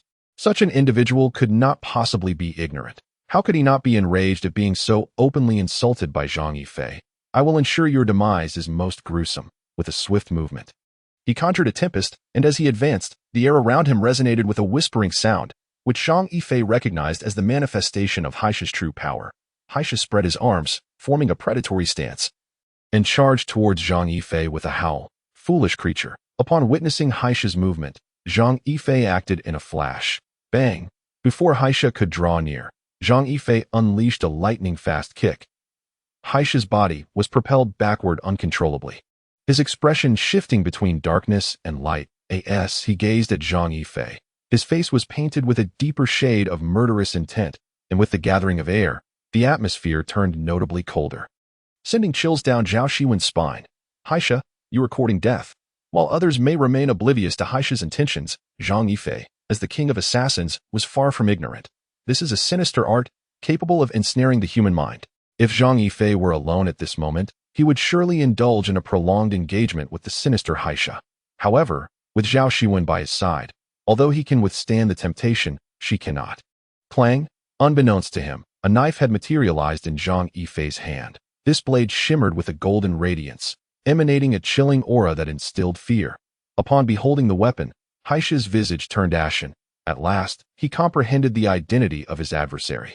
You are the dragon. Before Haisha could complete his utterance, the lethal energy of Zhang Yifei's blade surged forth. Crack!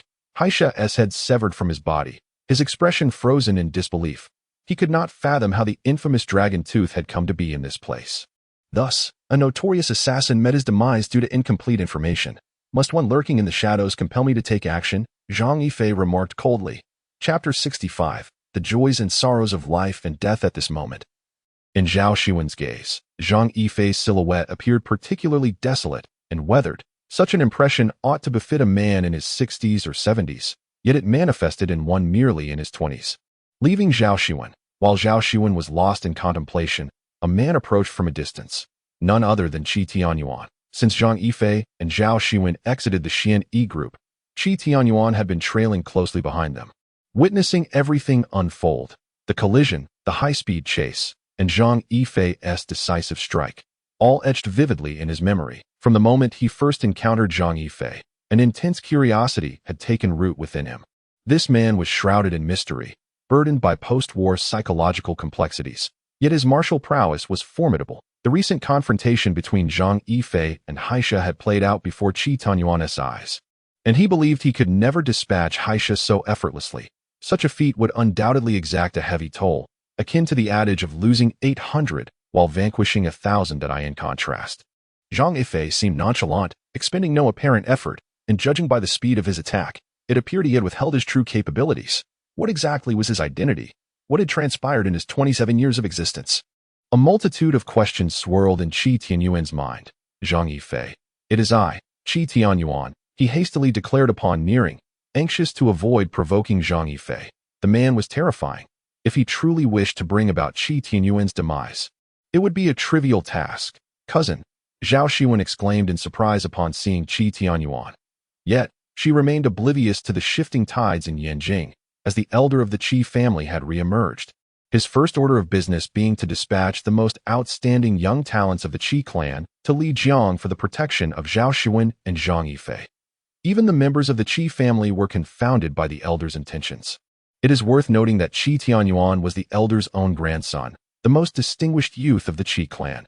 Yet he had been sent to safeguard Zhao Shiwen and Zhang Yifei. Did Zhao Shiwen, merely the elder's niece, warrant such extraordinary measures? As I speak of the present situation in Lijiang, it is fraught with turbulence. Each step is laden with peril. Yet, the old man remains undeterred. Sending Qi Tianyuan here regardless of the consequences. What could be the motive behind this? Perhaps only Qi Laoyizi knows the answer. Qi Tianyuan smiled at Zhao Shiwen before striding towards Zhang Yifei. At that moment, the knife in Zhang Yifei's hand inexplicably vanished into thin air. Let's share a smoke, Qi Tianyuan said as he approached Zhang Yifei, producing 2 cigarettes from his pocket and offering one to him. Zhang Yifei accepted the cigarette with a subtle gesture, placing it between his lips, casting a sidelong glance at Qi Tianyuan as he remarked, "Thank you for what happened last time." Qi Tianyuan dismissively replied, "It was but a trivial matter. Had I known you would follow me, I would have dealt with you more harshly." Zhang Yifei retorted nonchalantly. The abruptness of his statement left Qi Tianyuan momentarily speechless. Had he known, he would have chosen silence. "Do not follow me again. It is perilous. If you were to perish, I could not afford the wrath of the Qi family." "What do you mean?" A glimmer of understanding flickered in Qi Tianyuan's eyes as he regarded Zhang Yifei. The Qi family of Yanjing, the second most illustrious family in Huaxia, renowned for its loyalty and valor, boasts countless generals and marshals. If you were to meet your demise while in my company, would not the blame fall heavily upon me? The Qi family is the Qi family. I, Qi Tianyuan, represent only myself. Should I perish, it would be simply my fate. Qi Tianyuan asserted with conviction that he regarded himself as a scion of the aristocracy, a member of a warlord lineage, a notion he found distasteful, yet felt powerless to alter. "You have been following me for several days now. If I do not call for you today, do you intend to remain hidden?" Zhao Shiwen, standing nearby, was bewildered by their exchange. What could they possibly be discussing? "Indeed, I wish to ascertain the extent of your strength. I aim to surpass you," Qi Tianyuan declared, his fists clenched with fervor. He yearned for power, having long coveted formidable strength. Qi Tianyuan understood that beneath absolute power, all schemes and machinations are rendered futile. "How powerful am I?" Zhang Yifei fixed his gaze upon Qi Tianyuan.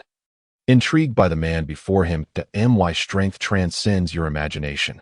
Zhang Yifei looked skyward. Indeed, his words rang true.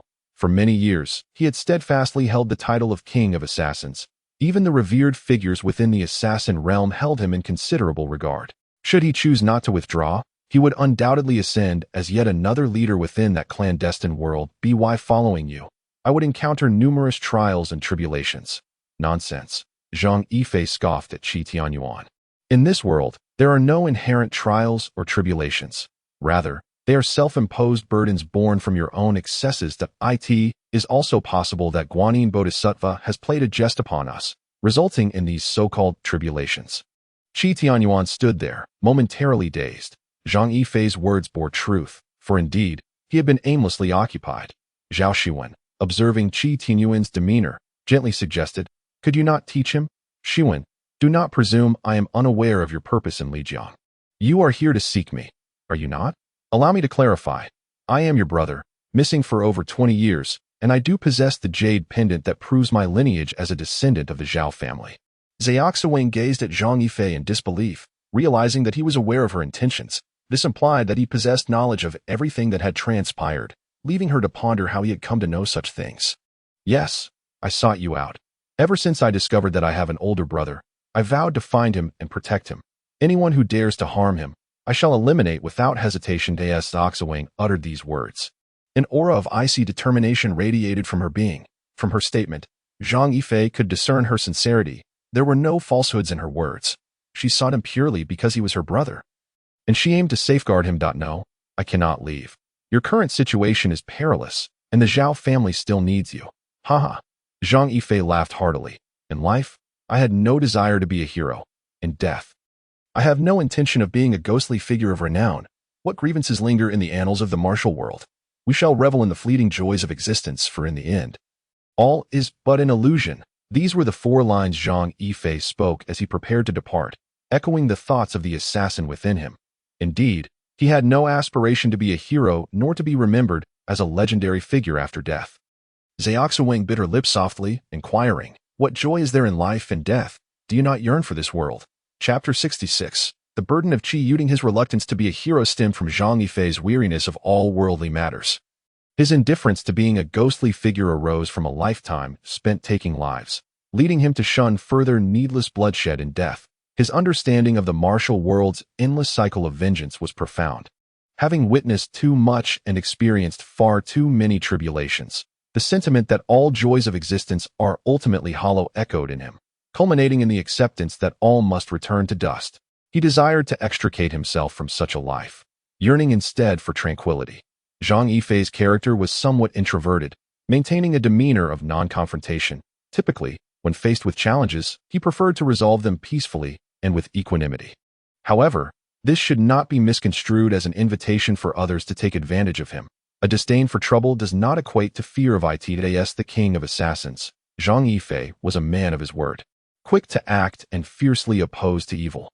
Thus, upon discovering that Qi Tianyuan had been following him, he responded with civility, yet he made it clear that any further transgressions would not be taken lightly. Unbeknownst to Zhang Yifei, news of their impending attack had swiftly reached Huayanjing, the headquarters of Huayu Group in Yanjing. Qi Yuting, nearing 50 and renowned as a formidable businesswoman in the capital, was grappling with the incessant ringing of her phone.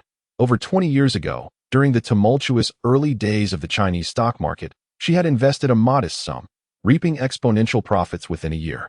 With her robust family background, Huayu Group was formally established. After 2 decades of navigating the business landscape, Huayu had evolved into a conglomerate spanning various high-tech and traditional industries, earning its place among the Fortune Global 500.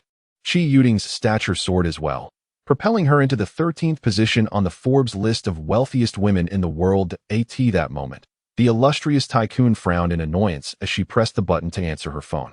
Whereupon her secretary's gentle voice relayed, "President, Master Biao just called to inform us that Miss and Mr. Zhang Yifei have encountered an attack." Qi Yuting's expression hardened. An attack? Yet another attack. Could it be that?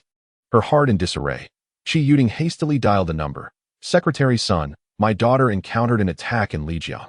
Are you aware of this matter?" Sun Wentao was taken aback. Zhao Xuan was attacked? How could this be possible? "Qi, please remain calm. I will dispatch someone to investigate immediately." Sun Wentao was determined to locate Xuan and a man named Zhang Yifei at all costs. "Understood," he replied, cold sweat pouring down his body. Fully aware that if he mishandled this situation, his own position would be jeopardized. After hanging up, Qi Yuting sat quietly in her chair, staring vacantly out the window. Time slipped by unnoticed until, suddenly, a shiver ran through her. After a moment of contemplation, she gritted her teeth and dialed another number. "Yifei and Shi Wen. They have encountered an attack, and their lives hang in the balance." Qi Yuting sobbed softly, her voice then hardening with resolve. "If anything happens to them, I swear, I will set the Zhao family ablaze." There was a long silence on the other end before a deep male voice slowly replied, "Yuting, remain calm. I will take charge of this matter." And Tianyuan is currently in Lijiang as well. Mention of Qi Tianyuan only fueled Qi Yuting's anger further. "Zhao Huyue, do you understand? The news reached my secretary. Now you comprehend the gravity of the situation. Do you not?" Zhao Huyue fell silent. The events had surpassed their expectations. Qi Tianyuan, with his level-headedness, would never recklessly contact Qi Yuting's secretary. Holding the phone tightly, Qi Yuting remained motionless, tears streaming down her face.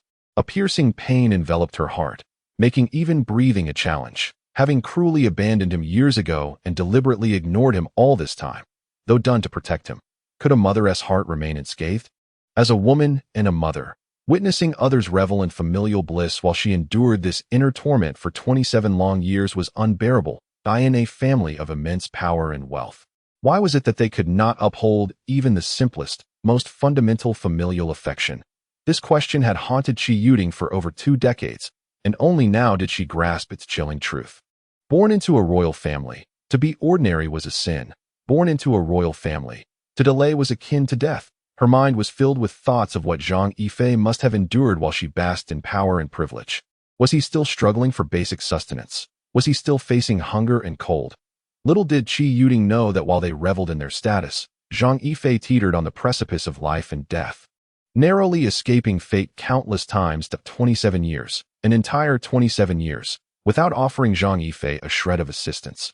Consider an orphan, devoid of parents, with no support or affection, neglected by both heaven and earth, surviving solely on sheer willpower. To navigate through life alone in the world of assassins and achieve the title of the King of Assassins required unparalleled perseverance, countless trials, and a significant toll of lives taken to attain such a distinguished reputation. They owe Zhang Yifei an immeasurable debt. Although he is their own flesh and blood, they have never bestowed upon him a shred of warmth or affection. All that he has achieved today is solely his own doing. In this moment, the formidable and accomplished woman is reduced to tears, her heart shattered as she gazes at the photograph Qi Tianyuan has given her. Qi Yuding murmurs, "I have missed your growth. The 27 years of your life have unfolded without my presence. The mere thought of this pierces my heart like 1,000 arrows. But will you ever forgive me?" At this moment, Qi Yuding is stripped of any semblance of the strong woman she once was, revealing instead a frail mother, burdened by the weight of her debts to her son. "Zhao family, if you dare to obliterate my son's future happiness, I, Qi Yuding, will not hesitate to bring you down with me to protect his joy." Embracing the incomplete photograph tightly, she softly declares her resolve. Chapter 67. The winds of change. After hanging up the phone, Sun Wentao dared not indulge in the slightest lapse of diligence. He was acutely aware of who Zhao Shiwen was. The daughter of the Zhao family, the only child of Zhao Heyue and Qi Yuding. If anything were to befall her in Lijiang, it would be a matter of grave concern for him.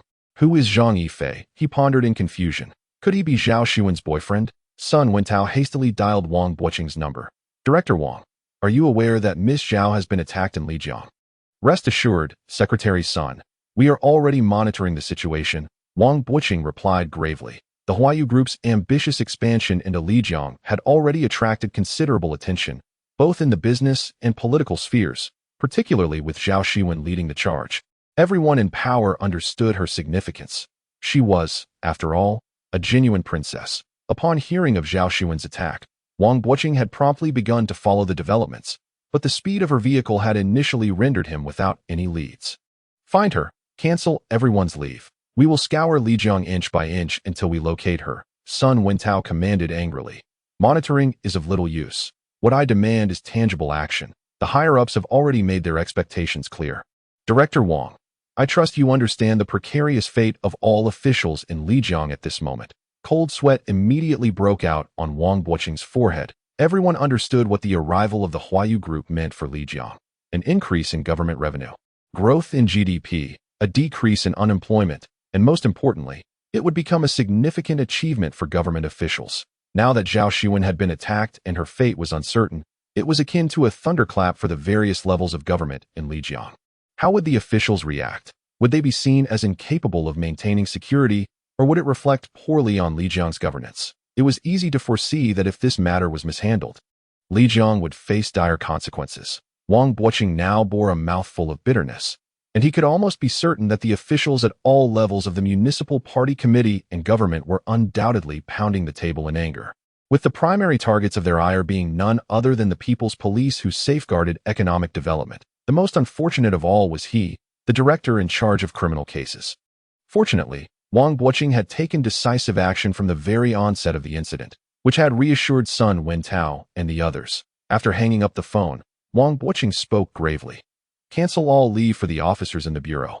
Everyone must return to their posts immediately. That we will conduct a thorough search throughout the city to locate Miss Zhao and M.R. Dajong." And no sooner had Wang Buqing issued his orders than the phone rang again. "Hello, this is the police command center. I am Wang Buqing. Damn the police. Get out there and find my niece and nephew," came a furious roar from the other end. Wang Buqing was taken aback. "Who was this person? Who are you?" Wang Buqing inquired cautiously. "I am General Zhao Lingwei of the Beijing garrison." Wang Buqing was startled. It was a call from the military district commander. "Rest assured, sir, we will find them in the shortest possible time. I, Wang Buqing, pledge to you that if we do not locate them within 24 hours, I will pack my belongings and resign." "What 24 hours? You must find them within 12 hours. especially that one named Zhang Yifei. He must be found, or I will march my troops over. Zhao Lingyue's voice surged with ferocity. Wang Buqing could only manage a bitter smile. Even the military was involved now. It seemed that if he failed to handle this matter properly, he would surely face dire consequences. When Ling Ming heard that Zhang Yifei had also been attacked, her heart ached sharply. Even she herself could not comprehend why her heart throbbed with pain. Standing in the cold wind at the alley's entrance, her slender figure could not help but tremble. Painfully, she closed her eyes and tilted her head back. Moments later, she opened her eyes, her pristine white teeth biting down hard on her lower lip as she murmured softly, "You must not come to harm." In just an hour, Wang Buqing and his team located Zhao Shiwen.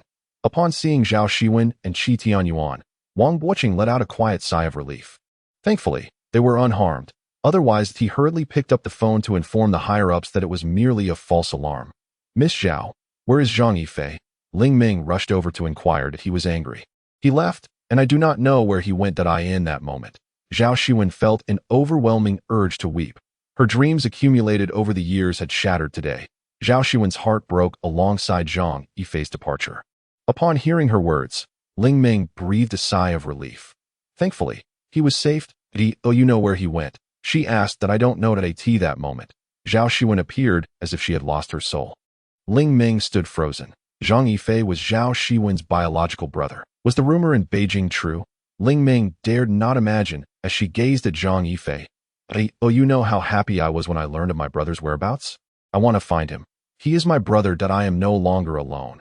I have a brother, a family member with whom I can share my innermost thoughts. But now, what is left? Everything has been shattered.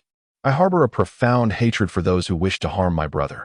Each word and phrase uttered by Zhao Shiwen carries a weighty significance. "Cousin, could you summon grandfather? Let him come to see my brother and offer him counsel." Zhao Shiwen clung to Qi Tianyuan as if she had grasped a lifeline.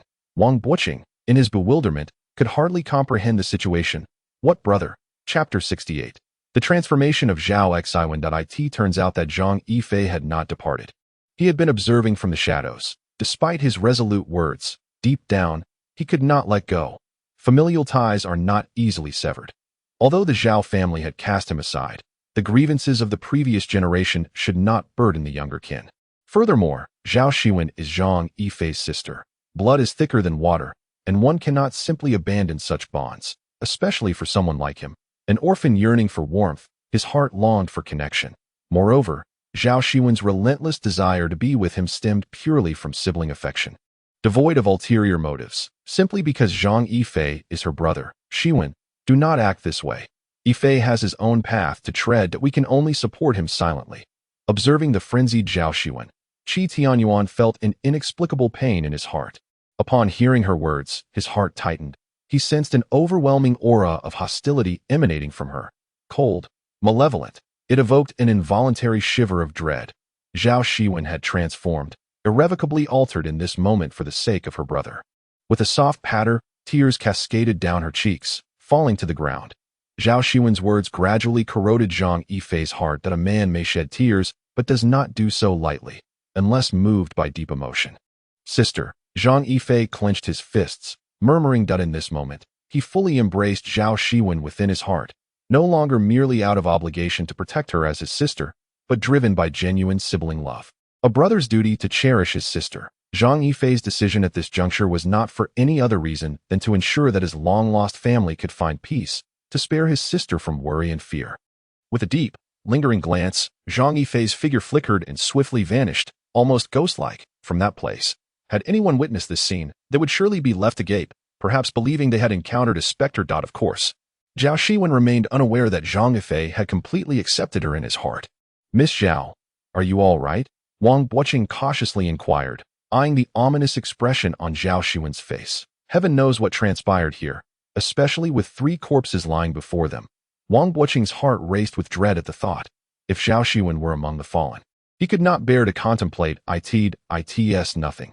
"Please forgive my earlier display," Zhao Shiwen replied, her demeanor swiftly reverting to that of the formidable woman she once was. Yet, a faint sorrow lingered in her brow. Miss Zhao has no reason to say such things. It is indeed our negligence that startled her. Wang Buqing certainly does not presume to overstep. Zhao Xuan merely smiled faintly without uttering a word. Should she really have to explain to others that today's mishap was due to her and her companions? Director Wang. Xuan has been a bit shaken. It may take her some time to adjust. Qi Tianyuan clarified from the side. Watching Zhao Xuan depart, Qi Tianyuan let out a deep sigh. His cousin was no longer the person who relied on others for everything. She had learned to grow. And he too had matured. Director Wang, I apologize for the trouble caused. Qi Xiao said, no need for such formalities. It's just that these three on the ground. Wang Buoqing hesitated at that moment. He felt quite aggrieved. The arrival of a demanding aunt from the criminal police team was already challenging enough, and now another figure like Zhao Xuan had emerged. Even more daunting was Qi Tianyuan, a man bearing the rank of major. Qi Tianyuan glanced at the three lifeless bodies on the ground, a wry smile on his face. Zhang Yifei was indeed no ordinary adversary, especially the knife he wielded. From where did it come? What kind of knife was it that exuded such a chilling aura? I killed these three. They intended to assassinate us, so... Before Qi Tianyuan could finish, Wang Buoqing interjected hastily. I understand, self-defense. Upon uttering these words, Wang Buoqing felt as if he had slapped Chapter 69.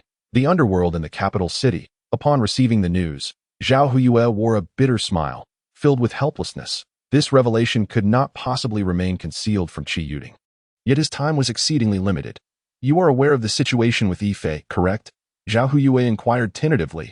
Shiwing has already informed me, stating that the assassin was Haisha, who was slain by Yifei. Is that so? Zhao Huyue's face lit up with relief. Perhaps the most dreadful aspect of life is marrying an exceptionally intelligent wife. Indeed, Yifei possesses remarkable strength, managing to eliminate Haisha, Zhao Huyue said with considerable pride. Qi Yuding's voice was akin to the calm before a storm. So, you are quite proud to have such an outstanding son. Indeed, Yifei is exceptional, his prowess formidable. Even Tianyuan has acknowledged he is no match for him. However, have you considered this? No matter how capable he is, how many adversaries can he truly confront? He managed to deal with Haisha this time. But what about the next? Zhao Huyue sighed, knowing that if Qi Yuding discovered this matter, she would undoubtedly erupt in anger as he anticipated. Although her tone remained calm, it was laced with an eerie and terrifying undertone. Despite her composed demeanor, Zhao Huyue could detect a profound murderous intent, reminiscent of a mother tiger witnessing a threat to her cubs. Suddenly, Qi Yuding exploded, shouting into the phone, Zhao Huyue, do not offer me these excuses. Am I unaware of the troubles within your family? For 27 years, you have held the position of the Zhao family head, yet you still have not resolved the issues plaguing the Zhao family. Instead, they have only grown more audacious. You are nothing but a coward. A coward. I truly wonder how the old master entrusted the position of family head to you. A coward. Zhao Huyue let out a despondent sigh. Indeed, he was a coward. He had endured for 27 years without yielding results. Perhaps he should never have taken on the role of family head. Had he not been the head, he could have been enjoying a joyful reunion with his family of Ford. To grasp the reins of power while indulging in the company of beauty is the dream of every man. But compared to the bonds of blood, which holds greater weight, should he relinquish one for the other? Zhao Huyue found himself lost in confusion. At the age of 50, when one is meant to understand their destiny, he wielded significant power, yet found it increasingly difficult to navigate the chasm of authority. Yuding, grant me a few more days. I assure you I will manage everything properly. Upon hearing Zhao Huyue's words, Qi Yuding could not help but laugh, exclaiming in a frenzy, Zhao Huyue, do you think I have not given you enough time? 27 years have passed. What exactly have you accomplished? You have done nothing. Solely focused on safeguarding your current position, obsessed with power, completely forgetting about familial bonds and the debt you owe your son. Zhao Huyue had no retort. Qi Yuding was correct. Over the years, he had indeed done nothing. Fixated only on preserving his position, entirely oblivious to the son he had forsaken for 27 long years. Zhou, I have made my decision. I shall journey to Lijiang to meet Yifei. It has been 27 long years since we last laid eyes on one another. I believe it is time for us, mother and son, to finally reunite. Yifei may seem insignificant, yet to me, Kai Yuding of Huayu Group, he represents the future heir of our esteemed enterprise that I have steadfastly held 85% of Huayu Group's shares, all in hopes of one day entrusting them to my son, so that he may live his life without the burdens of excessive toil, Kai Yuding declared with unwavering resolve. Yuding, Li Jiang is fraught with chaos at present. Your venture there could expose you to peril, Zhao Yu expressed with concern. Ha. Encountering danger would be preferable. Should someone take my life, it would be a blessing, for I would no longer have to bear witness to your cowardice. Cai Yuting retorted before abruptly ending the call. Listening to the dial tone, Zhao Yu forced a bitter smile. It appeared that Cai Yuting had resolutely made up her mind, with no chance of turning back, that I am Li Jiang. Zhang Yifei remained oblivious to the news of the assassination attempt against him, which had already reached the Zhao family in Yanjing, where the family head had received a reprimand from his wife. Currently, Zhang Yifei wandered through the streets, a smile gracing his features as he conversed on the phone. Old Dean, do not presume to ascribe the thoughts of a scoundrel to a gentleman. How do you intend to navigate your relationship with Zhao Shiwen? She is my sister, an immutable truth. Should anyone dare to harm her, my homing blade will strike them down, Zhang Yifei stated coldly. Very well, for now, you are the master. Your word is law, the old Dean replied. Clearly at a loss regarding Zhang Yifei's decision.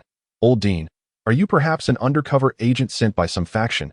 How is it that you possess such extensive knowledge? The old Dean's face darkened in response. Chapter 70. Who is shameless? After ending the call, Zhang Yifei surveyed his surroundings with a beaming smile. Although it was already past 6 in the evening, the sky remained unusually bright, as if the sun had forgotten to bid farewell and lingered overhead. After a short while, Zhang Yifei spotted a silver BMW parked not far from him. The car door opened slowly, revealing a familiar face adorned with a gentle smile tinged with delight. The woman was none other than Xiao Ningdi. Once inside her vehicle, Zhang Yifei, taken aback, exclaimed, "What brings you here? Have you come to fetch me?" How embarrassing. Xiao Ningdi was left speechless, aware of Zhang Yifei's thick skin, yet astonished by its extraordinary thickness. There's no need for embarrassment. You are rather self-absorbed, you know, Xiao Ningdi remarked, taking a deep breath. Zhang Yifei rubbed his face and said softly, "Am I?" Witnessing his unabashedly self-conceited expression, Xiao Ningdi was at a loss for words. Are you not aware that initial confidence often stems from narcissism? Zhang Yifei, glancing at Xiao Ningdi, pondered whether businesswomen were oblivious to current internet slang. Zhang Yifei, must you be so shameless? Zhang Yifei found himself in a state of profound frustration. Xiao Ningdi, a woman of remarkable qualities, simply could not bring herself to offer a single compliment. Xiao Ningdi, we must clarify one thing. Who, in fact, is shameless? Zhang Yifei questioned, incredulous. Am I truly the shameless one? Xiao Ningdi shot him a disdainful glance. Though that glance was infused with a myriad of emotions, to Zhang Yifei, it bore no allure whatsoever. I didn't expect you to possess even a modicum of self-awareness, he remarked smugly as he lit a cigarette. You claim I am shameless? Where is the evidence? A sudden screech of brakes pierced the air. Zhang Yifei widened his eyes in disbelief as he regarded Xiao Ningdi. Was it true that modern women had developed a penchant for abrupt stops? Zhao Shiwen was one such example, and now Xiao Ningdi seemed to follow suit. Thankfully, he had learned to buckle up from the outset. You question my shamelessness, yet I wonder how you perceive it in me. He retorted, you coerced me into marriage and compelled me to accompany Zhao Shiwen. Did you ever bother to seek my consent? Xiao Ningdi replied with a dismissive glance at Zhang Yifei. Puffed. Marrying you was merely an exercise in curiosity on my part. Hence, you must bear responsibility, a fact I have made abundantly clear from the beginning. Zhang Yifei felt an overwhelming sense of despair. This woman had stated from the very start that her association with him stemmed from her curiosity. And what of my outings with Zhao Shiwen? He inquired. That was solely due to your position within the Xian E group. Employees must prioritize the interests of the company, Xiao Ningdi asserted with an earnest expression. At that moment, Zhang Yifei yearned to take Xiao Ningdi to a KTV, to unleash his frustrations upon her in a fit of exasperation. Fine. If I am shameless, then so are you, he lamented, gazing at her with a furrowed brow. This woman was far too formidable. He felt utterly incapable of subduing her, as if only a heroic figure riding a white horse could hope to conquer her spirit. Zhang Yifei now fully comprehended the meaning behind the oft-repeated phrase, a man must be ruthless to stand firm. As he gazed at Xiao Ningdi's exquisite countenance, he found it difficult to fathom how such a beautiful woman could be so unreasonable. Han Sini sought you out this afternoon. It appears she has something to discuss, Xiao Ningdi suddenly remarked. Upon hearing the name Han Sini, Zhang Yifei's heart raced. What if she intended to disclose the nature of their relationship? Did she not specify the matter at hand? He inquired cautiously, his pulse quickening to that moment. He felt a twinge of anxiety.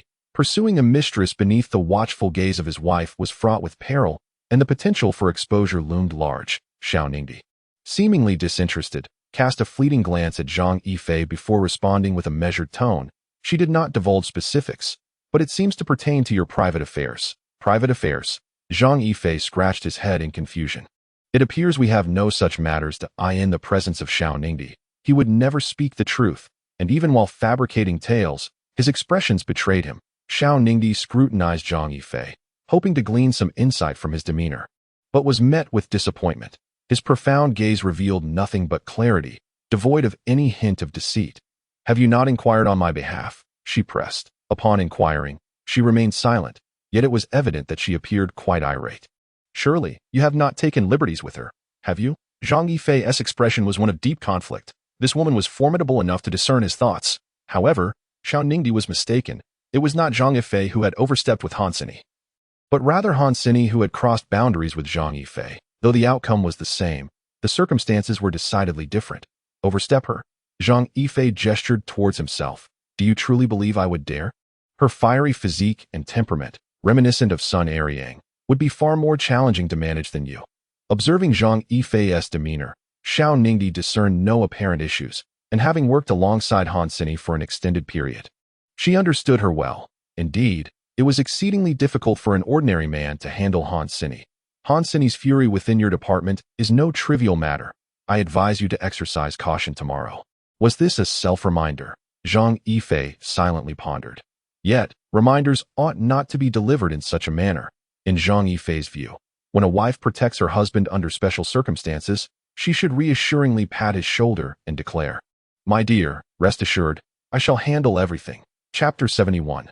Selling lingerie. During his few days at Xian E Group, Zhang Yifei gained a profound appreciation for its prowess. Within the entire building, aside from 1/3 of the floors occupied by employees, the remaining levels were filled with expansive conference rooms and various recreational facilities. These included a bowling alley, swimming pool, bar, dance hall, internet CAF, guest rooms, reception areas, and even a cinema.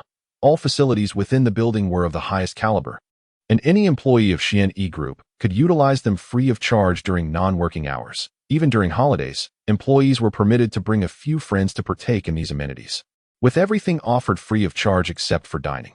Zhang Yifei found himself questioning how his father-in-law, Xiao Tianji, possessed such wealth and audacity. Upon Zhang Yifei's arrival at the 6th sales department, all employees had already gathered, and he once again claimed the honor of being first. This situation left Zhang Yifei rather exasperated. Despite rising early each morning, he consistently arrived as the first person, leaving him speechless. Observing the industrious individuals within the 6th department, Zhang Yifei felt a sense of helplessness. This group operated like machines, tirelessly engaged from dawn until dusk, and perhaps even partaking in extracurricular activities by night at tea times. He truly wished to rush over and inquire if they could withstand such demands on their bodies. As Zhang Yifei stepped into the 6th department, Wang He promptly called out, "General Zhang." Noticing Wang He waving at him, Zhang Yifei approached without hesitation. Within the 6th department, Wang He was the only one who consistently kept an eye on him.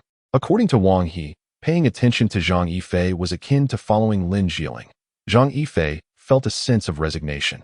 Wang He had the audacity to compare him to a woman, and not just any woman, but one with the enduring charm of a certain Su's wife. Was this not a blatant insult? If comparisons were to be made, it would be more fitting to liken himself to the illustrious teacher Tsang, for she belonged to the world, whereas Lin Jieling was but a personal admiration. Was there something amiss? Fij, why was there no one here when you arrived yesterday? I was dispatched by the chairman for work. At this moment, the gaze of all the employees in Sales Department 6 was fixed upon Zhang Yifei and Wang He. Observing the collusion between these two, an unspoken apprehension permeated the crowd, hinting at the likelihood of ill tidings. General Han sought you out several times yesterday. It seemed there was something amiss. What was his expression like? At times, he appeared as if bathed in the gentlest of breezes, and at others, he exuded an air of foreboding that in short, exercise caution. Damn. Witnessing the gloomy countenance of Zhang Yifei, Wang He too felt a twinge of discontent. What had transpired between these two? Could it be that Zhang Yifei's failure to engage with Han Sini had incited such ire? It must be acknowledged that a man's curiosity can indeed rival that of a woman's, if not surpass it. Perhaps her aunt has been seeking her out again. Nevertheless, it is entirely plausible. Forget it. I might as well pay a visit. Zhang Yifei shook his head, feeling quite helpless. They say that a woman at 30 resembles a wolf, and while Han Sini has yet to reach that age, once the dam of pent-up desires breaks, it is not easily contained. Moreover, with Zhang Yifei's extensive experience and deft techniques, how could Han Sini, having tasted it once, not yearn for a second encounter? It is often said that after the first experience, one is left longing for the second. Intimacy can be as addictive as a drug. While Zhang Yifei maintained an outwardly composed demeanor, keen observers, such as Wang He, could discern the underlying tension that if nothing had transpired, it would indeed be remarkable. Before Zhang Yifei could reach Han Sini's office, he noticed her approaching with a document in hand. Zhang Yifei, today the chairman has just issued a new directive, she said. Although her tone was calm, her eyes betrayed a profound concern. Did you offend Chairman Xiao yesterday? Zhang Yifei chuckled and replied, What? Did that woman speak ill of me? Observing his nonchalant attitude, Han Sini, with a hint of exasperation, offered a light laugh. Not quite, but Chairman Xiao has assigned us a task that is utterly unmanageable. Is he trying to make things difficult for me? Zhang Yifei responded with indifference. He had anticipated a challenging day at the company, though he had not expected matters to escalate so rapidly, nor for Han Sini to come personally to seek him out. Clearly, the situation was somewhat precarious. It is not merely you that faces challenges, but the entirety of our department. General Han has tasked us in Sales Department 6 with taking on the responsibilities of Sales Department 3. What task? Zhang Yifei inquired, perplexed as to what could possibly warrant such a reaction from Han Sini. The unsold inventory from Sales Department 3. Unsold inventory. Yes, we are to sell their unsold inventory. Department 3 has consistently ranked at the bottom in performance, and Chairman Xiao has requested that we extend them a lifeline. Good grief. Has this woman lost her mind? Asking us to assist them. Who will assist us? Does he not realize that in these times, a well-trained apprentice can outshine their master? This is for the honor of the group. Well, shall we proceed to the sales department? Can all 6 employees go out today? Not just today, but for 3 consecutive days. The 6 departments can be completely empty. Although Han Sini excels in the sales department, the sheer volume of personnel has left her somewhat taken aback. Typically, whenever sales are made, the 6 departments have a plan.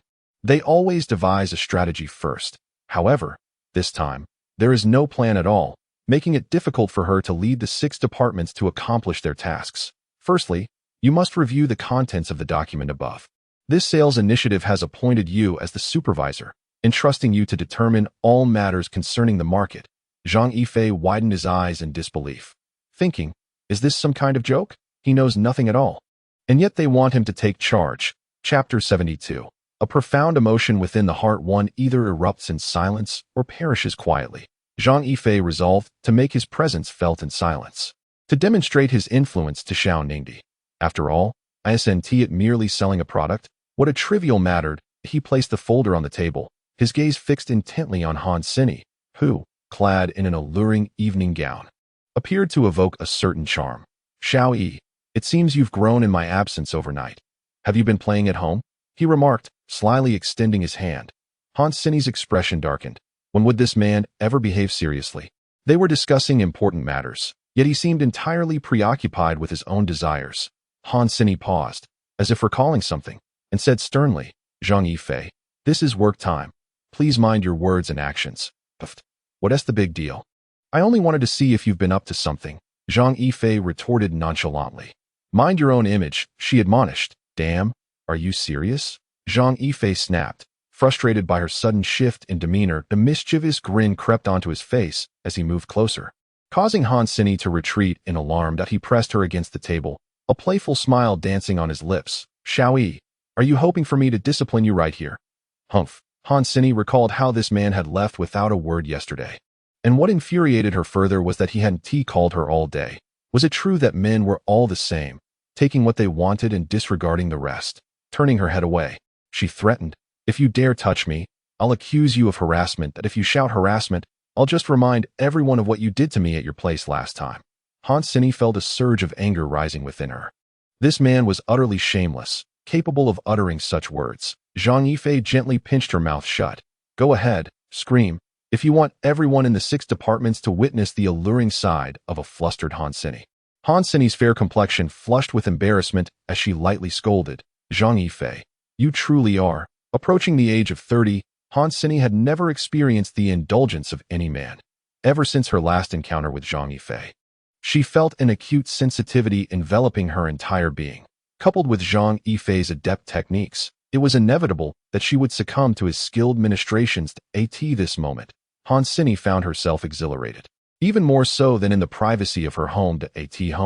They were alone, with no one else around. But now, here, in her own office, with all the employees just outside, in this heightened atmosphere of tension and thrill, Han Sini soon quivered, leaning against Zhang Yifei's shoulder, letting out soft whimpers. After a while, she lifted her head, her cheeks flushed and eyes narrowed in a fierce glare. Pervert. Zhang Yifei nonchalantly lit a cigarette for himself. It must be said, Han Sini was indeed a seductress in the throes of passion, yet outside of that, she was the epitome of elegance. Such a woman largely resonates with the desires of most men. Humph. Do you not understand the concept of discretion? Seeing her cheeks still suffused with a rosy hue that refused to fade, Han Sini could not help but exclaim, "You've made me like this. How am I supposed to face others?" As she spoke, she hastily began to straighten her disheveled attire. "Yet just moments ago, you held my hand without letting go," Zhang Yifei remarked playfully, gazing at the flustered yet charming Han Sini. Han Sini was about to retort, but then recalled how, at the height of their fervor, she indeed had not released his hand. Her lingering blush deepened, and her eyes sparkled with moisture. If this continued, she would truly be unable to face anyone. Reluctantly softening her tone, she pleaded, "Yifei, I beg you, do not torment me further. I was wrong. Our most pressing concern now is how to confront the challenges ahead. Let us just consider that a reward for completing this task," Zhang Yifei said, leaning closer and playfully smacking her rounded rear. "You." Han Sini began to respond, but the sudden ring of a phone interrupted her.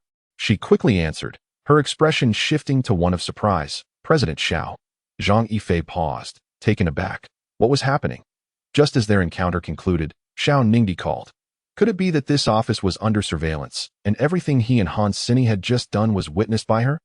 It seemed too coincidental. Looking around, Zhang Yifei saw nothing amiss and silently chuckled to himself. Perhaps he was simply overly anxious. "Do and Vice President Zhang feel any pressure? Are you confident in completing this task?" Vice President Zhang, just. Han Sini shot a glance at Zhang Yifei before continuing. "Vice President Zhang said we should be able to complete it, but she does not want anyone meddling in her operations." What? Zhang Yifei was stunned. When had he ever said such a thing? This was all Han Sini's doing. That he reached out and firmly squeezed her ample dairy. "Let us see how you spin that. All right. This time the company will not be involved in the operations. Do you have any other demands?" At this moment, Han Sini found herself in a predicament, burdened with unspoken woes. She had to engage in conversation with Xiao Ningdi while concealing any fluctuations in her tone, all the while fending off the unwelcome advances of Zhang Yifei. Additionally, she struggled against the waves of an overwhelming sense of comfort that assailed her. Zhang Yifei, on the other hand, was suddenly struck by a sense of absurdity. Observing his concubine and wife engaged in a serious exchange. Meanwhile, he found himself bantering with his concubine. Yet, amidst this chaos, Zhang Yifei felt an unusual thrill. With no further demands, Han Sini hastily ended the call. Had she lingered a moment longer, she surely would have succumbed to a soft whimper. Turning abruptly, she swatted away Zhang Yifei's wandering hand, rolling her beautiful eyes in playful reproach. "Yifei, do you wish to bring about my demise? Can you not perceive that this sensation differs entirely from the previous thrill?" Upon hearing Zhang Yifei's words, Han Sini's complexion deepened with a rosy hue. Yet she recognized the truth in his assertion. Indeed, there was a unique flavor to her emotions. Chapter 73. One can easily tell she is in the trade. As Zhang Yifei and Han Sini exited Xianyi Group, they drove to the commercial complex associated with it. Stepping out of the car, Zhang Yifei relished the pleasant weather. The sun bathed him in warmth, rendering him utterly comfortable. Gulp. Han Sini frowned, thinking to herself that this man was utterly lacking in ambition. What had drawn her to him? Just then, a strikingly beautiful woman in a miniskirt passed by, and Zhang Yifei's head spun almost a full 180 degrees, his body following suit. The mere sight of her long legs and nearly exposed dairy was a feast for the eyes. Noticing Han Sini's unusual reaction, Zhang Yifei gently remarked, "Xiao Yi, did you see that beauty? She must be a flight attendant. Why, those long legs and stunning looks. What else could she be? What did you just say?" Han Sini glared at Zhang Yifei. On the verge of an outburst, Zhang Yifei, taken aback, quickly revised his statement. Xiao Yi, look at that woman who just passed. Her flamboyant attire makes her resemble a vixen. She clearly appears to be in the trade. Upon hearing Zhang Yifei's words, Han Sini's expression transformed into one of delight. She lightly kissed his cheek, akin to a dragonfly skimming the water's surface, and said, "Well done. Just be mindful of your words next time." Zhang Yifei breathed a sigh of relief, grateful for his quick thinking. Otherwise, he might not have known how he met his demise, that he thought to himself. One careless slip could spell disaster. It seemed he must tread carefully in the future. The surrounding men regarded Zhang Yifei with admiration, acknowledging his impressive insight. How had they not thought of such a blatant rationale? Zhang Yifei felt a sense of helplessness. Women were indeed peculiar creatures, forever eluding the comprehension of men. Perhaps due to the workday, the commercial street was not particularly crowded, with only a few elegantly dressed socialites or idle concubines meandering through the mall. The sight of such a beauty earlier had been nothing short of serendipitous. Although Zhang Yifei may not possess striking good looks, his profound gaze is undeniably captivating, drawing the attention of several lonely married women, who, with deliberate flirtation, attempt to entice him. Were it not for Han Sini's presence nearby, they would likely have approached him long ago. Zhang Yifei is well aware that these women are merely seeking a fleeting thrill to alleviate their profound emptiness. While he does not harbor disdain for them, he feels no fondness either. Of course, should he encounter an exceptional woman, he would not be averse to indulging in a moment of passion.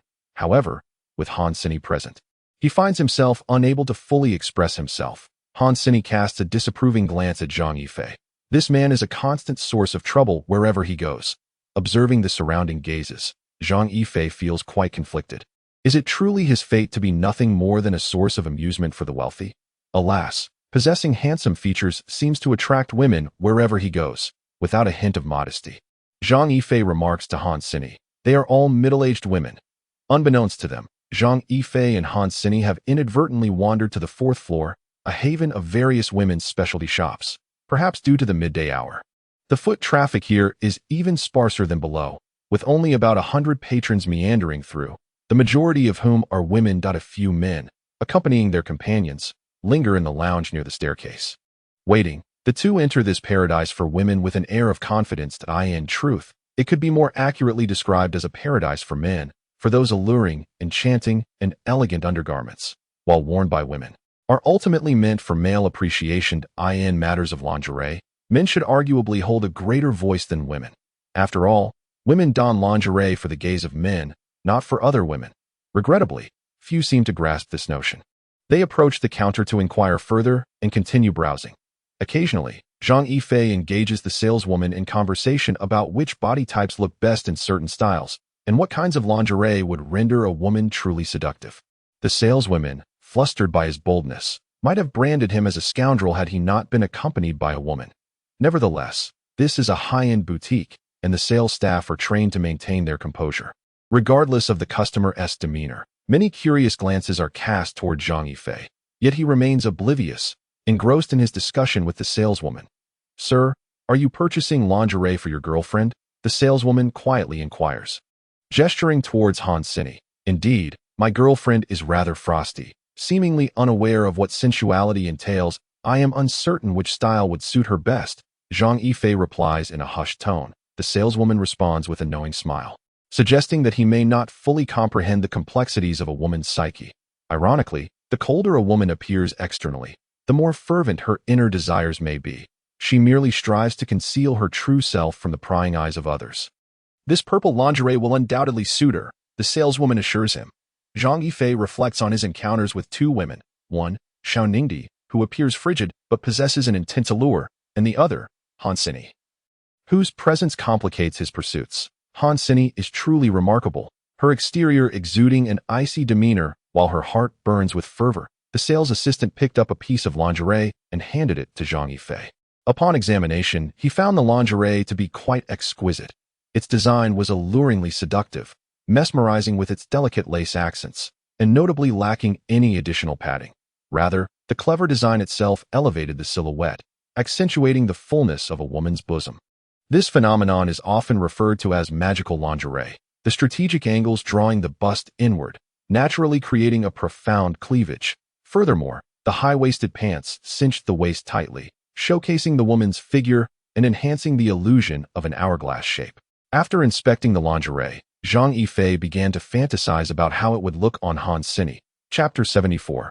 Why must women complicate matters for each other? The mere thought sent a rush of blood to his head.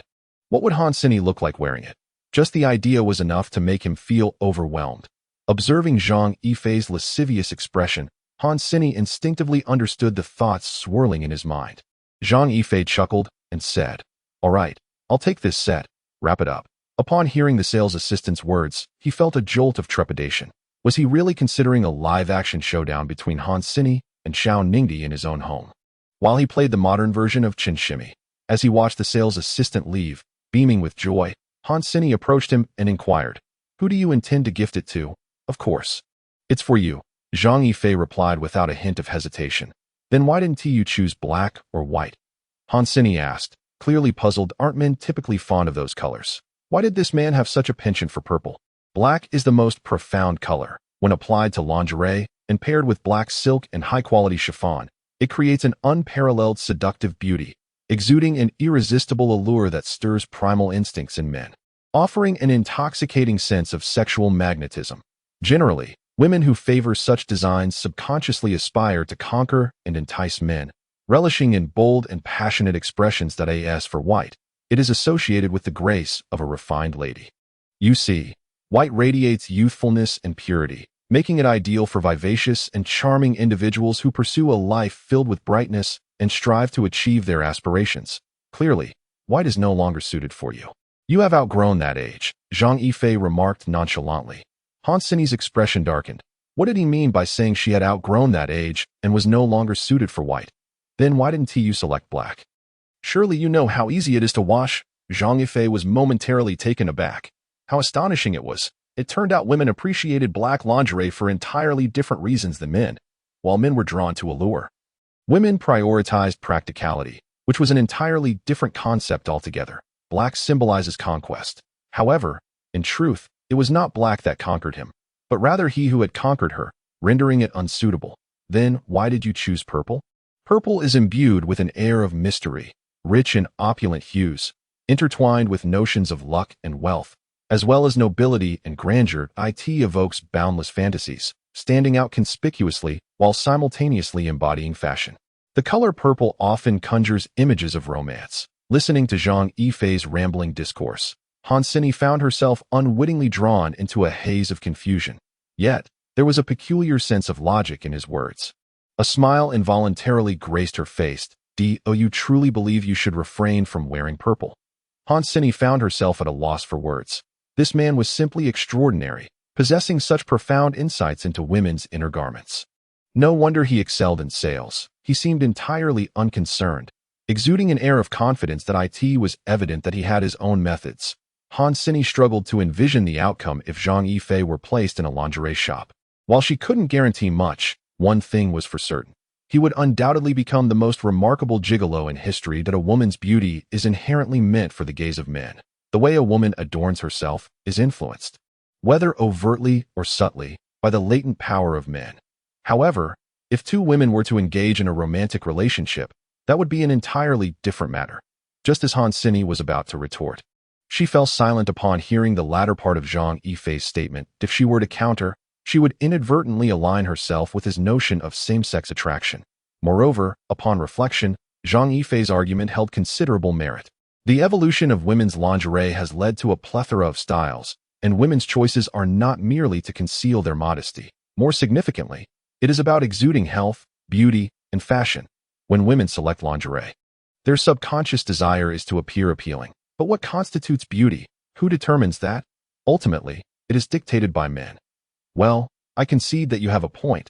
However, do not forget that when women strive to look beautiful, they may also harbor jealousy towards one another. Take Xiao Ningdi, for instance. Countless women envy her. Zhang Yifei's expression shifted to one of incredulity. He had witnessed Xiao Ningdi's natural visage and knew that her beauty was innate, requiring no embellishment. What could one do? There indeed exists a tendency among women to compare and showcase their allure, but that is fundamentally a reaction to the validation from men, without men's approval. Who would envy Xiao Ningdi? Who would engage in competition with other women? Women adorn themselves not merely for the sake of beauty, but to attract the attention of the opposite sex. Akin to the mating rituals in the animal kingdom. Ugh, mating rituals in the animal kingdom? Could you not articulate something more pleasant? Han Sini's cheeks flushed crimson.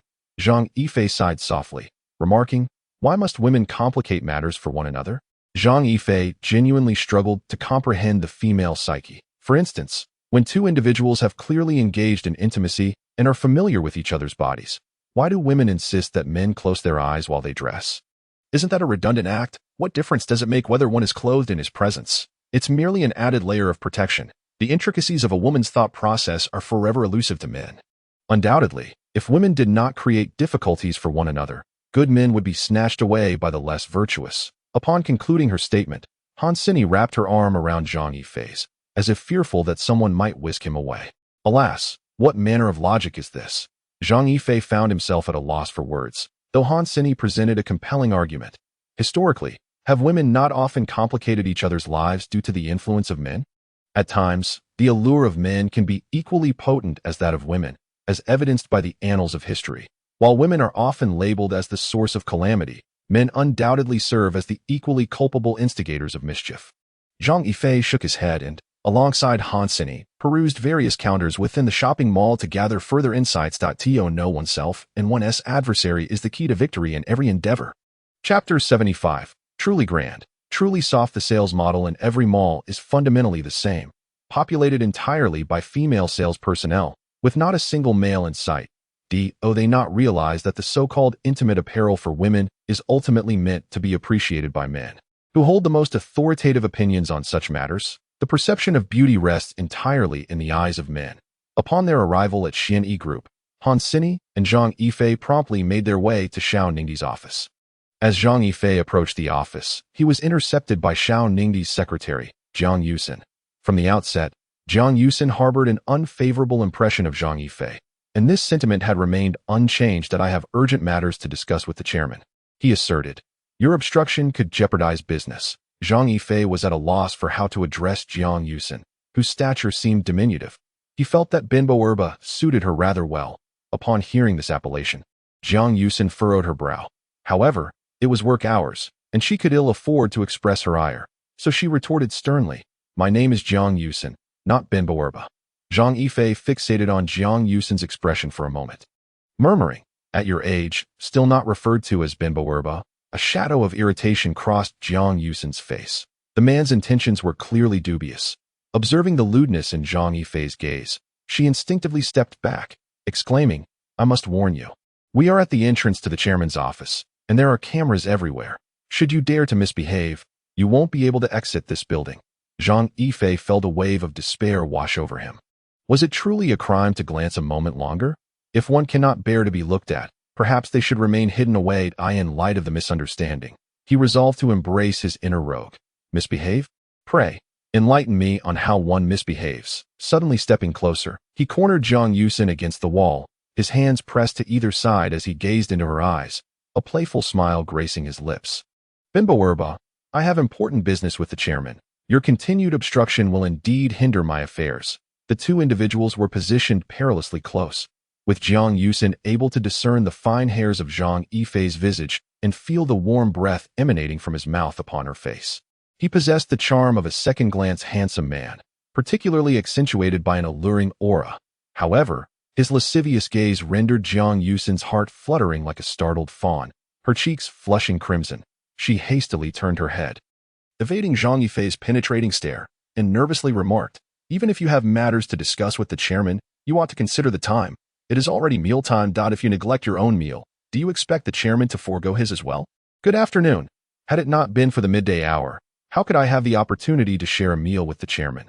Zhang Yifei lewdly retorted. This man was undeniably the epitome of shamelessness, an absolute scoundrel. Jiang Yusin's delicate face flushed an even deeper shade of red, her breathing becoming rapid. Zhang Yifei could not resist the temptation to gaze at her ample bosom. He wondered what it would feel like to grasp it. Jiang Yusin awaited Zhang Yifei's next move, fully aware that had they not been in Xiao Ningdi's office, she would have unhesitatingly delivered a swift kick to his groin. Patience has its limits. And since their first encounter, Zhang Yifei's lecherous eyes had been fixated on her figure, leaving Jiang Yusin feeling profoundly insulted at that moment. The door to the president's office swung open, and Xiao Ningdi emerged, her expression one of astonishment at the scene before her. What on earth is happening here? She coughed, attempting to regain composure. Upon seeing Xiao Ningdi, Jiang Yusin's face flushed to the hue of a ripe apple. Utterly mortified to have been caught in such a compromising situation. Unbeknownst to her, Zhang Yifei appeared unaffected, stating casually, "Chairman Xiao, I came to discuss some issues regarding sales." Most men would have turned beet red in such circumstances, feeling compelled to offer explanations. Yet this man remained unfazed, his composure unshaken, leaving Xiao Ningdi to wonder what extraordinary material his skin was made from. To maintain such nonchalance in front of his own wife was an unprecedented feat for Zhang Yifei. "Ah, understood. Please, come in," Xiao Ningdi replied, retreating into her office once more. Out of sight, out of mind.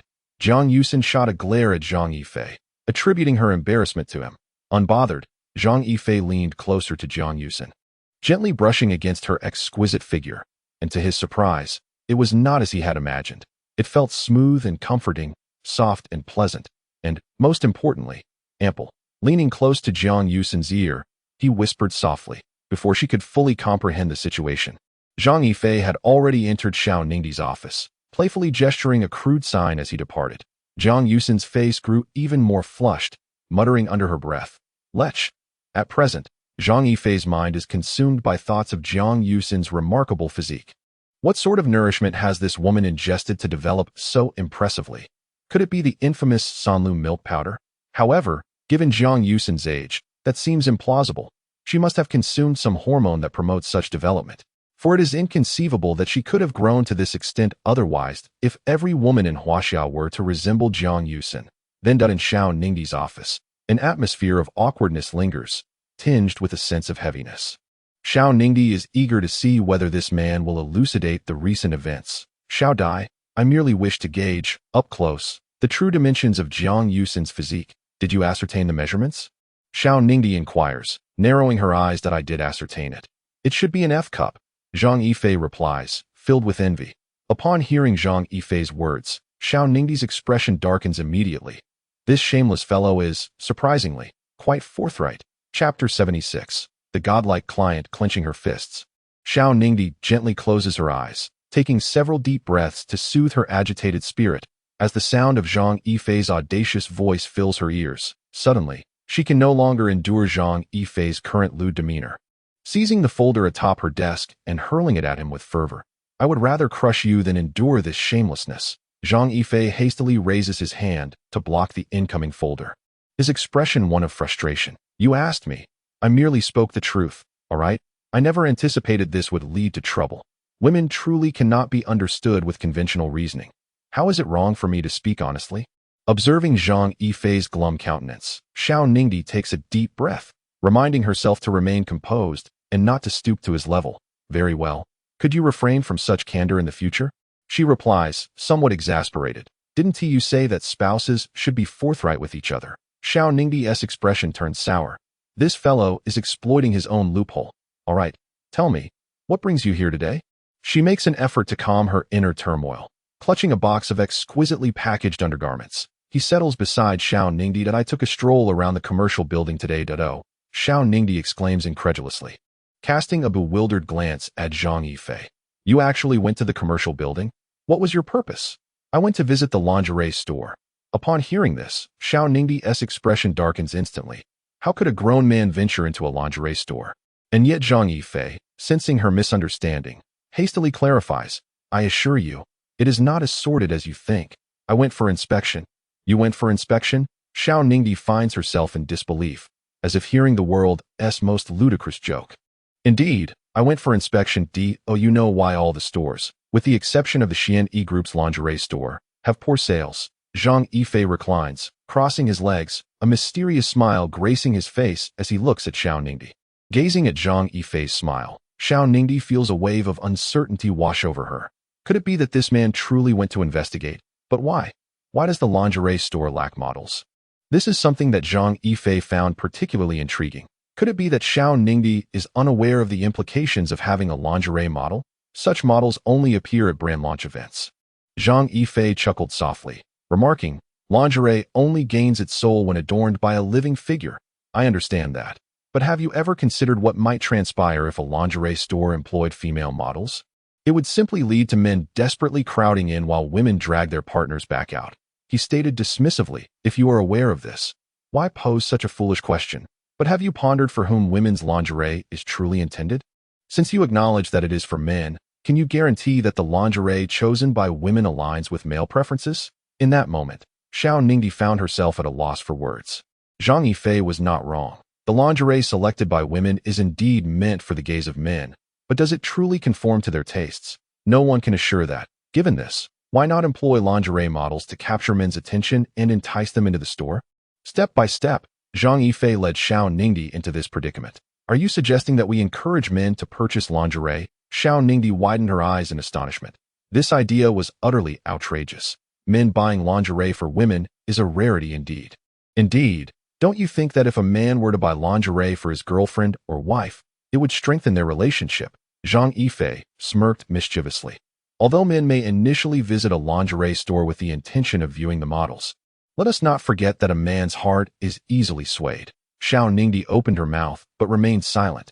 After much contemplation, she found Zhang Yifei's proposal rather appealing, albeit somewhat. But where would we find such lingerie models? Are there not countless employees within the Xianyi group? Zhang Yifei began to doubt how Xiao Ningdi had managed to establish herself in the business world, especially since she was unaware of how to leverage such valuable resources. Upon hearing Zhang Yifei's words, a cunning smile spread across Xiao Ningdi's face. Zhang Yifei felt an unsettling sensation. He recognized that smile all too well. Whenever Xiao Ningdi wore that expression, it usually signified impending misfortune for him.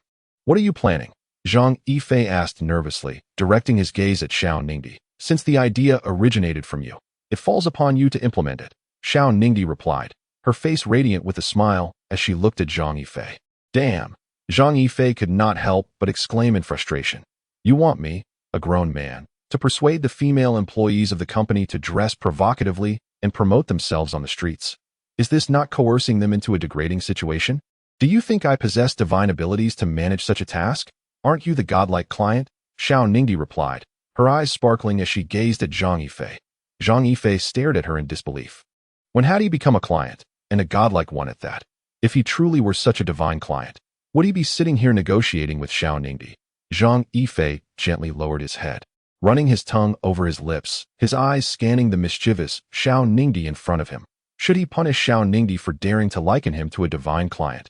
With this thought, Zhang Yifei suddenly grasped Xiao Ningdi's chin, leaning down to kiss her lips. Xiao Ningdi's eyes widened in astonishment as she realized that this man was forcefully kissing her.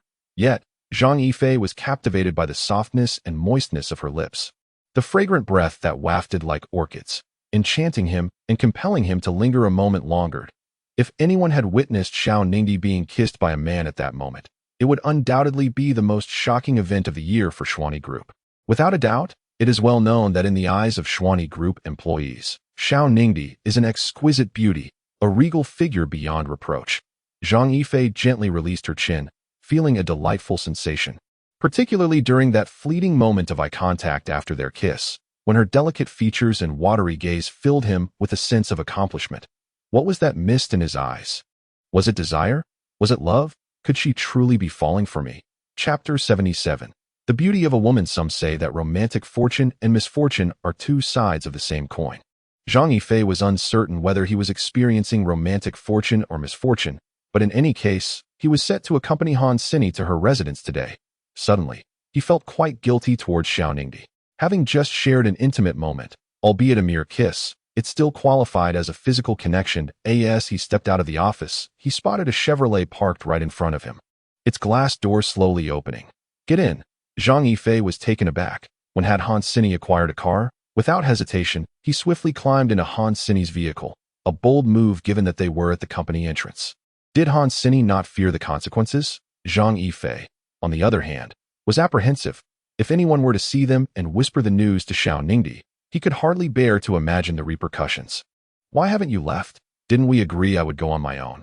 Han Sini inquired. That I just wanted to spend a bit more time with you. You don't mind, do you? Hearing her words, Zhang Yifei felt a mixture of gratitude and a tinge of bittersweetness. He had not anticipated that a casual remark could lead to such a heartfelt situation. Though seemingly trivial, it was enough to move him deeply. In all his years, he had never encountered a woman like her. Initially, Zhang Yifei had assumed that Han Sini's interest in him stemmed from mere desire, but now it was clear that love was woven into the fabric of their connection in that moment. Gratitude and emotion intertwined, drawing Zhang Yifei and Han Sini closer together. Having wandered alone for years, Han Sini had yearned for a warm, expansive embrace, longing for a love willing to give everything. Now that she had finally found it, tears of joy welled in her eyes. Perhaps this love had come too swiftly for both of them, but such feelings cannot be controlled or restrained in times of crisis. A woman finds solace in the assistance of a man, while a man, enveloped in melancholy, seeks the tender care of a woman. What sparks might ignite when two lonely hearts collide? Perhaps this is fate. One must never underestimate the depth of feelings harbored by solitary men and women. The touch of lips, the intertwining of tongues, the exchange of souls. What could possibly hinder such an experience? Zhang Yifei, for the very first time in his life, surrendered to his emotions and kissed a woman. This fervent kiss was imbued with profound affection and sentiment, leaving him with an unprecedented sense of sweetness and exhilaration, both physically and emotionally. The subtle fragrance emanating from Han Sini intoxicated him. She was a woman worthy of sincere devotion, deserving of all-consuming love. That moment, Zhang Yifei finally comprehended a profound truth. A woman's beauty lies in her unwavering and selfless passion. Han Sini embodied this essence, deserving of any man's affection. Compared to Xiao Ningdi, Zhang Yifei found himself more drawn to Han Sini. In her presence, he felt an unparalleled sense of ease in terms of youth and material allure.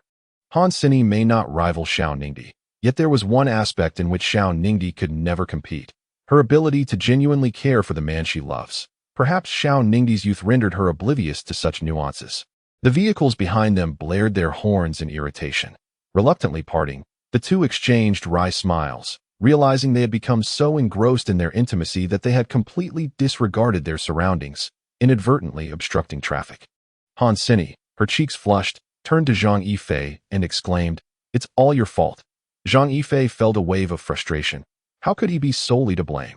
Would this predicament have arisen had she not played along? Of course, such thoughts remained unspoken. "Very well, it's all my fault," he acquiesced. Han Sini gave a soft huff and drove away. "When did you acquire a car?" he inquired. "I've had it for a while," she replied. "Then why did you take the bus last time?" Zhang Yifei gazed at her as if she were an alien. Was it a peculiar trend among car owners to ride the bus for no reason? "There was a minor issue with my car, so it was in the service center," she explained. "I thought you were waiting for me at the bus stop on purpose," he teased. Han Sini shot him a look of exasperation. How utterly shameless could one be? As they arrived at the residential complex, Han Sini parked her car and gently linked her arm with Zhang Yifei's, her face alight with a sweet smile, reminiscent of a girl blissfully in love. "Why the long face?" she asked, puzzled by his expression. Zhang Yifei looked at the elevator, feeling a twinge of apprehension. The memory of their previous tumultuous elevator ride lingered vividly in his mind. Cautiously, he inquired, "This elevator won't behave like last time, will it?" Han Sini shot him a disapproving glance. "Close your crow's mouth." As the elevator doors slowly opened, Zhang Yifei couldn't help but think, perhaps I should just take the stairs? The elevator appeared to show great deference to Zhang Yifei. Upon reaching the 7th floor, it suddenly plummeted straight down to the basement with a swift whoosh, followed by a resounding crash. That moment, the expression on Zhang Yifei's face was nothing short of spectacular. He had not anticipated such an extravagant gesture from the elevator, which had descended directly to the lowest level. "This is not my fault. I too am a victim." Han Sini glared at Zhang Yifei, whom she deemed the source of all misfortune. Having shared the elevator with him twice, both instances had resulted in this peculiar phenomenon. "Shut your mouth." It is quite perplexing. After all this time, it is still these few individuals garnering the attention. Where are the flowers from all the esteemed readers? Xiaofeng desires flowers. Let them rain down upon me. A new book's ascent requires various forms of support. I hope those with flowers will shower them, those with tickets will cast their votes, and those able to collect will do so. Xiaofeng is immensely grateful for your support. Thank you. Chapter 78. Unpleasant memories. Sit here and watch some television. Han Sini, resembling a devoted wife, tenderly slipped slippers onto Zhang Yifei's feet. "And you?" Zhang Yifei reveled in such service, reclining comfortably while turning on the television. "Of course, I am preparing a candlelit dinner," Han Sini said with a sweet smile directed at him. Upon hearing her words, Zhang Yifei felt a warmth in his heart. The deeper their connection grew, the more he could sense the affection she harbored for him. What a foolish woman! As dusk gradually enveloped the sky, the silvery moonlight filtered through the violet sheer curtains, casting a delicate glow upon the floor, as if the room were adorned with a light frost, ethereal and misty. It exuded a serene yet subtly romantic ambience that a red candle was lit, its flame reflecting off the wax, creating a translucent brilliance that harmonized beautifully with the pure candlelight, resulting in an enchanting spectacle. The room transformed into a cozy haven illuminated by the flickering glow, infused with a hint of romance. Under the candlelight, the ruby wine appeared enchanting and alluring, as if a delightful sprite danced within the glass. The roses, too, became extraordinarily vibrant, exuding an irresistible allure. The scene, moonlight, sheer curtains, candles, red wine, and roses, unfolded like a fairy tale, radiating warmth and romance that felt surreal. As if they were living in a dream, transcending reality, Zhang Yifei and Han Sini gazed at each other under the candlelight. Their smiles brimming with affection and joy. On the dining table lay the dinner Han Sini had just prepared: braised crucian carp, braised pork, 3 delicacies from the earth, and tofu skinned out. Of course, the most essential element was the red wine. Han Sini beamed sweetly at the array of dishes before her. They raised their glasses simultaneously, the delicate clink resonating through the air as they drank deeply. "Do you like it?" Han Sini asked softly. Her gaze fixed on Zhang Yifei, clearly pleased with the deliberately crafted atmosphere of warmth and romance. "Naturally, I adore anything that you prepare, Xiaoyi," Zhang Yifei replied with a smile, well aware that all women relish sweet words. Women cherish sweet nothings just as men admire beauty. Upon hearing Zhang Yifei's words, Han Sini's cheeks flushed, as though concealing a shy secret, yet she appeared utterly delighted, radiating charm in the candlelight. "Having kept you waiting for so long, you must be absolutely famished, right?"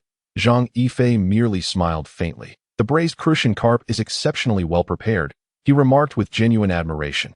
Upon hearing Zhang Yifei's praise, Han Sini let out a delighted chuckle, her joy evident. She understood that the extensive efforts she had invested were not in vain. Receiving the commendation of the man she cherished was the finest reward of all. Words were superfluous. A mere glance or gesture between them sufficed. The wine may not intoxicate, yet the ambience surely enveloped them in a state of bliss. After the meal, Han Sini swiftly tidied the table, while Zhang Yifei gently lit a cigarette, his gaze lost in distant thoughts.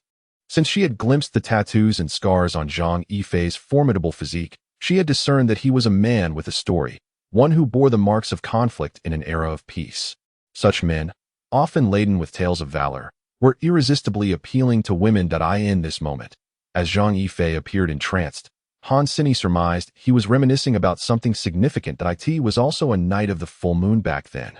"We were betrayed. Those foreign devils offered us no assistance." A frail figure materialized in Zhang Yifei's mind. He clenched his teeth in frustration, never anticipating that those foreign devils would renege on their promise to ally with him against the Satan mercenary corps.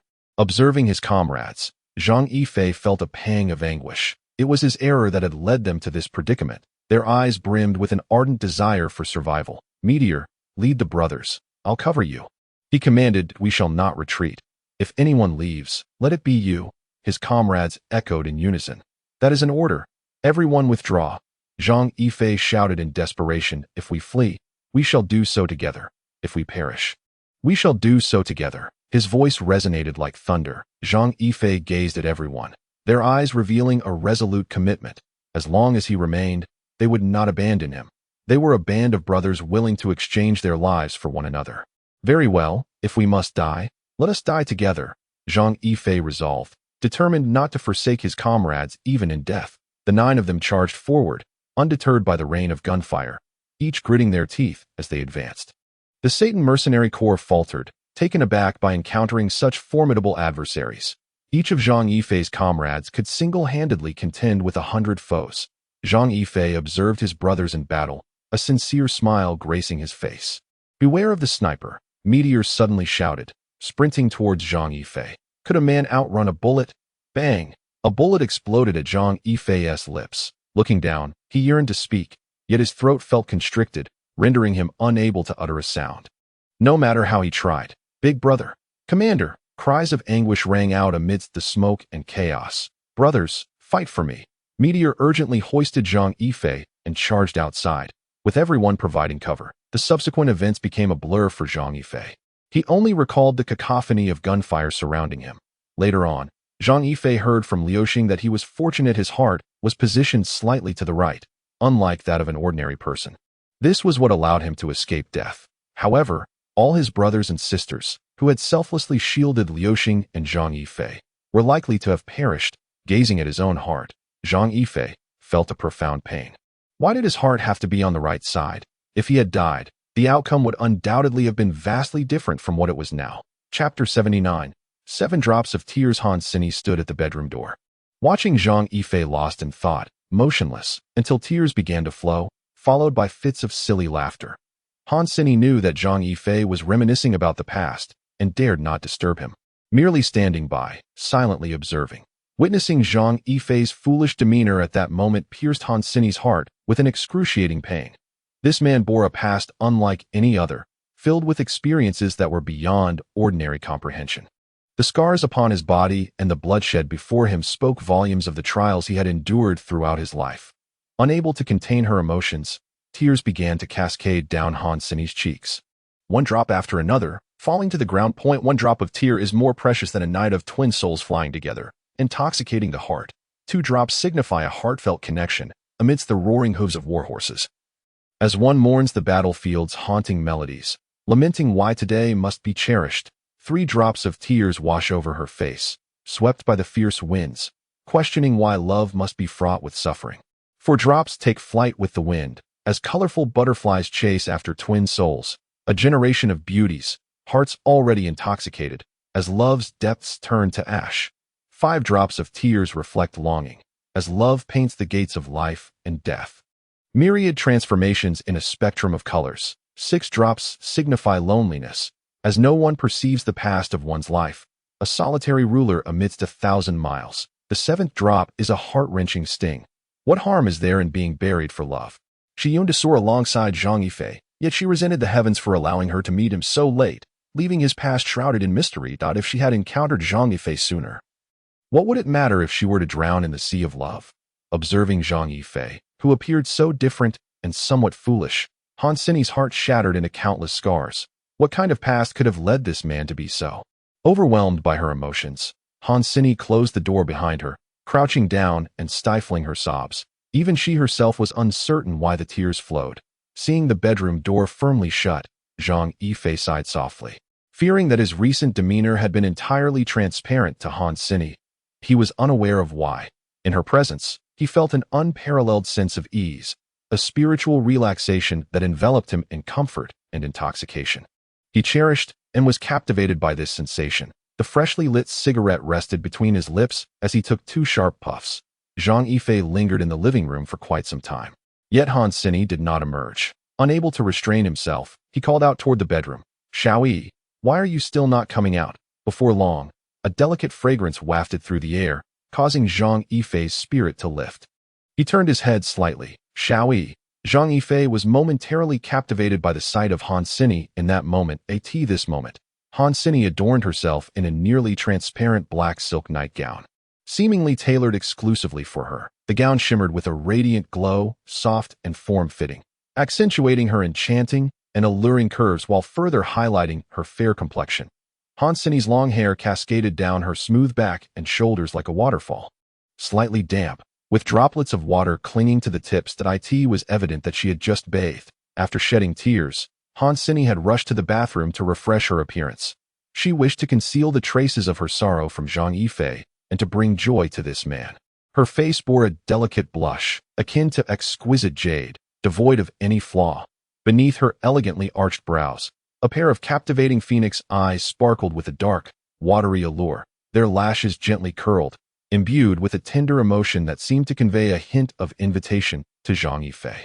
Coupled with her alluring crimson lips, she exuded an air of serene charm and exquisite beauty, utterly enchanting. In this moment, Han Sini was devoid of her usual assertiveness, embodying the essence of a regal concubine from ancient times, solely existing to amuse her sovereign. Noticing Zhang Yifei gazing at her with a dazed expression, Hansini felt a sweet sensation bloom within her. Any woman would undoubtedly feel as if she had tasted honey upon witnessing her beloved gaze at her with such infatuation.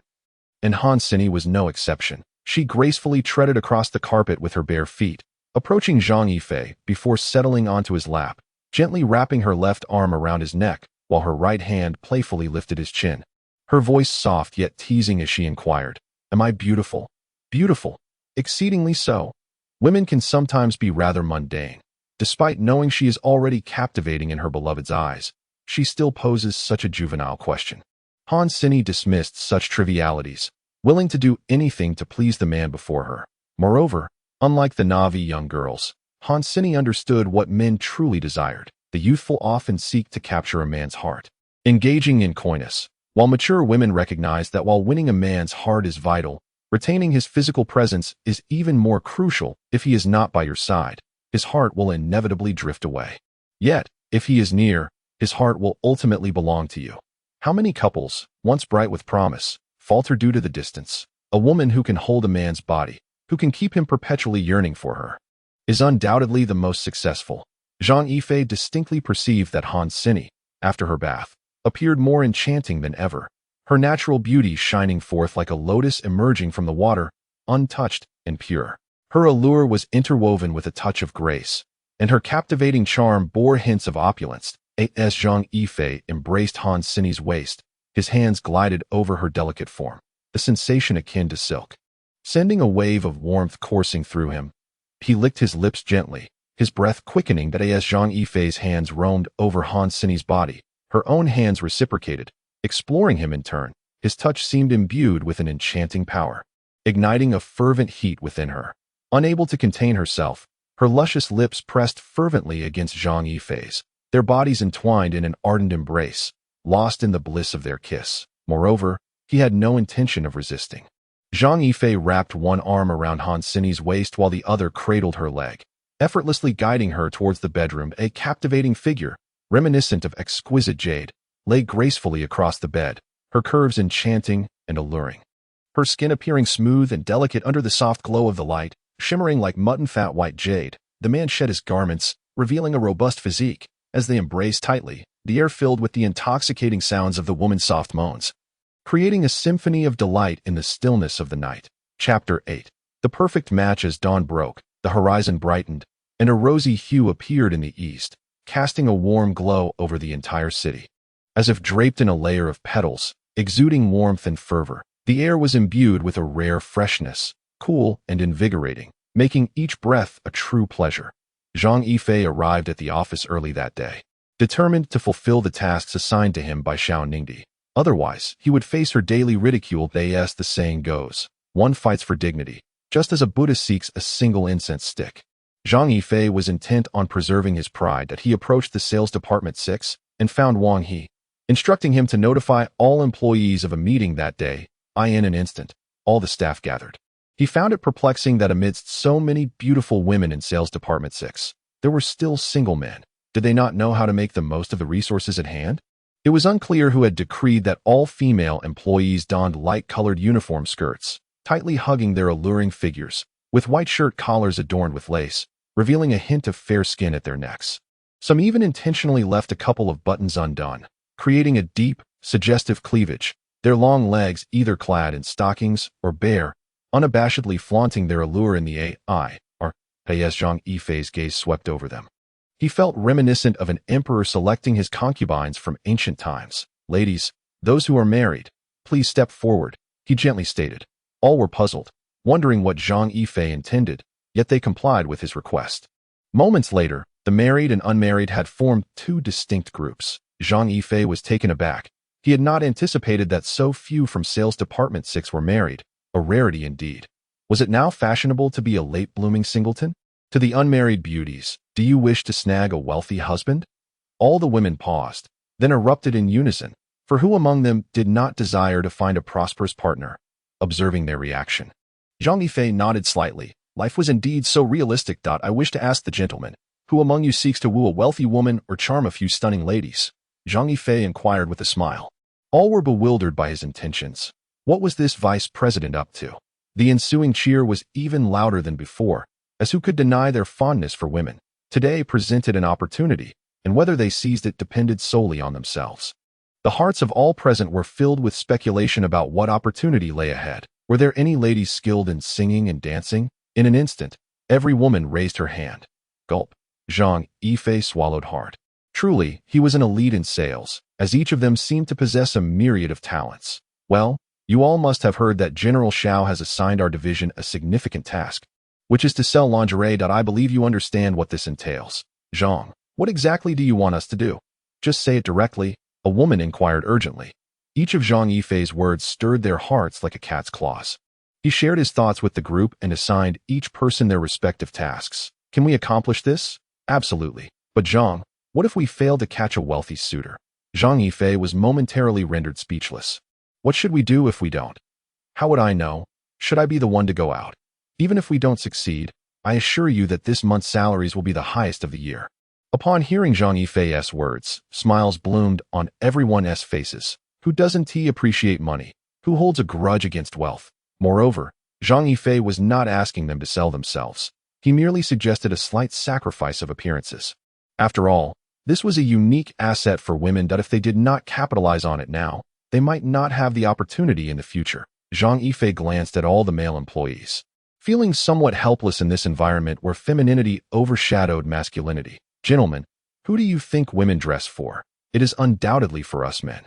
Very well, you have enlightened me on what constitutes a true man. Selling lingerie is not solely a woman's duty. If men were to sell it, I am certain they would outperform the women. That I would like to announce that all male employees will don white suits and head to the mall to sell lingerie. The company has already prepared the attire for you. And no sooner had Zhang Yifei finished speaking than all the men were filled with enthusiasm. After all, the clientele consisted of affluent ladies. Perhaps a conversation might lead to something more. However, the women were less than pleased upon hearing Zhang Yifei's comments about men outperforming them in sales. Zhang, would you still say that if we didn't set the stage for you? Zhang Yifei's expression darkened as he realized he had overlooked the presence of women. I misspoke. What I meant was a collaboration between the sexes, an unbeatable combination. He quickly amended, once Zhang Yifei clarified his stance. The women seemed satisfied. But what about those of us who are married? One woman gazed at Zhang Yifei with a look of forlornness, resembling a heartbroken spouse in a secluded chamber. I have arrangements for you. If I were to ask you to act like them, I fear you would be buying me a wreath by tomorrow. Your husbands or wives would surely have me boiled. As Zhang Yifei's words echoed, laughter erupted throughout the division, every woman blooming with delight. Their vice president was quite the entertainer. Chapter 81. Becoming a woman like Daji. Upon arriving at the company today, Xiao Ningdi instructed Jiang Yusin to fetch Zhang Yifei for her. Jiang Yusin gazed at the sinister visage before her, reluctantly making her way to the 6th sales department. She could not fathom why the chairman consistently favored someone like Zhang Yifei, a man of dubious character. To her dismay, he had turned off his phone. The wretched scoundrel, Xiao Ningdi seethed, her teeth clenched in frustration. What did you say? Xiao Ningdi exclaimed, her eyes widening in disbelief as she stared at Jiang Yusin. The 6th department was deserted, prompting Jiang Yusin to repeat herself. Where has everyone gone? Chairman, I heard that this morning, Zhang Yifei led a group out of the company in grand fashion, apparently heading to the 1st sales division. Came the reply. The 1st sales division? Xiao Ningdi could scarcely believe her ears. She had never truly anticipated that Zhang Yifei possessed the capability to successfully market anything. Her directive was merely intended to apply a bit of pressure, encouraging him to strive for improvement. You may leave now, Xiao Ningdi said, gesturing gently with her hand as she settled into her chair, lightly massaging her forehead. What on earth was Zhang Yifei up to? Surely he wasn't actually taking all the female employees to serve as models for the 1st division? At that moment, the commercial street was already teeming with people. It turned out that Zhang Yifei had long conspired with Han Sini, dividing their tasks. Han Sini was preparing at the commercial street, while Zhang Yifei fetched all the employees from the company. The street was awash with advertisements for the alluring Fox Spirit line. In the center of the commercial area, a simple stage had already been erected, adorned with a red carpet, flanked by banners and buoyant hot air balloons swaying in the breeze behind a backdrop. The banners proclaimed, Fox Spirit, embody the gentle and enchanting woman. This slogan was truly unique, for the term Fox Spirit in China is synonymous with sensuality and shamelessness. When applied to women, it suggests they possess both beauty and intelligence. The grandest banner boldly declared, "Fox spirit, become a woman like Daji." Everyone knew who Daji was. She was the harbinger of the downfall of the Shang dynasty, her beauty and allure legendary throughout China. Just the mention of Daji stirred countless imaginations. What woman wouldn't he aspire to be like a fox spirit, akin to Daji, Baoxi, or Meishi? Captivating countless souls, leading emperors to neglect their mourning audiences, the fox spirit line evoked an irresistible curiosity. With the addition of so many enchanting women, the advertisements undoubtedly transformed into the epitome of allure. As the crowd swelled, it became increasingly lively. Men came to admire the beautiful women, while women sought out handsome men. Under Zhang Yifei's adept promotion, all the male employees from the 6th sales department resembled reincarnated Panin, with women circling around them. Many women even began inquiring about the kind of lingerie that would captivate a man's attention. And the men offered meticulous guidance, exemplifying exceptional service. Among the throngs were couples as well. Women searched for the perfect lingerie while men, drooling, engaged in conversation with the promotional ladies, eager to gain insights into women's lingerie to broaden their understanding. At this moment, all the men gazed at the enchanting women dancing on stage, their mouths parched and tongues dry, unable to resist swallowing their saliva. Some men began to seek out sources of water to quench the surging desires within them. The electrifying atmosphere of the event was beyond the capacity of mere words to describe. A diverse array of individuals, both men and women, were flocking to this place. "Bring me a bottle of green tea," one man requested. The female promoter responded with a sweet smile. "Sorry, handsome, our drinks are not for sale. However, if you purchase a fox spirit item, we will gift you one." The man was taken aback, realizing that the beverages in the numerous ice cabinets were not for sale, but rather complimentary. It must be said that Zhang Yifei's strategy was quite cunning. Everyone knew that when desires surged, it was best to find a source of water to extinguish that inner flame. Yet, they were not selling water. Instead, one had to buy the fox spirit item to quench their thirst. "I'll take one set," the man said, glancing at the beautiful dancers on stage. The promoter's face instantly lit up with a sweet smile. "Sir, may I ask what size you would like?" "C cup will do," he replied, unable to suppress a glance downward. Looking at those beauties on stage, how could he reconcile the fact that his own partner was a mere C cup? Nearby, Hans Sini chuckled softly at the scene. "You truly are a shrewd businessman." Zhang Yifei smiled sheepishly and replied, "How can this be considered shrewd? I am merely contributing to my fellow male compatriots." The commercial street and the surrounding areas were already teeming with pedestrians, with the trend suggesting that the crowd would only grow. The media had also caught wind of the buzz, and reporters were hastily making their way here. Zhang Yifei had no inkling that his casual idea would swiftly captivate the entire city of Lijiang, leaving its residents astounded. Surely, no one in Lijiang could have anticipated that Zhang Yifei's single decision today would make fox spirit a topic of lively discussion among the women of the city. In the Zhao family of Yanjing, Zhao Huyao sat alone in the courtyard, his eyes filled with confusion. She had come and gone without so much as a greeting. In the afternoon, a private jet descended slowly at Lijiang International Airport. The exclusive aircraft of the chairman of Huayu Group, Qi Yuding, flanked by her bodyguards, gracefully descended the staircase like a cat. This time, Qi Yuding arrived in Lijiang without notifying anyone, choosing to maintain a low profile. She longed to see her son, having not laid eyes on him for 27 years. Ever since Zhang Yifei had been attacked twice, Qi Yuding could no longer remain idle. She was determined to meet her son. Even if he did not recognize her as his mother, she feared that if she did not come now, she might lose him forever. Zhao Xuan had already been waiting at the airport to greet Qi Yuding. In recent days, she had been sullen and withdrawn, appearing to have transformed into a different person altogether. Qi Tanyuan looked at his increasingly frail cousin and sighed softly. He understood all too well that Zhao Xuan's transformation was entirely due to Zhang Yifei. As soon as they disembarked from the gangway, Qi Tianyuan and Zhao Xuan ascended. "Aunt, you must be weary after such a lengthy flight," Qi Yuding remarked with a gentle smile directed at Qi Tianyuan. "It's nothing. How are things back in Jiang City?" "Fortunately, there have been no significant incidents, and ever since the last occurrence, they seem to have settled down," he replied. Qi Yuding cast a glance at Zhao Xuan, who had appeared listless since she disembarked, and pondered why her daughter bore such a countenance if there was indeed nothing amiss. "Xuan, what troubles you?" "Mother, it's about my brother." Zhao Xuan's voice trembled as she mentioned Zhang Yifei. Her desire to weep palpable. Observing the expression on Zhao Shiwen's face and hearing her choked voice, Qi Yuding's heart grew anxious. "What has happened to your brother?" she inquired, her concern evident and unmasked. "Aunt, do not worry. Yifei is fine. This is not the place for discussion. Let us find a more suitable venue," Qi Tianyuan said, casting a wary glance around. Upon hearing his words, Qi Yuding finally felt a semblance of calm. She had become overly sensitive, and the mere mention of Zhang Yifei set her emotions ablaze. The trio exited the airport and settled into a fully enclosed RV. "Where is Yifei?" "He is well. It seems he has gone to sell women's lingerie today," Qi Tianyuan replied with a wry smile. "What?" Qi Yuding could hardly believe her ears as she turned to Qi Tianyuan. "You heard correctly. He is indeed selling women's lingerie, and the scene is quite bustling," Qi Tianyuan remarked, struggling to comprehend what this man was truly after. A melodious laugh escaped Qi Yuding's lips, as she found it hard to envision a man in the business of selling lingerie. "Then, what is troubling Shiwen?" Zhao Shiwen remained silent, as if her spirit had been lost. Alas, Qi Tianyuan sighed softly upon hearing Qi Yuding's words. "This matter must be addressed eventually. Yifei has become aware of his origins, and it seems he knows more than we do." "How can that be?" Qi Yuding exclaimed in astonishment. "That is utterly impossible. He is merely an orphan, according to the information I have on him. He possesses neither power nor wealth. How could he possibly know such things? Even if he were affluent or influential, he would not be able to uncover this information. It is a secret known only to a select few.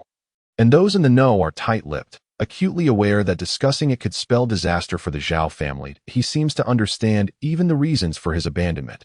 That cannot be. It is simply inconceivable." Observing Qi Yuding's dazed expression, Qi Tianyuan sighed, lamenting that it was the insatiable lust for power that had wrought such turmoil, for otherwise, this family could have been so blissful. "Aunt, I must share something with you. And you absolutely must not disclose it to anyone, not even to Uncle," Qi Tianyuan said gravely. He resolved to reveal to Qi Yuding certain truths he had learned, for she was the biological mother of Zhang Yifei, and she had the right to know. Observing the serious expression on Qi Tianyuan's face, Qi Yuding realized that this matter was undoubtedly of paramount importance. Otherwise, Qi Tianyuan would not exhibit such a demeanor. Even Zhao Shiwen, standing nearby, became alert, her eyes shimmering with anticipation as she gazed at Qi Tianyuan. Could it be that he is Longya? Qi Tianyuan enunciated the name Longya with great emphasis. Boom! The name Longya detonated within Qi Yuding's heart like a bomb, exploding with overwhelming significance. Longya. Who is this individual? Qi Yuding had a vague understanding. He was a figure revered in the assassin world, likened to a god, the king of assassins, capable of completing any task he undertakes. And reportedly quite young, he is sought after by governments worldwide, all eager to harness his prowess, despite having assassinated numerous officials and wealthy individuals from various nations. Such transgressions did not deter others from desiring to claim Longya as their own. Talent is always in demand, no matter the circumstances. Furthermore, it was said that Longya commanded his own formidable force, instilling fear in nations far and wide. Of course, many were also hunting for Longya. If they could not utilize him, then eliminating him was their alternative. Such is the nature of politics. Could he truly be Longya? Qi Yuding found it hard to believe. Over the years, today marked the most astonished she had ever been.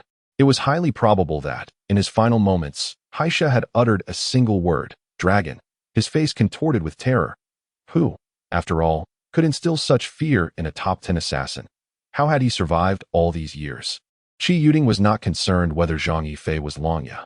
Rather, she pondered how he had endured throughout these years. Her heart ached. If he indeed was Longya, how much suffering had he endured? How many brushes with death had he faced? How many wounds had he sustained? When a mother learns of her son's circumstances, her foremost thoughts revolve around whether he is living well, whether he is suffering, rather than whether he has achieved success. Truly, the heart of a parent is a pitiable thing. I must see him. I absolutely must see him. At this moment, Qi Yuding was already in tears. Chapter 83. Grasping everyone's fatal vulnerability as they approached the commercial street of Jiang City.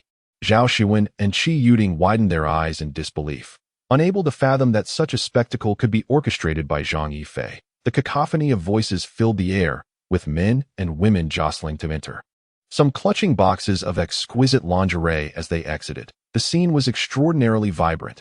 Given such popularity, the surrounding shops also hung banners, either offering significant discounts or hosting grand sales. Some establishments even emulated the marketing strategy of the lingerie boutique, organizing events where female models tried on garments on the spot. Are you certain this was orchestrated by Yifei? Qi Yuding could scarcely believe her eyes. For her, having men sell lingerie was unprecedented, especially with the event being so exuberantly successful, prompting other nearby shops to follow suit. Qi Tianyuan wore a look of disbelief. He simply could not comprehend what his cousin was truly up to. You referred to him as Longya, yet he astonishingly manages to achieve such a remarkable scene in lingerie sales. If one were to argue that he is not Longya, it is evident that Haisha has explicitly mentioned the word dragon. The situation is indeed perplexing, leaving Qi Tianyuan in a state of deep contemplation. Meanwhile, Zhao Shiwen wears a proud expression, reveling in the fact that it is her brother who orchestrated this spectacle. And only he possesses such extraordinary talent. My brother is truly impressive, Zhao Shiwen exclaimed in admiration. The Huayu Group also boasts its own lingerie line, yet it has never encountered such a bustling scene. Qi Yuding beams with satisfaction, recognizing the promising commercial prospects of her son. Standing on the first floor, they behold a series of advertisements suspended within the mall. Vixen lingerie, become a woman like Daji. Each advertisement features a stunning beauty, an almost perfectly sculpted woman with an exquisite visage, clad in a form-fitting white lingerie set that accentuates her S-shaped curves, embodying the ultimate fusion of innocence and seduction. Where on earth did he find such a beautiful girl for the advertisement? Qi Yuding inquired with curiosity. Zhao Shiwen and Qi Tianyuan exchanged glances, each equally bewildered by the source of this enchanting model. Were they to learn that this striking beauty was a computer-generated composite created by Zhang Yifei, they would surely be astonished. In the commercial street, nearly every lingerie store had promotional models stationed at their entrances, adorned in provocative attire, their faces radiating professional smiles as they beckoned passers-by. Yet, the throngs of people seemed oblivious, all gravitating towards Vixen lingerie, even if the three of them wished to remain in place. The relentless crowds surged forward, nearly pushing them along.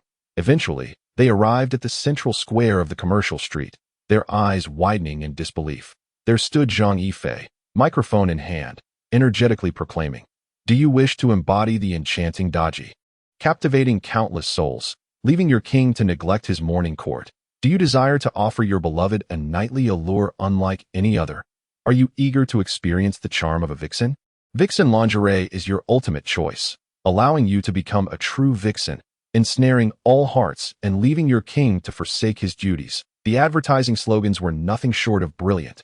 Who, whether man or woman, does not adore the concept of a vixen, an embodiment of tenderness and allure? Historically, the vixen has always represented beauty, as evidenced in tales from strange stories from a Chinese studio that a true enchantress captivating countless souls. Now, we offer direct sales from vixen lingerie manufacturers, devoid of television or print advertising costs. Everything is designed with your best interests in mind, presenting Vixen lingerie to you at the lowest prices with unparalleled quality. Vixen lingerie will sculpt your allure and accentuate your devilishly curvaceous figure. Are you intrigued? If so, act swiftly, Zhang Yifei fervently shouted into the microphone. Little did he realize that a multitude of reporters had already converged upon the scene, eager for this captivating headline. Fox Spirit lingerie, embodying a woman akin to Daji. If anyone can unveil this latest trend, they are certain to achieve remarkable success. This moment, Weibo and WeChat have erupted with fervor, inundated with shares of Fox Spirit lingerie and the allure of becoming a woman like Daji. Without any advertising, this phenomenon has already permeated the entirety of the internet. Is he not afraid of being relentlessly pursued and attacked by both men and women? Qi Tianyuan remarked cautiously. Why would anyone want to attack him? Zhao Shiwen inquired, her expression one of bewilderment as she turned to Qi Tianyuan. Qi Tianyuan, visibly exasperated, found it perplexing that Zhao Shiwen, renowned for her intellect, seemed so confused at present. If all women were to transform into fox spirits, then those married would inevitably stray, or men would take mistresses. All of this is inextricably linked to your brother, who claimed that donning fox spirit lingerie would allow one to become a woman like Daji. Zhao Shiwen was momentarily stunned. Although Qi Tianyuan's reasoning seemed somewhat far-fetched, it resonated with truth. The desire for beauty resides within everyone. If indeed wearing fox spirit lingerie could render all women akin to Daji, then there would be no need for him to promote it, as the lingerie would sell like hotcakes. The current surge in purchases by so many men and women is a testament to their vanity. Yifei is indeed astute, managing to tap into the psyche of individuals to market Fox Spirit lingerie. Experience speaks volumes. Qi Yuding discerned Zhang Yifei's intentions with a mere glance. Zhang Yifei had adeptly seized the vulnerabilities of all men and women. They must buy, regardless of their inclinations. If one refrains from purchasing, women might question, "Do you not wish to become a woman like Daji?" Conversely, men would inquire, "Do you not wish to experience what it is like to be with a woman like Daji?" Driven by vanity, everyone would feel compelled to make a purchase. Even if one is reluctant at heart, they would still succumb to the pressure. Such is the nature of human vanity. Does this not border on coercive selling? Indeed, the weaknesses of the men and women in the commercial district are firmly in Yifei's grasp. He has complete control over the situation, rendering the efforts of other lingerie shops futile. It is truly remarkable, Qi Yuding thought, as she gazed in admiration at Zhang Yifei on stage. Suddenly, Zhang Yifei's voice faltered. He stood frozen, fixated on Zhao Xiwen. His silence was not prompted by Zhao Xiwen herself, but rather by the woman beside her, evoking an irresistible urge for closeness. Who is she, and why do I feel this way? Zhang Yifei pondered in intrigue. Qi Yuding also noticed Zhang Yifei's gaze drifting in their direction. She returned his look with a sweet smile. Her expression was one of profound happiness and warmth, as this was her son. Though unspoken, the bond felt undeniable, a connection forged by blood. Were it not for the constraints of the occasion, Qi Yuding might have rushed over to him. Chapter 84. A mother and son reunited. This establishment is the most prestigious restaurant in Lijiang City, frequented by the elite of the local political and business circles. At present, however, the venue has been entirely reserved by Qi Yuding. The dimly lit hall is devoid of patrons, save for the waitstaff and the pianist at the entrance. Over 10 bodyguards clad in black suits stood in a formidable formation, their stern expressions casting an air of intimidation outside the restaurant. Around 8 o'clock in the evening, a white BMW slowly approached. From the vehicle emerged a woman, her enchanting almond-shaped eyes slightly uplifted, exuding an irresistible charm combined with an air of authority. Her figure was slender and graceful, her skin delicate, resembling a peach blossom adorned with dew, and her fingers, akin to spring onions, graced her lips. A cascade of silky hair fell elegantly over her shoulders. Indeed, she was a natural beauty, captivating and unparalleled. This woman was none other than Xiao Ningdi. Earlier that afternoon, she had received a call from Zhao Xiwen, who expressed a desire to dine with her and requested that she bring along Zhang Yifei. Without hesitation, Xiao Ningdi acquiesced to the invitation. Xiao Ningdi gently linked her arm with Zhang Yifei's, which took him by surprise, as it was entirely out of character for her. "Are you certain we are dining here?" Zhang Yifei inquired, gazing at the opulent golden splendor restaurant that I forgot to mention. "Zhao Xiwen invited us." Xiao Ningdi winked at him. Upon hearing her words, Zhang Yifei's expression instantly darkened. No wonder she had withheld the reason for their outing. It must be faced eventually. There is no need to retreat, Xiao Ningdi softly remarked, her gaze fixed on him. Anticipation, resentment, hatred, and a 27-year accumulation of unexpressed sorrow churned within his heart like a tempest. "Let us go," he said, his voice gentle, though Xiao Ningdi understood that he had summoned considerable strength to utter those words. As he looked up at the restaurant's magnificent gilded revolving door, he realized that it led to an entirely different realm. Zhang Yifei stared at the crimson carpet beneath his feet, hesitating to take a step forward. Xiao Ningdi, entwining her arm with his, gazed at him tenderly, offering no pressure, her beautiful eyes reflecting a profound yet unspoken concern. After Zhao Xiwen's call, the old dean had also reached out to Xiao Ningdi, divulging Zhang Yifei's background. Such matters could hardly remain concealed. Qi Yuding had already arrived in Lijiang, and though discreet, she could not escape the notice of the observant. What was destined to come would inevitably arrive. Such is fate. Xiao Ningdi had never anticipated that Zhang Yifei would be the scion of the Yan Jingzhao family. Once he crossed that threshold, he would irrevocably enter the elite circles of Yan Jing's young gentlemen. Zhang Yifei longed to smile, yet the expression eluded him. What he needed to do was deceptively simple. Step onto the red carpet and push open the door ahead, beyond which lay the answers he had yearned for over 27 years. Life, perhaps, is indeed a rare instance of delightful confusion. Zhang Yifei harbored resentment towards his parents, but he yearned to understand why they had forsaken him. Now that the answer lay before him, he found himself too fearful to unveil it. He was uncertain of what exactly he feared. Observing Zhang Yifei, whose face was wrought with hesitation, Xiao Ningdi felt a pang in her heart, and tears escaped her eyes. This departure had spanned 2 decades, and no one knew what he had endured during that time. Particularly, the prominent scars that adorned his body elicited profound sympathy. Zhang Yifei, upon hearing her words, suddenly froze in a struggle of emotions, and then broke into a radiant smile, responding in a remarkably buoyant tone. How could that be? The answer I have sought for 27 years is within reach, if I were to give up. As he spoke, Zhang Yifei took firm and steady strides towards the revolving door of the dining hall. With a gentle push, the door glided open silently, ushering Zhang Yifei into a world resplendent with colors. Xiao Ningdi smiled, for he had finally stepped inside that moment. Zhang Yifei stood face to face with Qi Yuding, both of them gazing into each other's eyes, their bodies trembling slightly. A melodious piano piece flowed like liquid mercury, embellishing the silence that enveloped them. When Zhang Yifei had first caught sight of Qi Yuding on the commercial street, he had felt as though he had been struck by lightning. He had known then that this woman was profoundly intertwined with his fate. Tears streamed down Qi Yuding's face as she stared adoringly at the young man she had longed for over the past 27 years, her still vibrant eyes greedily tracing every inch of his face.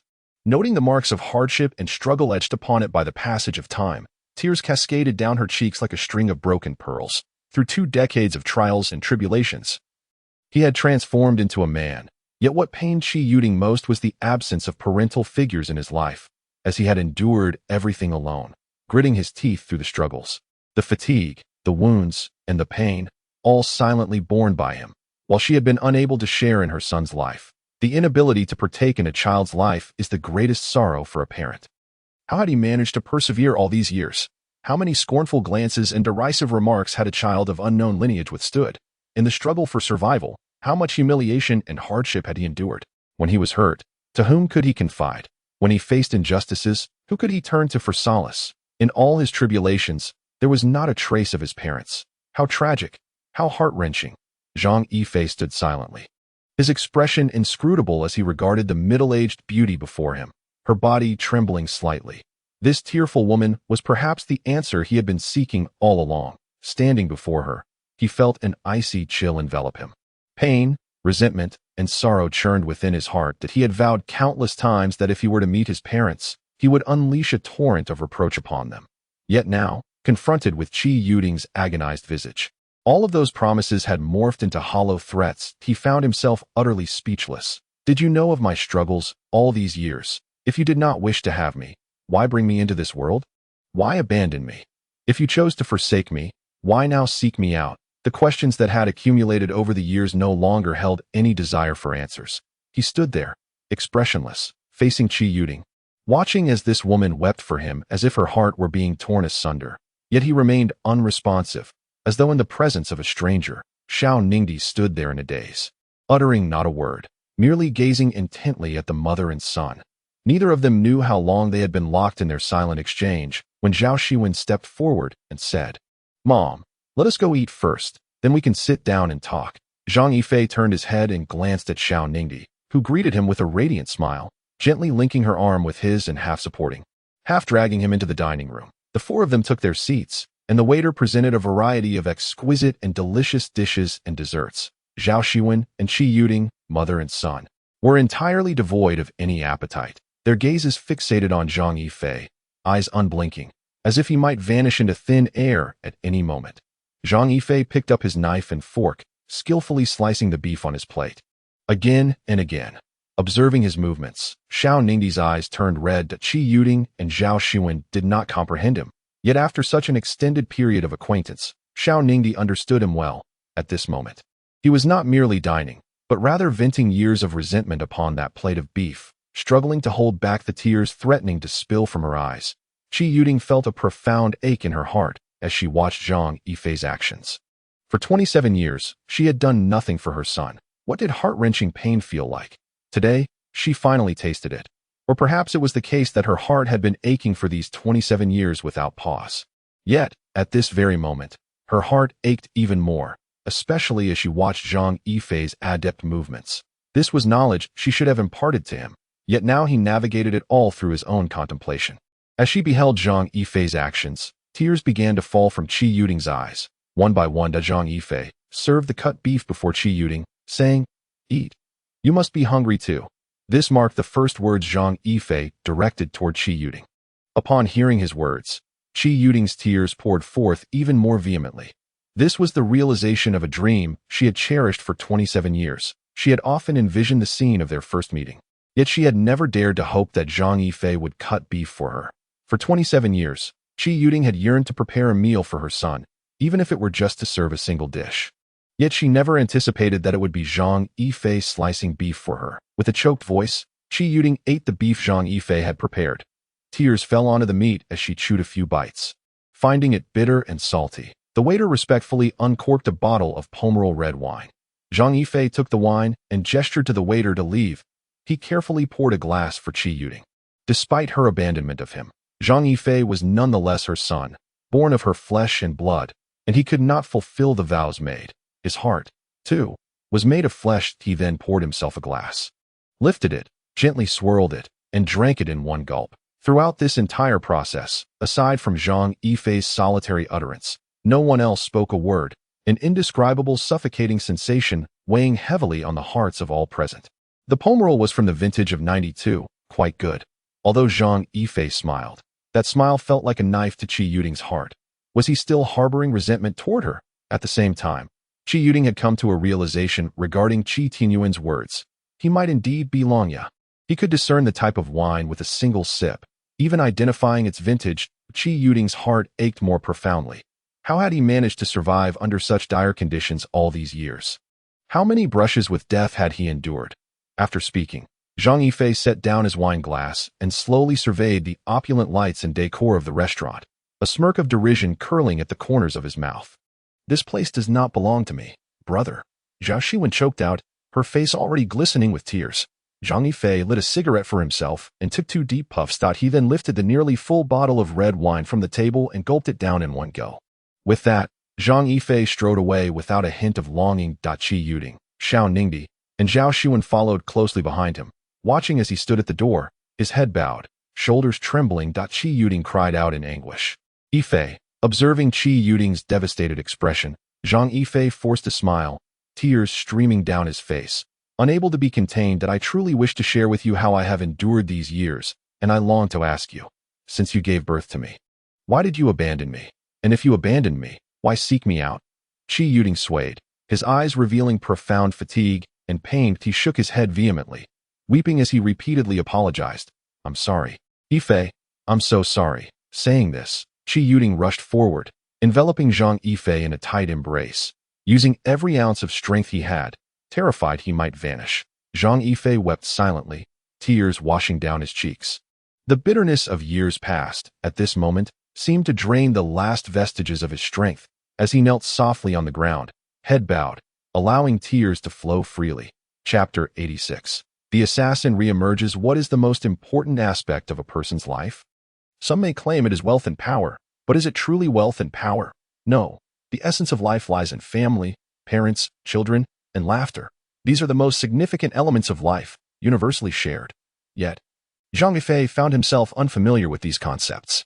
In his memories, there existed no father or mother, only the old principal, who taught him to walk and raised him with immense toil and care, although he was sent to the World Hunter Academy at the tender age of 7. All of Zhang Yifei's achievements today stem from the old principal, not from any parental figures. Without the old principal, there would be no Zhang Yifei of today, nor the current king of assassins, Longya.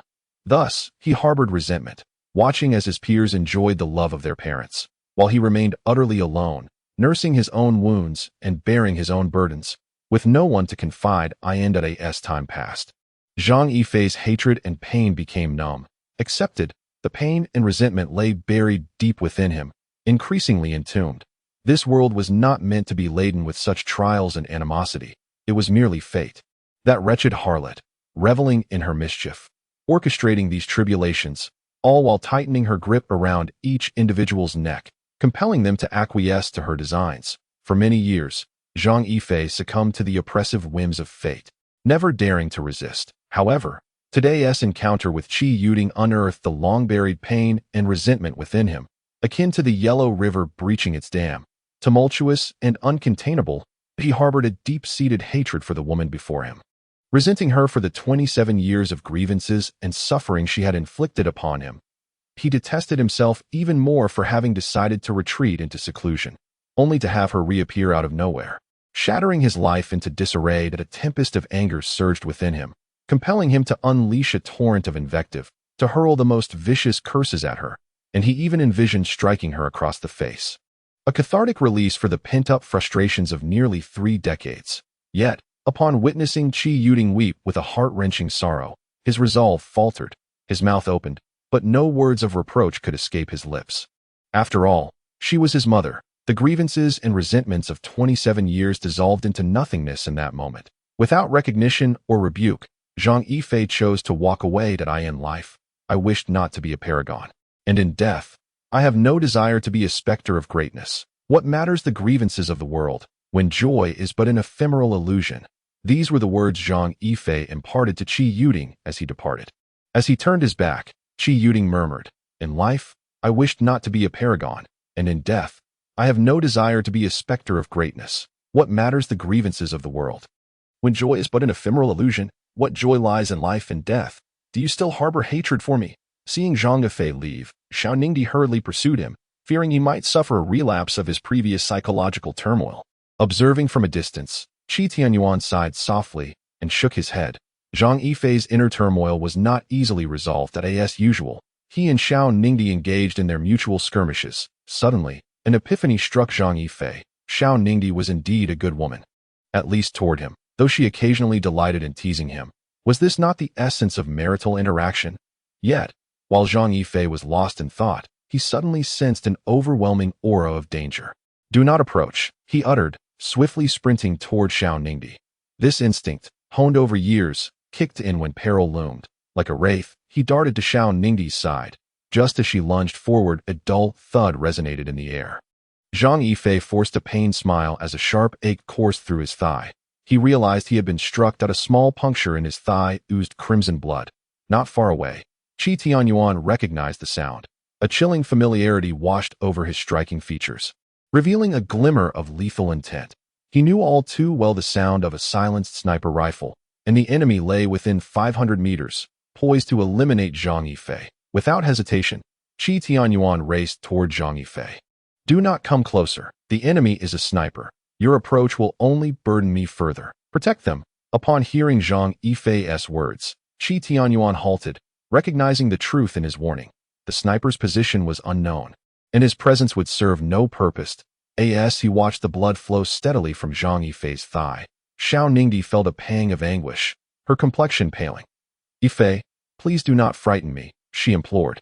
Stifling her, Zhang Yifei was engulfed in a cloud of frustration, pondering how all women seemed to be alike, while he himself remained unscathed. "Don't worry, I'm perfectly fine," he reassured softly. Although he was oblivious to the intentions of the shadowy figures lurking in the dark, or who had dispatched them, he was enraged that they dared to aim a gun at Xiao Ningdi. Regardless of their identity, they would face death today. After all, Xiao Ningdi was Zhang Yifei's wife. And to threaten a woman, especially one who belonged to another man, was an affront to his masculinity that could not go unpunished. Zhang Yifei cradled Xiao Ningdi in his arms and rolled a few times. "Damn it, I will kill you today." The gunfire continued to echo in the background, leaving Zhang Yifei feeling utterly powerless. Had it not been for Xiao Ningdi by his side, he would not have found himself in such a desperate predicament. Suddenly, a garbage bin caught his eye, and an idea sparked within him, to take refuge behind it. "And what about you?" Xiao Ningdi inquired anxiously, glancing at the nearby bin. Zhang Yifei's face broke into a cruel smile. "I will take care of him. You." Before Xiao Ningdi could finish her sentence, Zhang Yifei vanished from sight. She stood there, stunned by the unfolding events, questioning his humanity as he had already been shot in the thigh. In a fleeting moment, realization dawned upon Xiao Ningdi, prompting her to hastily hide behind the garbage bin. Meanwhile, Qi Yuding, who had been crying, turned pale and shrieked in anguish upon witnessing the scene. Yifei. The sniper, concealed in the shadows, suddenly found himself without a target, bewildered by the abrupt disappearance of his prey. Just as he grappled with his confusion, a specter-like figure materialized before him. The man wore a smile, sending a jolt of fear through the sniper's heart. He reached for his weapon, but the other moved first, delivering a swift kick to the sniper's chest. "Damn you. It's one thing to kill me, But to involve my wife is intolerable. The man was none other than Zhang Yifei. Drawing from his extensive experience as an assassin, he had pinpointed the sniper's location after the second shot. The sniper was sent sprawling, terror etched across his face. Unable to fathom the reality of the situation, with a heavy thud, the man fell to the ground not far away. "Tio dare attack me without even knowing who I am." Clearly, the old guard of the assassin world has lost its edge, Zhang Yifei remarked with a smile as he advanced forward. The gunshot wound in his thigh was trivial. He had endured far worse injuries in the past, yet still accomplished his missions. With each step he took, the sniper felt himself inching closer to death, overwhelmed by Zhang Yifei's formidable presence that left him utterly incapable of resistance. Upon hearing Zhang Yifei's words, the sniper's astonishment grew. Who was this man who spoke of the saints with such familiarity? "Stay away. Don't come any closer," he pleaded, panic swelling within him as Zhang Yifei approached. "Today, no one can save you," Zhang Yifei declared, and with that, his form vanished once more, leaving behind only a striking silhouette. Snap! As the crowd beheld Zhang Yifei, he had already snapped the neck of the sniper with his left hand, leaving the man bewildered as to the identity of his adversary until his last breath. Chapter 87. Second brother cannot use anesthetic. Silence enveloped the surroundings, permeated by an eerie stillness. Upon catching sight of Zhang Yifei's ghostly silhouette, Qi Tianyuan felt his heart surge with tumultuous waves of anxiety. Although he believed he had a firm grasp of Zhang Yifei's prowess, the deeper he delved into understanding him, the more astonished he became. First came the peculiar post-battle psychological syndrome, followed by the enigmatic agility displayed today. A truly spectral presence, he was a man shrouded in mystery, replete with all manner of the unknown. Just when one feels they have comprehended his strength, they are gravely mistaken. The first to react was Qi Yuding, who frantically dashed towards Zhang Yifei, exclaiming in panic, "Yifei, Yifei." In an instant, Qi Tianyuan also sprang into action, urgently directing all the bodyguards, "Quick, call an ambulance and protect the lady." The bodyguards formed a protective circle, their expressions grim as they drew their weapons in alertness. Zhang Yifei felt a sense of frustration. Was he not simply standing there calmly? Why was everyone making such a fuss? Yet, little did he realize that Qi Yuding felt an overwhelming sense of indebtedness to him for 27 years. Now, witnessing her son being shot before her very eyes, her heart was a tumult of emotions. Although Zhang Yifei had only been shot in the leg, the bond between mother and child resonated deeply. She clung tightly to him, unwilling to let go, while Zhang Yifei stood there, a picture of helplessness. How many times had he fantasized about being embraced by his mother? Now, however, he felt numb, devoid of any sensation. Zhang Yifei yearned to leave the scene immediately. He did not wish to go to the hospital, that he longed to retreat into solitude like a lone wolf, nursing his wounds in the shadows. Yet, as he caught sight of Qi Yuding and Xiao Ningdi's pleading gazes, his resolve wavered. Though even he could not fathom why, he extracted a cigarette from his pocket and lit it, casting a faint glance at Qi Tianyuan, who wore a bittersweet expression.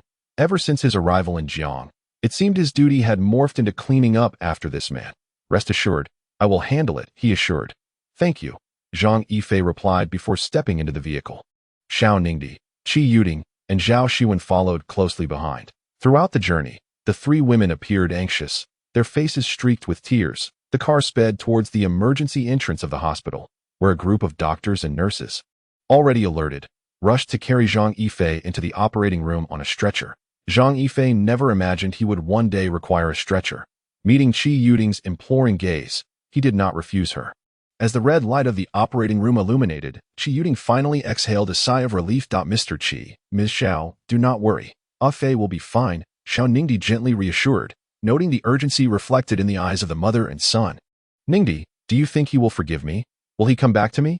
Inside the operating room, Zhang Yifei's trousers were cut away by the nurses and discarded, leaving him bare upon the operating table.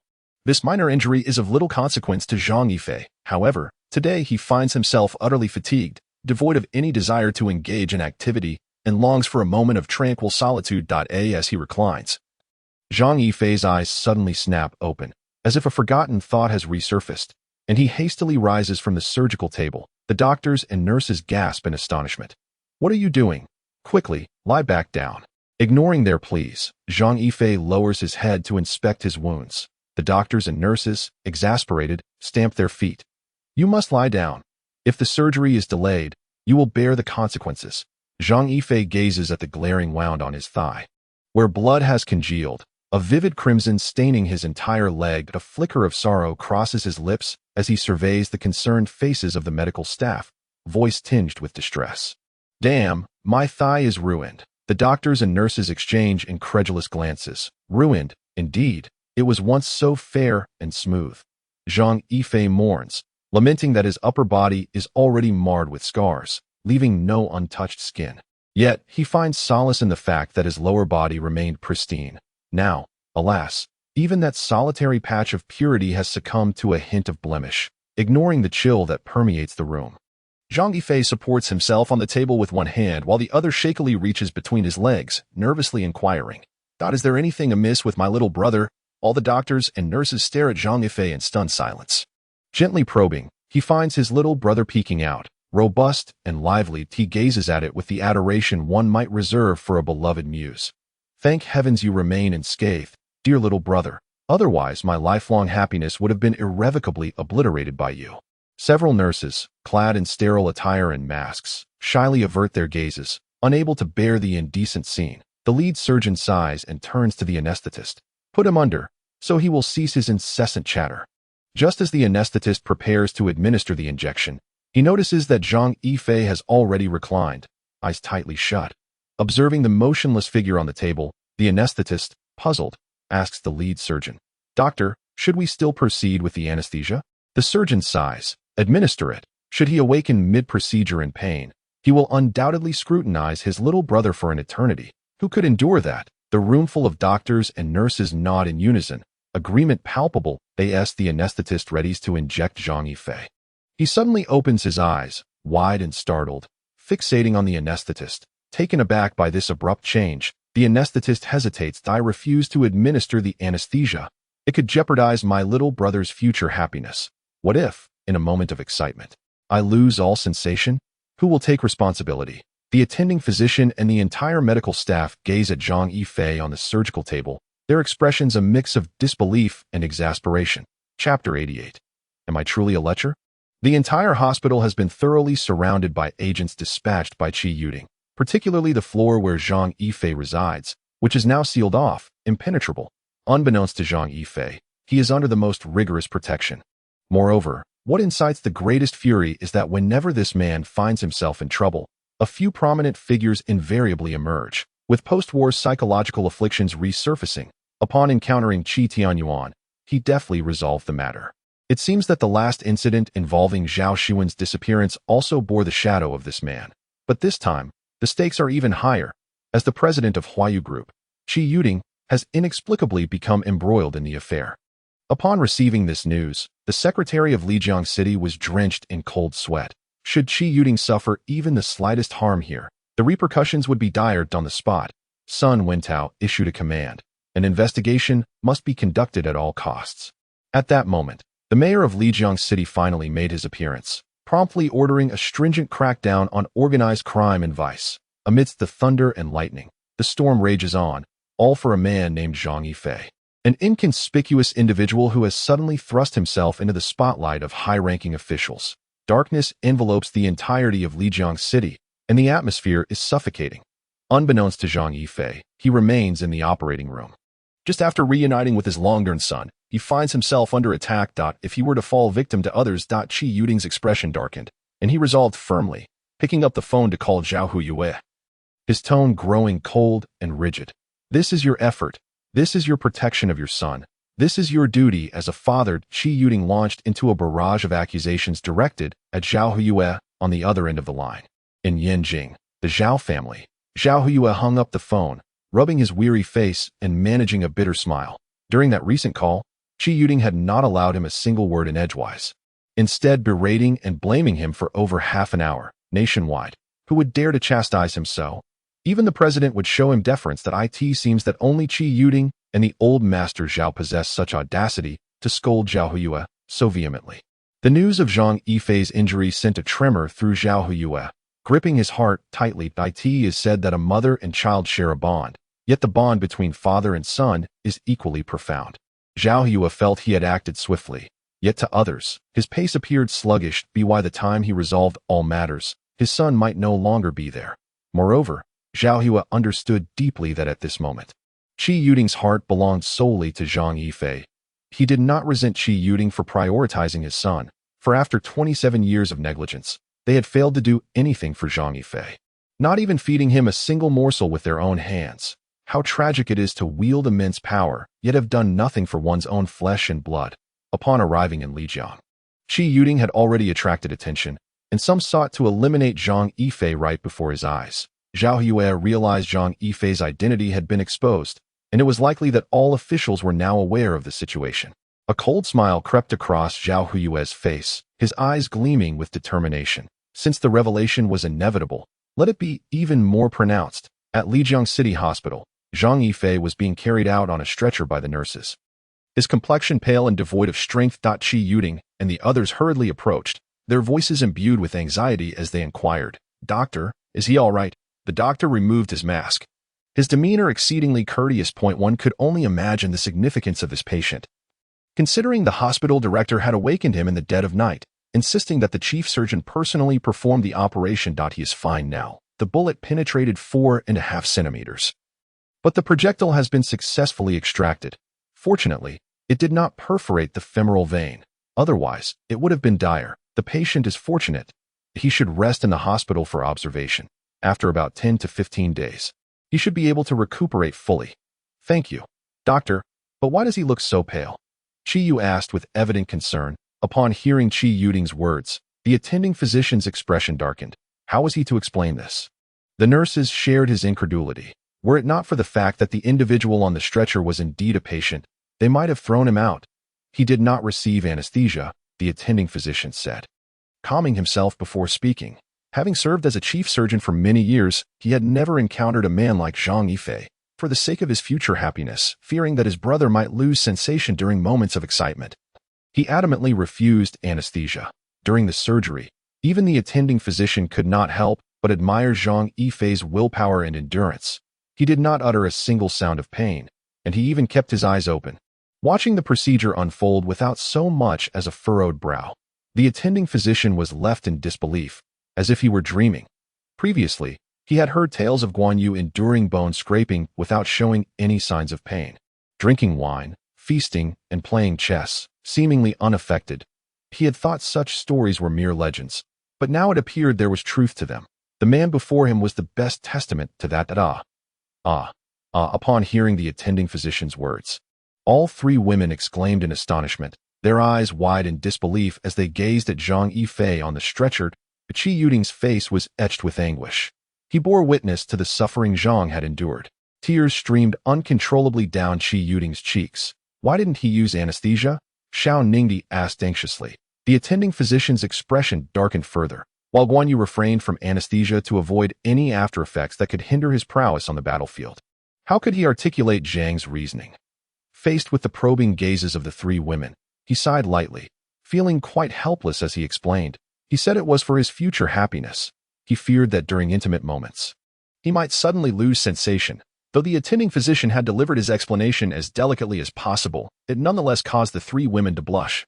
Only Xiao Ningdi's face turned as red as a ripe apple as she muttered, "Scoundrel! Lecher!" At that moment, Zhang Yifei, feeling utterly weakened, would have stood up to assertively confront Xiao Ningdi, exclaiming, "Am I truly the scoundrel or the lecher?" Zhang Yifei distinctly recalls that Xiao Ningdi once remarked that if one dares to claim oneself as a mere color base, then the following day, all color bases would take up knives against themselves. Chapter 89. The Heart of Parents in the World. Last night, Zhang Yifei slept soundly, a tranquility he hadn't experienced in 20 years. Even he could not fathom why he had slumbered so deeply. Utterly unaware of his surroundings, as he gradually awakened, he slowly opened his eyes, staring blankly at the pristine white ceiling for a prolonged moment. Is this what it feels like to have a mother? Zhang Yifei found this sensation quite extraordinary. Suddenly, a realization dawned upon him, and he hastily pulled apart the loose hospital gown, his expression transforming into one of despair. Judging by the bandaging, he was certain that even when healed, scars would remain. Alas, the only sanctuary upon his body was now tainted. It seemed there was no longer a realm of bliss to be found within him. Sitting in the hospital bed, Xiao Ningdi observed Zhang Yifei's actions, perplexed by his meaning, and shot him a glare, saying, Rest assured, he is still here. After a moment's pause, Zhang Yifei regained his composure and looked at Xiao Ningdi with evident anguish. I know my second brother is still here, but there is a scar beside him that diminishes his former charm. Upon hearing Zhang Yifei's words, Xiao Ningdi's expression darkened. It turned out this fellow wasn't preoccupied with something else, but rather fretting over a lack of allure. Had Zhang Yifei not been injured, Xiao Ningdi would have surely delivered a kick to make him aware of the power of Taekwondo. As long as you're fine, who cares if you're charming or not? No one is watching, she managed to say, suppressing her inner fury. Nonsense, Zhang Yifei retorted, visibly irritated, and continued with a serious tone. In the pit, one must always be exposed. What would others think upon seeing the conspicuous scar beside my second brother? They might assume. The more he spoke, the more heartbroken he became, his voice wavering. They might think you are practicing the sunflower manual, Xiao Ningdi interjected bluntly. Zhang Yifei suddenly lifted his head, his eyes ablaze as he gazed at Xiao Ningdi, declaring, I would never practice the sunflower manual. If I were to train, it would be the evil repelling sword classic, for that is the true canon. Xiao Ningdi found it increasingly difficult to engage with the individual before her. She feared she might succumb to the impulse to give him a good thrashing. Suddenly, Zhang Yifei realized there were others present in the room, feeling quite embarrassed as he scratched his head and softly inquired, You all didn't stay here to watch over me all night, did you? Xiao Ningdi scoffed. Mostly, it was Qi Zong keeping an eye on you. Upon hearing her words, Zhang Yifei was taken aback. Qi Yuding had watched over him throughout the night. Turning his gaze towards Qi Yuding, he noted her reddened eyes and pale complexion, a pang of emotion swelling within his heart. Is this what maternal love feels like? He was unfamiliar with the concept of parental love, having never encountered the term parents throughout his life. To Zhang Yifei, the notion of parents was utterly alien. Thank you, he said, his voice stiff and formal that he yearned to call out mother, yet when the word lingered on the tip of his tongue, he found himself utterly unable to utter it, as if a thorn was lodged in his throat. Upon hearing Zhang Yifei's words, Qi Yuding was overcome with a mix of excitement and guilt. This was something she should have done all along, yet now. Is there anywhere uncomfortable? Do you need me to call a doctor? Are you hungry? Qi Yuding asked 3 questions in quick succession, revealing her deep concern for Zhang Yifei. He shook his head, his gaze towards Qi Yuding laden with complexity. She was the woman who had borne him, only to cast him aside, and though he ought to harbor hatred or unleash a torrent of scorn upon her, he found himself unable to do so. The myriad questions that had accumulated over the years no longer held any significance. After all, he was alive, and thriving at that. Had they not abandoned him, he might still be a reckless scion, a wealthy heir with a penchant for trouble. It was their abandonment that had forged him into a man of skill, now a mythic figure in the world of assassins. A being akin to a deity. Who does not respect him? Who does not fear him? Fate had decreed his life, and perhaps this was his destiny. Contemplating this, Zhang Yifei felt a wave of comfort wash over him. With a gentle sigh, he said, I'm hungry. Could you please buy me some breakfast? Hearing the pleading tone in Zhang Yifei's voice, Qi Yuding nodded eagerly, her demeanor softened, and she even initiated conversation, which was a positive change. She hurriedly picked up the lacquered food box beside her and gently sat down next to Zhang Yifei, speaking softly. This is lotus seed porridge I made myself. It's been many years since I've cooked, so I'm unsure of the taste. Would you mind trying it? By the end of her sentence, her gaze held a hint of desperation, fearing that Zhang Yifei might not enjoy it. Unbeknownst to him, she had borrowed the hospital's kitchen early that morning to prepare the porridge, anxious that he would awaken hungry. How pitiful is a parent's heart. Zhang Yifei sighed inwardly. Had she not abandoned him? Would she need to speak to him in such a subservient manner? The question of forgiveness had occupied his thoughts ever since he learned of his origins. You should never demean yourself in speaking to others. No one in this world deserves such condescension. Qi Yuding, being his biological mother, made it unbearable for Zhang Yifei to witness her debasing herself in front of him. He was merely a son. What merit did he possess to warrant such humility from his own mother? Although they had abandoned him, was there not some unavoidable hardship that compelled them? What parent would heartlessly forsake their own child? Even a tiger does not eat its cubs, let alone a human. Suddenly, Zhang Yifei felt akin to Neza from Chun Haomin's version of the investiture of the gods, with Qi Yuding as Yin Shenyang. Though he wondered if his biological father would be akin to Li Jing, similar lives, disparate fates. The hatred he had nurtured for over 20 years ought to come to an end today. Upon hearing Zhang Yifei's words, Qi Yuding trembled. Had he finally acknowledged her as his mother? As she gazed into Zhang Yifei's eyes, Qi Yuding hurriedly nodded in agreement, whatever Zhang Yifei expressed that she could accomplish. She would undoubtedly agree without hesitation. Upon receiving Qi Yuding's affirmation, Zhang Yifei secretly exhaled in relief. Qi Yuding lifted the bowl, gently stirred it with a silver spoon, then blew on it to cool it down before offering it to Zhang Yifei's lips. Tears nearly spilled from Zhang Yifei's eyes. After 20 years, he finally savored a meal prepared by his biological mother. The flavor of a mother's cooking was indeed rich and fragrant. Observing Zhang Yifei's expression, Qi Yuding felt a sharp pang in her heart, as if pierced by a needle. For 27 years, this was the first act she had personally undertaken for her son. Chapter 90. We need to urinate. As matters had escalated to this point, Zhang Yifei found himself at a loss. He couldn't bring himself to scold or hit her, nor could he simply ignore her. Could he truly let go of over 20 years of resentment just like that? Zhang Yifei understood that if he acknowledged Qi Yuding today, his life would no longer be as carefree as it currently was. That Qi Yuding was the president of Huayu Group, quite affluent, while the Zhao family was a powerful military clan. If he were to accept Qi Yuding as his mother, then every word and action of his would represent both the Zhao family and Huayu Group. Zhang Yifei never anticipated encountering such a troublesome situation. With a soft sigh, he turned to Xiao Ningdi and smiled sheepishly. "Little Dai, could you do me a favor?" "What is it?" Xiao Ningdi replied with a gentle smile directed at Zhang Yifei, feeling quite embarrassed. Zhang Yifei said, "I need to urinate." Xiao Ningdi's face flushed red as she crouched down and retrieved a chamber pot from the pit, handing it to him. "Gah!" Zhang Yifei was taken aback as he stared at the high-tech chamber pot in Xiao Ningdi's hands.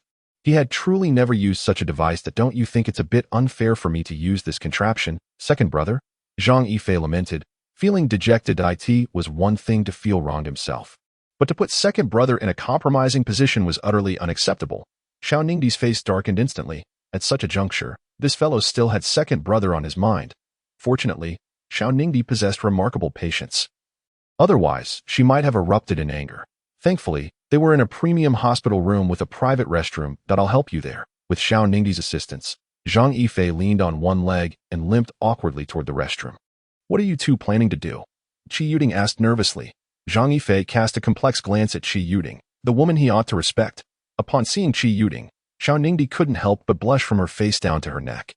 How could she possibly broach such a subject? Observing Xiao Ningdi's demeanor, Zhang Yifei sighed softly, realizing that pointing to her was no longer an option. He gently stated, "We need to urinate." This phrase could easily lead to misunderstandings. "We need to urinate" implied that both individuals had the need to relieve themselves together. Whether any further complications might arise remained a mystery. Upon hearing Zhang Yifei's words, Xiao Ningdi couldn't resist pinching his waist. "Ah!" Zhang Yifei involuntarily exclaimed. He could not comprehend why Xiao Ningdi had to twist it so forcefully. Upon hearing Zhang Yifei scream, Qi Yuding hurriedly approached him, her face etched with concern as she anxiously inquired, "What happened? Are you feeling unwell? Should I call a doctor?" At her words, Zhang Yifei felt a sudden stir in his heart. Was this the feeling of maternal love? Was this what it felt like to be cared for by a mother? How wondrous! Gazing at Qi Yuding's anxious expression, a faint smile graced Zhang Yifei's lips as he replied, "It's nothing, just a bit of a urinary urgency." Upon hearing Zhang Yifei's response, Xiao Ningdi secretly let out a sigh of relief. He had truly feared that Zhang Yifei would reveal that it was he who had twisted him. It is worth noting that Qi Yuding was Xiao Ningdi's prospective mother-in-law, and if a misunderstanding were to arise, his future days would surely be fraught with difficulty. The bathroom door closed. After a considerable pause, "Why aren't you urinating yet? Is your hand cramping? Could you possibly help me get my second brother out?" You. Xiao Ningdi shot a glare at Zhang Yifei, convinced that he was doing this on purpose, seeking revenge for the earlier twist. "Hurry up. It's urgent, or I might wet myself," suppressing the fury bubbling within. Xiao Ningdi's face flushed red as he awkwardly attempted to remove Zhang Yifei's trousers. "What are you doing?" Zhang Yifei exclaimed in shock at Xiao Ningdi's actions. "Aren't you in need of a bathroom break? Why are you taking off my pants? If I don't remove your pants, how can you relieve yourself? You must have ulterior motives for undressing me. Surely it's not beyond you to simply unzip and let my second brother out." Zhang Yifei declared with indignation. Xiao Ningdi was left speechless, taken aback that his good intentions were being misconstrued. "I'm merely concerned you might wet yourself." Cunning women, indeed, could be described as someone like Xiao Ningdi. No matter what one said, they could always find a retort. "You may insult me, but you must never disrespect my second brother. Within him reside numerous university students, doctors, and perhaps even future heads of state. Zhang Yifei rambled on. Xiao Ningdi was at a loss, thinking to himself, what kind of person is this, with such sordid thoughts? Are you going to urinate or not? Xiao Ningdi could no longer endure it. Hurry up! Seeing Xiao Ningdi's menacing demeanor, Zhang Yifei quickly sealed his lips, realizing that given his current limitations, if Xiao Ningdi were to act on his desires, he might well face indignity. After a prolonged silence, the sound of rushing water echoed from the bathroom. Moments later did I say, Xiao Dai, whatever you need to say, please do so after you finish. Upon glimpsing Zhang Yifei's second brother, Xiao Ningdi was taken aback. He was quite formidable, yet his appearance was undeniably grotesque. Hearing Xiao Ningdi's words, Zhang Yifei gently tossed aside his second brother and asked, what do you think of my second brother? Is he imposing? Is he majestic? As he spoke, Zhang Yifei lowered his head, dejectedly adding, the only flaw is that next to him there's a prominent scar, making him not as handsome as before, with my biological parents being so wealthy. Should I not consider tattooing a peony over this scar? Shon Engdi could no longer tolerate the insufferable Zhang Yifei. If she were to endure even a minute longer in his presence, she felt she might truly shatter. Observing Zhang Yifei, a mischievous smile crept across Shon Engdi's face as she lunged towards Zhang Yifei's second brother. Don't squeeze. It's broken. The second brother is broken. Zhang Yifei's anguished cries echoed from the restroom in the hospital room. Qyt Ying, upon hearing Yifei's shriek, felt her face flush from embarrassment to her neck. These two were truly something, both injured yet oblivious to their own well-being. Moreover, this was hardly an appropriate setting. Chapter 91. The Zhao family meeting. New Jersey Ing. All political officials sensed an ominous cloud gathering, oppressive enough to stifle one's breath, particularly due to the actions of Zhao Hu from the Zhao family in New Jersey Ing. Anxiety gripped everyone. Should Zhao Hu issue a command now, it would undoubtedly result in a significant upheaval among the officials. The Zhao family had finally stirred. The slumbering tiger, Zhao Hu, had at long last taken action for the sake of his son after over 20 years of dormancy. As all beheld this series of transformations, they understood well that this once dormant beast had awakened, though the reason for its revival remained a mystery. Moreover, not only was the Zhao family mobilizing, but even the Q family had begun to stir. And recently, the patriarch of the Q family had hinted at a desire to re-enter the fray. Those privy to the truth could not help but sigh. They knew that the true heir of the Zhao family had been found. And this heir happened to be the sole grandson of the Q patriarch. Without any action on their part, it would indeed be strange. The simultaneous movements of these two colossal entities raised questions of what tumultuous storm might ensue. A prospect no one dared to contemplate. The Zhao family's ancestral home. The atmosphere was abuzz with activity. All the men of the Zhao family had gathered, including the reclusive patriarch, who had been summoned by Zhao Hu.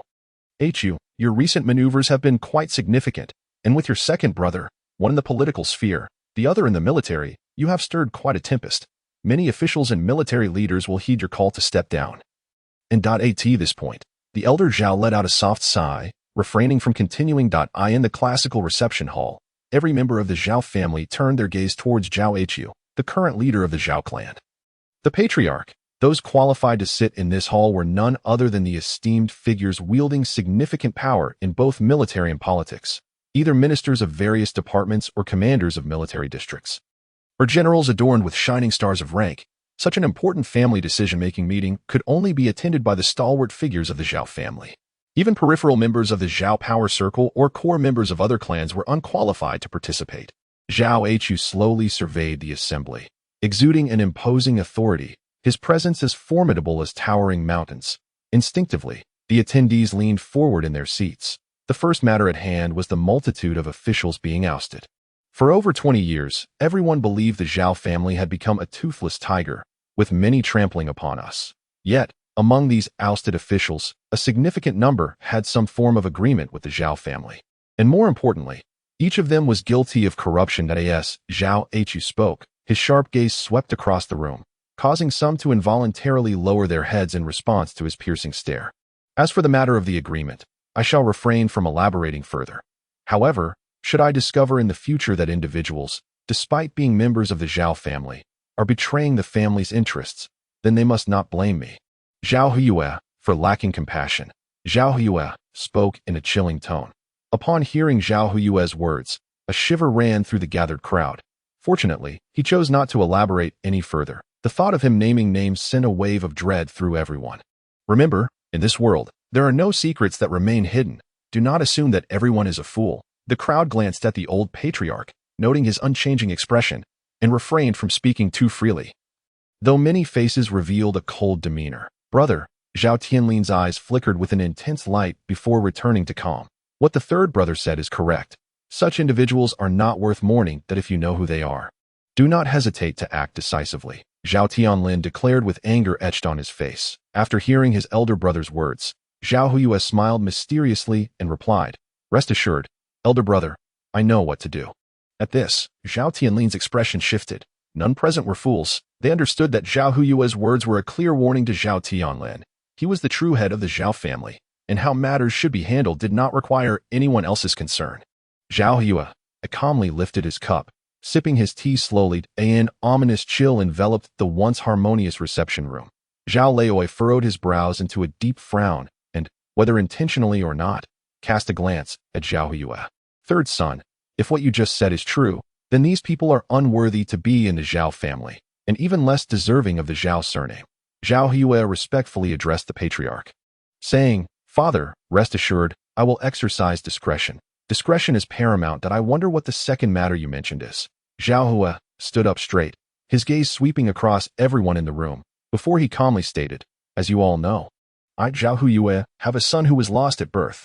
Gasps of shock erupted, as if a nuclear bomb had suddenly detonated. Observing the stunned expressions of everyone, Zhao Huyue lightly tapped the table. In mere moments, the crowd regained their composure. The news was too staggering. They indeed knew that Zhao Huyue had once had a son who was lost. Had he found him? Facing the astonished silence, Zhao Huyue spoke with unprecedented determination and strength, enunciating each word.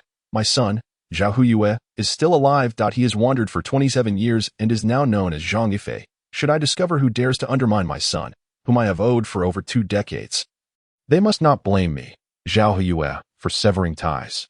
Zhao Huyue declared emphatically. Furthermore, this revelation was perhaps the piece d'resistance of the day, the son of the head of the Zhao family.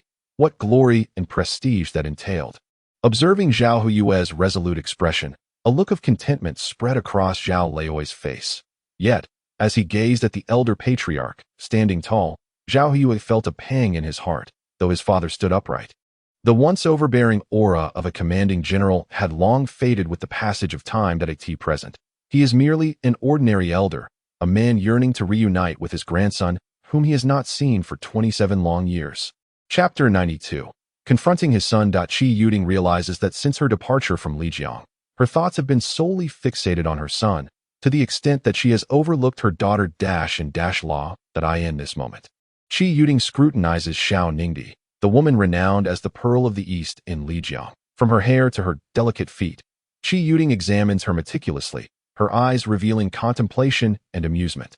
Particularly upon observing Xiao Ningdi's figure, a hint of a mysterious smile emerges in her gaze. Qi Yuding's smile is simple, embodying the quintessential expression of a mother, one that suggests a well-endowed daughter-in-law could bear children. Xiao Ningdi feels a shiver run down her spine, yet remains silent. She is acutely aware that this woman is Zhang Yifei's mother, and here she is, in the bathroom. The mere thought of this makes Xiao Ningdi wish to vanish into the earth, utterly mortified. According to her reasoning, this situation is akin to an unattractive bride facing her mother-in-law. However, the unattractive bride now finds herself in a rather awkward predicament. Had she known Zhang Yifei would resort to such tactics, she would have resolutely refused to assist him to the restroom. Alas, there is no remedy for regret in this world. Zhang Yifei observes the two women with confusion, wondering why they are exchanging such intense gazes. Is there amusement in such a silent standoff? Does one not tire of staring? As he listens to Qi Yuding, he feels as though he is partaking in a census inquiry. The more Qi Yuding speaks, the more anxious Xiao Ningdi becomes, feeling utterly exposed before her, as if she were unclothed in the presence of Qi Yuding. Zhang Yifei contemplates and decides he must pose the question that piques his curiosity the most. Did she ever have a boyfriend during her school days? How many boyfriends did she have in total? Upon hearing Zhang Yifei's inquiry, both women are momentarily taken aback. They had not anticipated him to ask such a question. Instantly, a look of dismay crosses Xiao Ningdi's face. This scoundrel, Why not inquire directly of her instead of in front of Qi Yuding? Moreover, Qi Yuding, upon hearing Zhang Yifei's words, smiles softly, realizing that men will always be so. They are invariably concerned about a woman's past. If a man claims he is unconcerned about your history and you believe him, then regrettably, your future will shift from paradise to perdition. Qi Yuding casts a meaningful glance at Xiao Ningdi before gently replying. It seems I have had one. What? Zhang Yifei exclaims in alarm. That scoundrel dared to pluck a feather to encroach upon his territory. He would not hesitate to deal with him severely. Zhang Yifei expresses his fury. Ready to leap from his seat, his movement startles both Qi Yuding and Xiao Ningdi, prompting them to rush forward to assuage his agitation. Xiao Ningdi feels a wave of frustration. Who could blame him for vanishing for 20 years? Leaving no trace. Did he not realize how lonely university life can be? How prone to mistakes? After all, who has not erred at some point? Witnessing Zhang Yifei's exaggerated display of emotion, Qi Yuding further exaggerates. I'll handle him for you. I'll bring him over for you to deal with. Just lie there and stay put.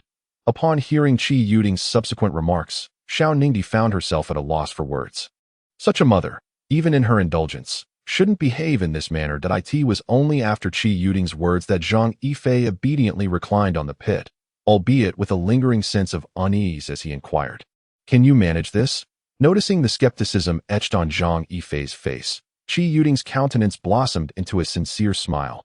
This was indeed the quintessential scene one would expect from a mother and son. Furthermore, it was the very image she had long yearned for. Qi Yuding recognized that Zhang Yifei no longer harbored hatred towards her.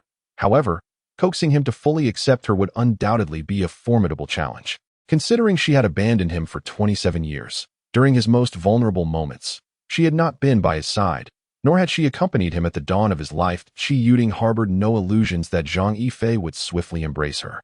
As long as he ceased to resent her and permitted her presence in his life, that would suffice. Rest assured, once you recover, you can handle him as you see fit. Qi Yuding felt a profound sorrow for that man. According to the information she had gathered, it seemed that the man had merely held Xiao Ningdi's hand, never having embraced her, let alone taken her into his arms. Xiao Ningdi, too, mourned for that man. For he truly deserved his misfortune for encountering such a fate. Our family's power truly is formidable, as the outside world claims. Unbeknownst to him, Zhang Yifei had already begun to refer to Qi Yuding as our. Indeed, it is exceptionally great. In the future, should you encounter anyone you find displeasing, feel free to confront them directly. Xiao Ningdi stood there, utterly petrified. The vastness of the world was indeed filled with the unexpected. Throughout history, mothers have endeavored to teach their sons to refrain from creating trouble and to remain composed in the face of adversity. Yet this particular mother encouraged Zhang Yifei to strike anyone he found unsatisfactory. Xiao Ningdi could hardly fathom how Zhang Yifei would have turned out had he grown up in the Zhao household.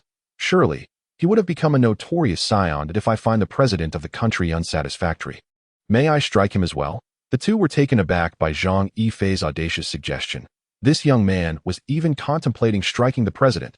That is out of the question, Qi Yuding hastily interjected. Even if the Zhao and Qi families wielded substantial influence, it was not so vast as to permit striking the president. It seems their power is not as significant after all, if even the president cannot be confronted. Zhang Yifei expressed his dissatisfaction. Should the world catch wind of Zhang Yifei's words, he would likely find himself inundated with scorn. That if the Zhao and Qi families were not deemed powerful, then no family in Huaxia could claim such stature. After a moment of reflection, Qi Yuding suggested, you may confront his son or grandson. At this juncture, Xiao Ningdi's emotions had settled into a placid state. Today, she had witnessed firsthand the adage that a doting mother often spoils her child. Zhang Yifei furrowed his brow, contemplating seriously, perhaps striking his grandson is a step too far. Upon hearing Zhang Yifei's response, Qi Yuding felt a wave of relief wash over her. She had genuinely feared that in a moment of fervor, he might act upon his words. Although the Zhao and Qi families could manage the situation, the energy expended would be considerable. After all, his grandson is still young. Respecting elders and cherishing the young is a cherished virtue in our Huaxia. I have decided to confront his son instead. Whenever Zhang Yifei contemplates the blood coursing through his veins, it begins to quiver. He has never experienced the sensation of slapping the face of the son of a national leader. Thud, thud. With two resounding crashes, Xiao Ningdi and Qi Yuding plummeted directly from the pit. Xiao Ningdi was well aware that this wretched woman harbored no good intentions. Hey, what has happened to you? Chapter 93. Brothers head south. The two women. Qi Yuding and Xiao Ningdi, after an unknown discussion, placed Zhang Yifei in a wheelchair and pushed him out, abandoning him entirely. Particularly after witnessing the smile on Xiao Ningdi's face, Zhang Yifei's heart seethed with anger. This woman's loyalty was utterly unreliable, wavering in an instant. Moreover, Qi Yuding had given her no gifts, yet she chose to follow her, leaving her own husband behind. How inconsiderate! Zhang Yifei was even tempted to ask Xiao Ningdi whether she would have followed more swiftly had Qi Yuding presented her with a token of some sort. After much hesitation, Zhang Yifei produced a cigarette from an unknown source, placing it between his lips and slowly igniting it. The passing doctors and nurses cast reproachful glances at him. "What are you staring at?" "My mouth is uninjured. Why should I refrain from smoking?" At that moment, Zhang Yifei fully embodied his rogue spirit. He understood all too well that Qi Yuding belonged to the affluent class, and Zhao Huyue was a significant figure in Zongnanhai. His abrupt appearance likely disrupted the delicate balance of interest within their circle, prompting some to desire his demise. Having grasped this reality, a subtle glint of murderous intent flickered in his eyes. If there were those who wished to see him dead, he would engage them in a struggle to determine the victor. Zhang Yifei could envision the countless assassination attempts and schemes he might face if he acknowledged his parents. However, what truly troubled him was not this. He wrestled with whether to forgive them. The animosity he harbored for so many years paled in comparison to the innate yearning for the bond of blood. Regardless of how much he despised his parents, he could not deny his profound need for familial connection. Zhang Yifei resolved to uncover the truth of what transpired 27 years ago, why he had been abandoned. If coercion had been involved, who was the perpetrator? He was determined to exact revenge. After the family meeting concluded, brothers Zhao Huyue and Zhao Lingyue hurriedly made their way to Lijiang City. Zhao Huyue was driven by an overwhelming desire to see his son, while Zhao Lingyue was fueled entirely by curiosity about his nephew, who had garnered such esteem from Qi Tianyuan. According to Qi Tianyuan, not a single individual in the entire Yanqing military region could rival him. Not even those groomed as high-end talents in secret by the state. Zhao Lingyue found this hard to accept. Even though he had trained in martial arts since birth, he would not consider himself so formidable. The arrival of the Zhao brothers, like that of Qi Yuding, was understated. They did not bring a single bodyguard. Both brothers hailed from military backgrounds, and each possessed skills that ranked among the best in the military district. However, the two individuals did not possess the identity of Qi Yuding. Although Qi Yuding is the eldest daughter of the Qi family and the wife of Zhao Huyao, he is not a person of the political sphere. Zhao Huyao and Zhao Lingyao are fundamentally different. One is a major general in the garrison of Yanjing, while the other is a significant figure in Zongnanhai. When these two men travel together, even in discreet attire, the officials beneath them are certain to catch wind of their movements. The airport of Lijiang City has been tightly sealed off by the military, with no one permitted to enter or exit. All vantage points and potential ambush locations near the airport have been taken over by the police. Today, one could say that not even a solitary fly could infiltrate the Lijiang City airport. Sun Wentao, the secretary of the Lijiang City Committee, and Lu Shiwen, the mayor of Lijiang City, have long been stationed in the midst of the expansive airport tarmac, gazing at the gradual descent of the private planes belonging to Zhao Huyao and Zhao Lingyao, their hearts brimming with indescribable excitement. Each individual aboard the aircraft is a person of considerable stature, wielding influence beyond their imagination. Should they manage to align themselves with these towering figures, promotion would be merely a matter of time. Moreover, one of these two men is the most pivotal existence within that circle. Every official yearns to take even the smallest step closer to that enigmatic sphere of power. This insatiable desire for authority ensnares one's being. Rivaling the grip of addiction. As the plane touched down, the cabin door slowly opened, and the two brothers, engaged in lively conversation, leisurely descended the steps, seemingly oblivious to any potential malefactors lurking nearby. At the foot of the staircase, Sun Wentao and Lu Shiwen had been awaiting their arrival for quite some time. Upon seeing the two disembarking, they hurriedly approached and extended their hands. "Welcome, esteemed leaders, to Lijiang City. Your journey must have been arduous." Upon spotting Sun Wentao and Lu Shiwen, Zhao Huyao offered Zhao Lingyao a faintly bitter smile. The nature of power can indeed be quite exasperating, as one is recognized wherever they go. Yet, without power, one is equally at a disadvantage. Zhao Huyao nodded, saying, "You two have truly borne the brunt of the labor, contributing immensely to the development of Lijiang City." Hearing Zhao Huyao's words, the faces of Sun Wentao and Lu Shiwen flushed with embarrassment. Reflecting on the recent events in Lijiang City, they felt utterly humiliated, as if they had lost all dignity. It is only right. Only right. We still have much to improve upon, and we humbly request. They stammered in trepidation. Before they could finish, Zhao Lingyao interjected, "There's no need for such excessive formality. As long as one can be true to their own heart, that suffices." Zhao Huyao regarded Zhao Lingyao with a wry smile. He has always been straightforward, devoid of guile, and detests the sycophancy prevalent in the political realm. This aversion is part of the reason why the elder of the Zhao family has never considered passing the mantle of the family head to Zhao Lingyao. A simple remark from Zhao Lingyao sent chills down the spines of Sun Wintao and Lu Shiwen, causing them to nod vigorously in agreement. "Quickly, take us to the city people's hospital. I can hardly contain my anticipation to meet my nephew."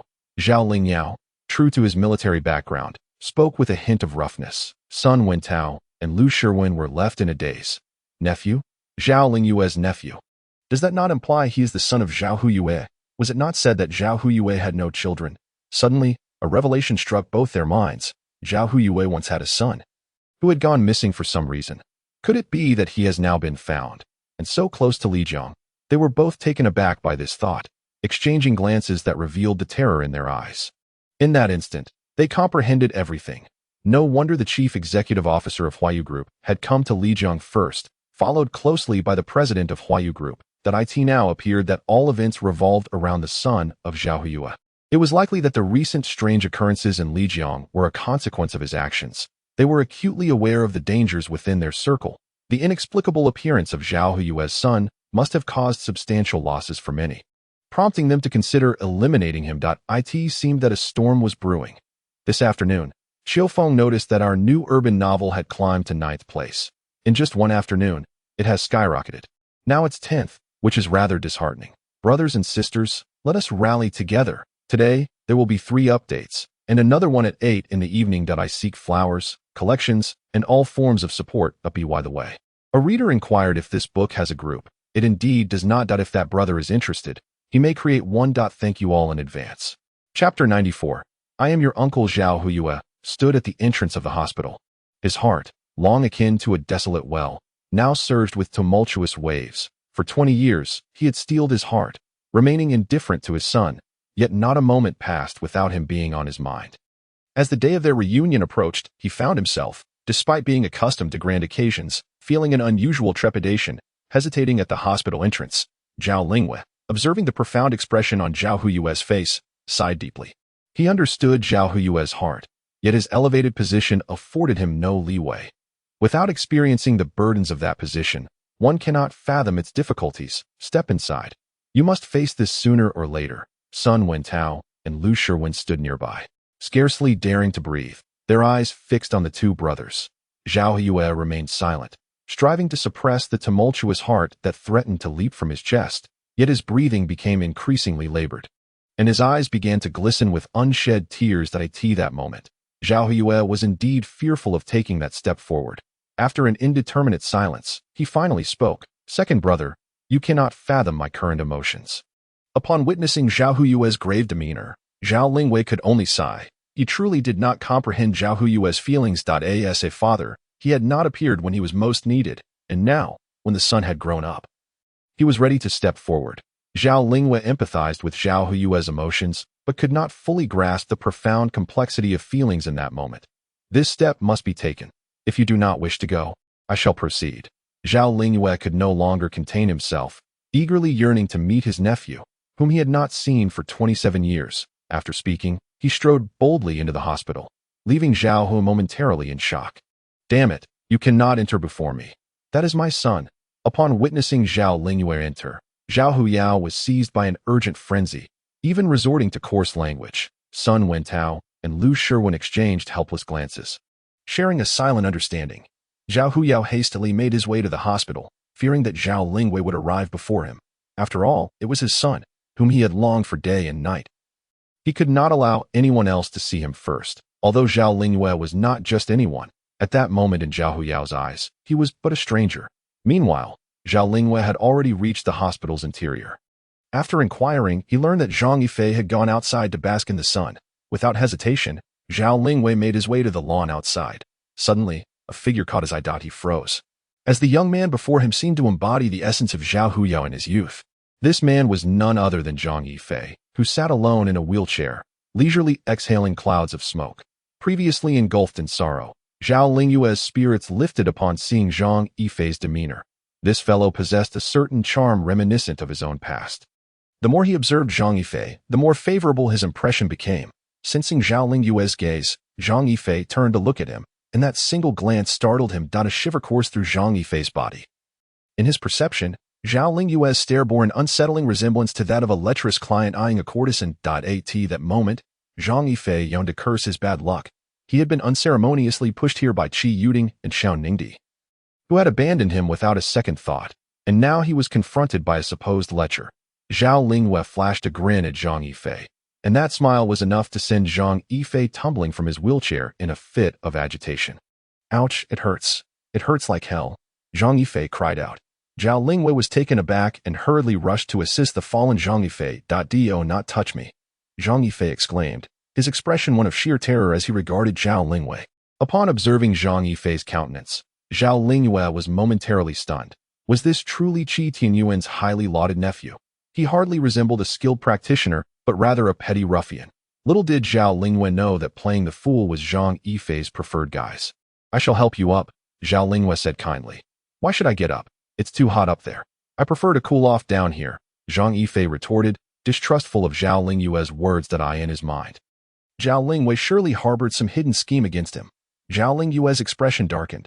How dare he refer to himself so boldly? I shall endure. The apex of Zhao Lingyue's irritation surged, especially at Zhang Yifei's audacious claim that it was cooler below. Was it not sweltering outside? Suppressing his anger, Zhao Lingyue seated himself on the lawn. Before he could settle in, Zhang Yifei casually remarked, the fragrant grass. How can one bear to tread upon it? Caught in a half-squat. Zhao Lingyue found himself in a predicament. Sitting or not sitting? Then why do you trample upon it? Because I am cruel. Zhao Lingyue was taken aback. Was that truly a justification? Very well, then I too shall be cruel. With that, Zhao Huyao took a seat. Observing Zhao Huyao's action, Zhang Yifei widened his eyes and exclaimed, how can you be so cruel as to trample upon such beautiful flowers and grass? Because I am more cruel than you. I have a gunshot wound in my leg. Do you understand what that means? In such a peaceful era, how could I possibly be struck by a bullet? This is an honor, and thus I trampled upon the exquisite flora. Do you suppose I would have done so willingly? Your cruelty knows no bounds. Are you even human? Zhang Yifei gazed at Zhao Lingyue with palpable anger. Zhao Lingyue, his face clouded with frustration and a belly full of ire, regretted ever entering this situation. He had come only to suffer indignation. At this moment, he felt even more awkward than before. Resolutely, he thought to himself, at worst, I shall emerge a better man in 20 years. Observing Zhao Lingyue's unwavering demeanor, Zhang Yifei extended a thumbs up, exclaiming, well done, brother. You possess the spirit of my youth. Upon hearing Zhang Yifei's words, the lines of annoyance on Zhao Lingyue's face deepened. He had dared to refer to him as a brother. Do you have a cigarette? Zhang Yifei remained oblivious to Zhao Lingyue's expression. Damn it, I am your elder, and yet you presume to call me brother.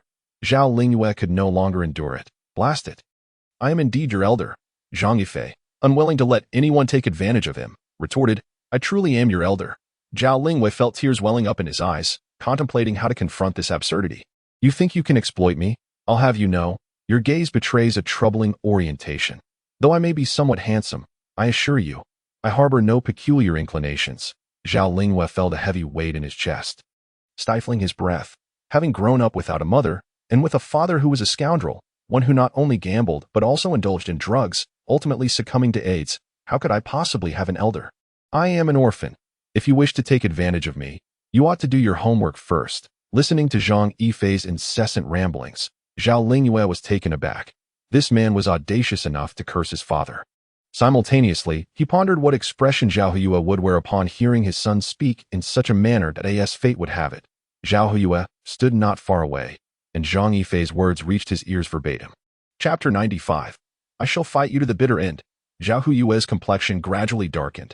Initially, filled with excitement, he had intended to embrace Zhang Yifei, but now he was consumed with a desire to strangle this wretched child. I shall beat you to a pulp. Zhao Huyao could no longer tolerate Zhang Yifei's curses. Even if he did owe him something, there was no need for such vitriol. Did he not realize that without me, he would not exist? Zhang Yifei was startled by this sudden shift. Strange occurrences abound, yet this year seemed particularly rife with them. How had he attracted the attention of someone claiming to be his elder, only to now face a man intent on his demise? Zhao Lingyue was equally taken aback by Zhao Huyue's abrupt outburst. He had not anticipated that Zhao Huyue was so close, nor that he had overheard every word spoken by Zhang Yifei. Hastily, Zhao Lingyue rose from the ground to shield the pale-faced Zhao Huyue. He understood all too well that if this matter reached Qi Yuding, chaos would surely ensue. Even if Zhao Huyue were to be dismissed, it would be a likely outcome. Sun Wentao and Lu Shiwen stood frozen, bewildered by their superior's sudden fury. What on earth had provoked such wrath?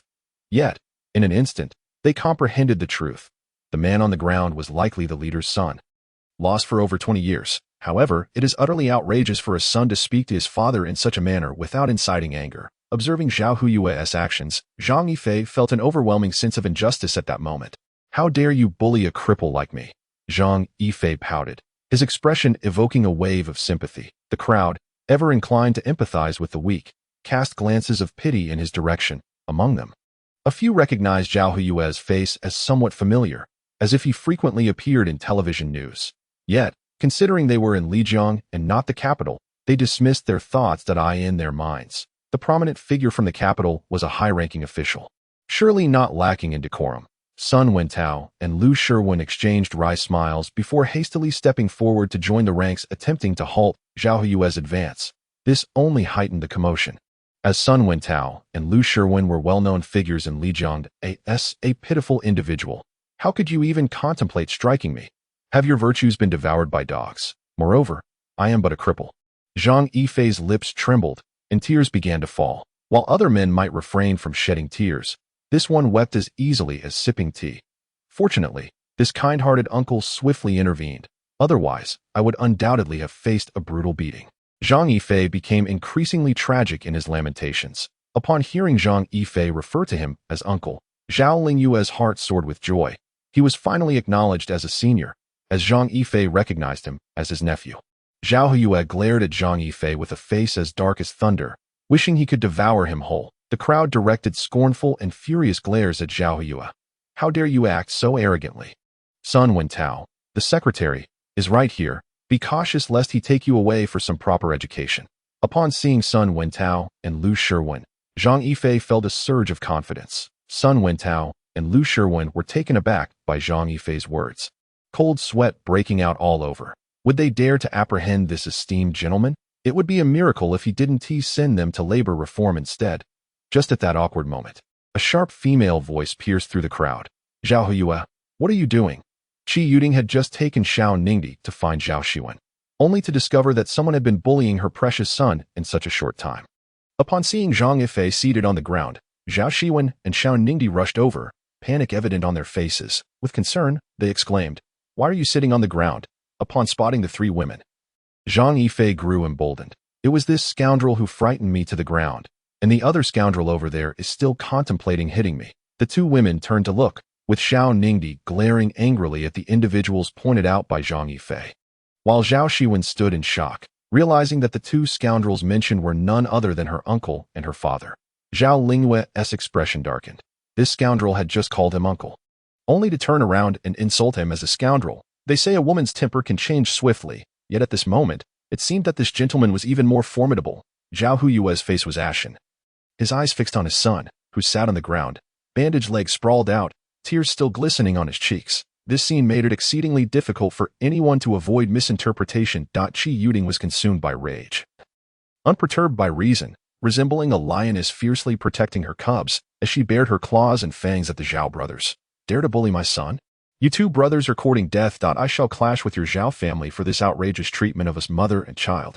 Without further ado, Qi Yuding lunged forward, her long nails leaving 5 deep scratches on Zhao Huyue's face. Zhao Lingyao, however, was considerably luckier than his brother. Upon hearing Zhang Yifei's words, he sensed impending trouble. Knowing Qi Yuding's temperament, he had prepared himself beforehand, sustaining only a minor scratch on his arm. Sun Wentao and Lu Shiwen, witnessing this scene, hurriedly sought refuge, hoping not to be caught in the crossfire of celestial beings clashing. Yuding, I did not harm him. Zhao Lingyao felt wronged by this visit, first berated by Zhang Yifei, and now unexpectedly receiving a brutal attack. Regret washed over him as he pondered why he had rushed to join the fray.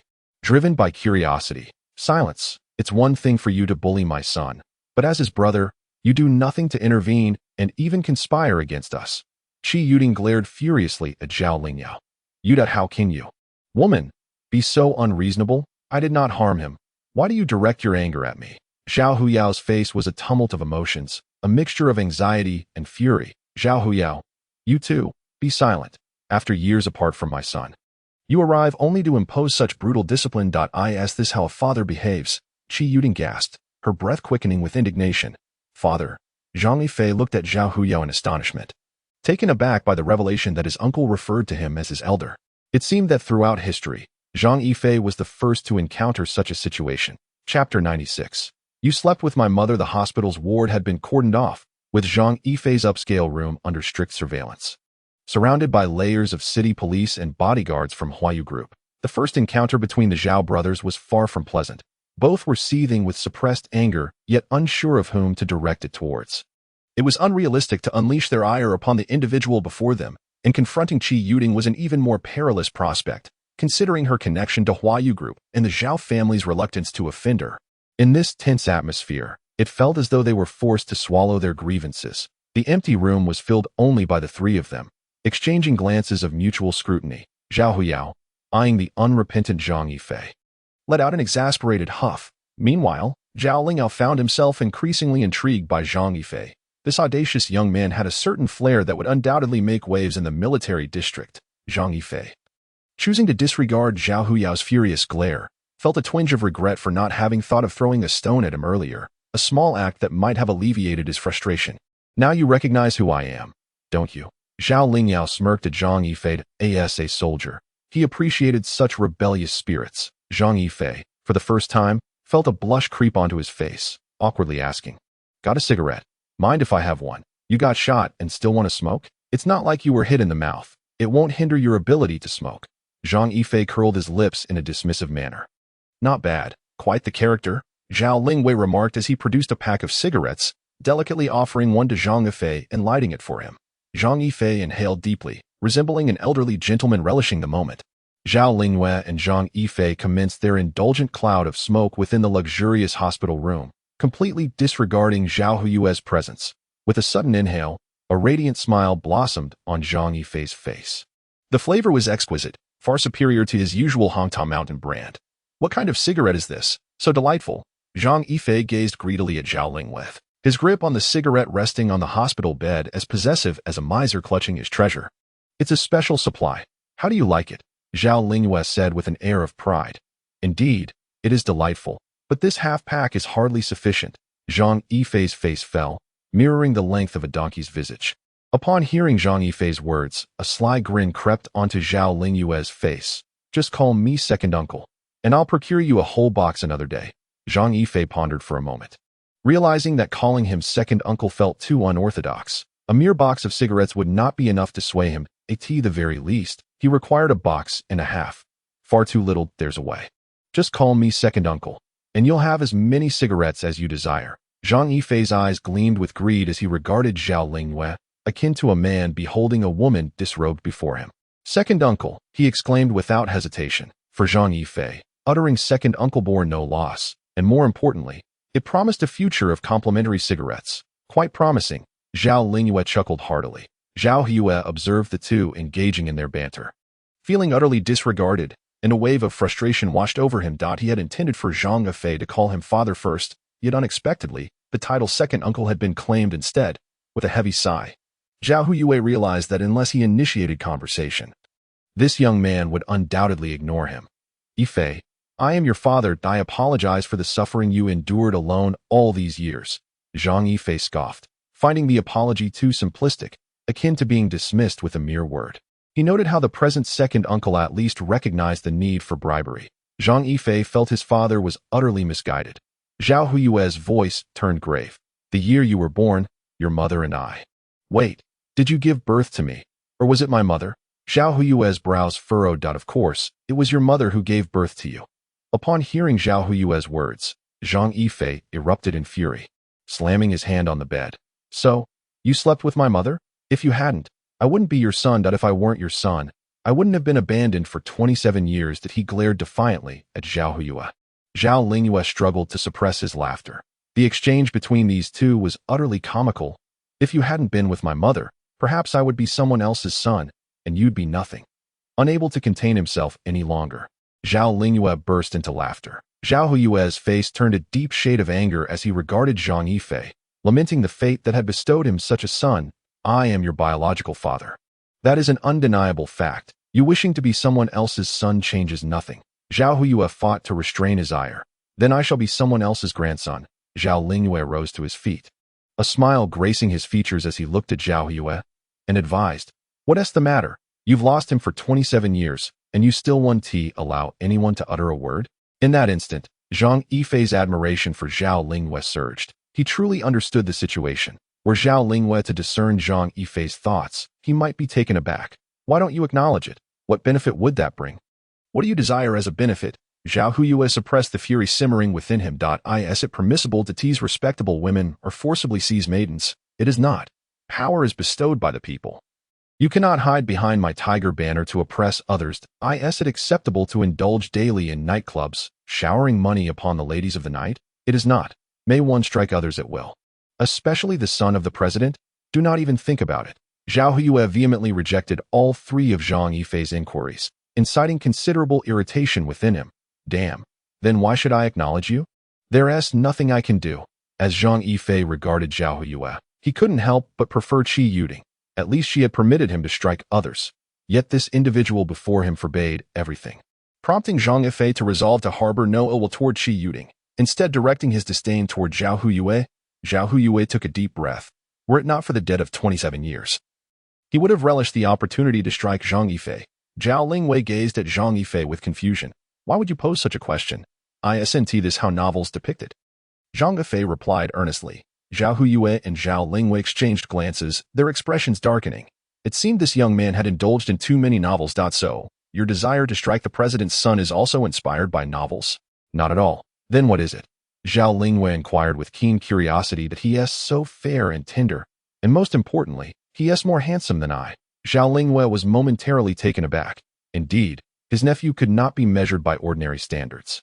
Now that you mention it, I do find him more handsome than you. Perhaps he deserves a slap. Meanwhile, a certain troublemaker was eagerly encouraging Zhang Yifei, leading an innocent youth astray. Upon hearing Zhao Lingyue's words, Zhang Yifei was left speechless. His second uncle was far too candid. Did he not realize that honesty could cut deeply? Zhao Huie's face was a mask of fury. Had he known better, he would not have brought his second brother along, for it only complicated matters. If something were to arise, would you assist me? Zhang Yifei asked anxiously. I would certainly help you.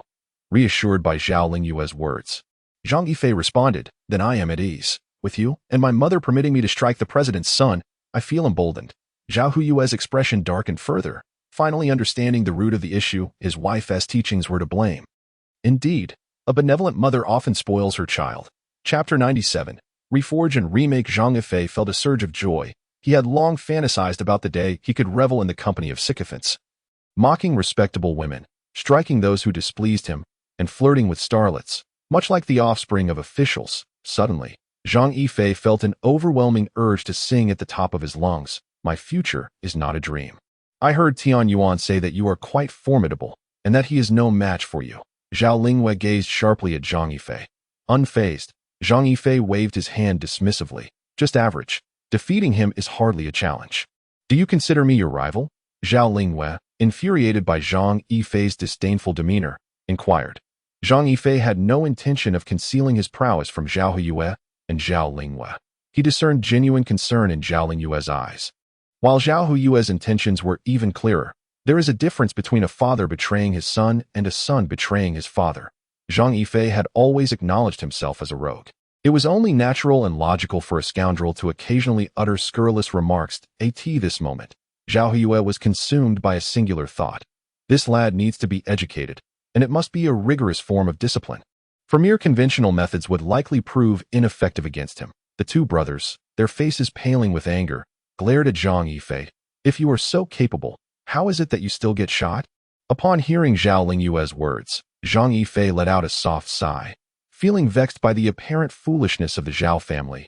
And no matter how skilled one may be, they fear the kitchen knife. How much more so for a bullet? The two brothers were left speechless by Zhang Yifei's assertion that he spoke the truth.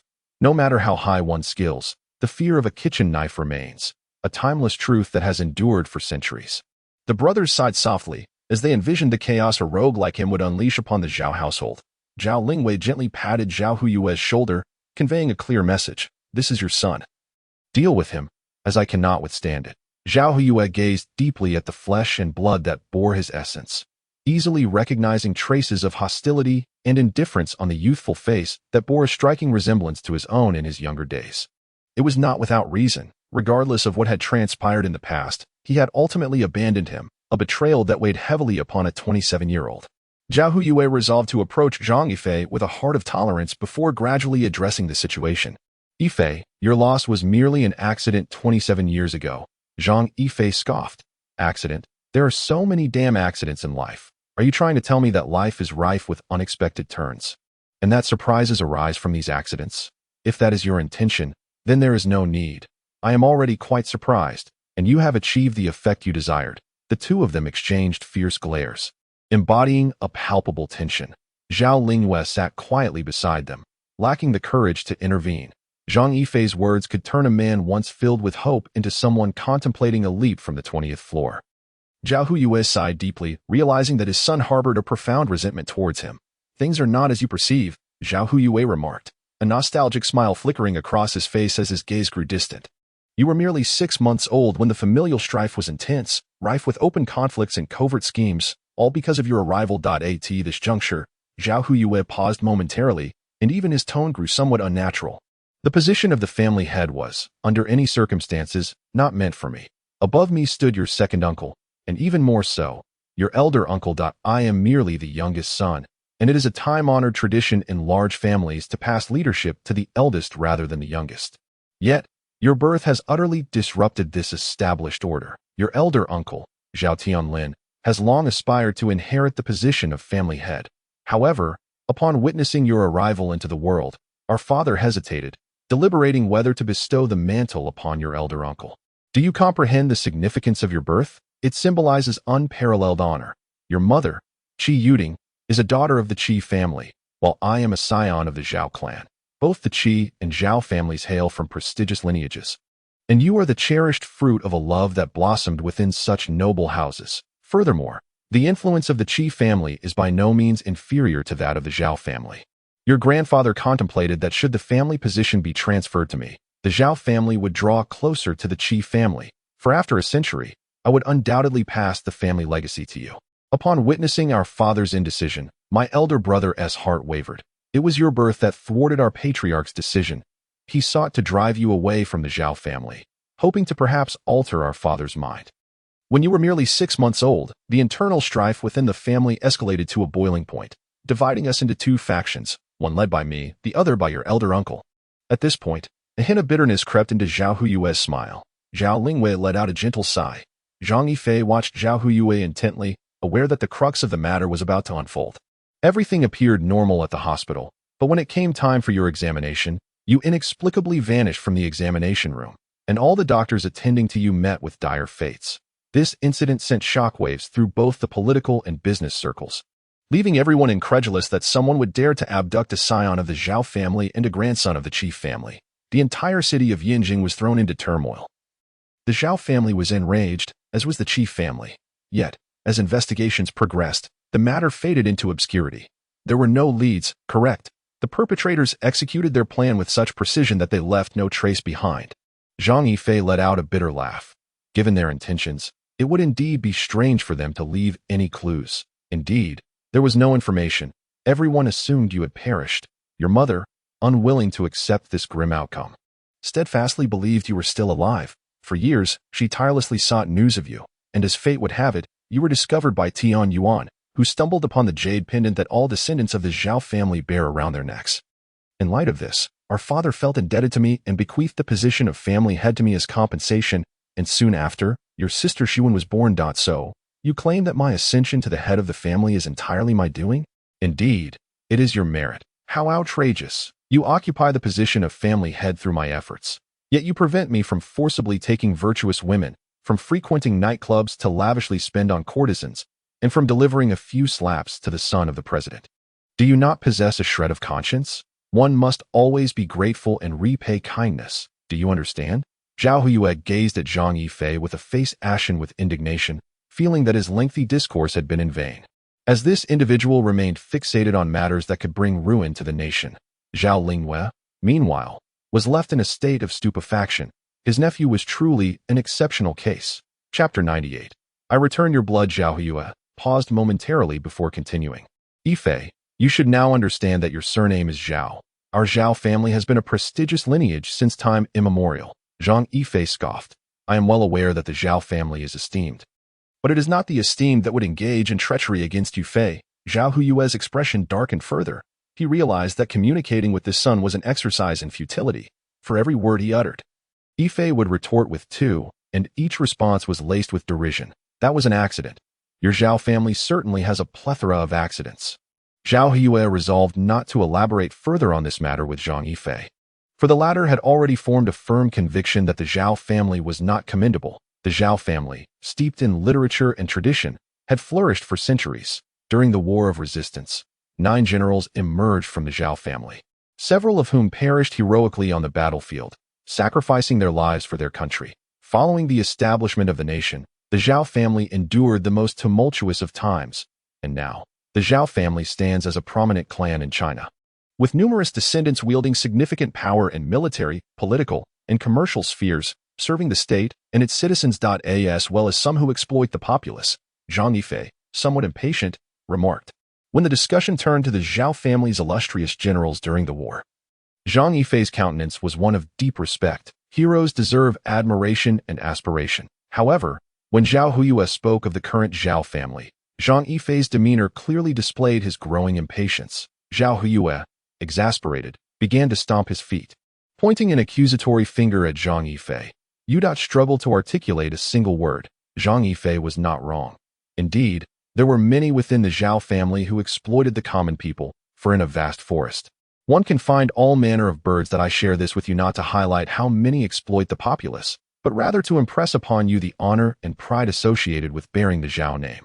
Your ancestors, with unwavering patriotism, sacrificed their lives for this nation, charging forth to their deaths with valor. Moreover, the Zhao family boasts 5 ancestors revered as the 5 tiger generals. You may choose to deny me as your father, yet you cannot alter the fact that you are a Zhao. The blood of the Zhao family flows through your veins. You must remember that the Zhao family has shed blood for this country.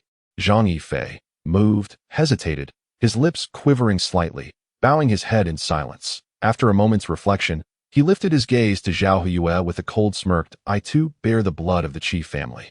Will you then regale me with your Zhao family's outdated tales? If you possess the capability, present me with a recent example. Zhao Huyue's lips quivered, yet he found himself at a loss for words. The Zhao family had no recent tales of glory, save for the incident from 27 years ago regarding a lost child. Zhang Yifei's gaze turned to Zhao Huyue, laced with derision. Heroes should be cherished in the heart, not merely spoken of. Though Zhang Yifei was a rogue, he held a profound respect for heroes. In his heart, he honored them, yet he would never flaunt their deeds before others. Zhao Huyue's expression dimmed. Indeed, Zhang Yifei was correct. The Zhao family could only boast of their ancestors from the War of Resistance in these contemporary times, but I truly feel a flush of embarrassment on your behalf.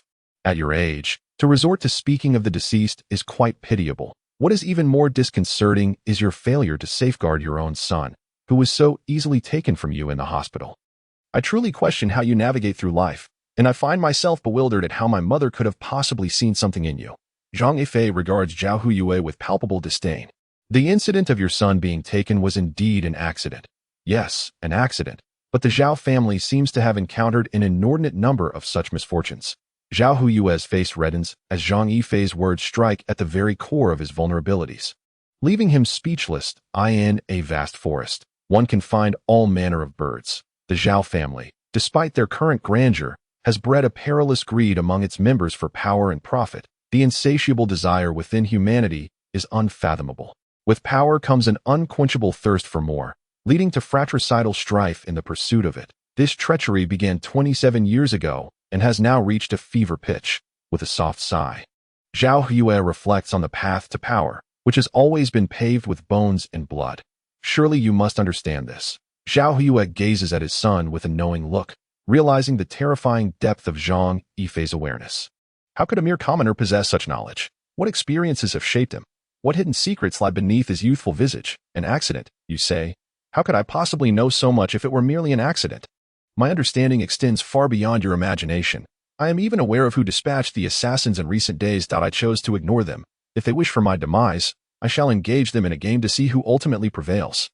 Am I to be intimidated by those who wear shoes while I am barefooted? Upon uttering these words, a palpable aura of lethal intent emanates from Zhang Yifei, sending a chill down the spines of Zhao Yue and his brother Zhao Lingwei.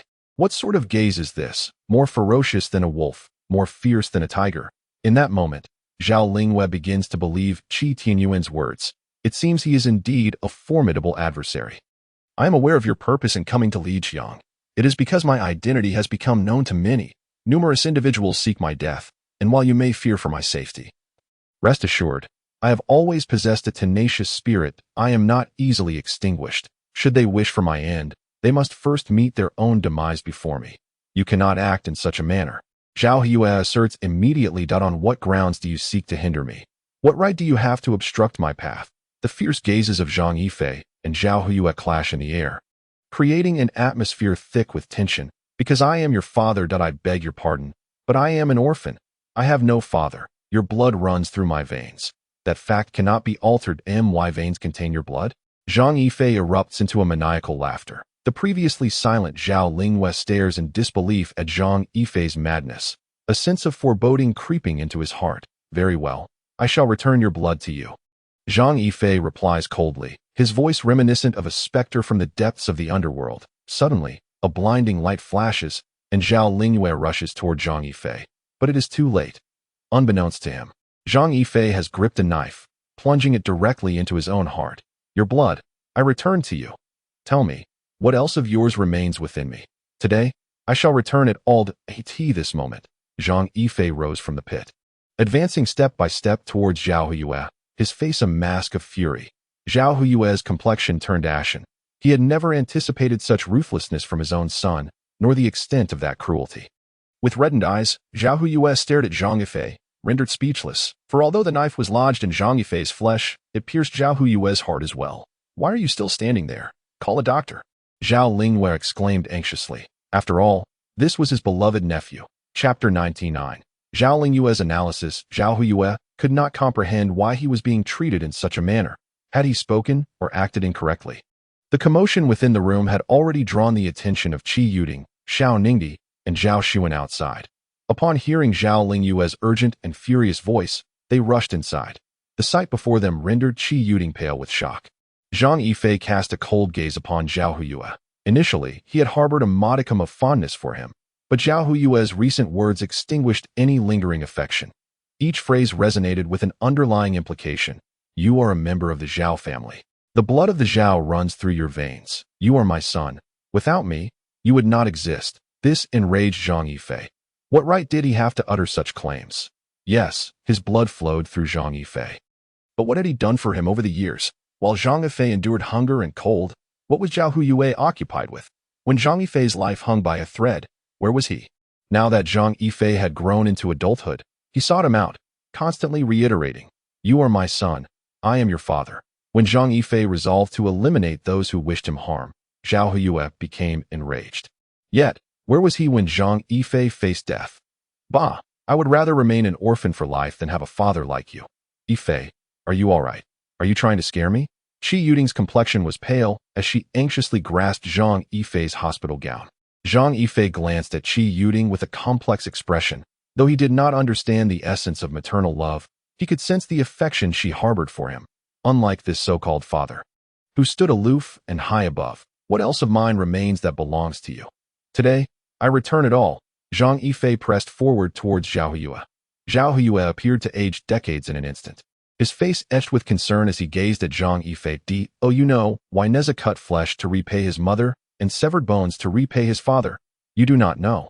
And you will never understand that he was coerced, driven to such extremes by that so-called father of his, abandoned for over 20 years. and now that others seek to end my life, I wish to repay them in kind. Yet you, without a moment's hesitation, you seek to thwart me? Why? Simply because he is your brother? Am I not your son? Zhang Yifei laughed maniacally. Zhao Huyue breathed heavily, and Zhao Lingyue's eyes flickered with helplessness. Once sharing the same roots, they now found themselves on the brink of mutual destruction. You do not occupy my position. You cannot fathom the depths of this. Enough. Zhang Yifei interrupted Zhao Huyue's words with a thunderous shout. Indeed, I do not possess your illustrious status. I am merely an ordinary citizen. Anyone can trample upon me or bully me as they wish, yet even an ordinary person can ignite with fury. For we too have our dignity. Should anyone wish for my demise, I shall ensure that they meet their end first. This will only bring you harm. My refusal to allow you to kill him is for your own good. A hint of disdain curled upon Zhang Yifei's lips as he retorted, for my own good. Leave my world with your hollow notions of goodwill. I have no need for them. You at this moment. Qi Yuding found herself in a dilemma. She had come to grasp the essence of the situation, yet she stood torn between her husband and the son she had owed for over 20 years. Uncertain of how to proceed, Yifei, shall we first seek medical attention? Please, do not say any more. Qi Yuding gazed at Zhang Yifei with imploring eyes. Upon witnessing her distress, Zhang Yifei felt a pang of reluctance in his heart and nodded in agreement. I do not fear telling you that I will take action soon. You had best protect him, or else do not blame me for the consequences. You cannot kill him. He is your uncle. Lanya wishes him dead by the third watch. Who would dare let him linger until the fifth? Without a backward glance, Zhang Yifei strode forward. Zhao Huyue and Zhao Lingyue were left in stunned silence upon hearing Zhang Yifei's words. Lanya, he actually claims to be Lungia. In that moment, both men broke into a cold sweat, realizing the implications of his declaration. It was terrifying, dreadful. They understood better than anyone who Longya was. Known as the Grim Reaper. Anyone marked by him was doomed, with no hope of survival. Zhao Lingyue exhaled softly. Indeed, what goes around comes around.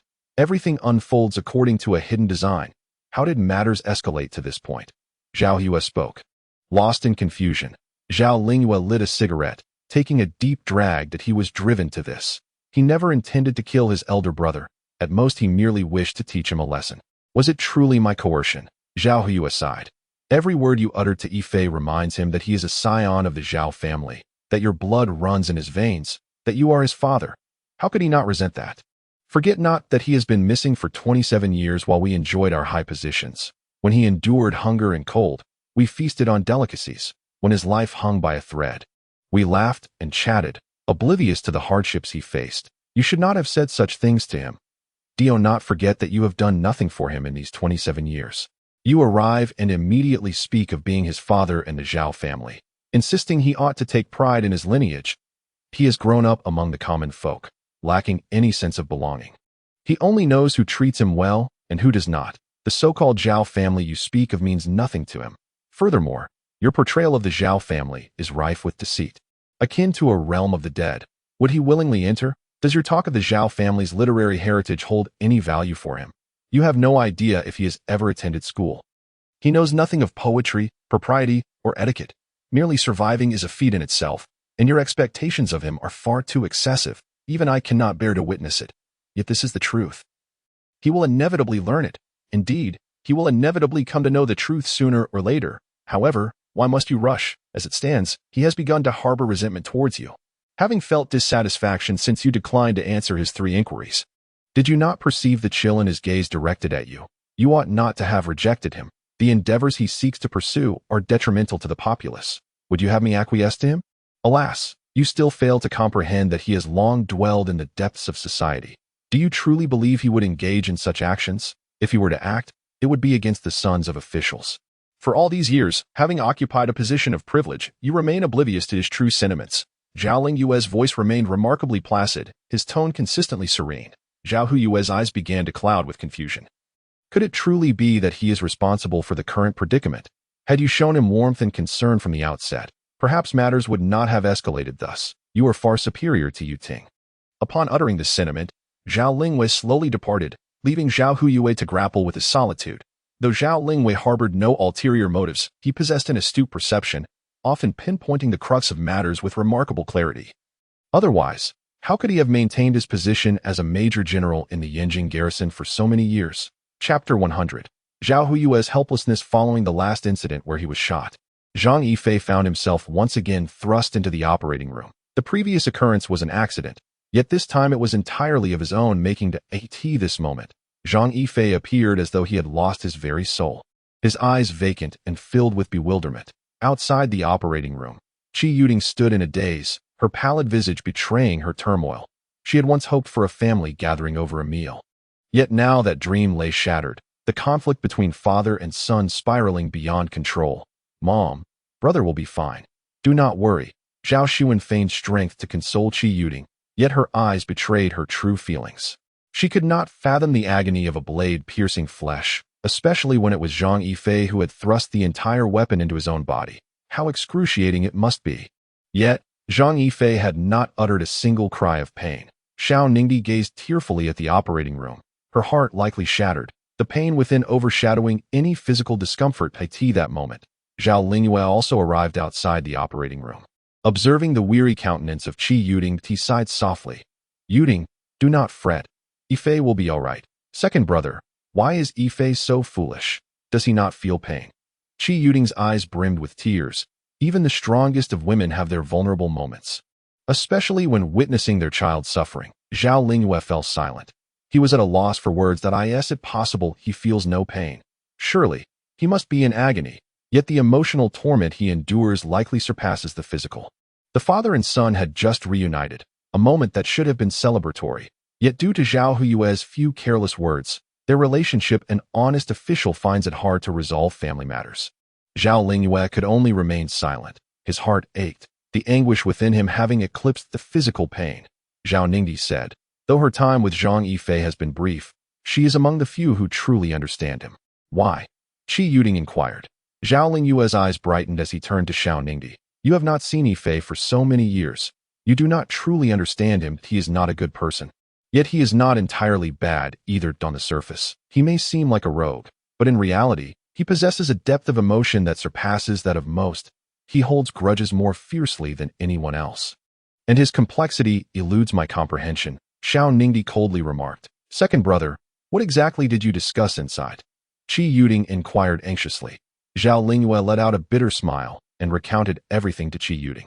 As she listened to his words, her expression fluctuated between anger and despair. That scoundrel, Zhao He. How dare he expect his son to remember the Zhao family upon their first meeting? Does he not consider the possibility? What right does he have to demand such loyalty? Has he ever provided him even a sip of water or a morsel of food? Is this truly his attitude towards a son he has not seen for 27 years? Qi Yuding's face darkened ominously. Zhao Lingyue wore a pained expression. Yuding, do not be so enraged. You know what kind of person Huyue is. This is not news to you. Is it merely because Yifei shares his blood that he must be beholden to him? Why should that be the case? In that moment, Qi Yuding felt a profound sense of injustice on behalf of Zhang Yifei. Yuding, do not be so agitated. Huyue likely did not act out of malice. But can you truly expect me to remain calm? I have not seen my son in 27 years, and upon our first meeting, he is shot. What if that bullet had struck his heart? Would I then be indebted for a lifetime?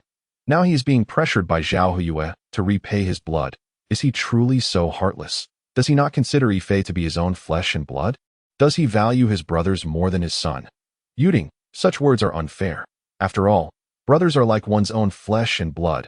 Zhao Lingyue sighed softly. Brothers as one's own flesh and blood? He considers others as brothers. Yet do they regard Zhao Huyue as one? Zhao Lingyue was left speechless. Although Qi Yuding's reactions were somewhat extreme, her words rang true. For years, the eldest brother had been scheming to wrest the position of family head from Zhao Huyue while creating obstacles for him. Yet, Zhao Huyue emerged from the hospital room, appearing utterly dejected, a far cry from the powerful figure he once was. Upon seeing Zhao Huyue, Qi Yuding approached him without hesitation. Zhao Huyue, let me make myself clear. If anything were to happen to my son, I will ensure that chaos descends upon your Zhao family. Zhao Huyue's face turned ashen, his body quivering slightly. Did he wish for Zhang Yifei to be in this predicament? He certainly did not want to see it. Your Zhao family may hold significant power, but I would not hesitate to offer a handsome bounty for the head of someone from your clan. It would not be a difficult task. Qi Yuding threatened. Zhao Huyue let out a quiet sigh. Yuding, Yifei's reckless behavior is one thing, but why must you join him in this folly? You must understand the turmoil that would ensue were something to happen to the eldest brother. I cannot concern myself with many matters. All I know is that this is my son's wish as a mother. I have not done a single thing for him over the years. If I were to neglect this matter for Yifei, I would be condemned to a lifetime of unrest. Do you understand? In the end, Qi Yuding's voice cracked with emotion. Zhao Huyue found himself at a loss for words. He understood Qi Yuding's sentiments all too well. Yet, he felt utterly incapable of taking such action, fearing that he would bear the brunt of public scorn, becoming the laughingstock of the Zhao family as the head of the Zhao clan. He could not forsake the family for the sake of his own selfish desires. His suffering, his helplessness, alas, no one knew, and he had no means to express his plight, lest he be branded a coward. Xiao Ningdi regarded Zhao Huyue with a complex gaze, knowing that this very man had once again thrust Zhang Yifei into the operating room. Yet she felt powerless against him. Chapter 101. The transformation of Zhang Yifei. Limping with a pronounced gait, Zhang Yifei emerged from the operating room, his vacant eyes devoid of life as spark. Initially, the doctors and nurses intended to wheel him out, but upon meeting his gaze, each shuddered involuntarily.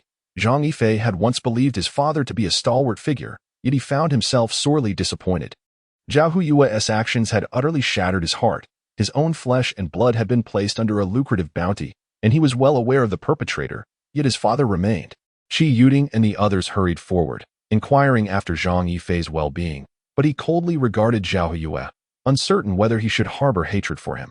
Regardless of Zhao Huyue's actions, he would always be his father.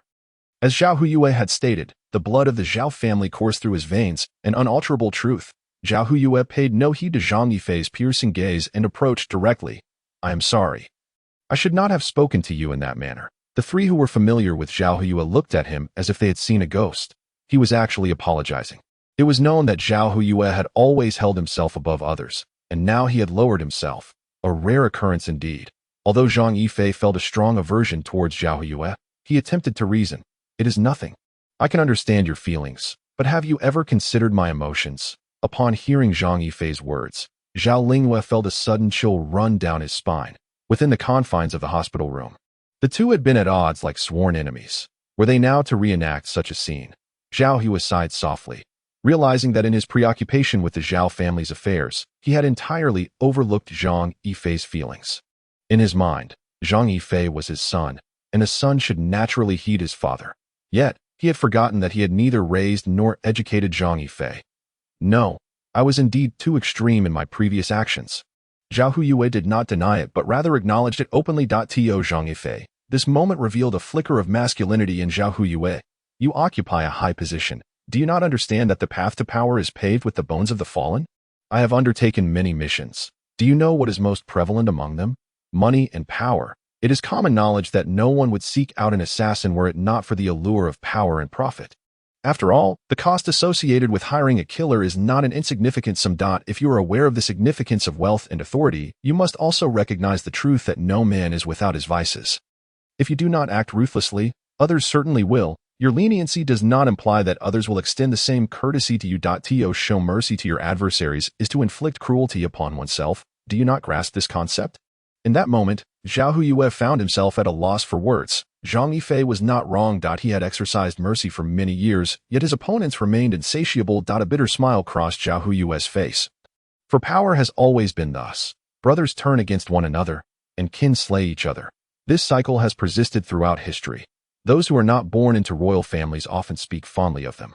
Yet those who are born into such families may wonder why fate has placed them there. Humanity is indeed a peculiar creature, one that seems destined to suffer from the moment of birth. It is evident that a life marked by hardship is just beginning. I am aware that what you propose is implausible, but I am unable to take action. Zhao Huyue's face was a mask of conflict. There was a time when he too wished to eliminate the opposition, yet they were, after all, of the same blood. If you cannot act, then allow me to take on the task, Zhang Yifei said coldly, his voice devoid of any warmth.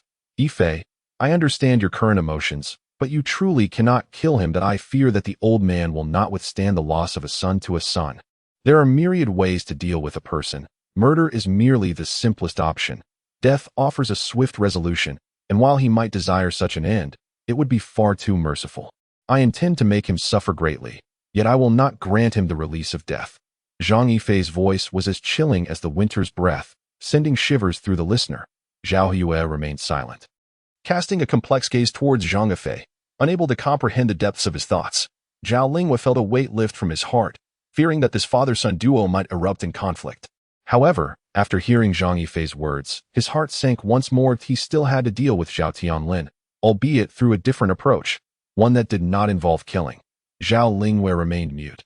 Over the years, he had grown increasingly intolerant of the actions of the eldest brother, particularly regarding Zhao Tianlin's son, whose cunning exceeded even that of his father. Qiyu's anxious heart finally found peace, as this father-son pair was no longer at odds but seemed to be moving towards a more harmonious resolution. Perhaps spring was on the horizon. Yifei, shall we take a moment to rest? Xiao Ningdi gently suggested, supporting Zhang Yifei. He offered her a genuine smile in return. Thus, Xiao Ningdi and Zhang Yifei gradually faded from the crowd's gaze, followed closely by Qi Yuding and Zhao Xiwen. Zhao Yue watched their departing figures with a sigh. Despite being family, none offered him a kind expression. He felt he had failed both as a husband and a father. Stop looking. They have already left. Second brother, what do you think Yifei will do? I do not know, but rest assured, the eldest's life will be preserved. Zhao Huyue nodded slightly, trusting Zhao Lingyue's words, although Zhang Yifei was not a good person. Through their brief interactions, Zhao Huyue could ascertain that he was a man of his word. Chapter 102. The arrival of Lingming. In the afternoon, unexpectedly, Lingming arrived at the hospital, dressed in a striking and dashing police uniform. Her tall stature exuded an air of vigor, and her finely chiseled features radiated competence, making it evident at first glance that she was not to be trifled with. Although Zhang Yifei was not well acquainted with Lingming's character, he was quite familiar with her physique. Upon seeing Lingming, he couldn't help but shiver. He would never forget that it was this woman who had treated him like a gigolo. Zhang Yifei cautiously inquired. Beautiful lady, I haven't committed any crimes, have I? Lingming replied with a smile that was both playful and enigmatic. Why are you so fearful of the police? Are you truly guilty? Her words bore a double entendre, prompting Zhang Yifei to chuckle in relief. I am no thief.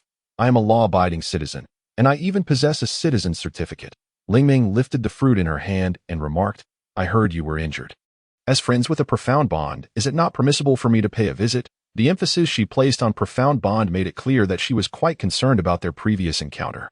Zhang Yifei, feeling a bit awkward, replied, Of course you can, but might I request that you refrain from wearing your police uniform during your visit? It stirs within me a rather criminal impulse. Zhang Yifei found himself bewildered. Women truly were enigmatic beings. It was she who had solicited him, yet she now presented herself voluntarily at his doorstep. Lingming's face flushed, and though the others present were perplexed by Zhang Yifei's remark, she understood perfectly well, shooting him a glare. The surrounding individuals exchanged confused glances, momentarily bewildered by the cryptic nature of their exchange. Observing Zhang Yifei, whose legs were wrapped in bandages, Lingming let out a deep sigh. This man, despite his condition, was still contemplating the allure of uniforms. Unbeknownst to her, he had already taken root in her heart since their first encounter at the nightclub, through that passionate night, though the details had faded, and the terrifying psychological aftermath he had endured, along with the mystery surrounding Zhao Shiwen's disappearance. Step by step, these memories had imprinted themselves upon her heart, leaving a lasting mark. Lingming had attempted to convince herself that her feelings for Zhang Yifei were merely a vague affection. She was drawn to men with stories, particularly those who possessed a depth shaped by the trials of life. However, upon hearing of Zhang Yifei's injury, her heart ached. Perhaps her feelings for him transcended mere affection. Perhaps they were something deeper. As she gazed at Zhang Yifei, a hint of melancholy flickered in her eyes. When Zhang Yifei noticed this sorrowful gaze, he was taken aback, fearing that he might once again be burdened with responsibility. Zhang Yifei, you are not a good friend. How am I not a good friend? Zhang Yifei was perplexed by Lingming's accusation. Given the gravity of the situation, why wasn't I informed? What would it matter if I told you? You are not Avalokiteshvara, capable of foreseeing the future. Why did you not inform me of your injury? Zhang Yifei felt his lips parched. Had I not come across the report of the recent shooting in Lijiang while reviewing case files at the police station, I would have remained oblivious to your condition. Lingming's piercing gaze caused Zhang Yifei to avert his eyes. Within her gaze burned two fierce flames that filled him with trepidation upon hearing Zhang Yifei's words. A smile adorned Lingming's face, yet the subsequent remarks instantly darkened her expression. Moreover, you lack my phone number, and I fear you might seek out others. Silence. Ling Ming retorted, her expression grim. Fully aware of Zhang Yifei's intended words, Qi Yuting observed the playful banter between Zhang Yifei and the striking female officer. Her initial intrigue quickly faded into despondency. Zhang Yifei's charm with women left Qi Yuting at a loss, especially since her daughter Zhao Xiwen had mentioned that her son seemed to have an ambiguous relationship with yet another woman. Qi Yuting felt a mix of frustration and relief, thankful she had refrained from sending gifts outward, lest she find herself in a troublesome predicament. Yifei, this beautiful police officer is Qi Yuting inquired tentatively. She is my friend. After spending the past few days together, Zhang Yifei had softened his demeanor towards Qi Yuting, though the term mother remained lodged in his throat, refusing to escape his lips. Ling Ming was momentarily taken aback upon recognizing the woman before her as Qi Yuting. Being a native of Yanjing herself, she belonged to a prominent family, and it was improbable she would be unfamiliar with Qi Yuting. Stammering, Ling Ming managed, hello. As she spoke, she cast a questioning glance towards Zhang Yifei. He forced a dry smile. This is my my mother. Ling Ming was taken aback, astonished that Qi Yuting was indeed Zhang Yifei's mother. How could this be? Wasn't it said that Qi Yuting had no children? Meanwhile, tears cascaded down Qi Yuting's cheeks, and no amount of wiping could stem the flow. Mother, Zhang Yifei acknowledged her for the first time in front of others. In that moment, Qi Yuting's heart overflowed with happiness. Zhang Yifei noticed Ling Ming's confusion and chuckled. I was once an orphan, but my mother found me, so now I am no longer an orphan. Hello, Annie. Despite her overwhelming shock, Ling Ming respectfully addressed Qi Yuting.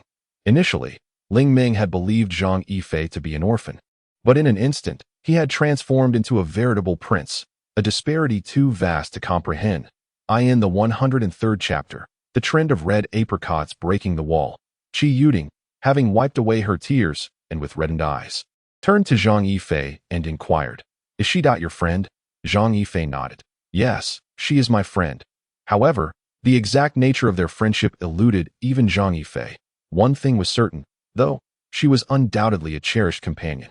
A true friend? Qi Yuting gently probed. Certainly a true friend, Zhang Yifei affirmed, and Qi Yuting's eyes sparkled with growing delight. The Chinese language is profoundly rich and intricate. The term friend can be interpreted in myriad ways.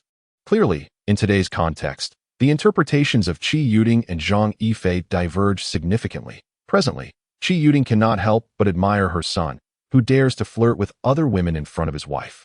Such audacity is not something the average person could muster. Qi Yuting scrutinizes Ling Ming and Xiao Ningdi, occasionally fixating on their well-proportioned posteriors. Her initial thought is that they are certainly capable of bearing sons.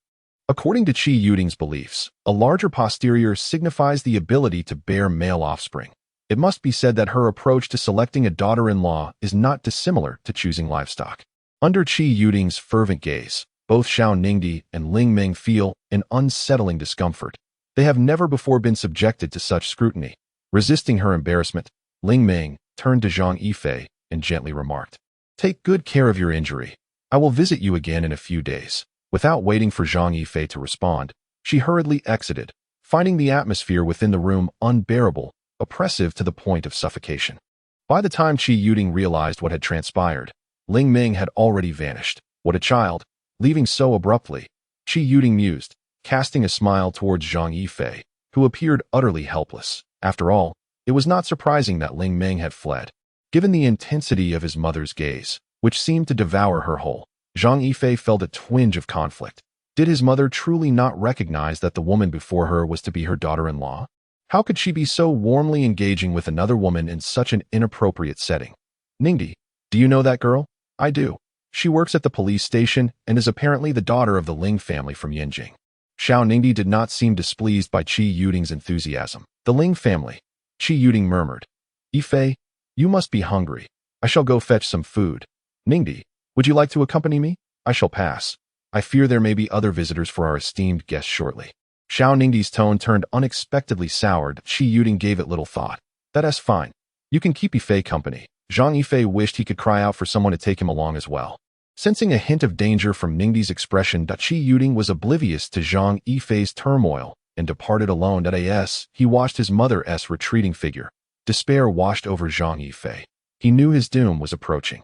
Observing Qi Yuting's disappearing silhouette, a knowing smile crept onto Xiao Ningdi's face. I am quite curious about something. Perhaps you could enlighten me? What is it? Zhang Yifei feigned ignorance. How do you know Ling Ming? Why is she so affectionate towards you? Have you done something to wrong me? The once gentle smile on Xiao Ningdi's face instantly turned frigid. Zhang Yifei sensed the temperature in the room plummeting. The speed at which this woman could change her demeanor was startling. It was an accident. You seem to have many accidents. Xiao Ningdi's tone was decidedly unfriendly.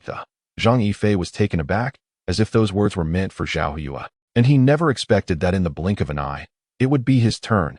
Indeed, it seems that while people act, heaven observes. This was truly an unexpected turn of events, on a night when the moon was shrouded and the winds howled. Zhang Yifei began to weave a web of lies, not even blinking an eye. Meanwhile, Xiao Ningdi wore a face clouded with displeasure, as Zhang Yifei was already spinning tall tales. You truly do not intend to speak the truth, she remarked, her smile as radiant as blooming flowers, yet enchantingly beguiling. Xiao Dai, do not be angry just yet. Allow me to speak candidly, Zhang Yifei countered, his eyes beginning to dart around. Very well, I shall grant you one last chance, Xiao Ningdi said with a hint of indifference in her gaze. That was a night when the moon was high and the winds were fierce. Before Zhang Yifei could finish, he was interrupted by Xiao Ningdi. Her face flushed with anger as she demanded, will you speak or not? I will speak. I shall speak at once, Zhang Yifei replied. Unable to suppress a shiver, he felt rather vexed. As a dignified man, how could he be afraid of a woman? If word of this got out, could he still hold his head high?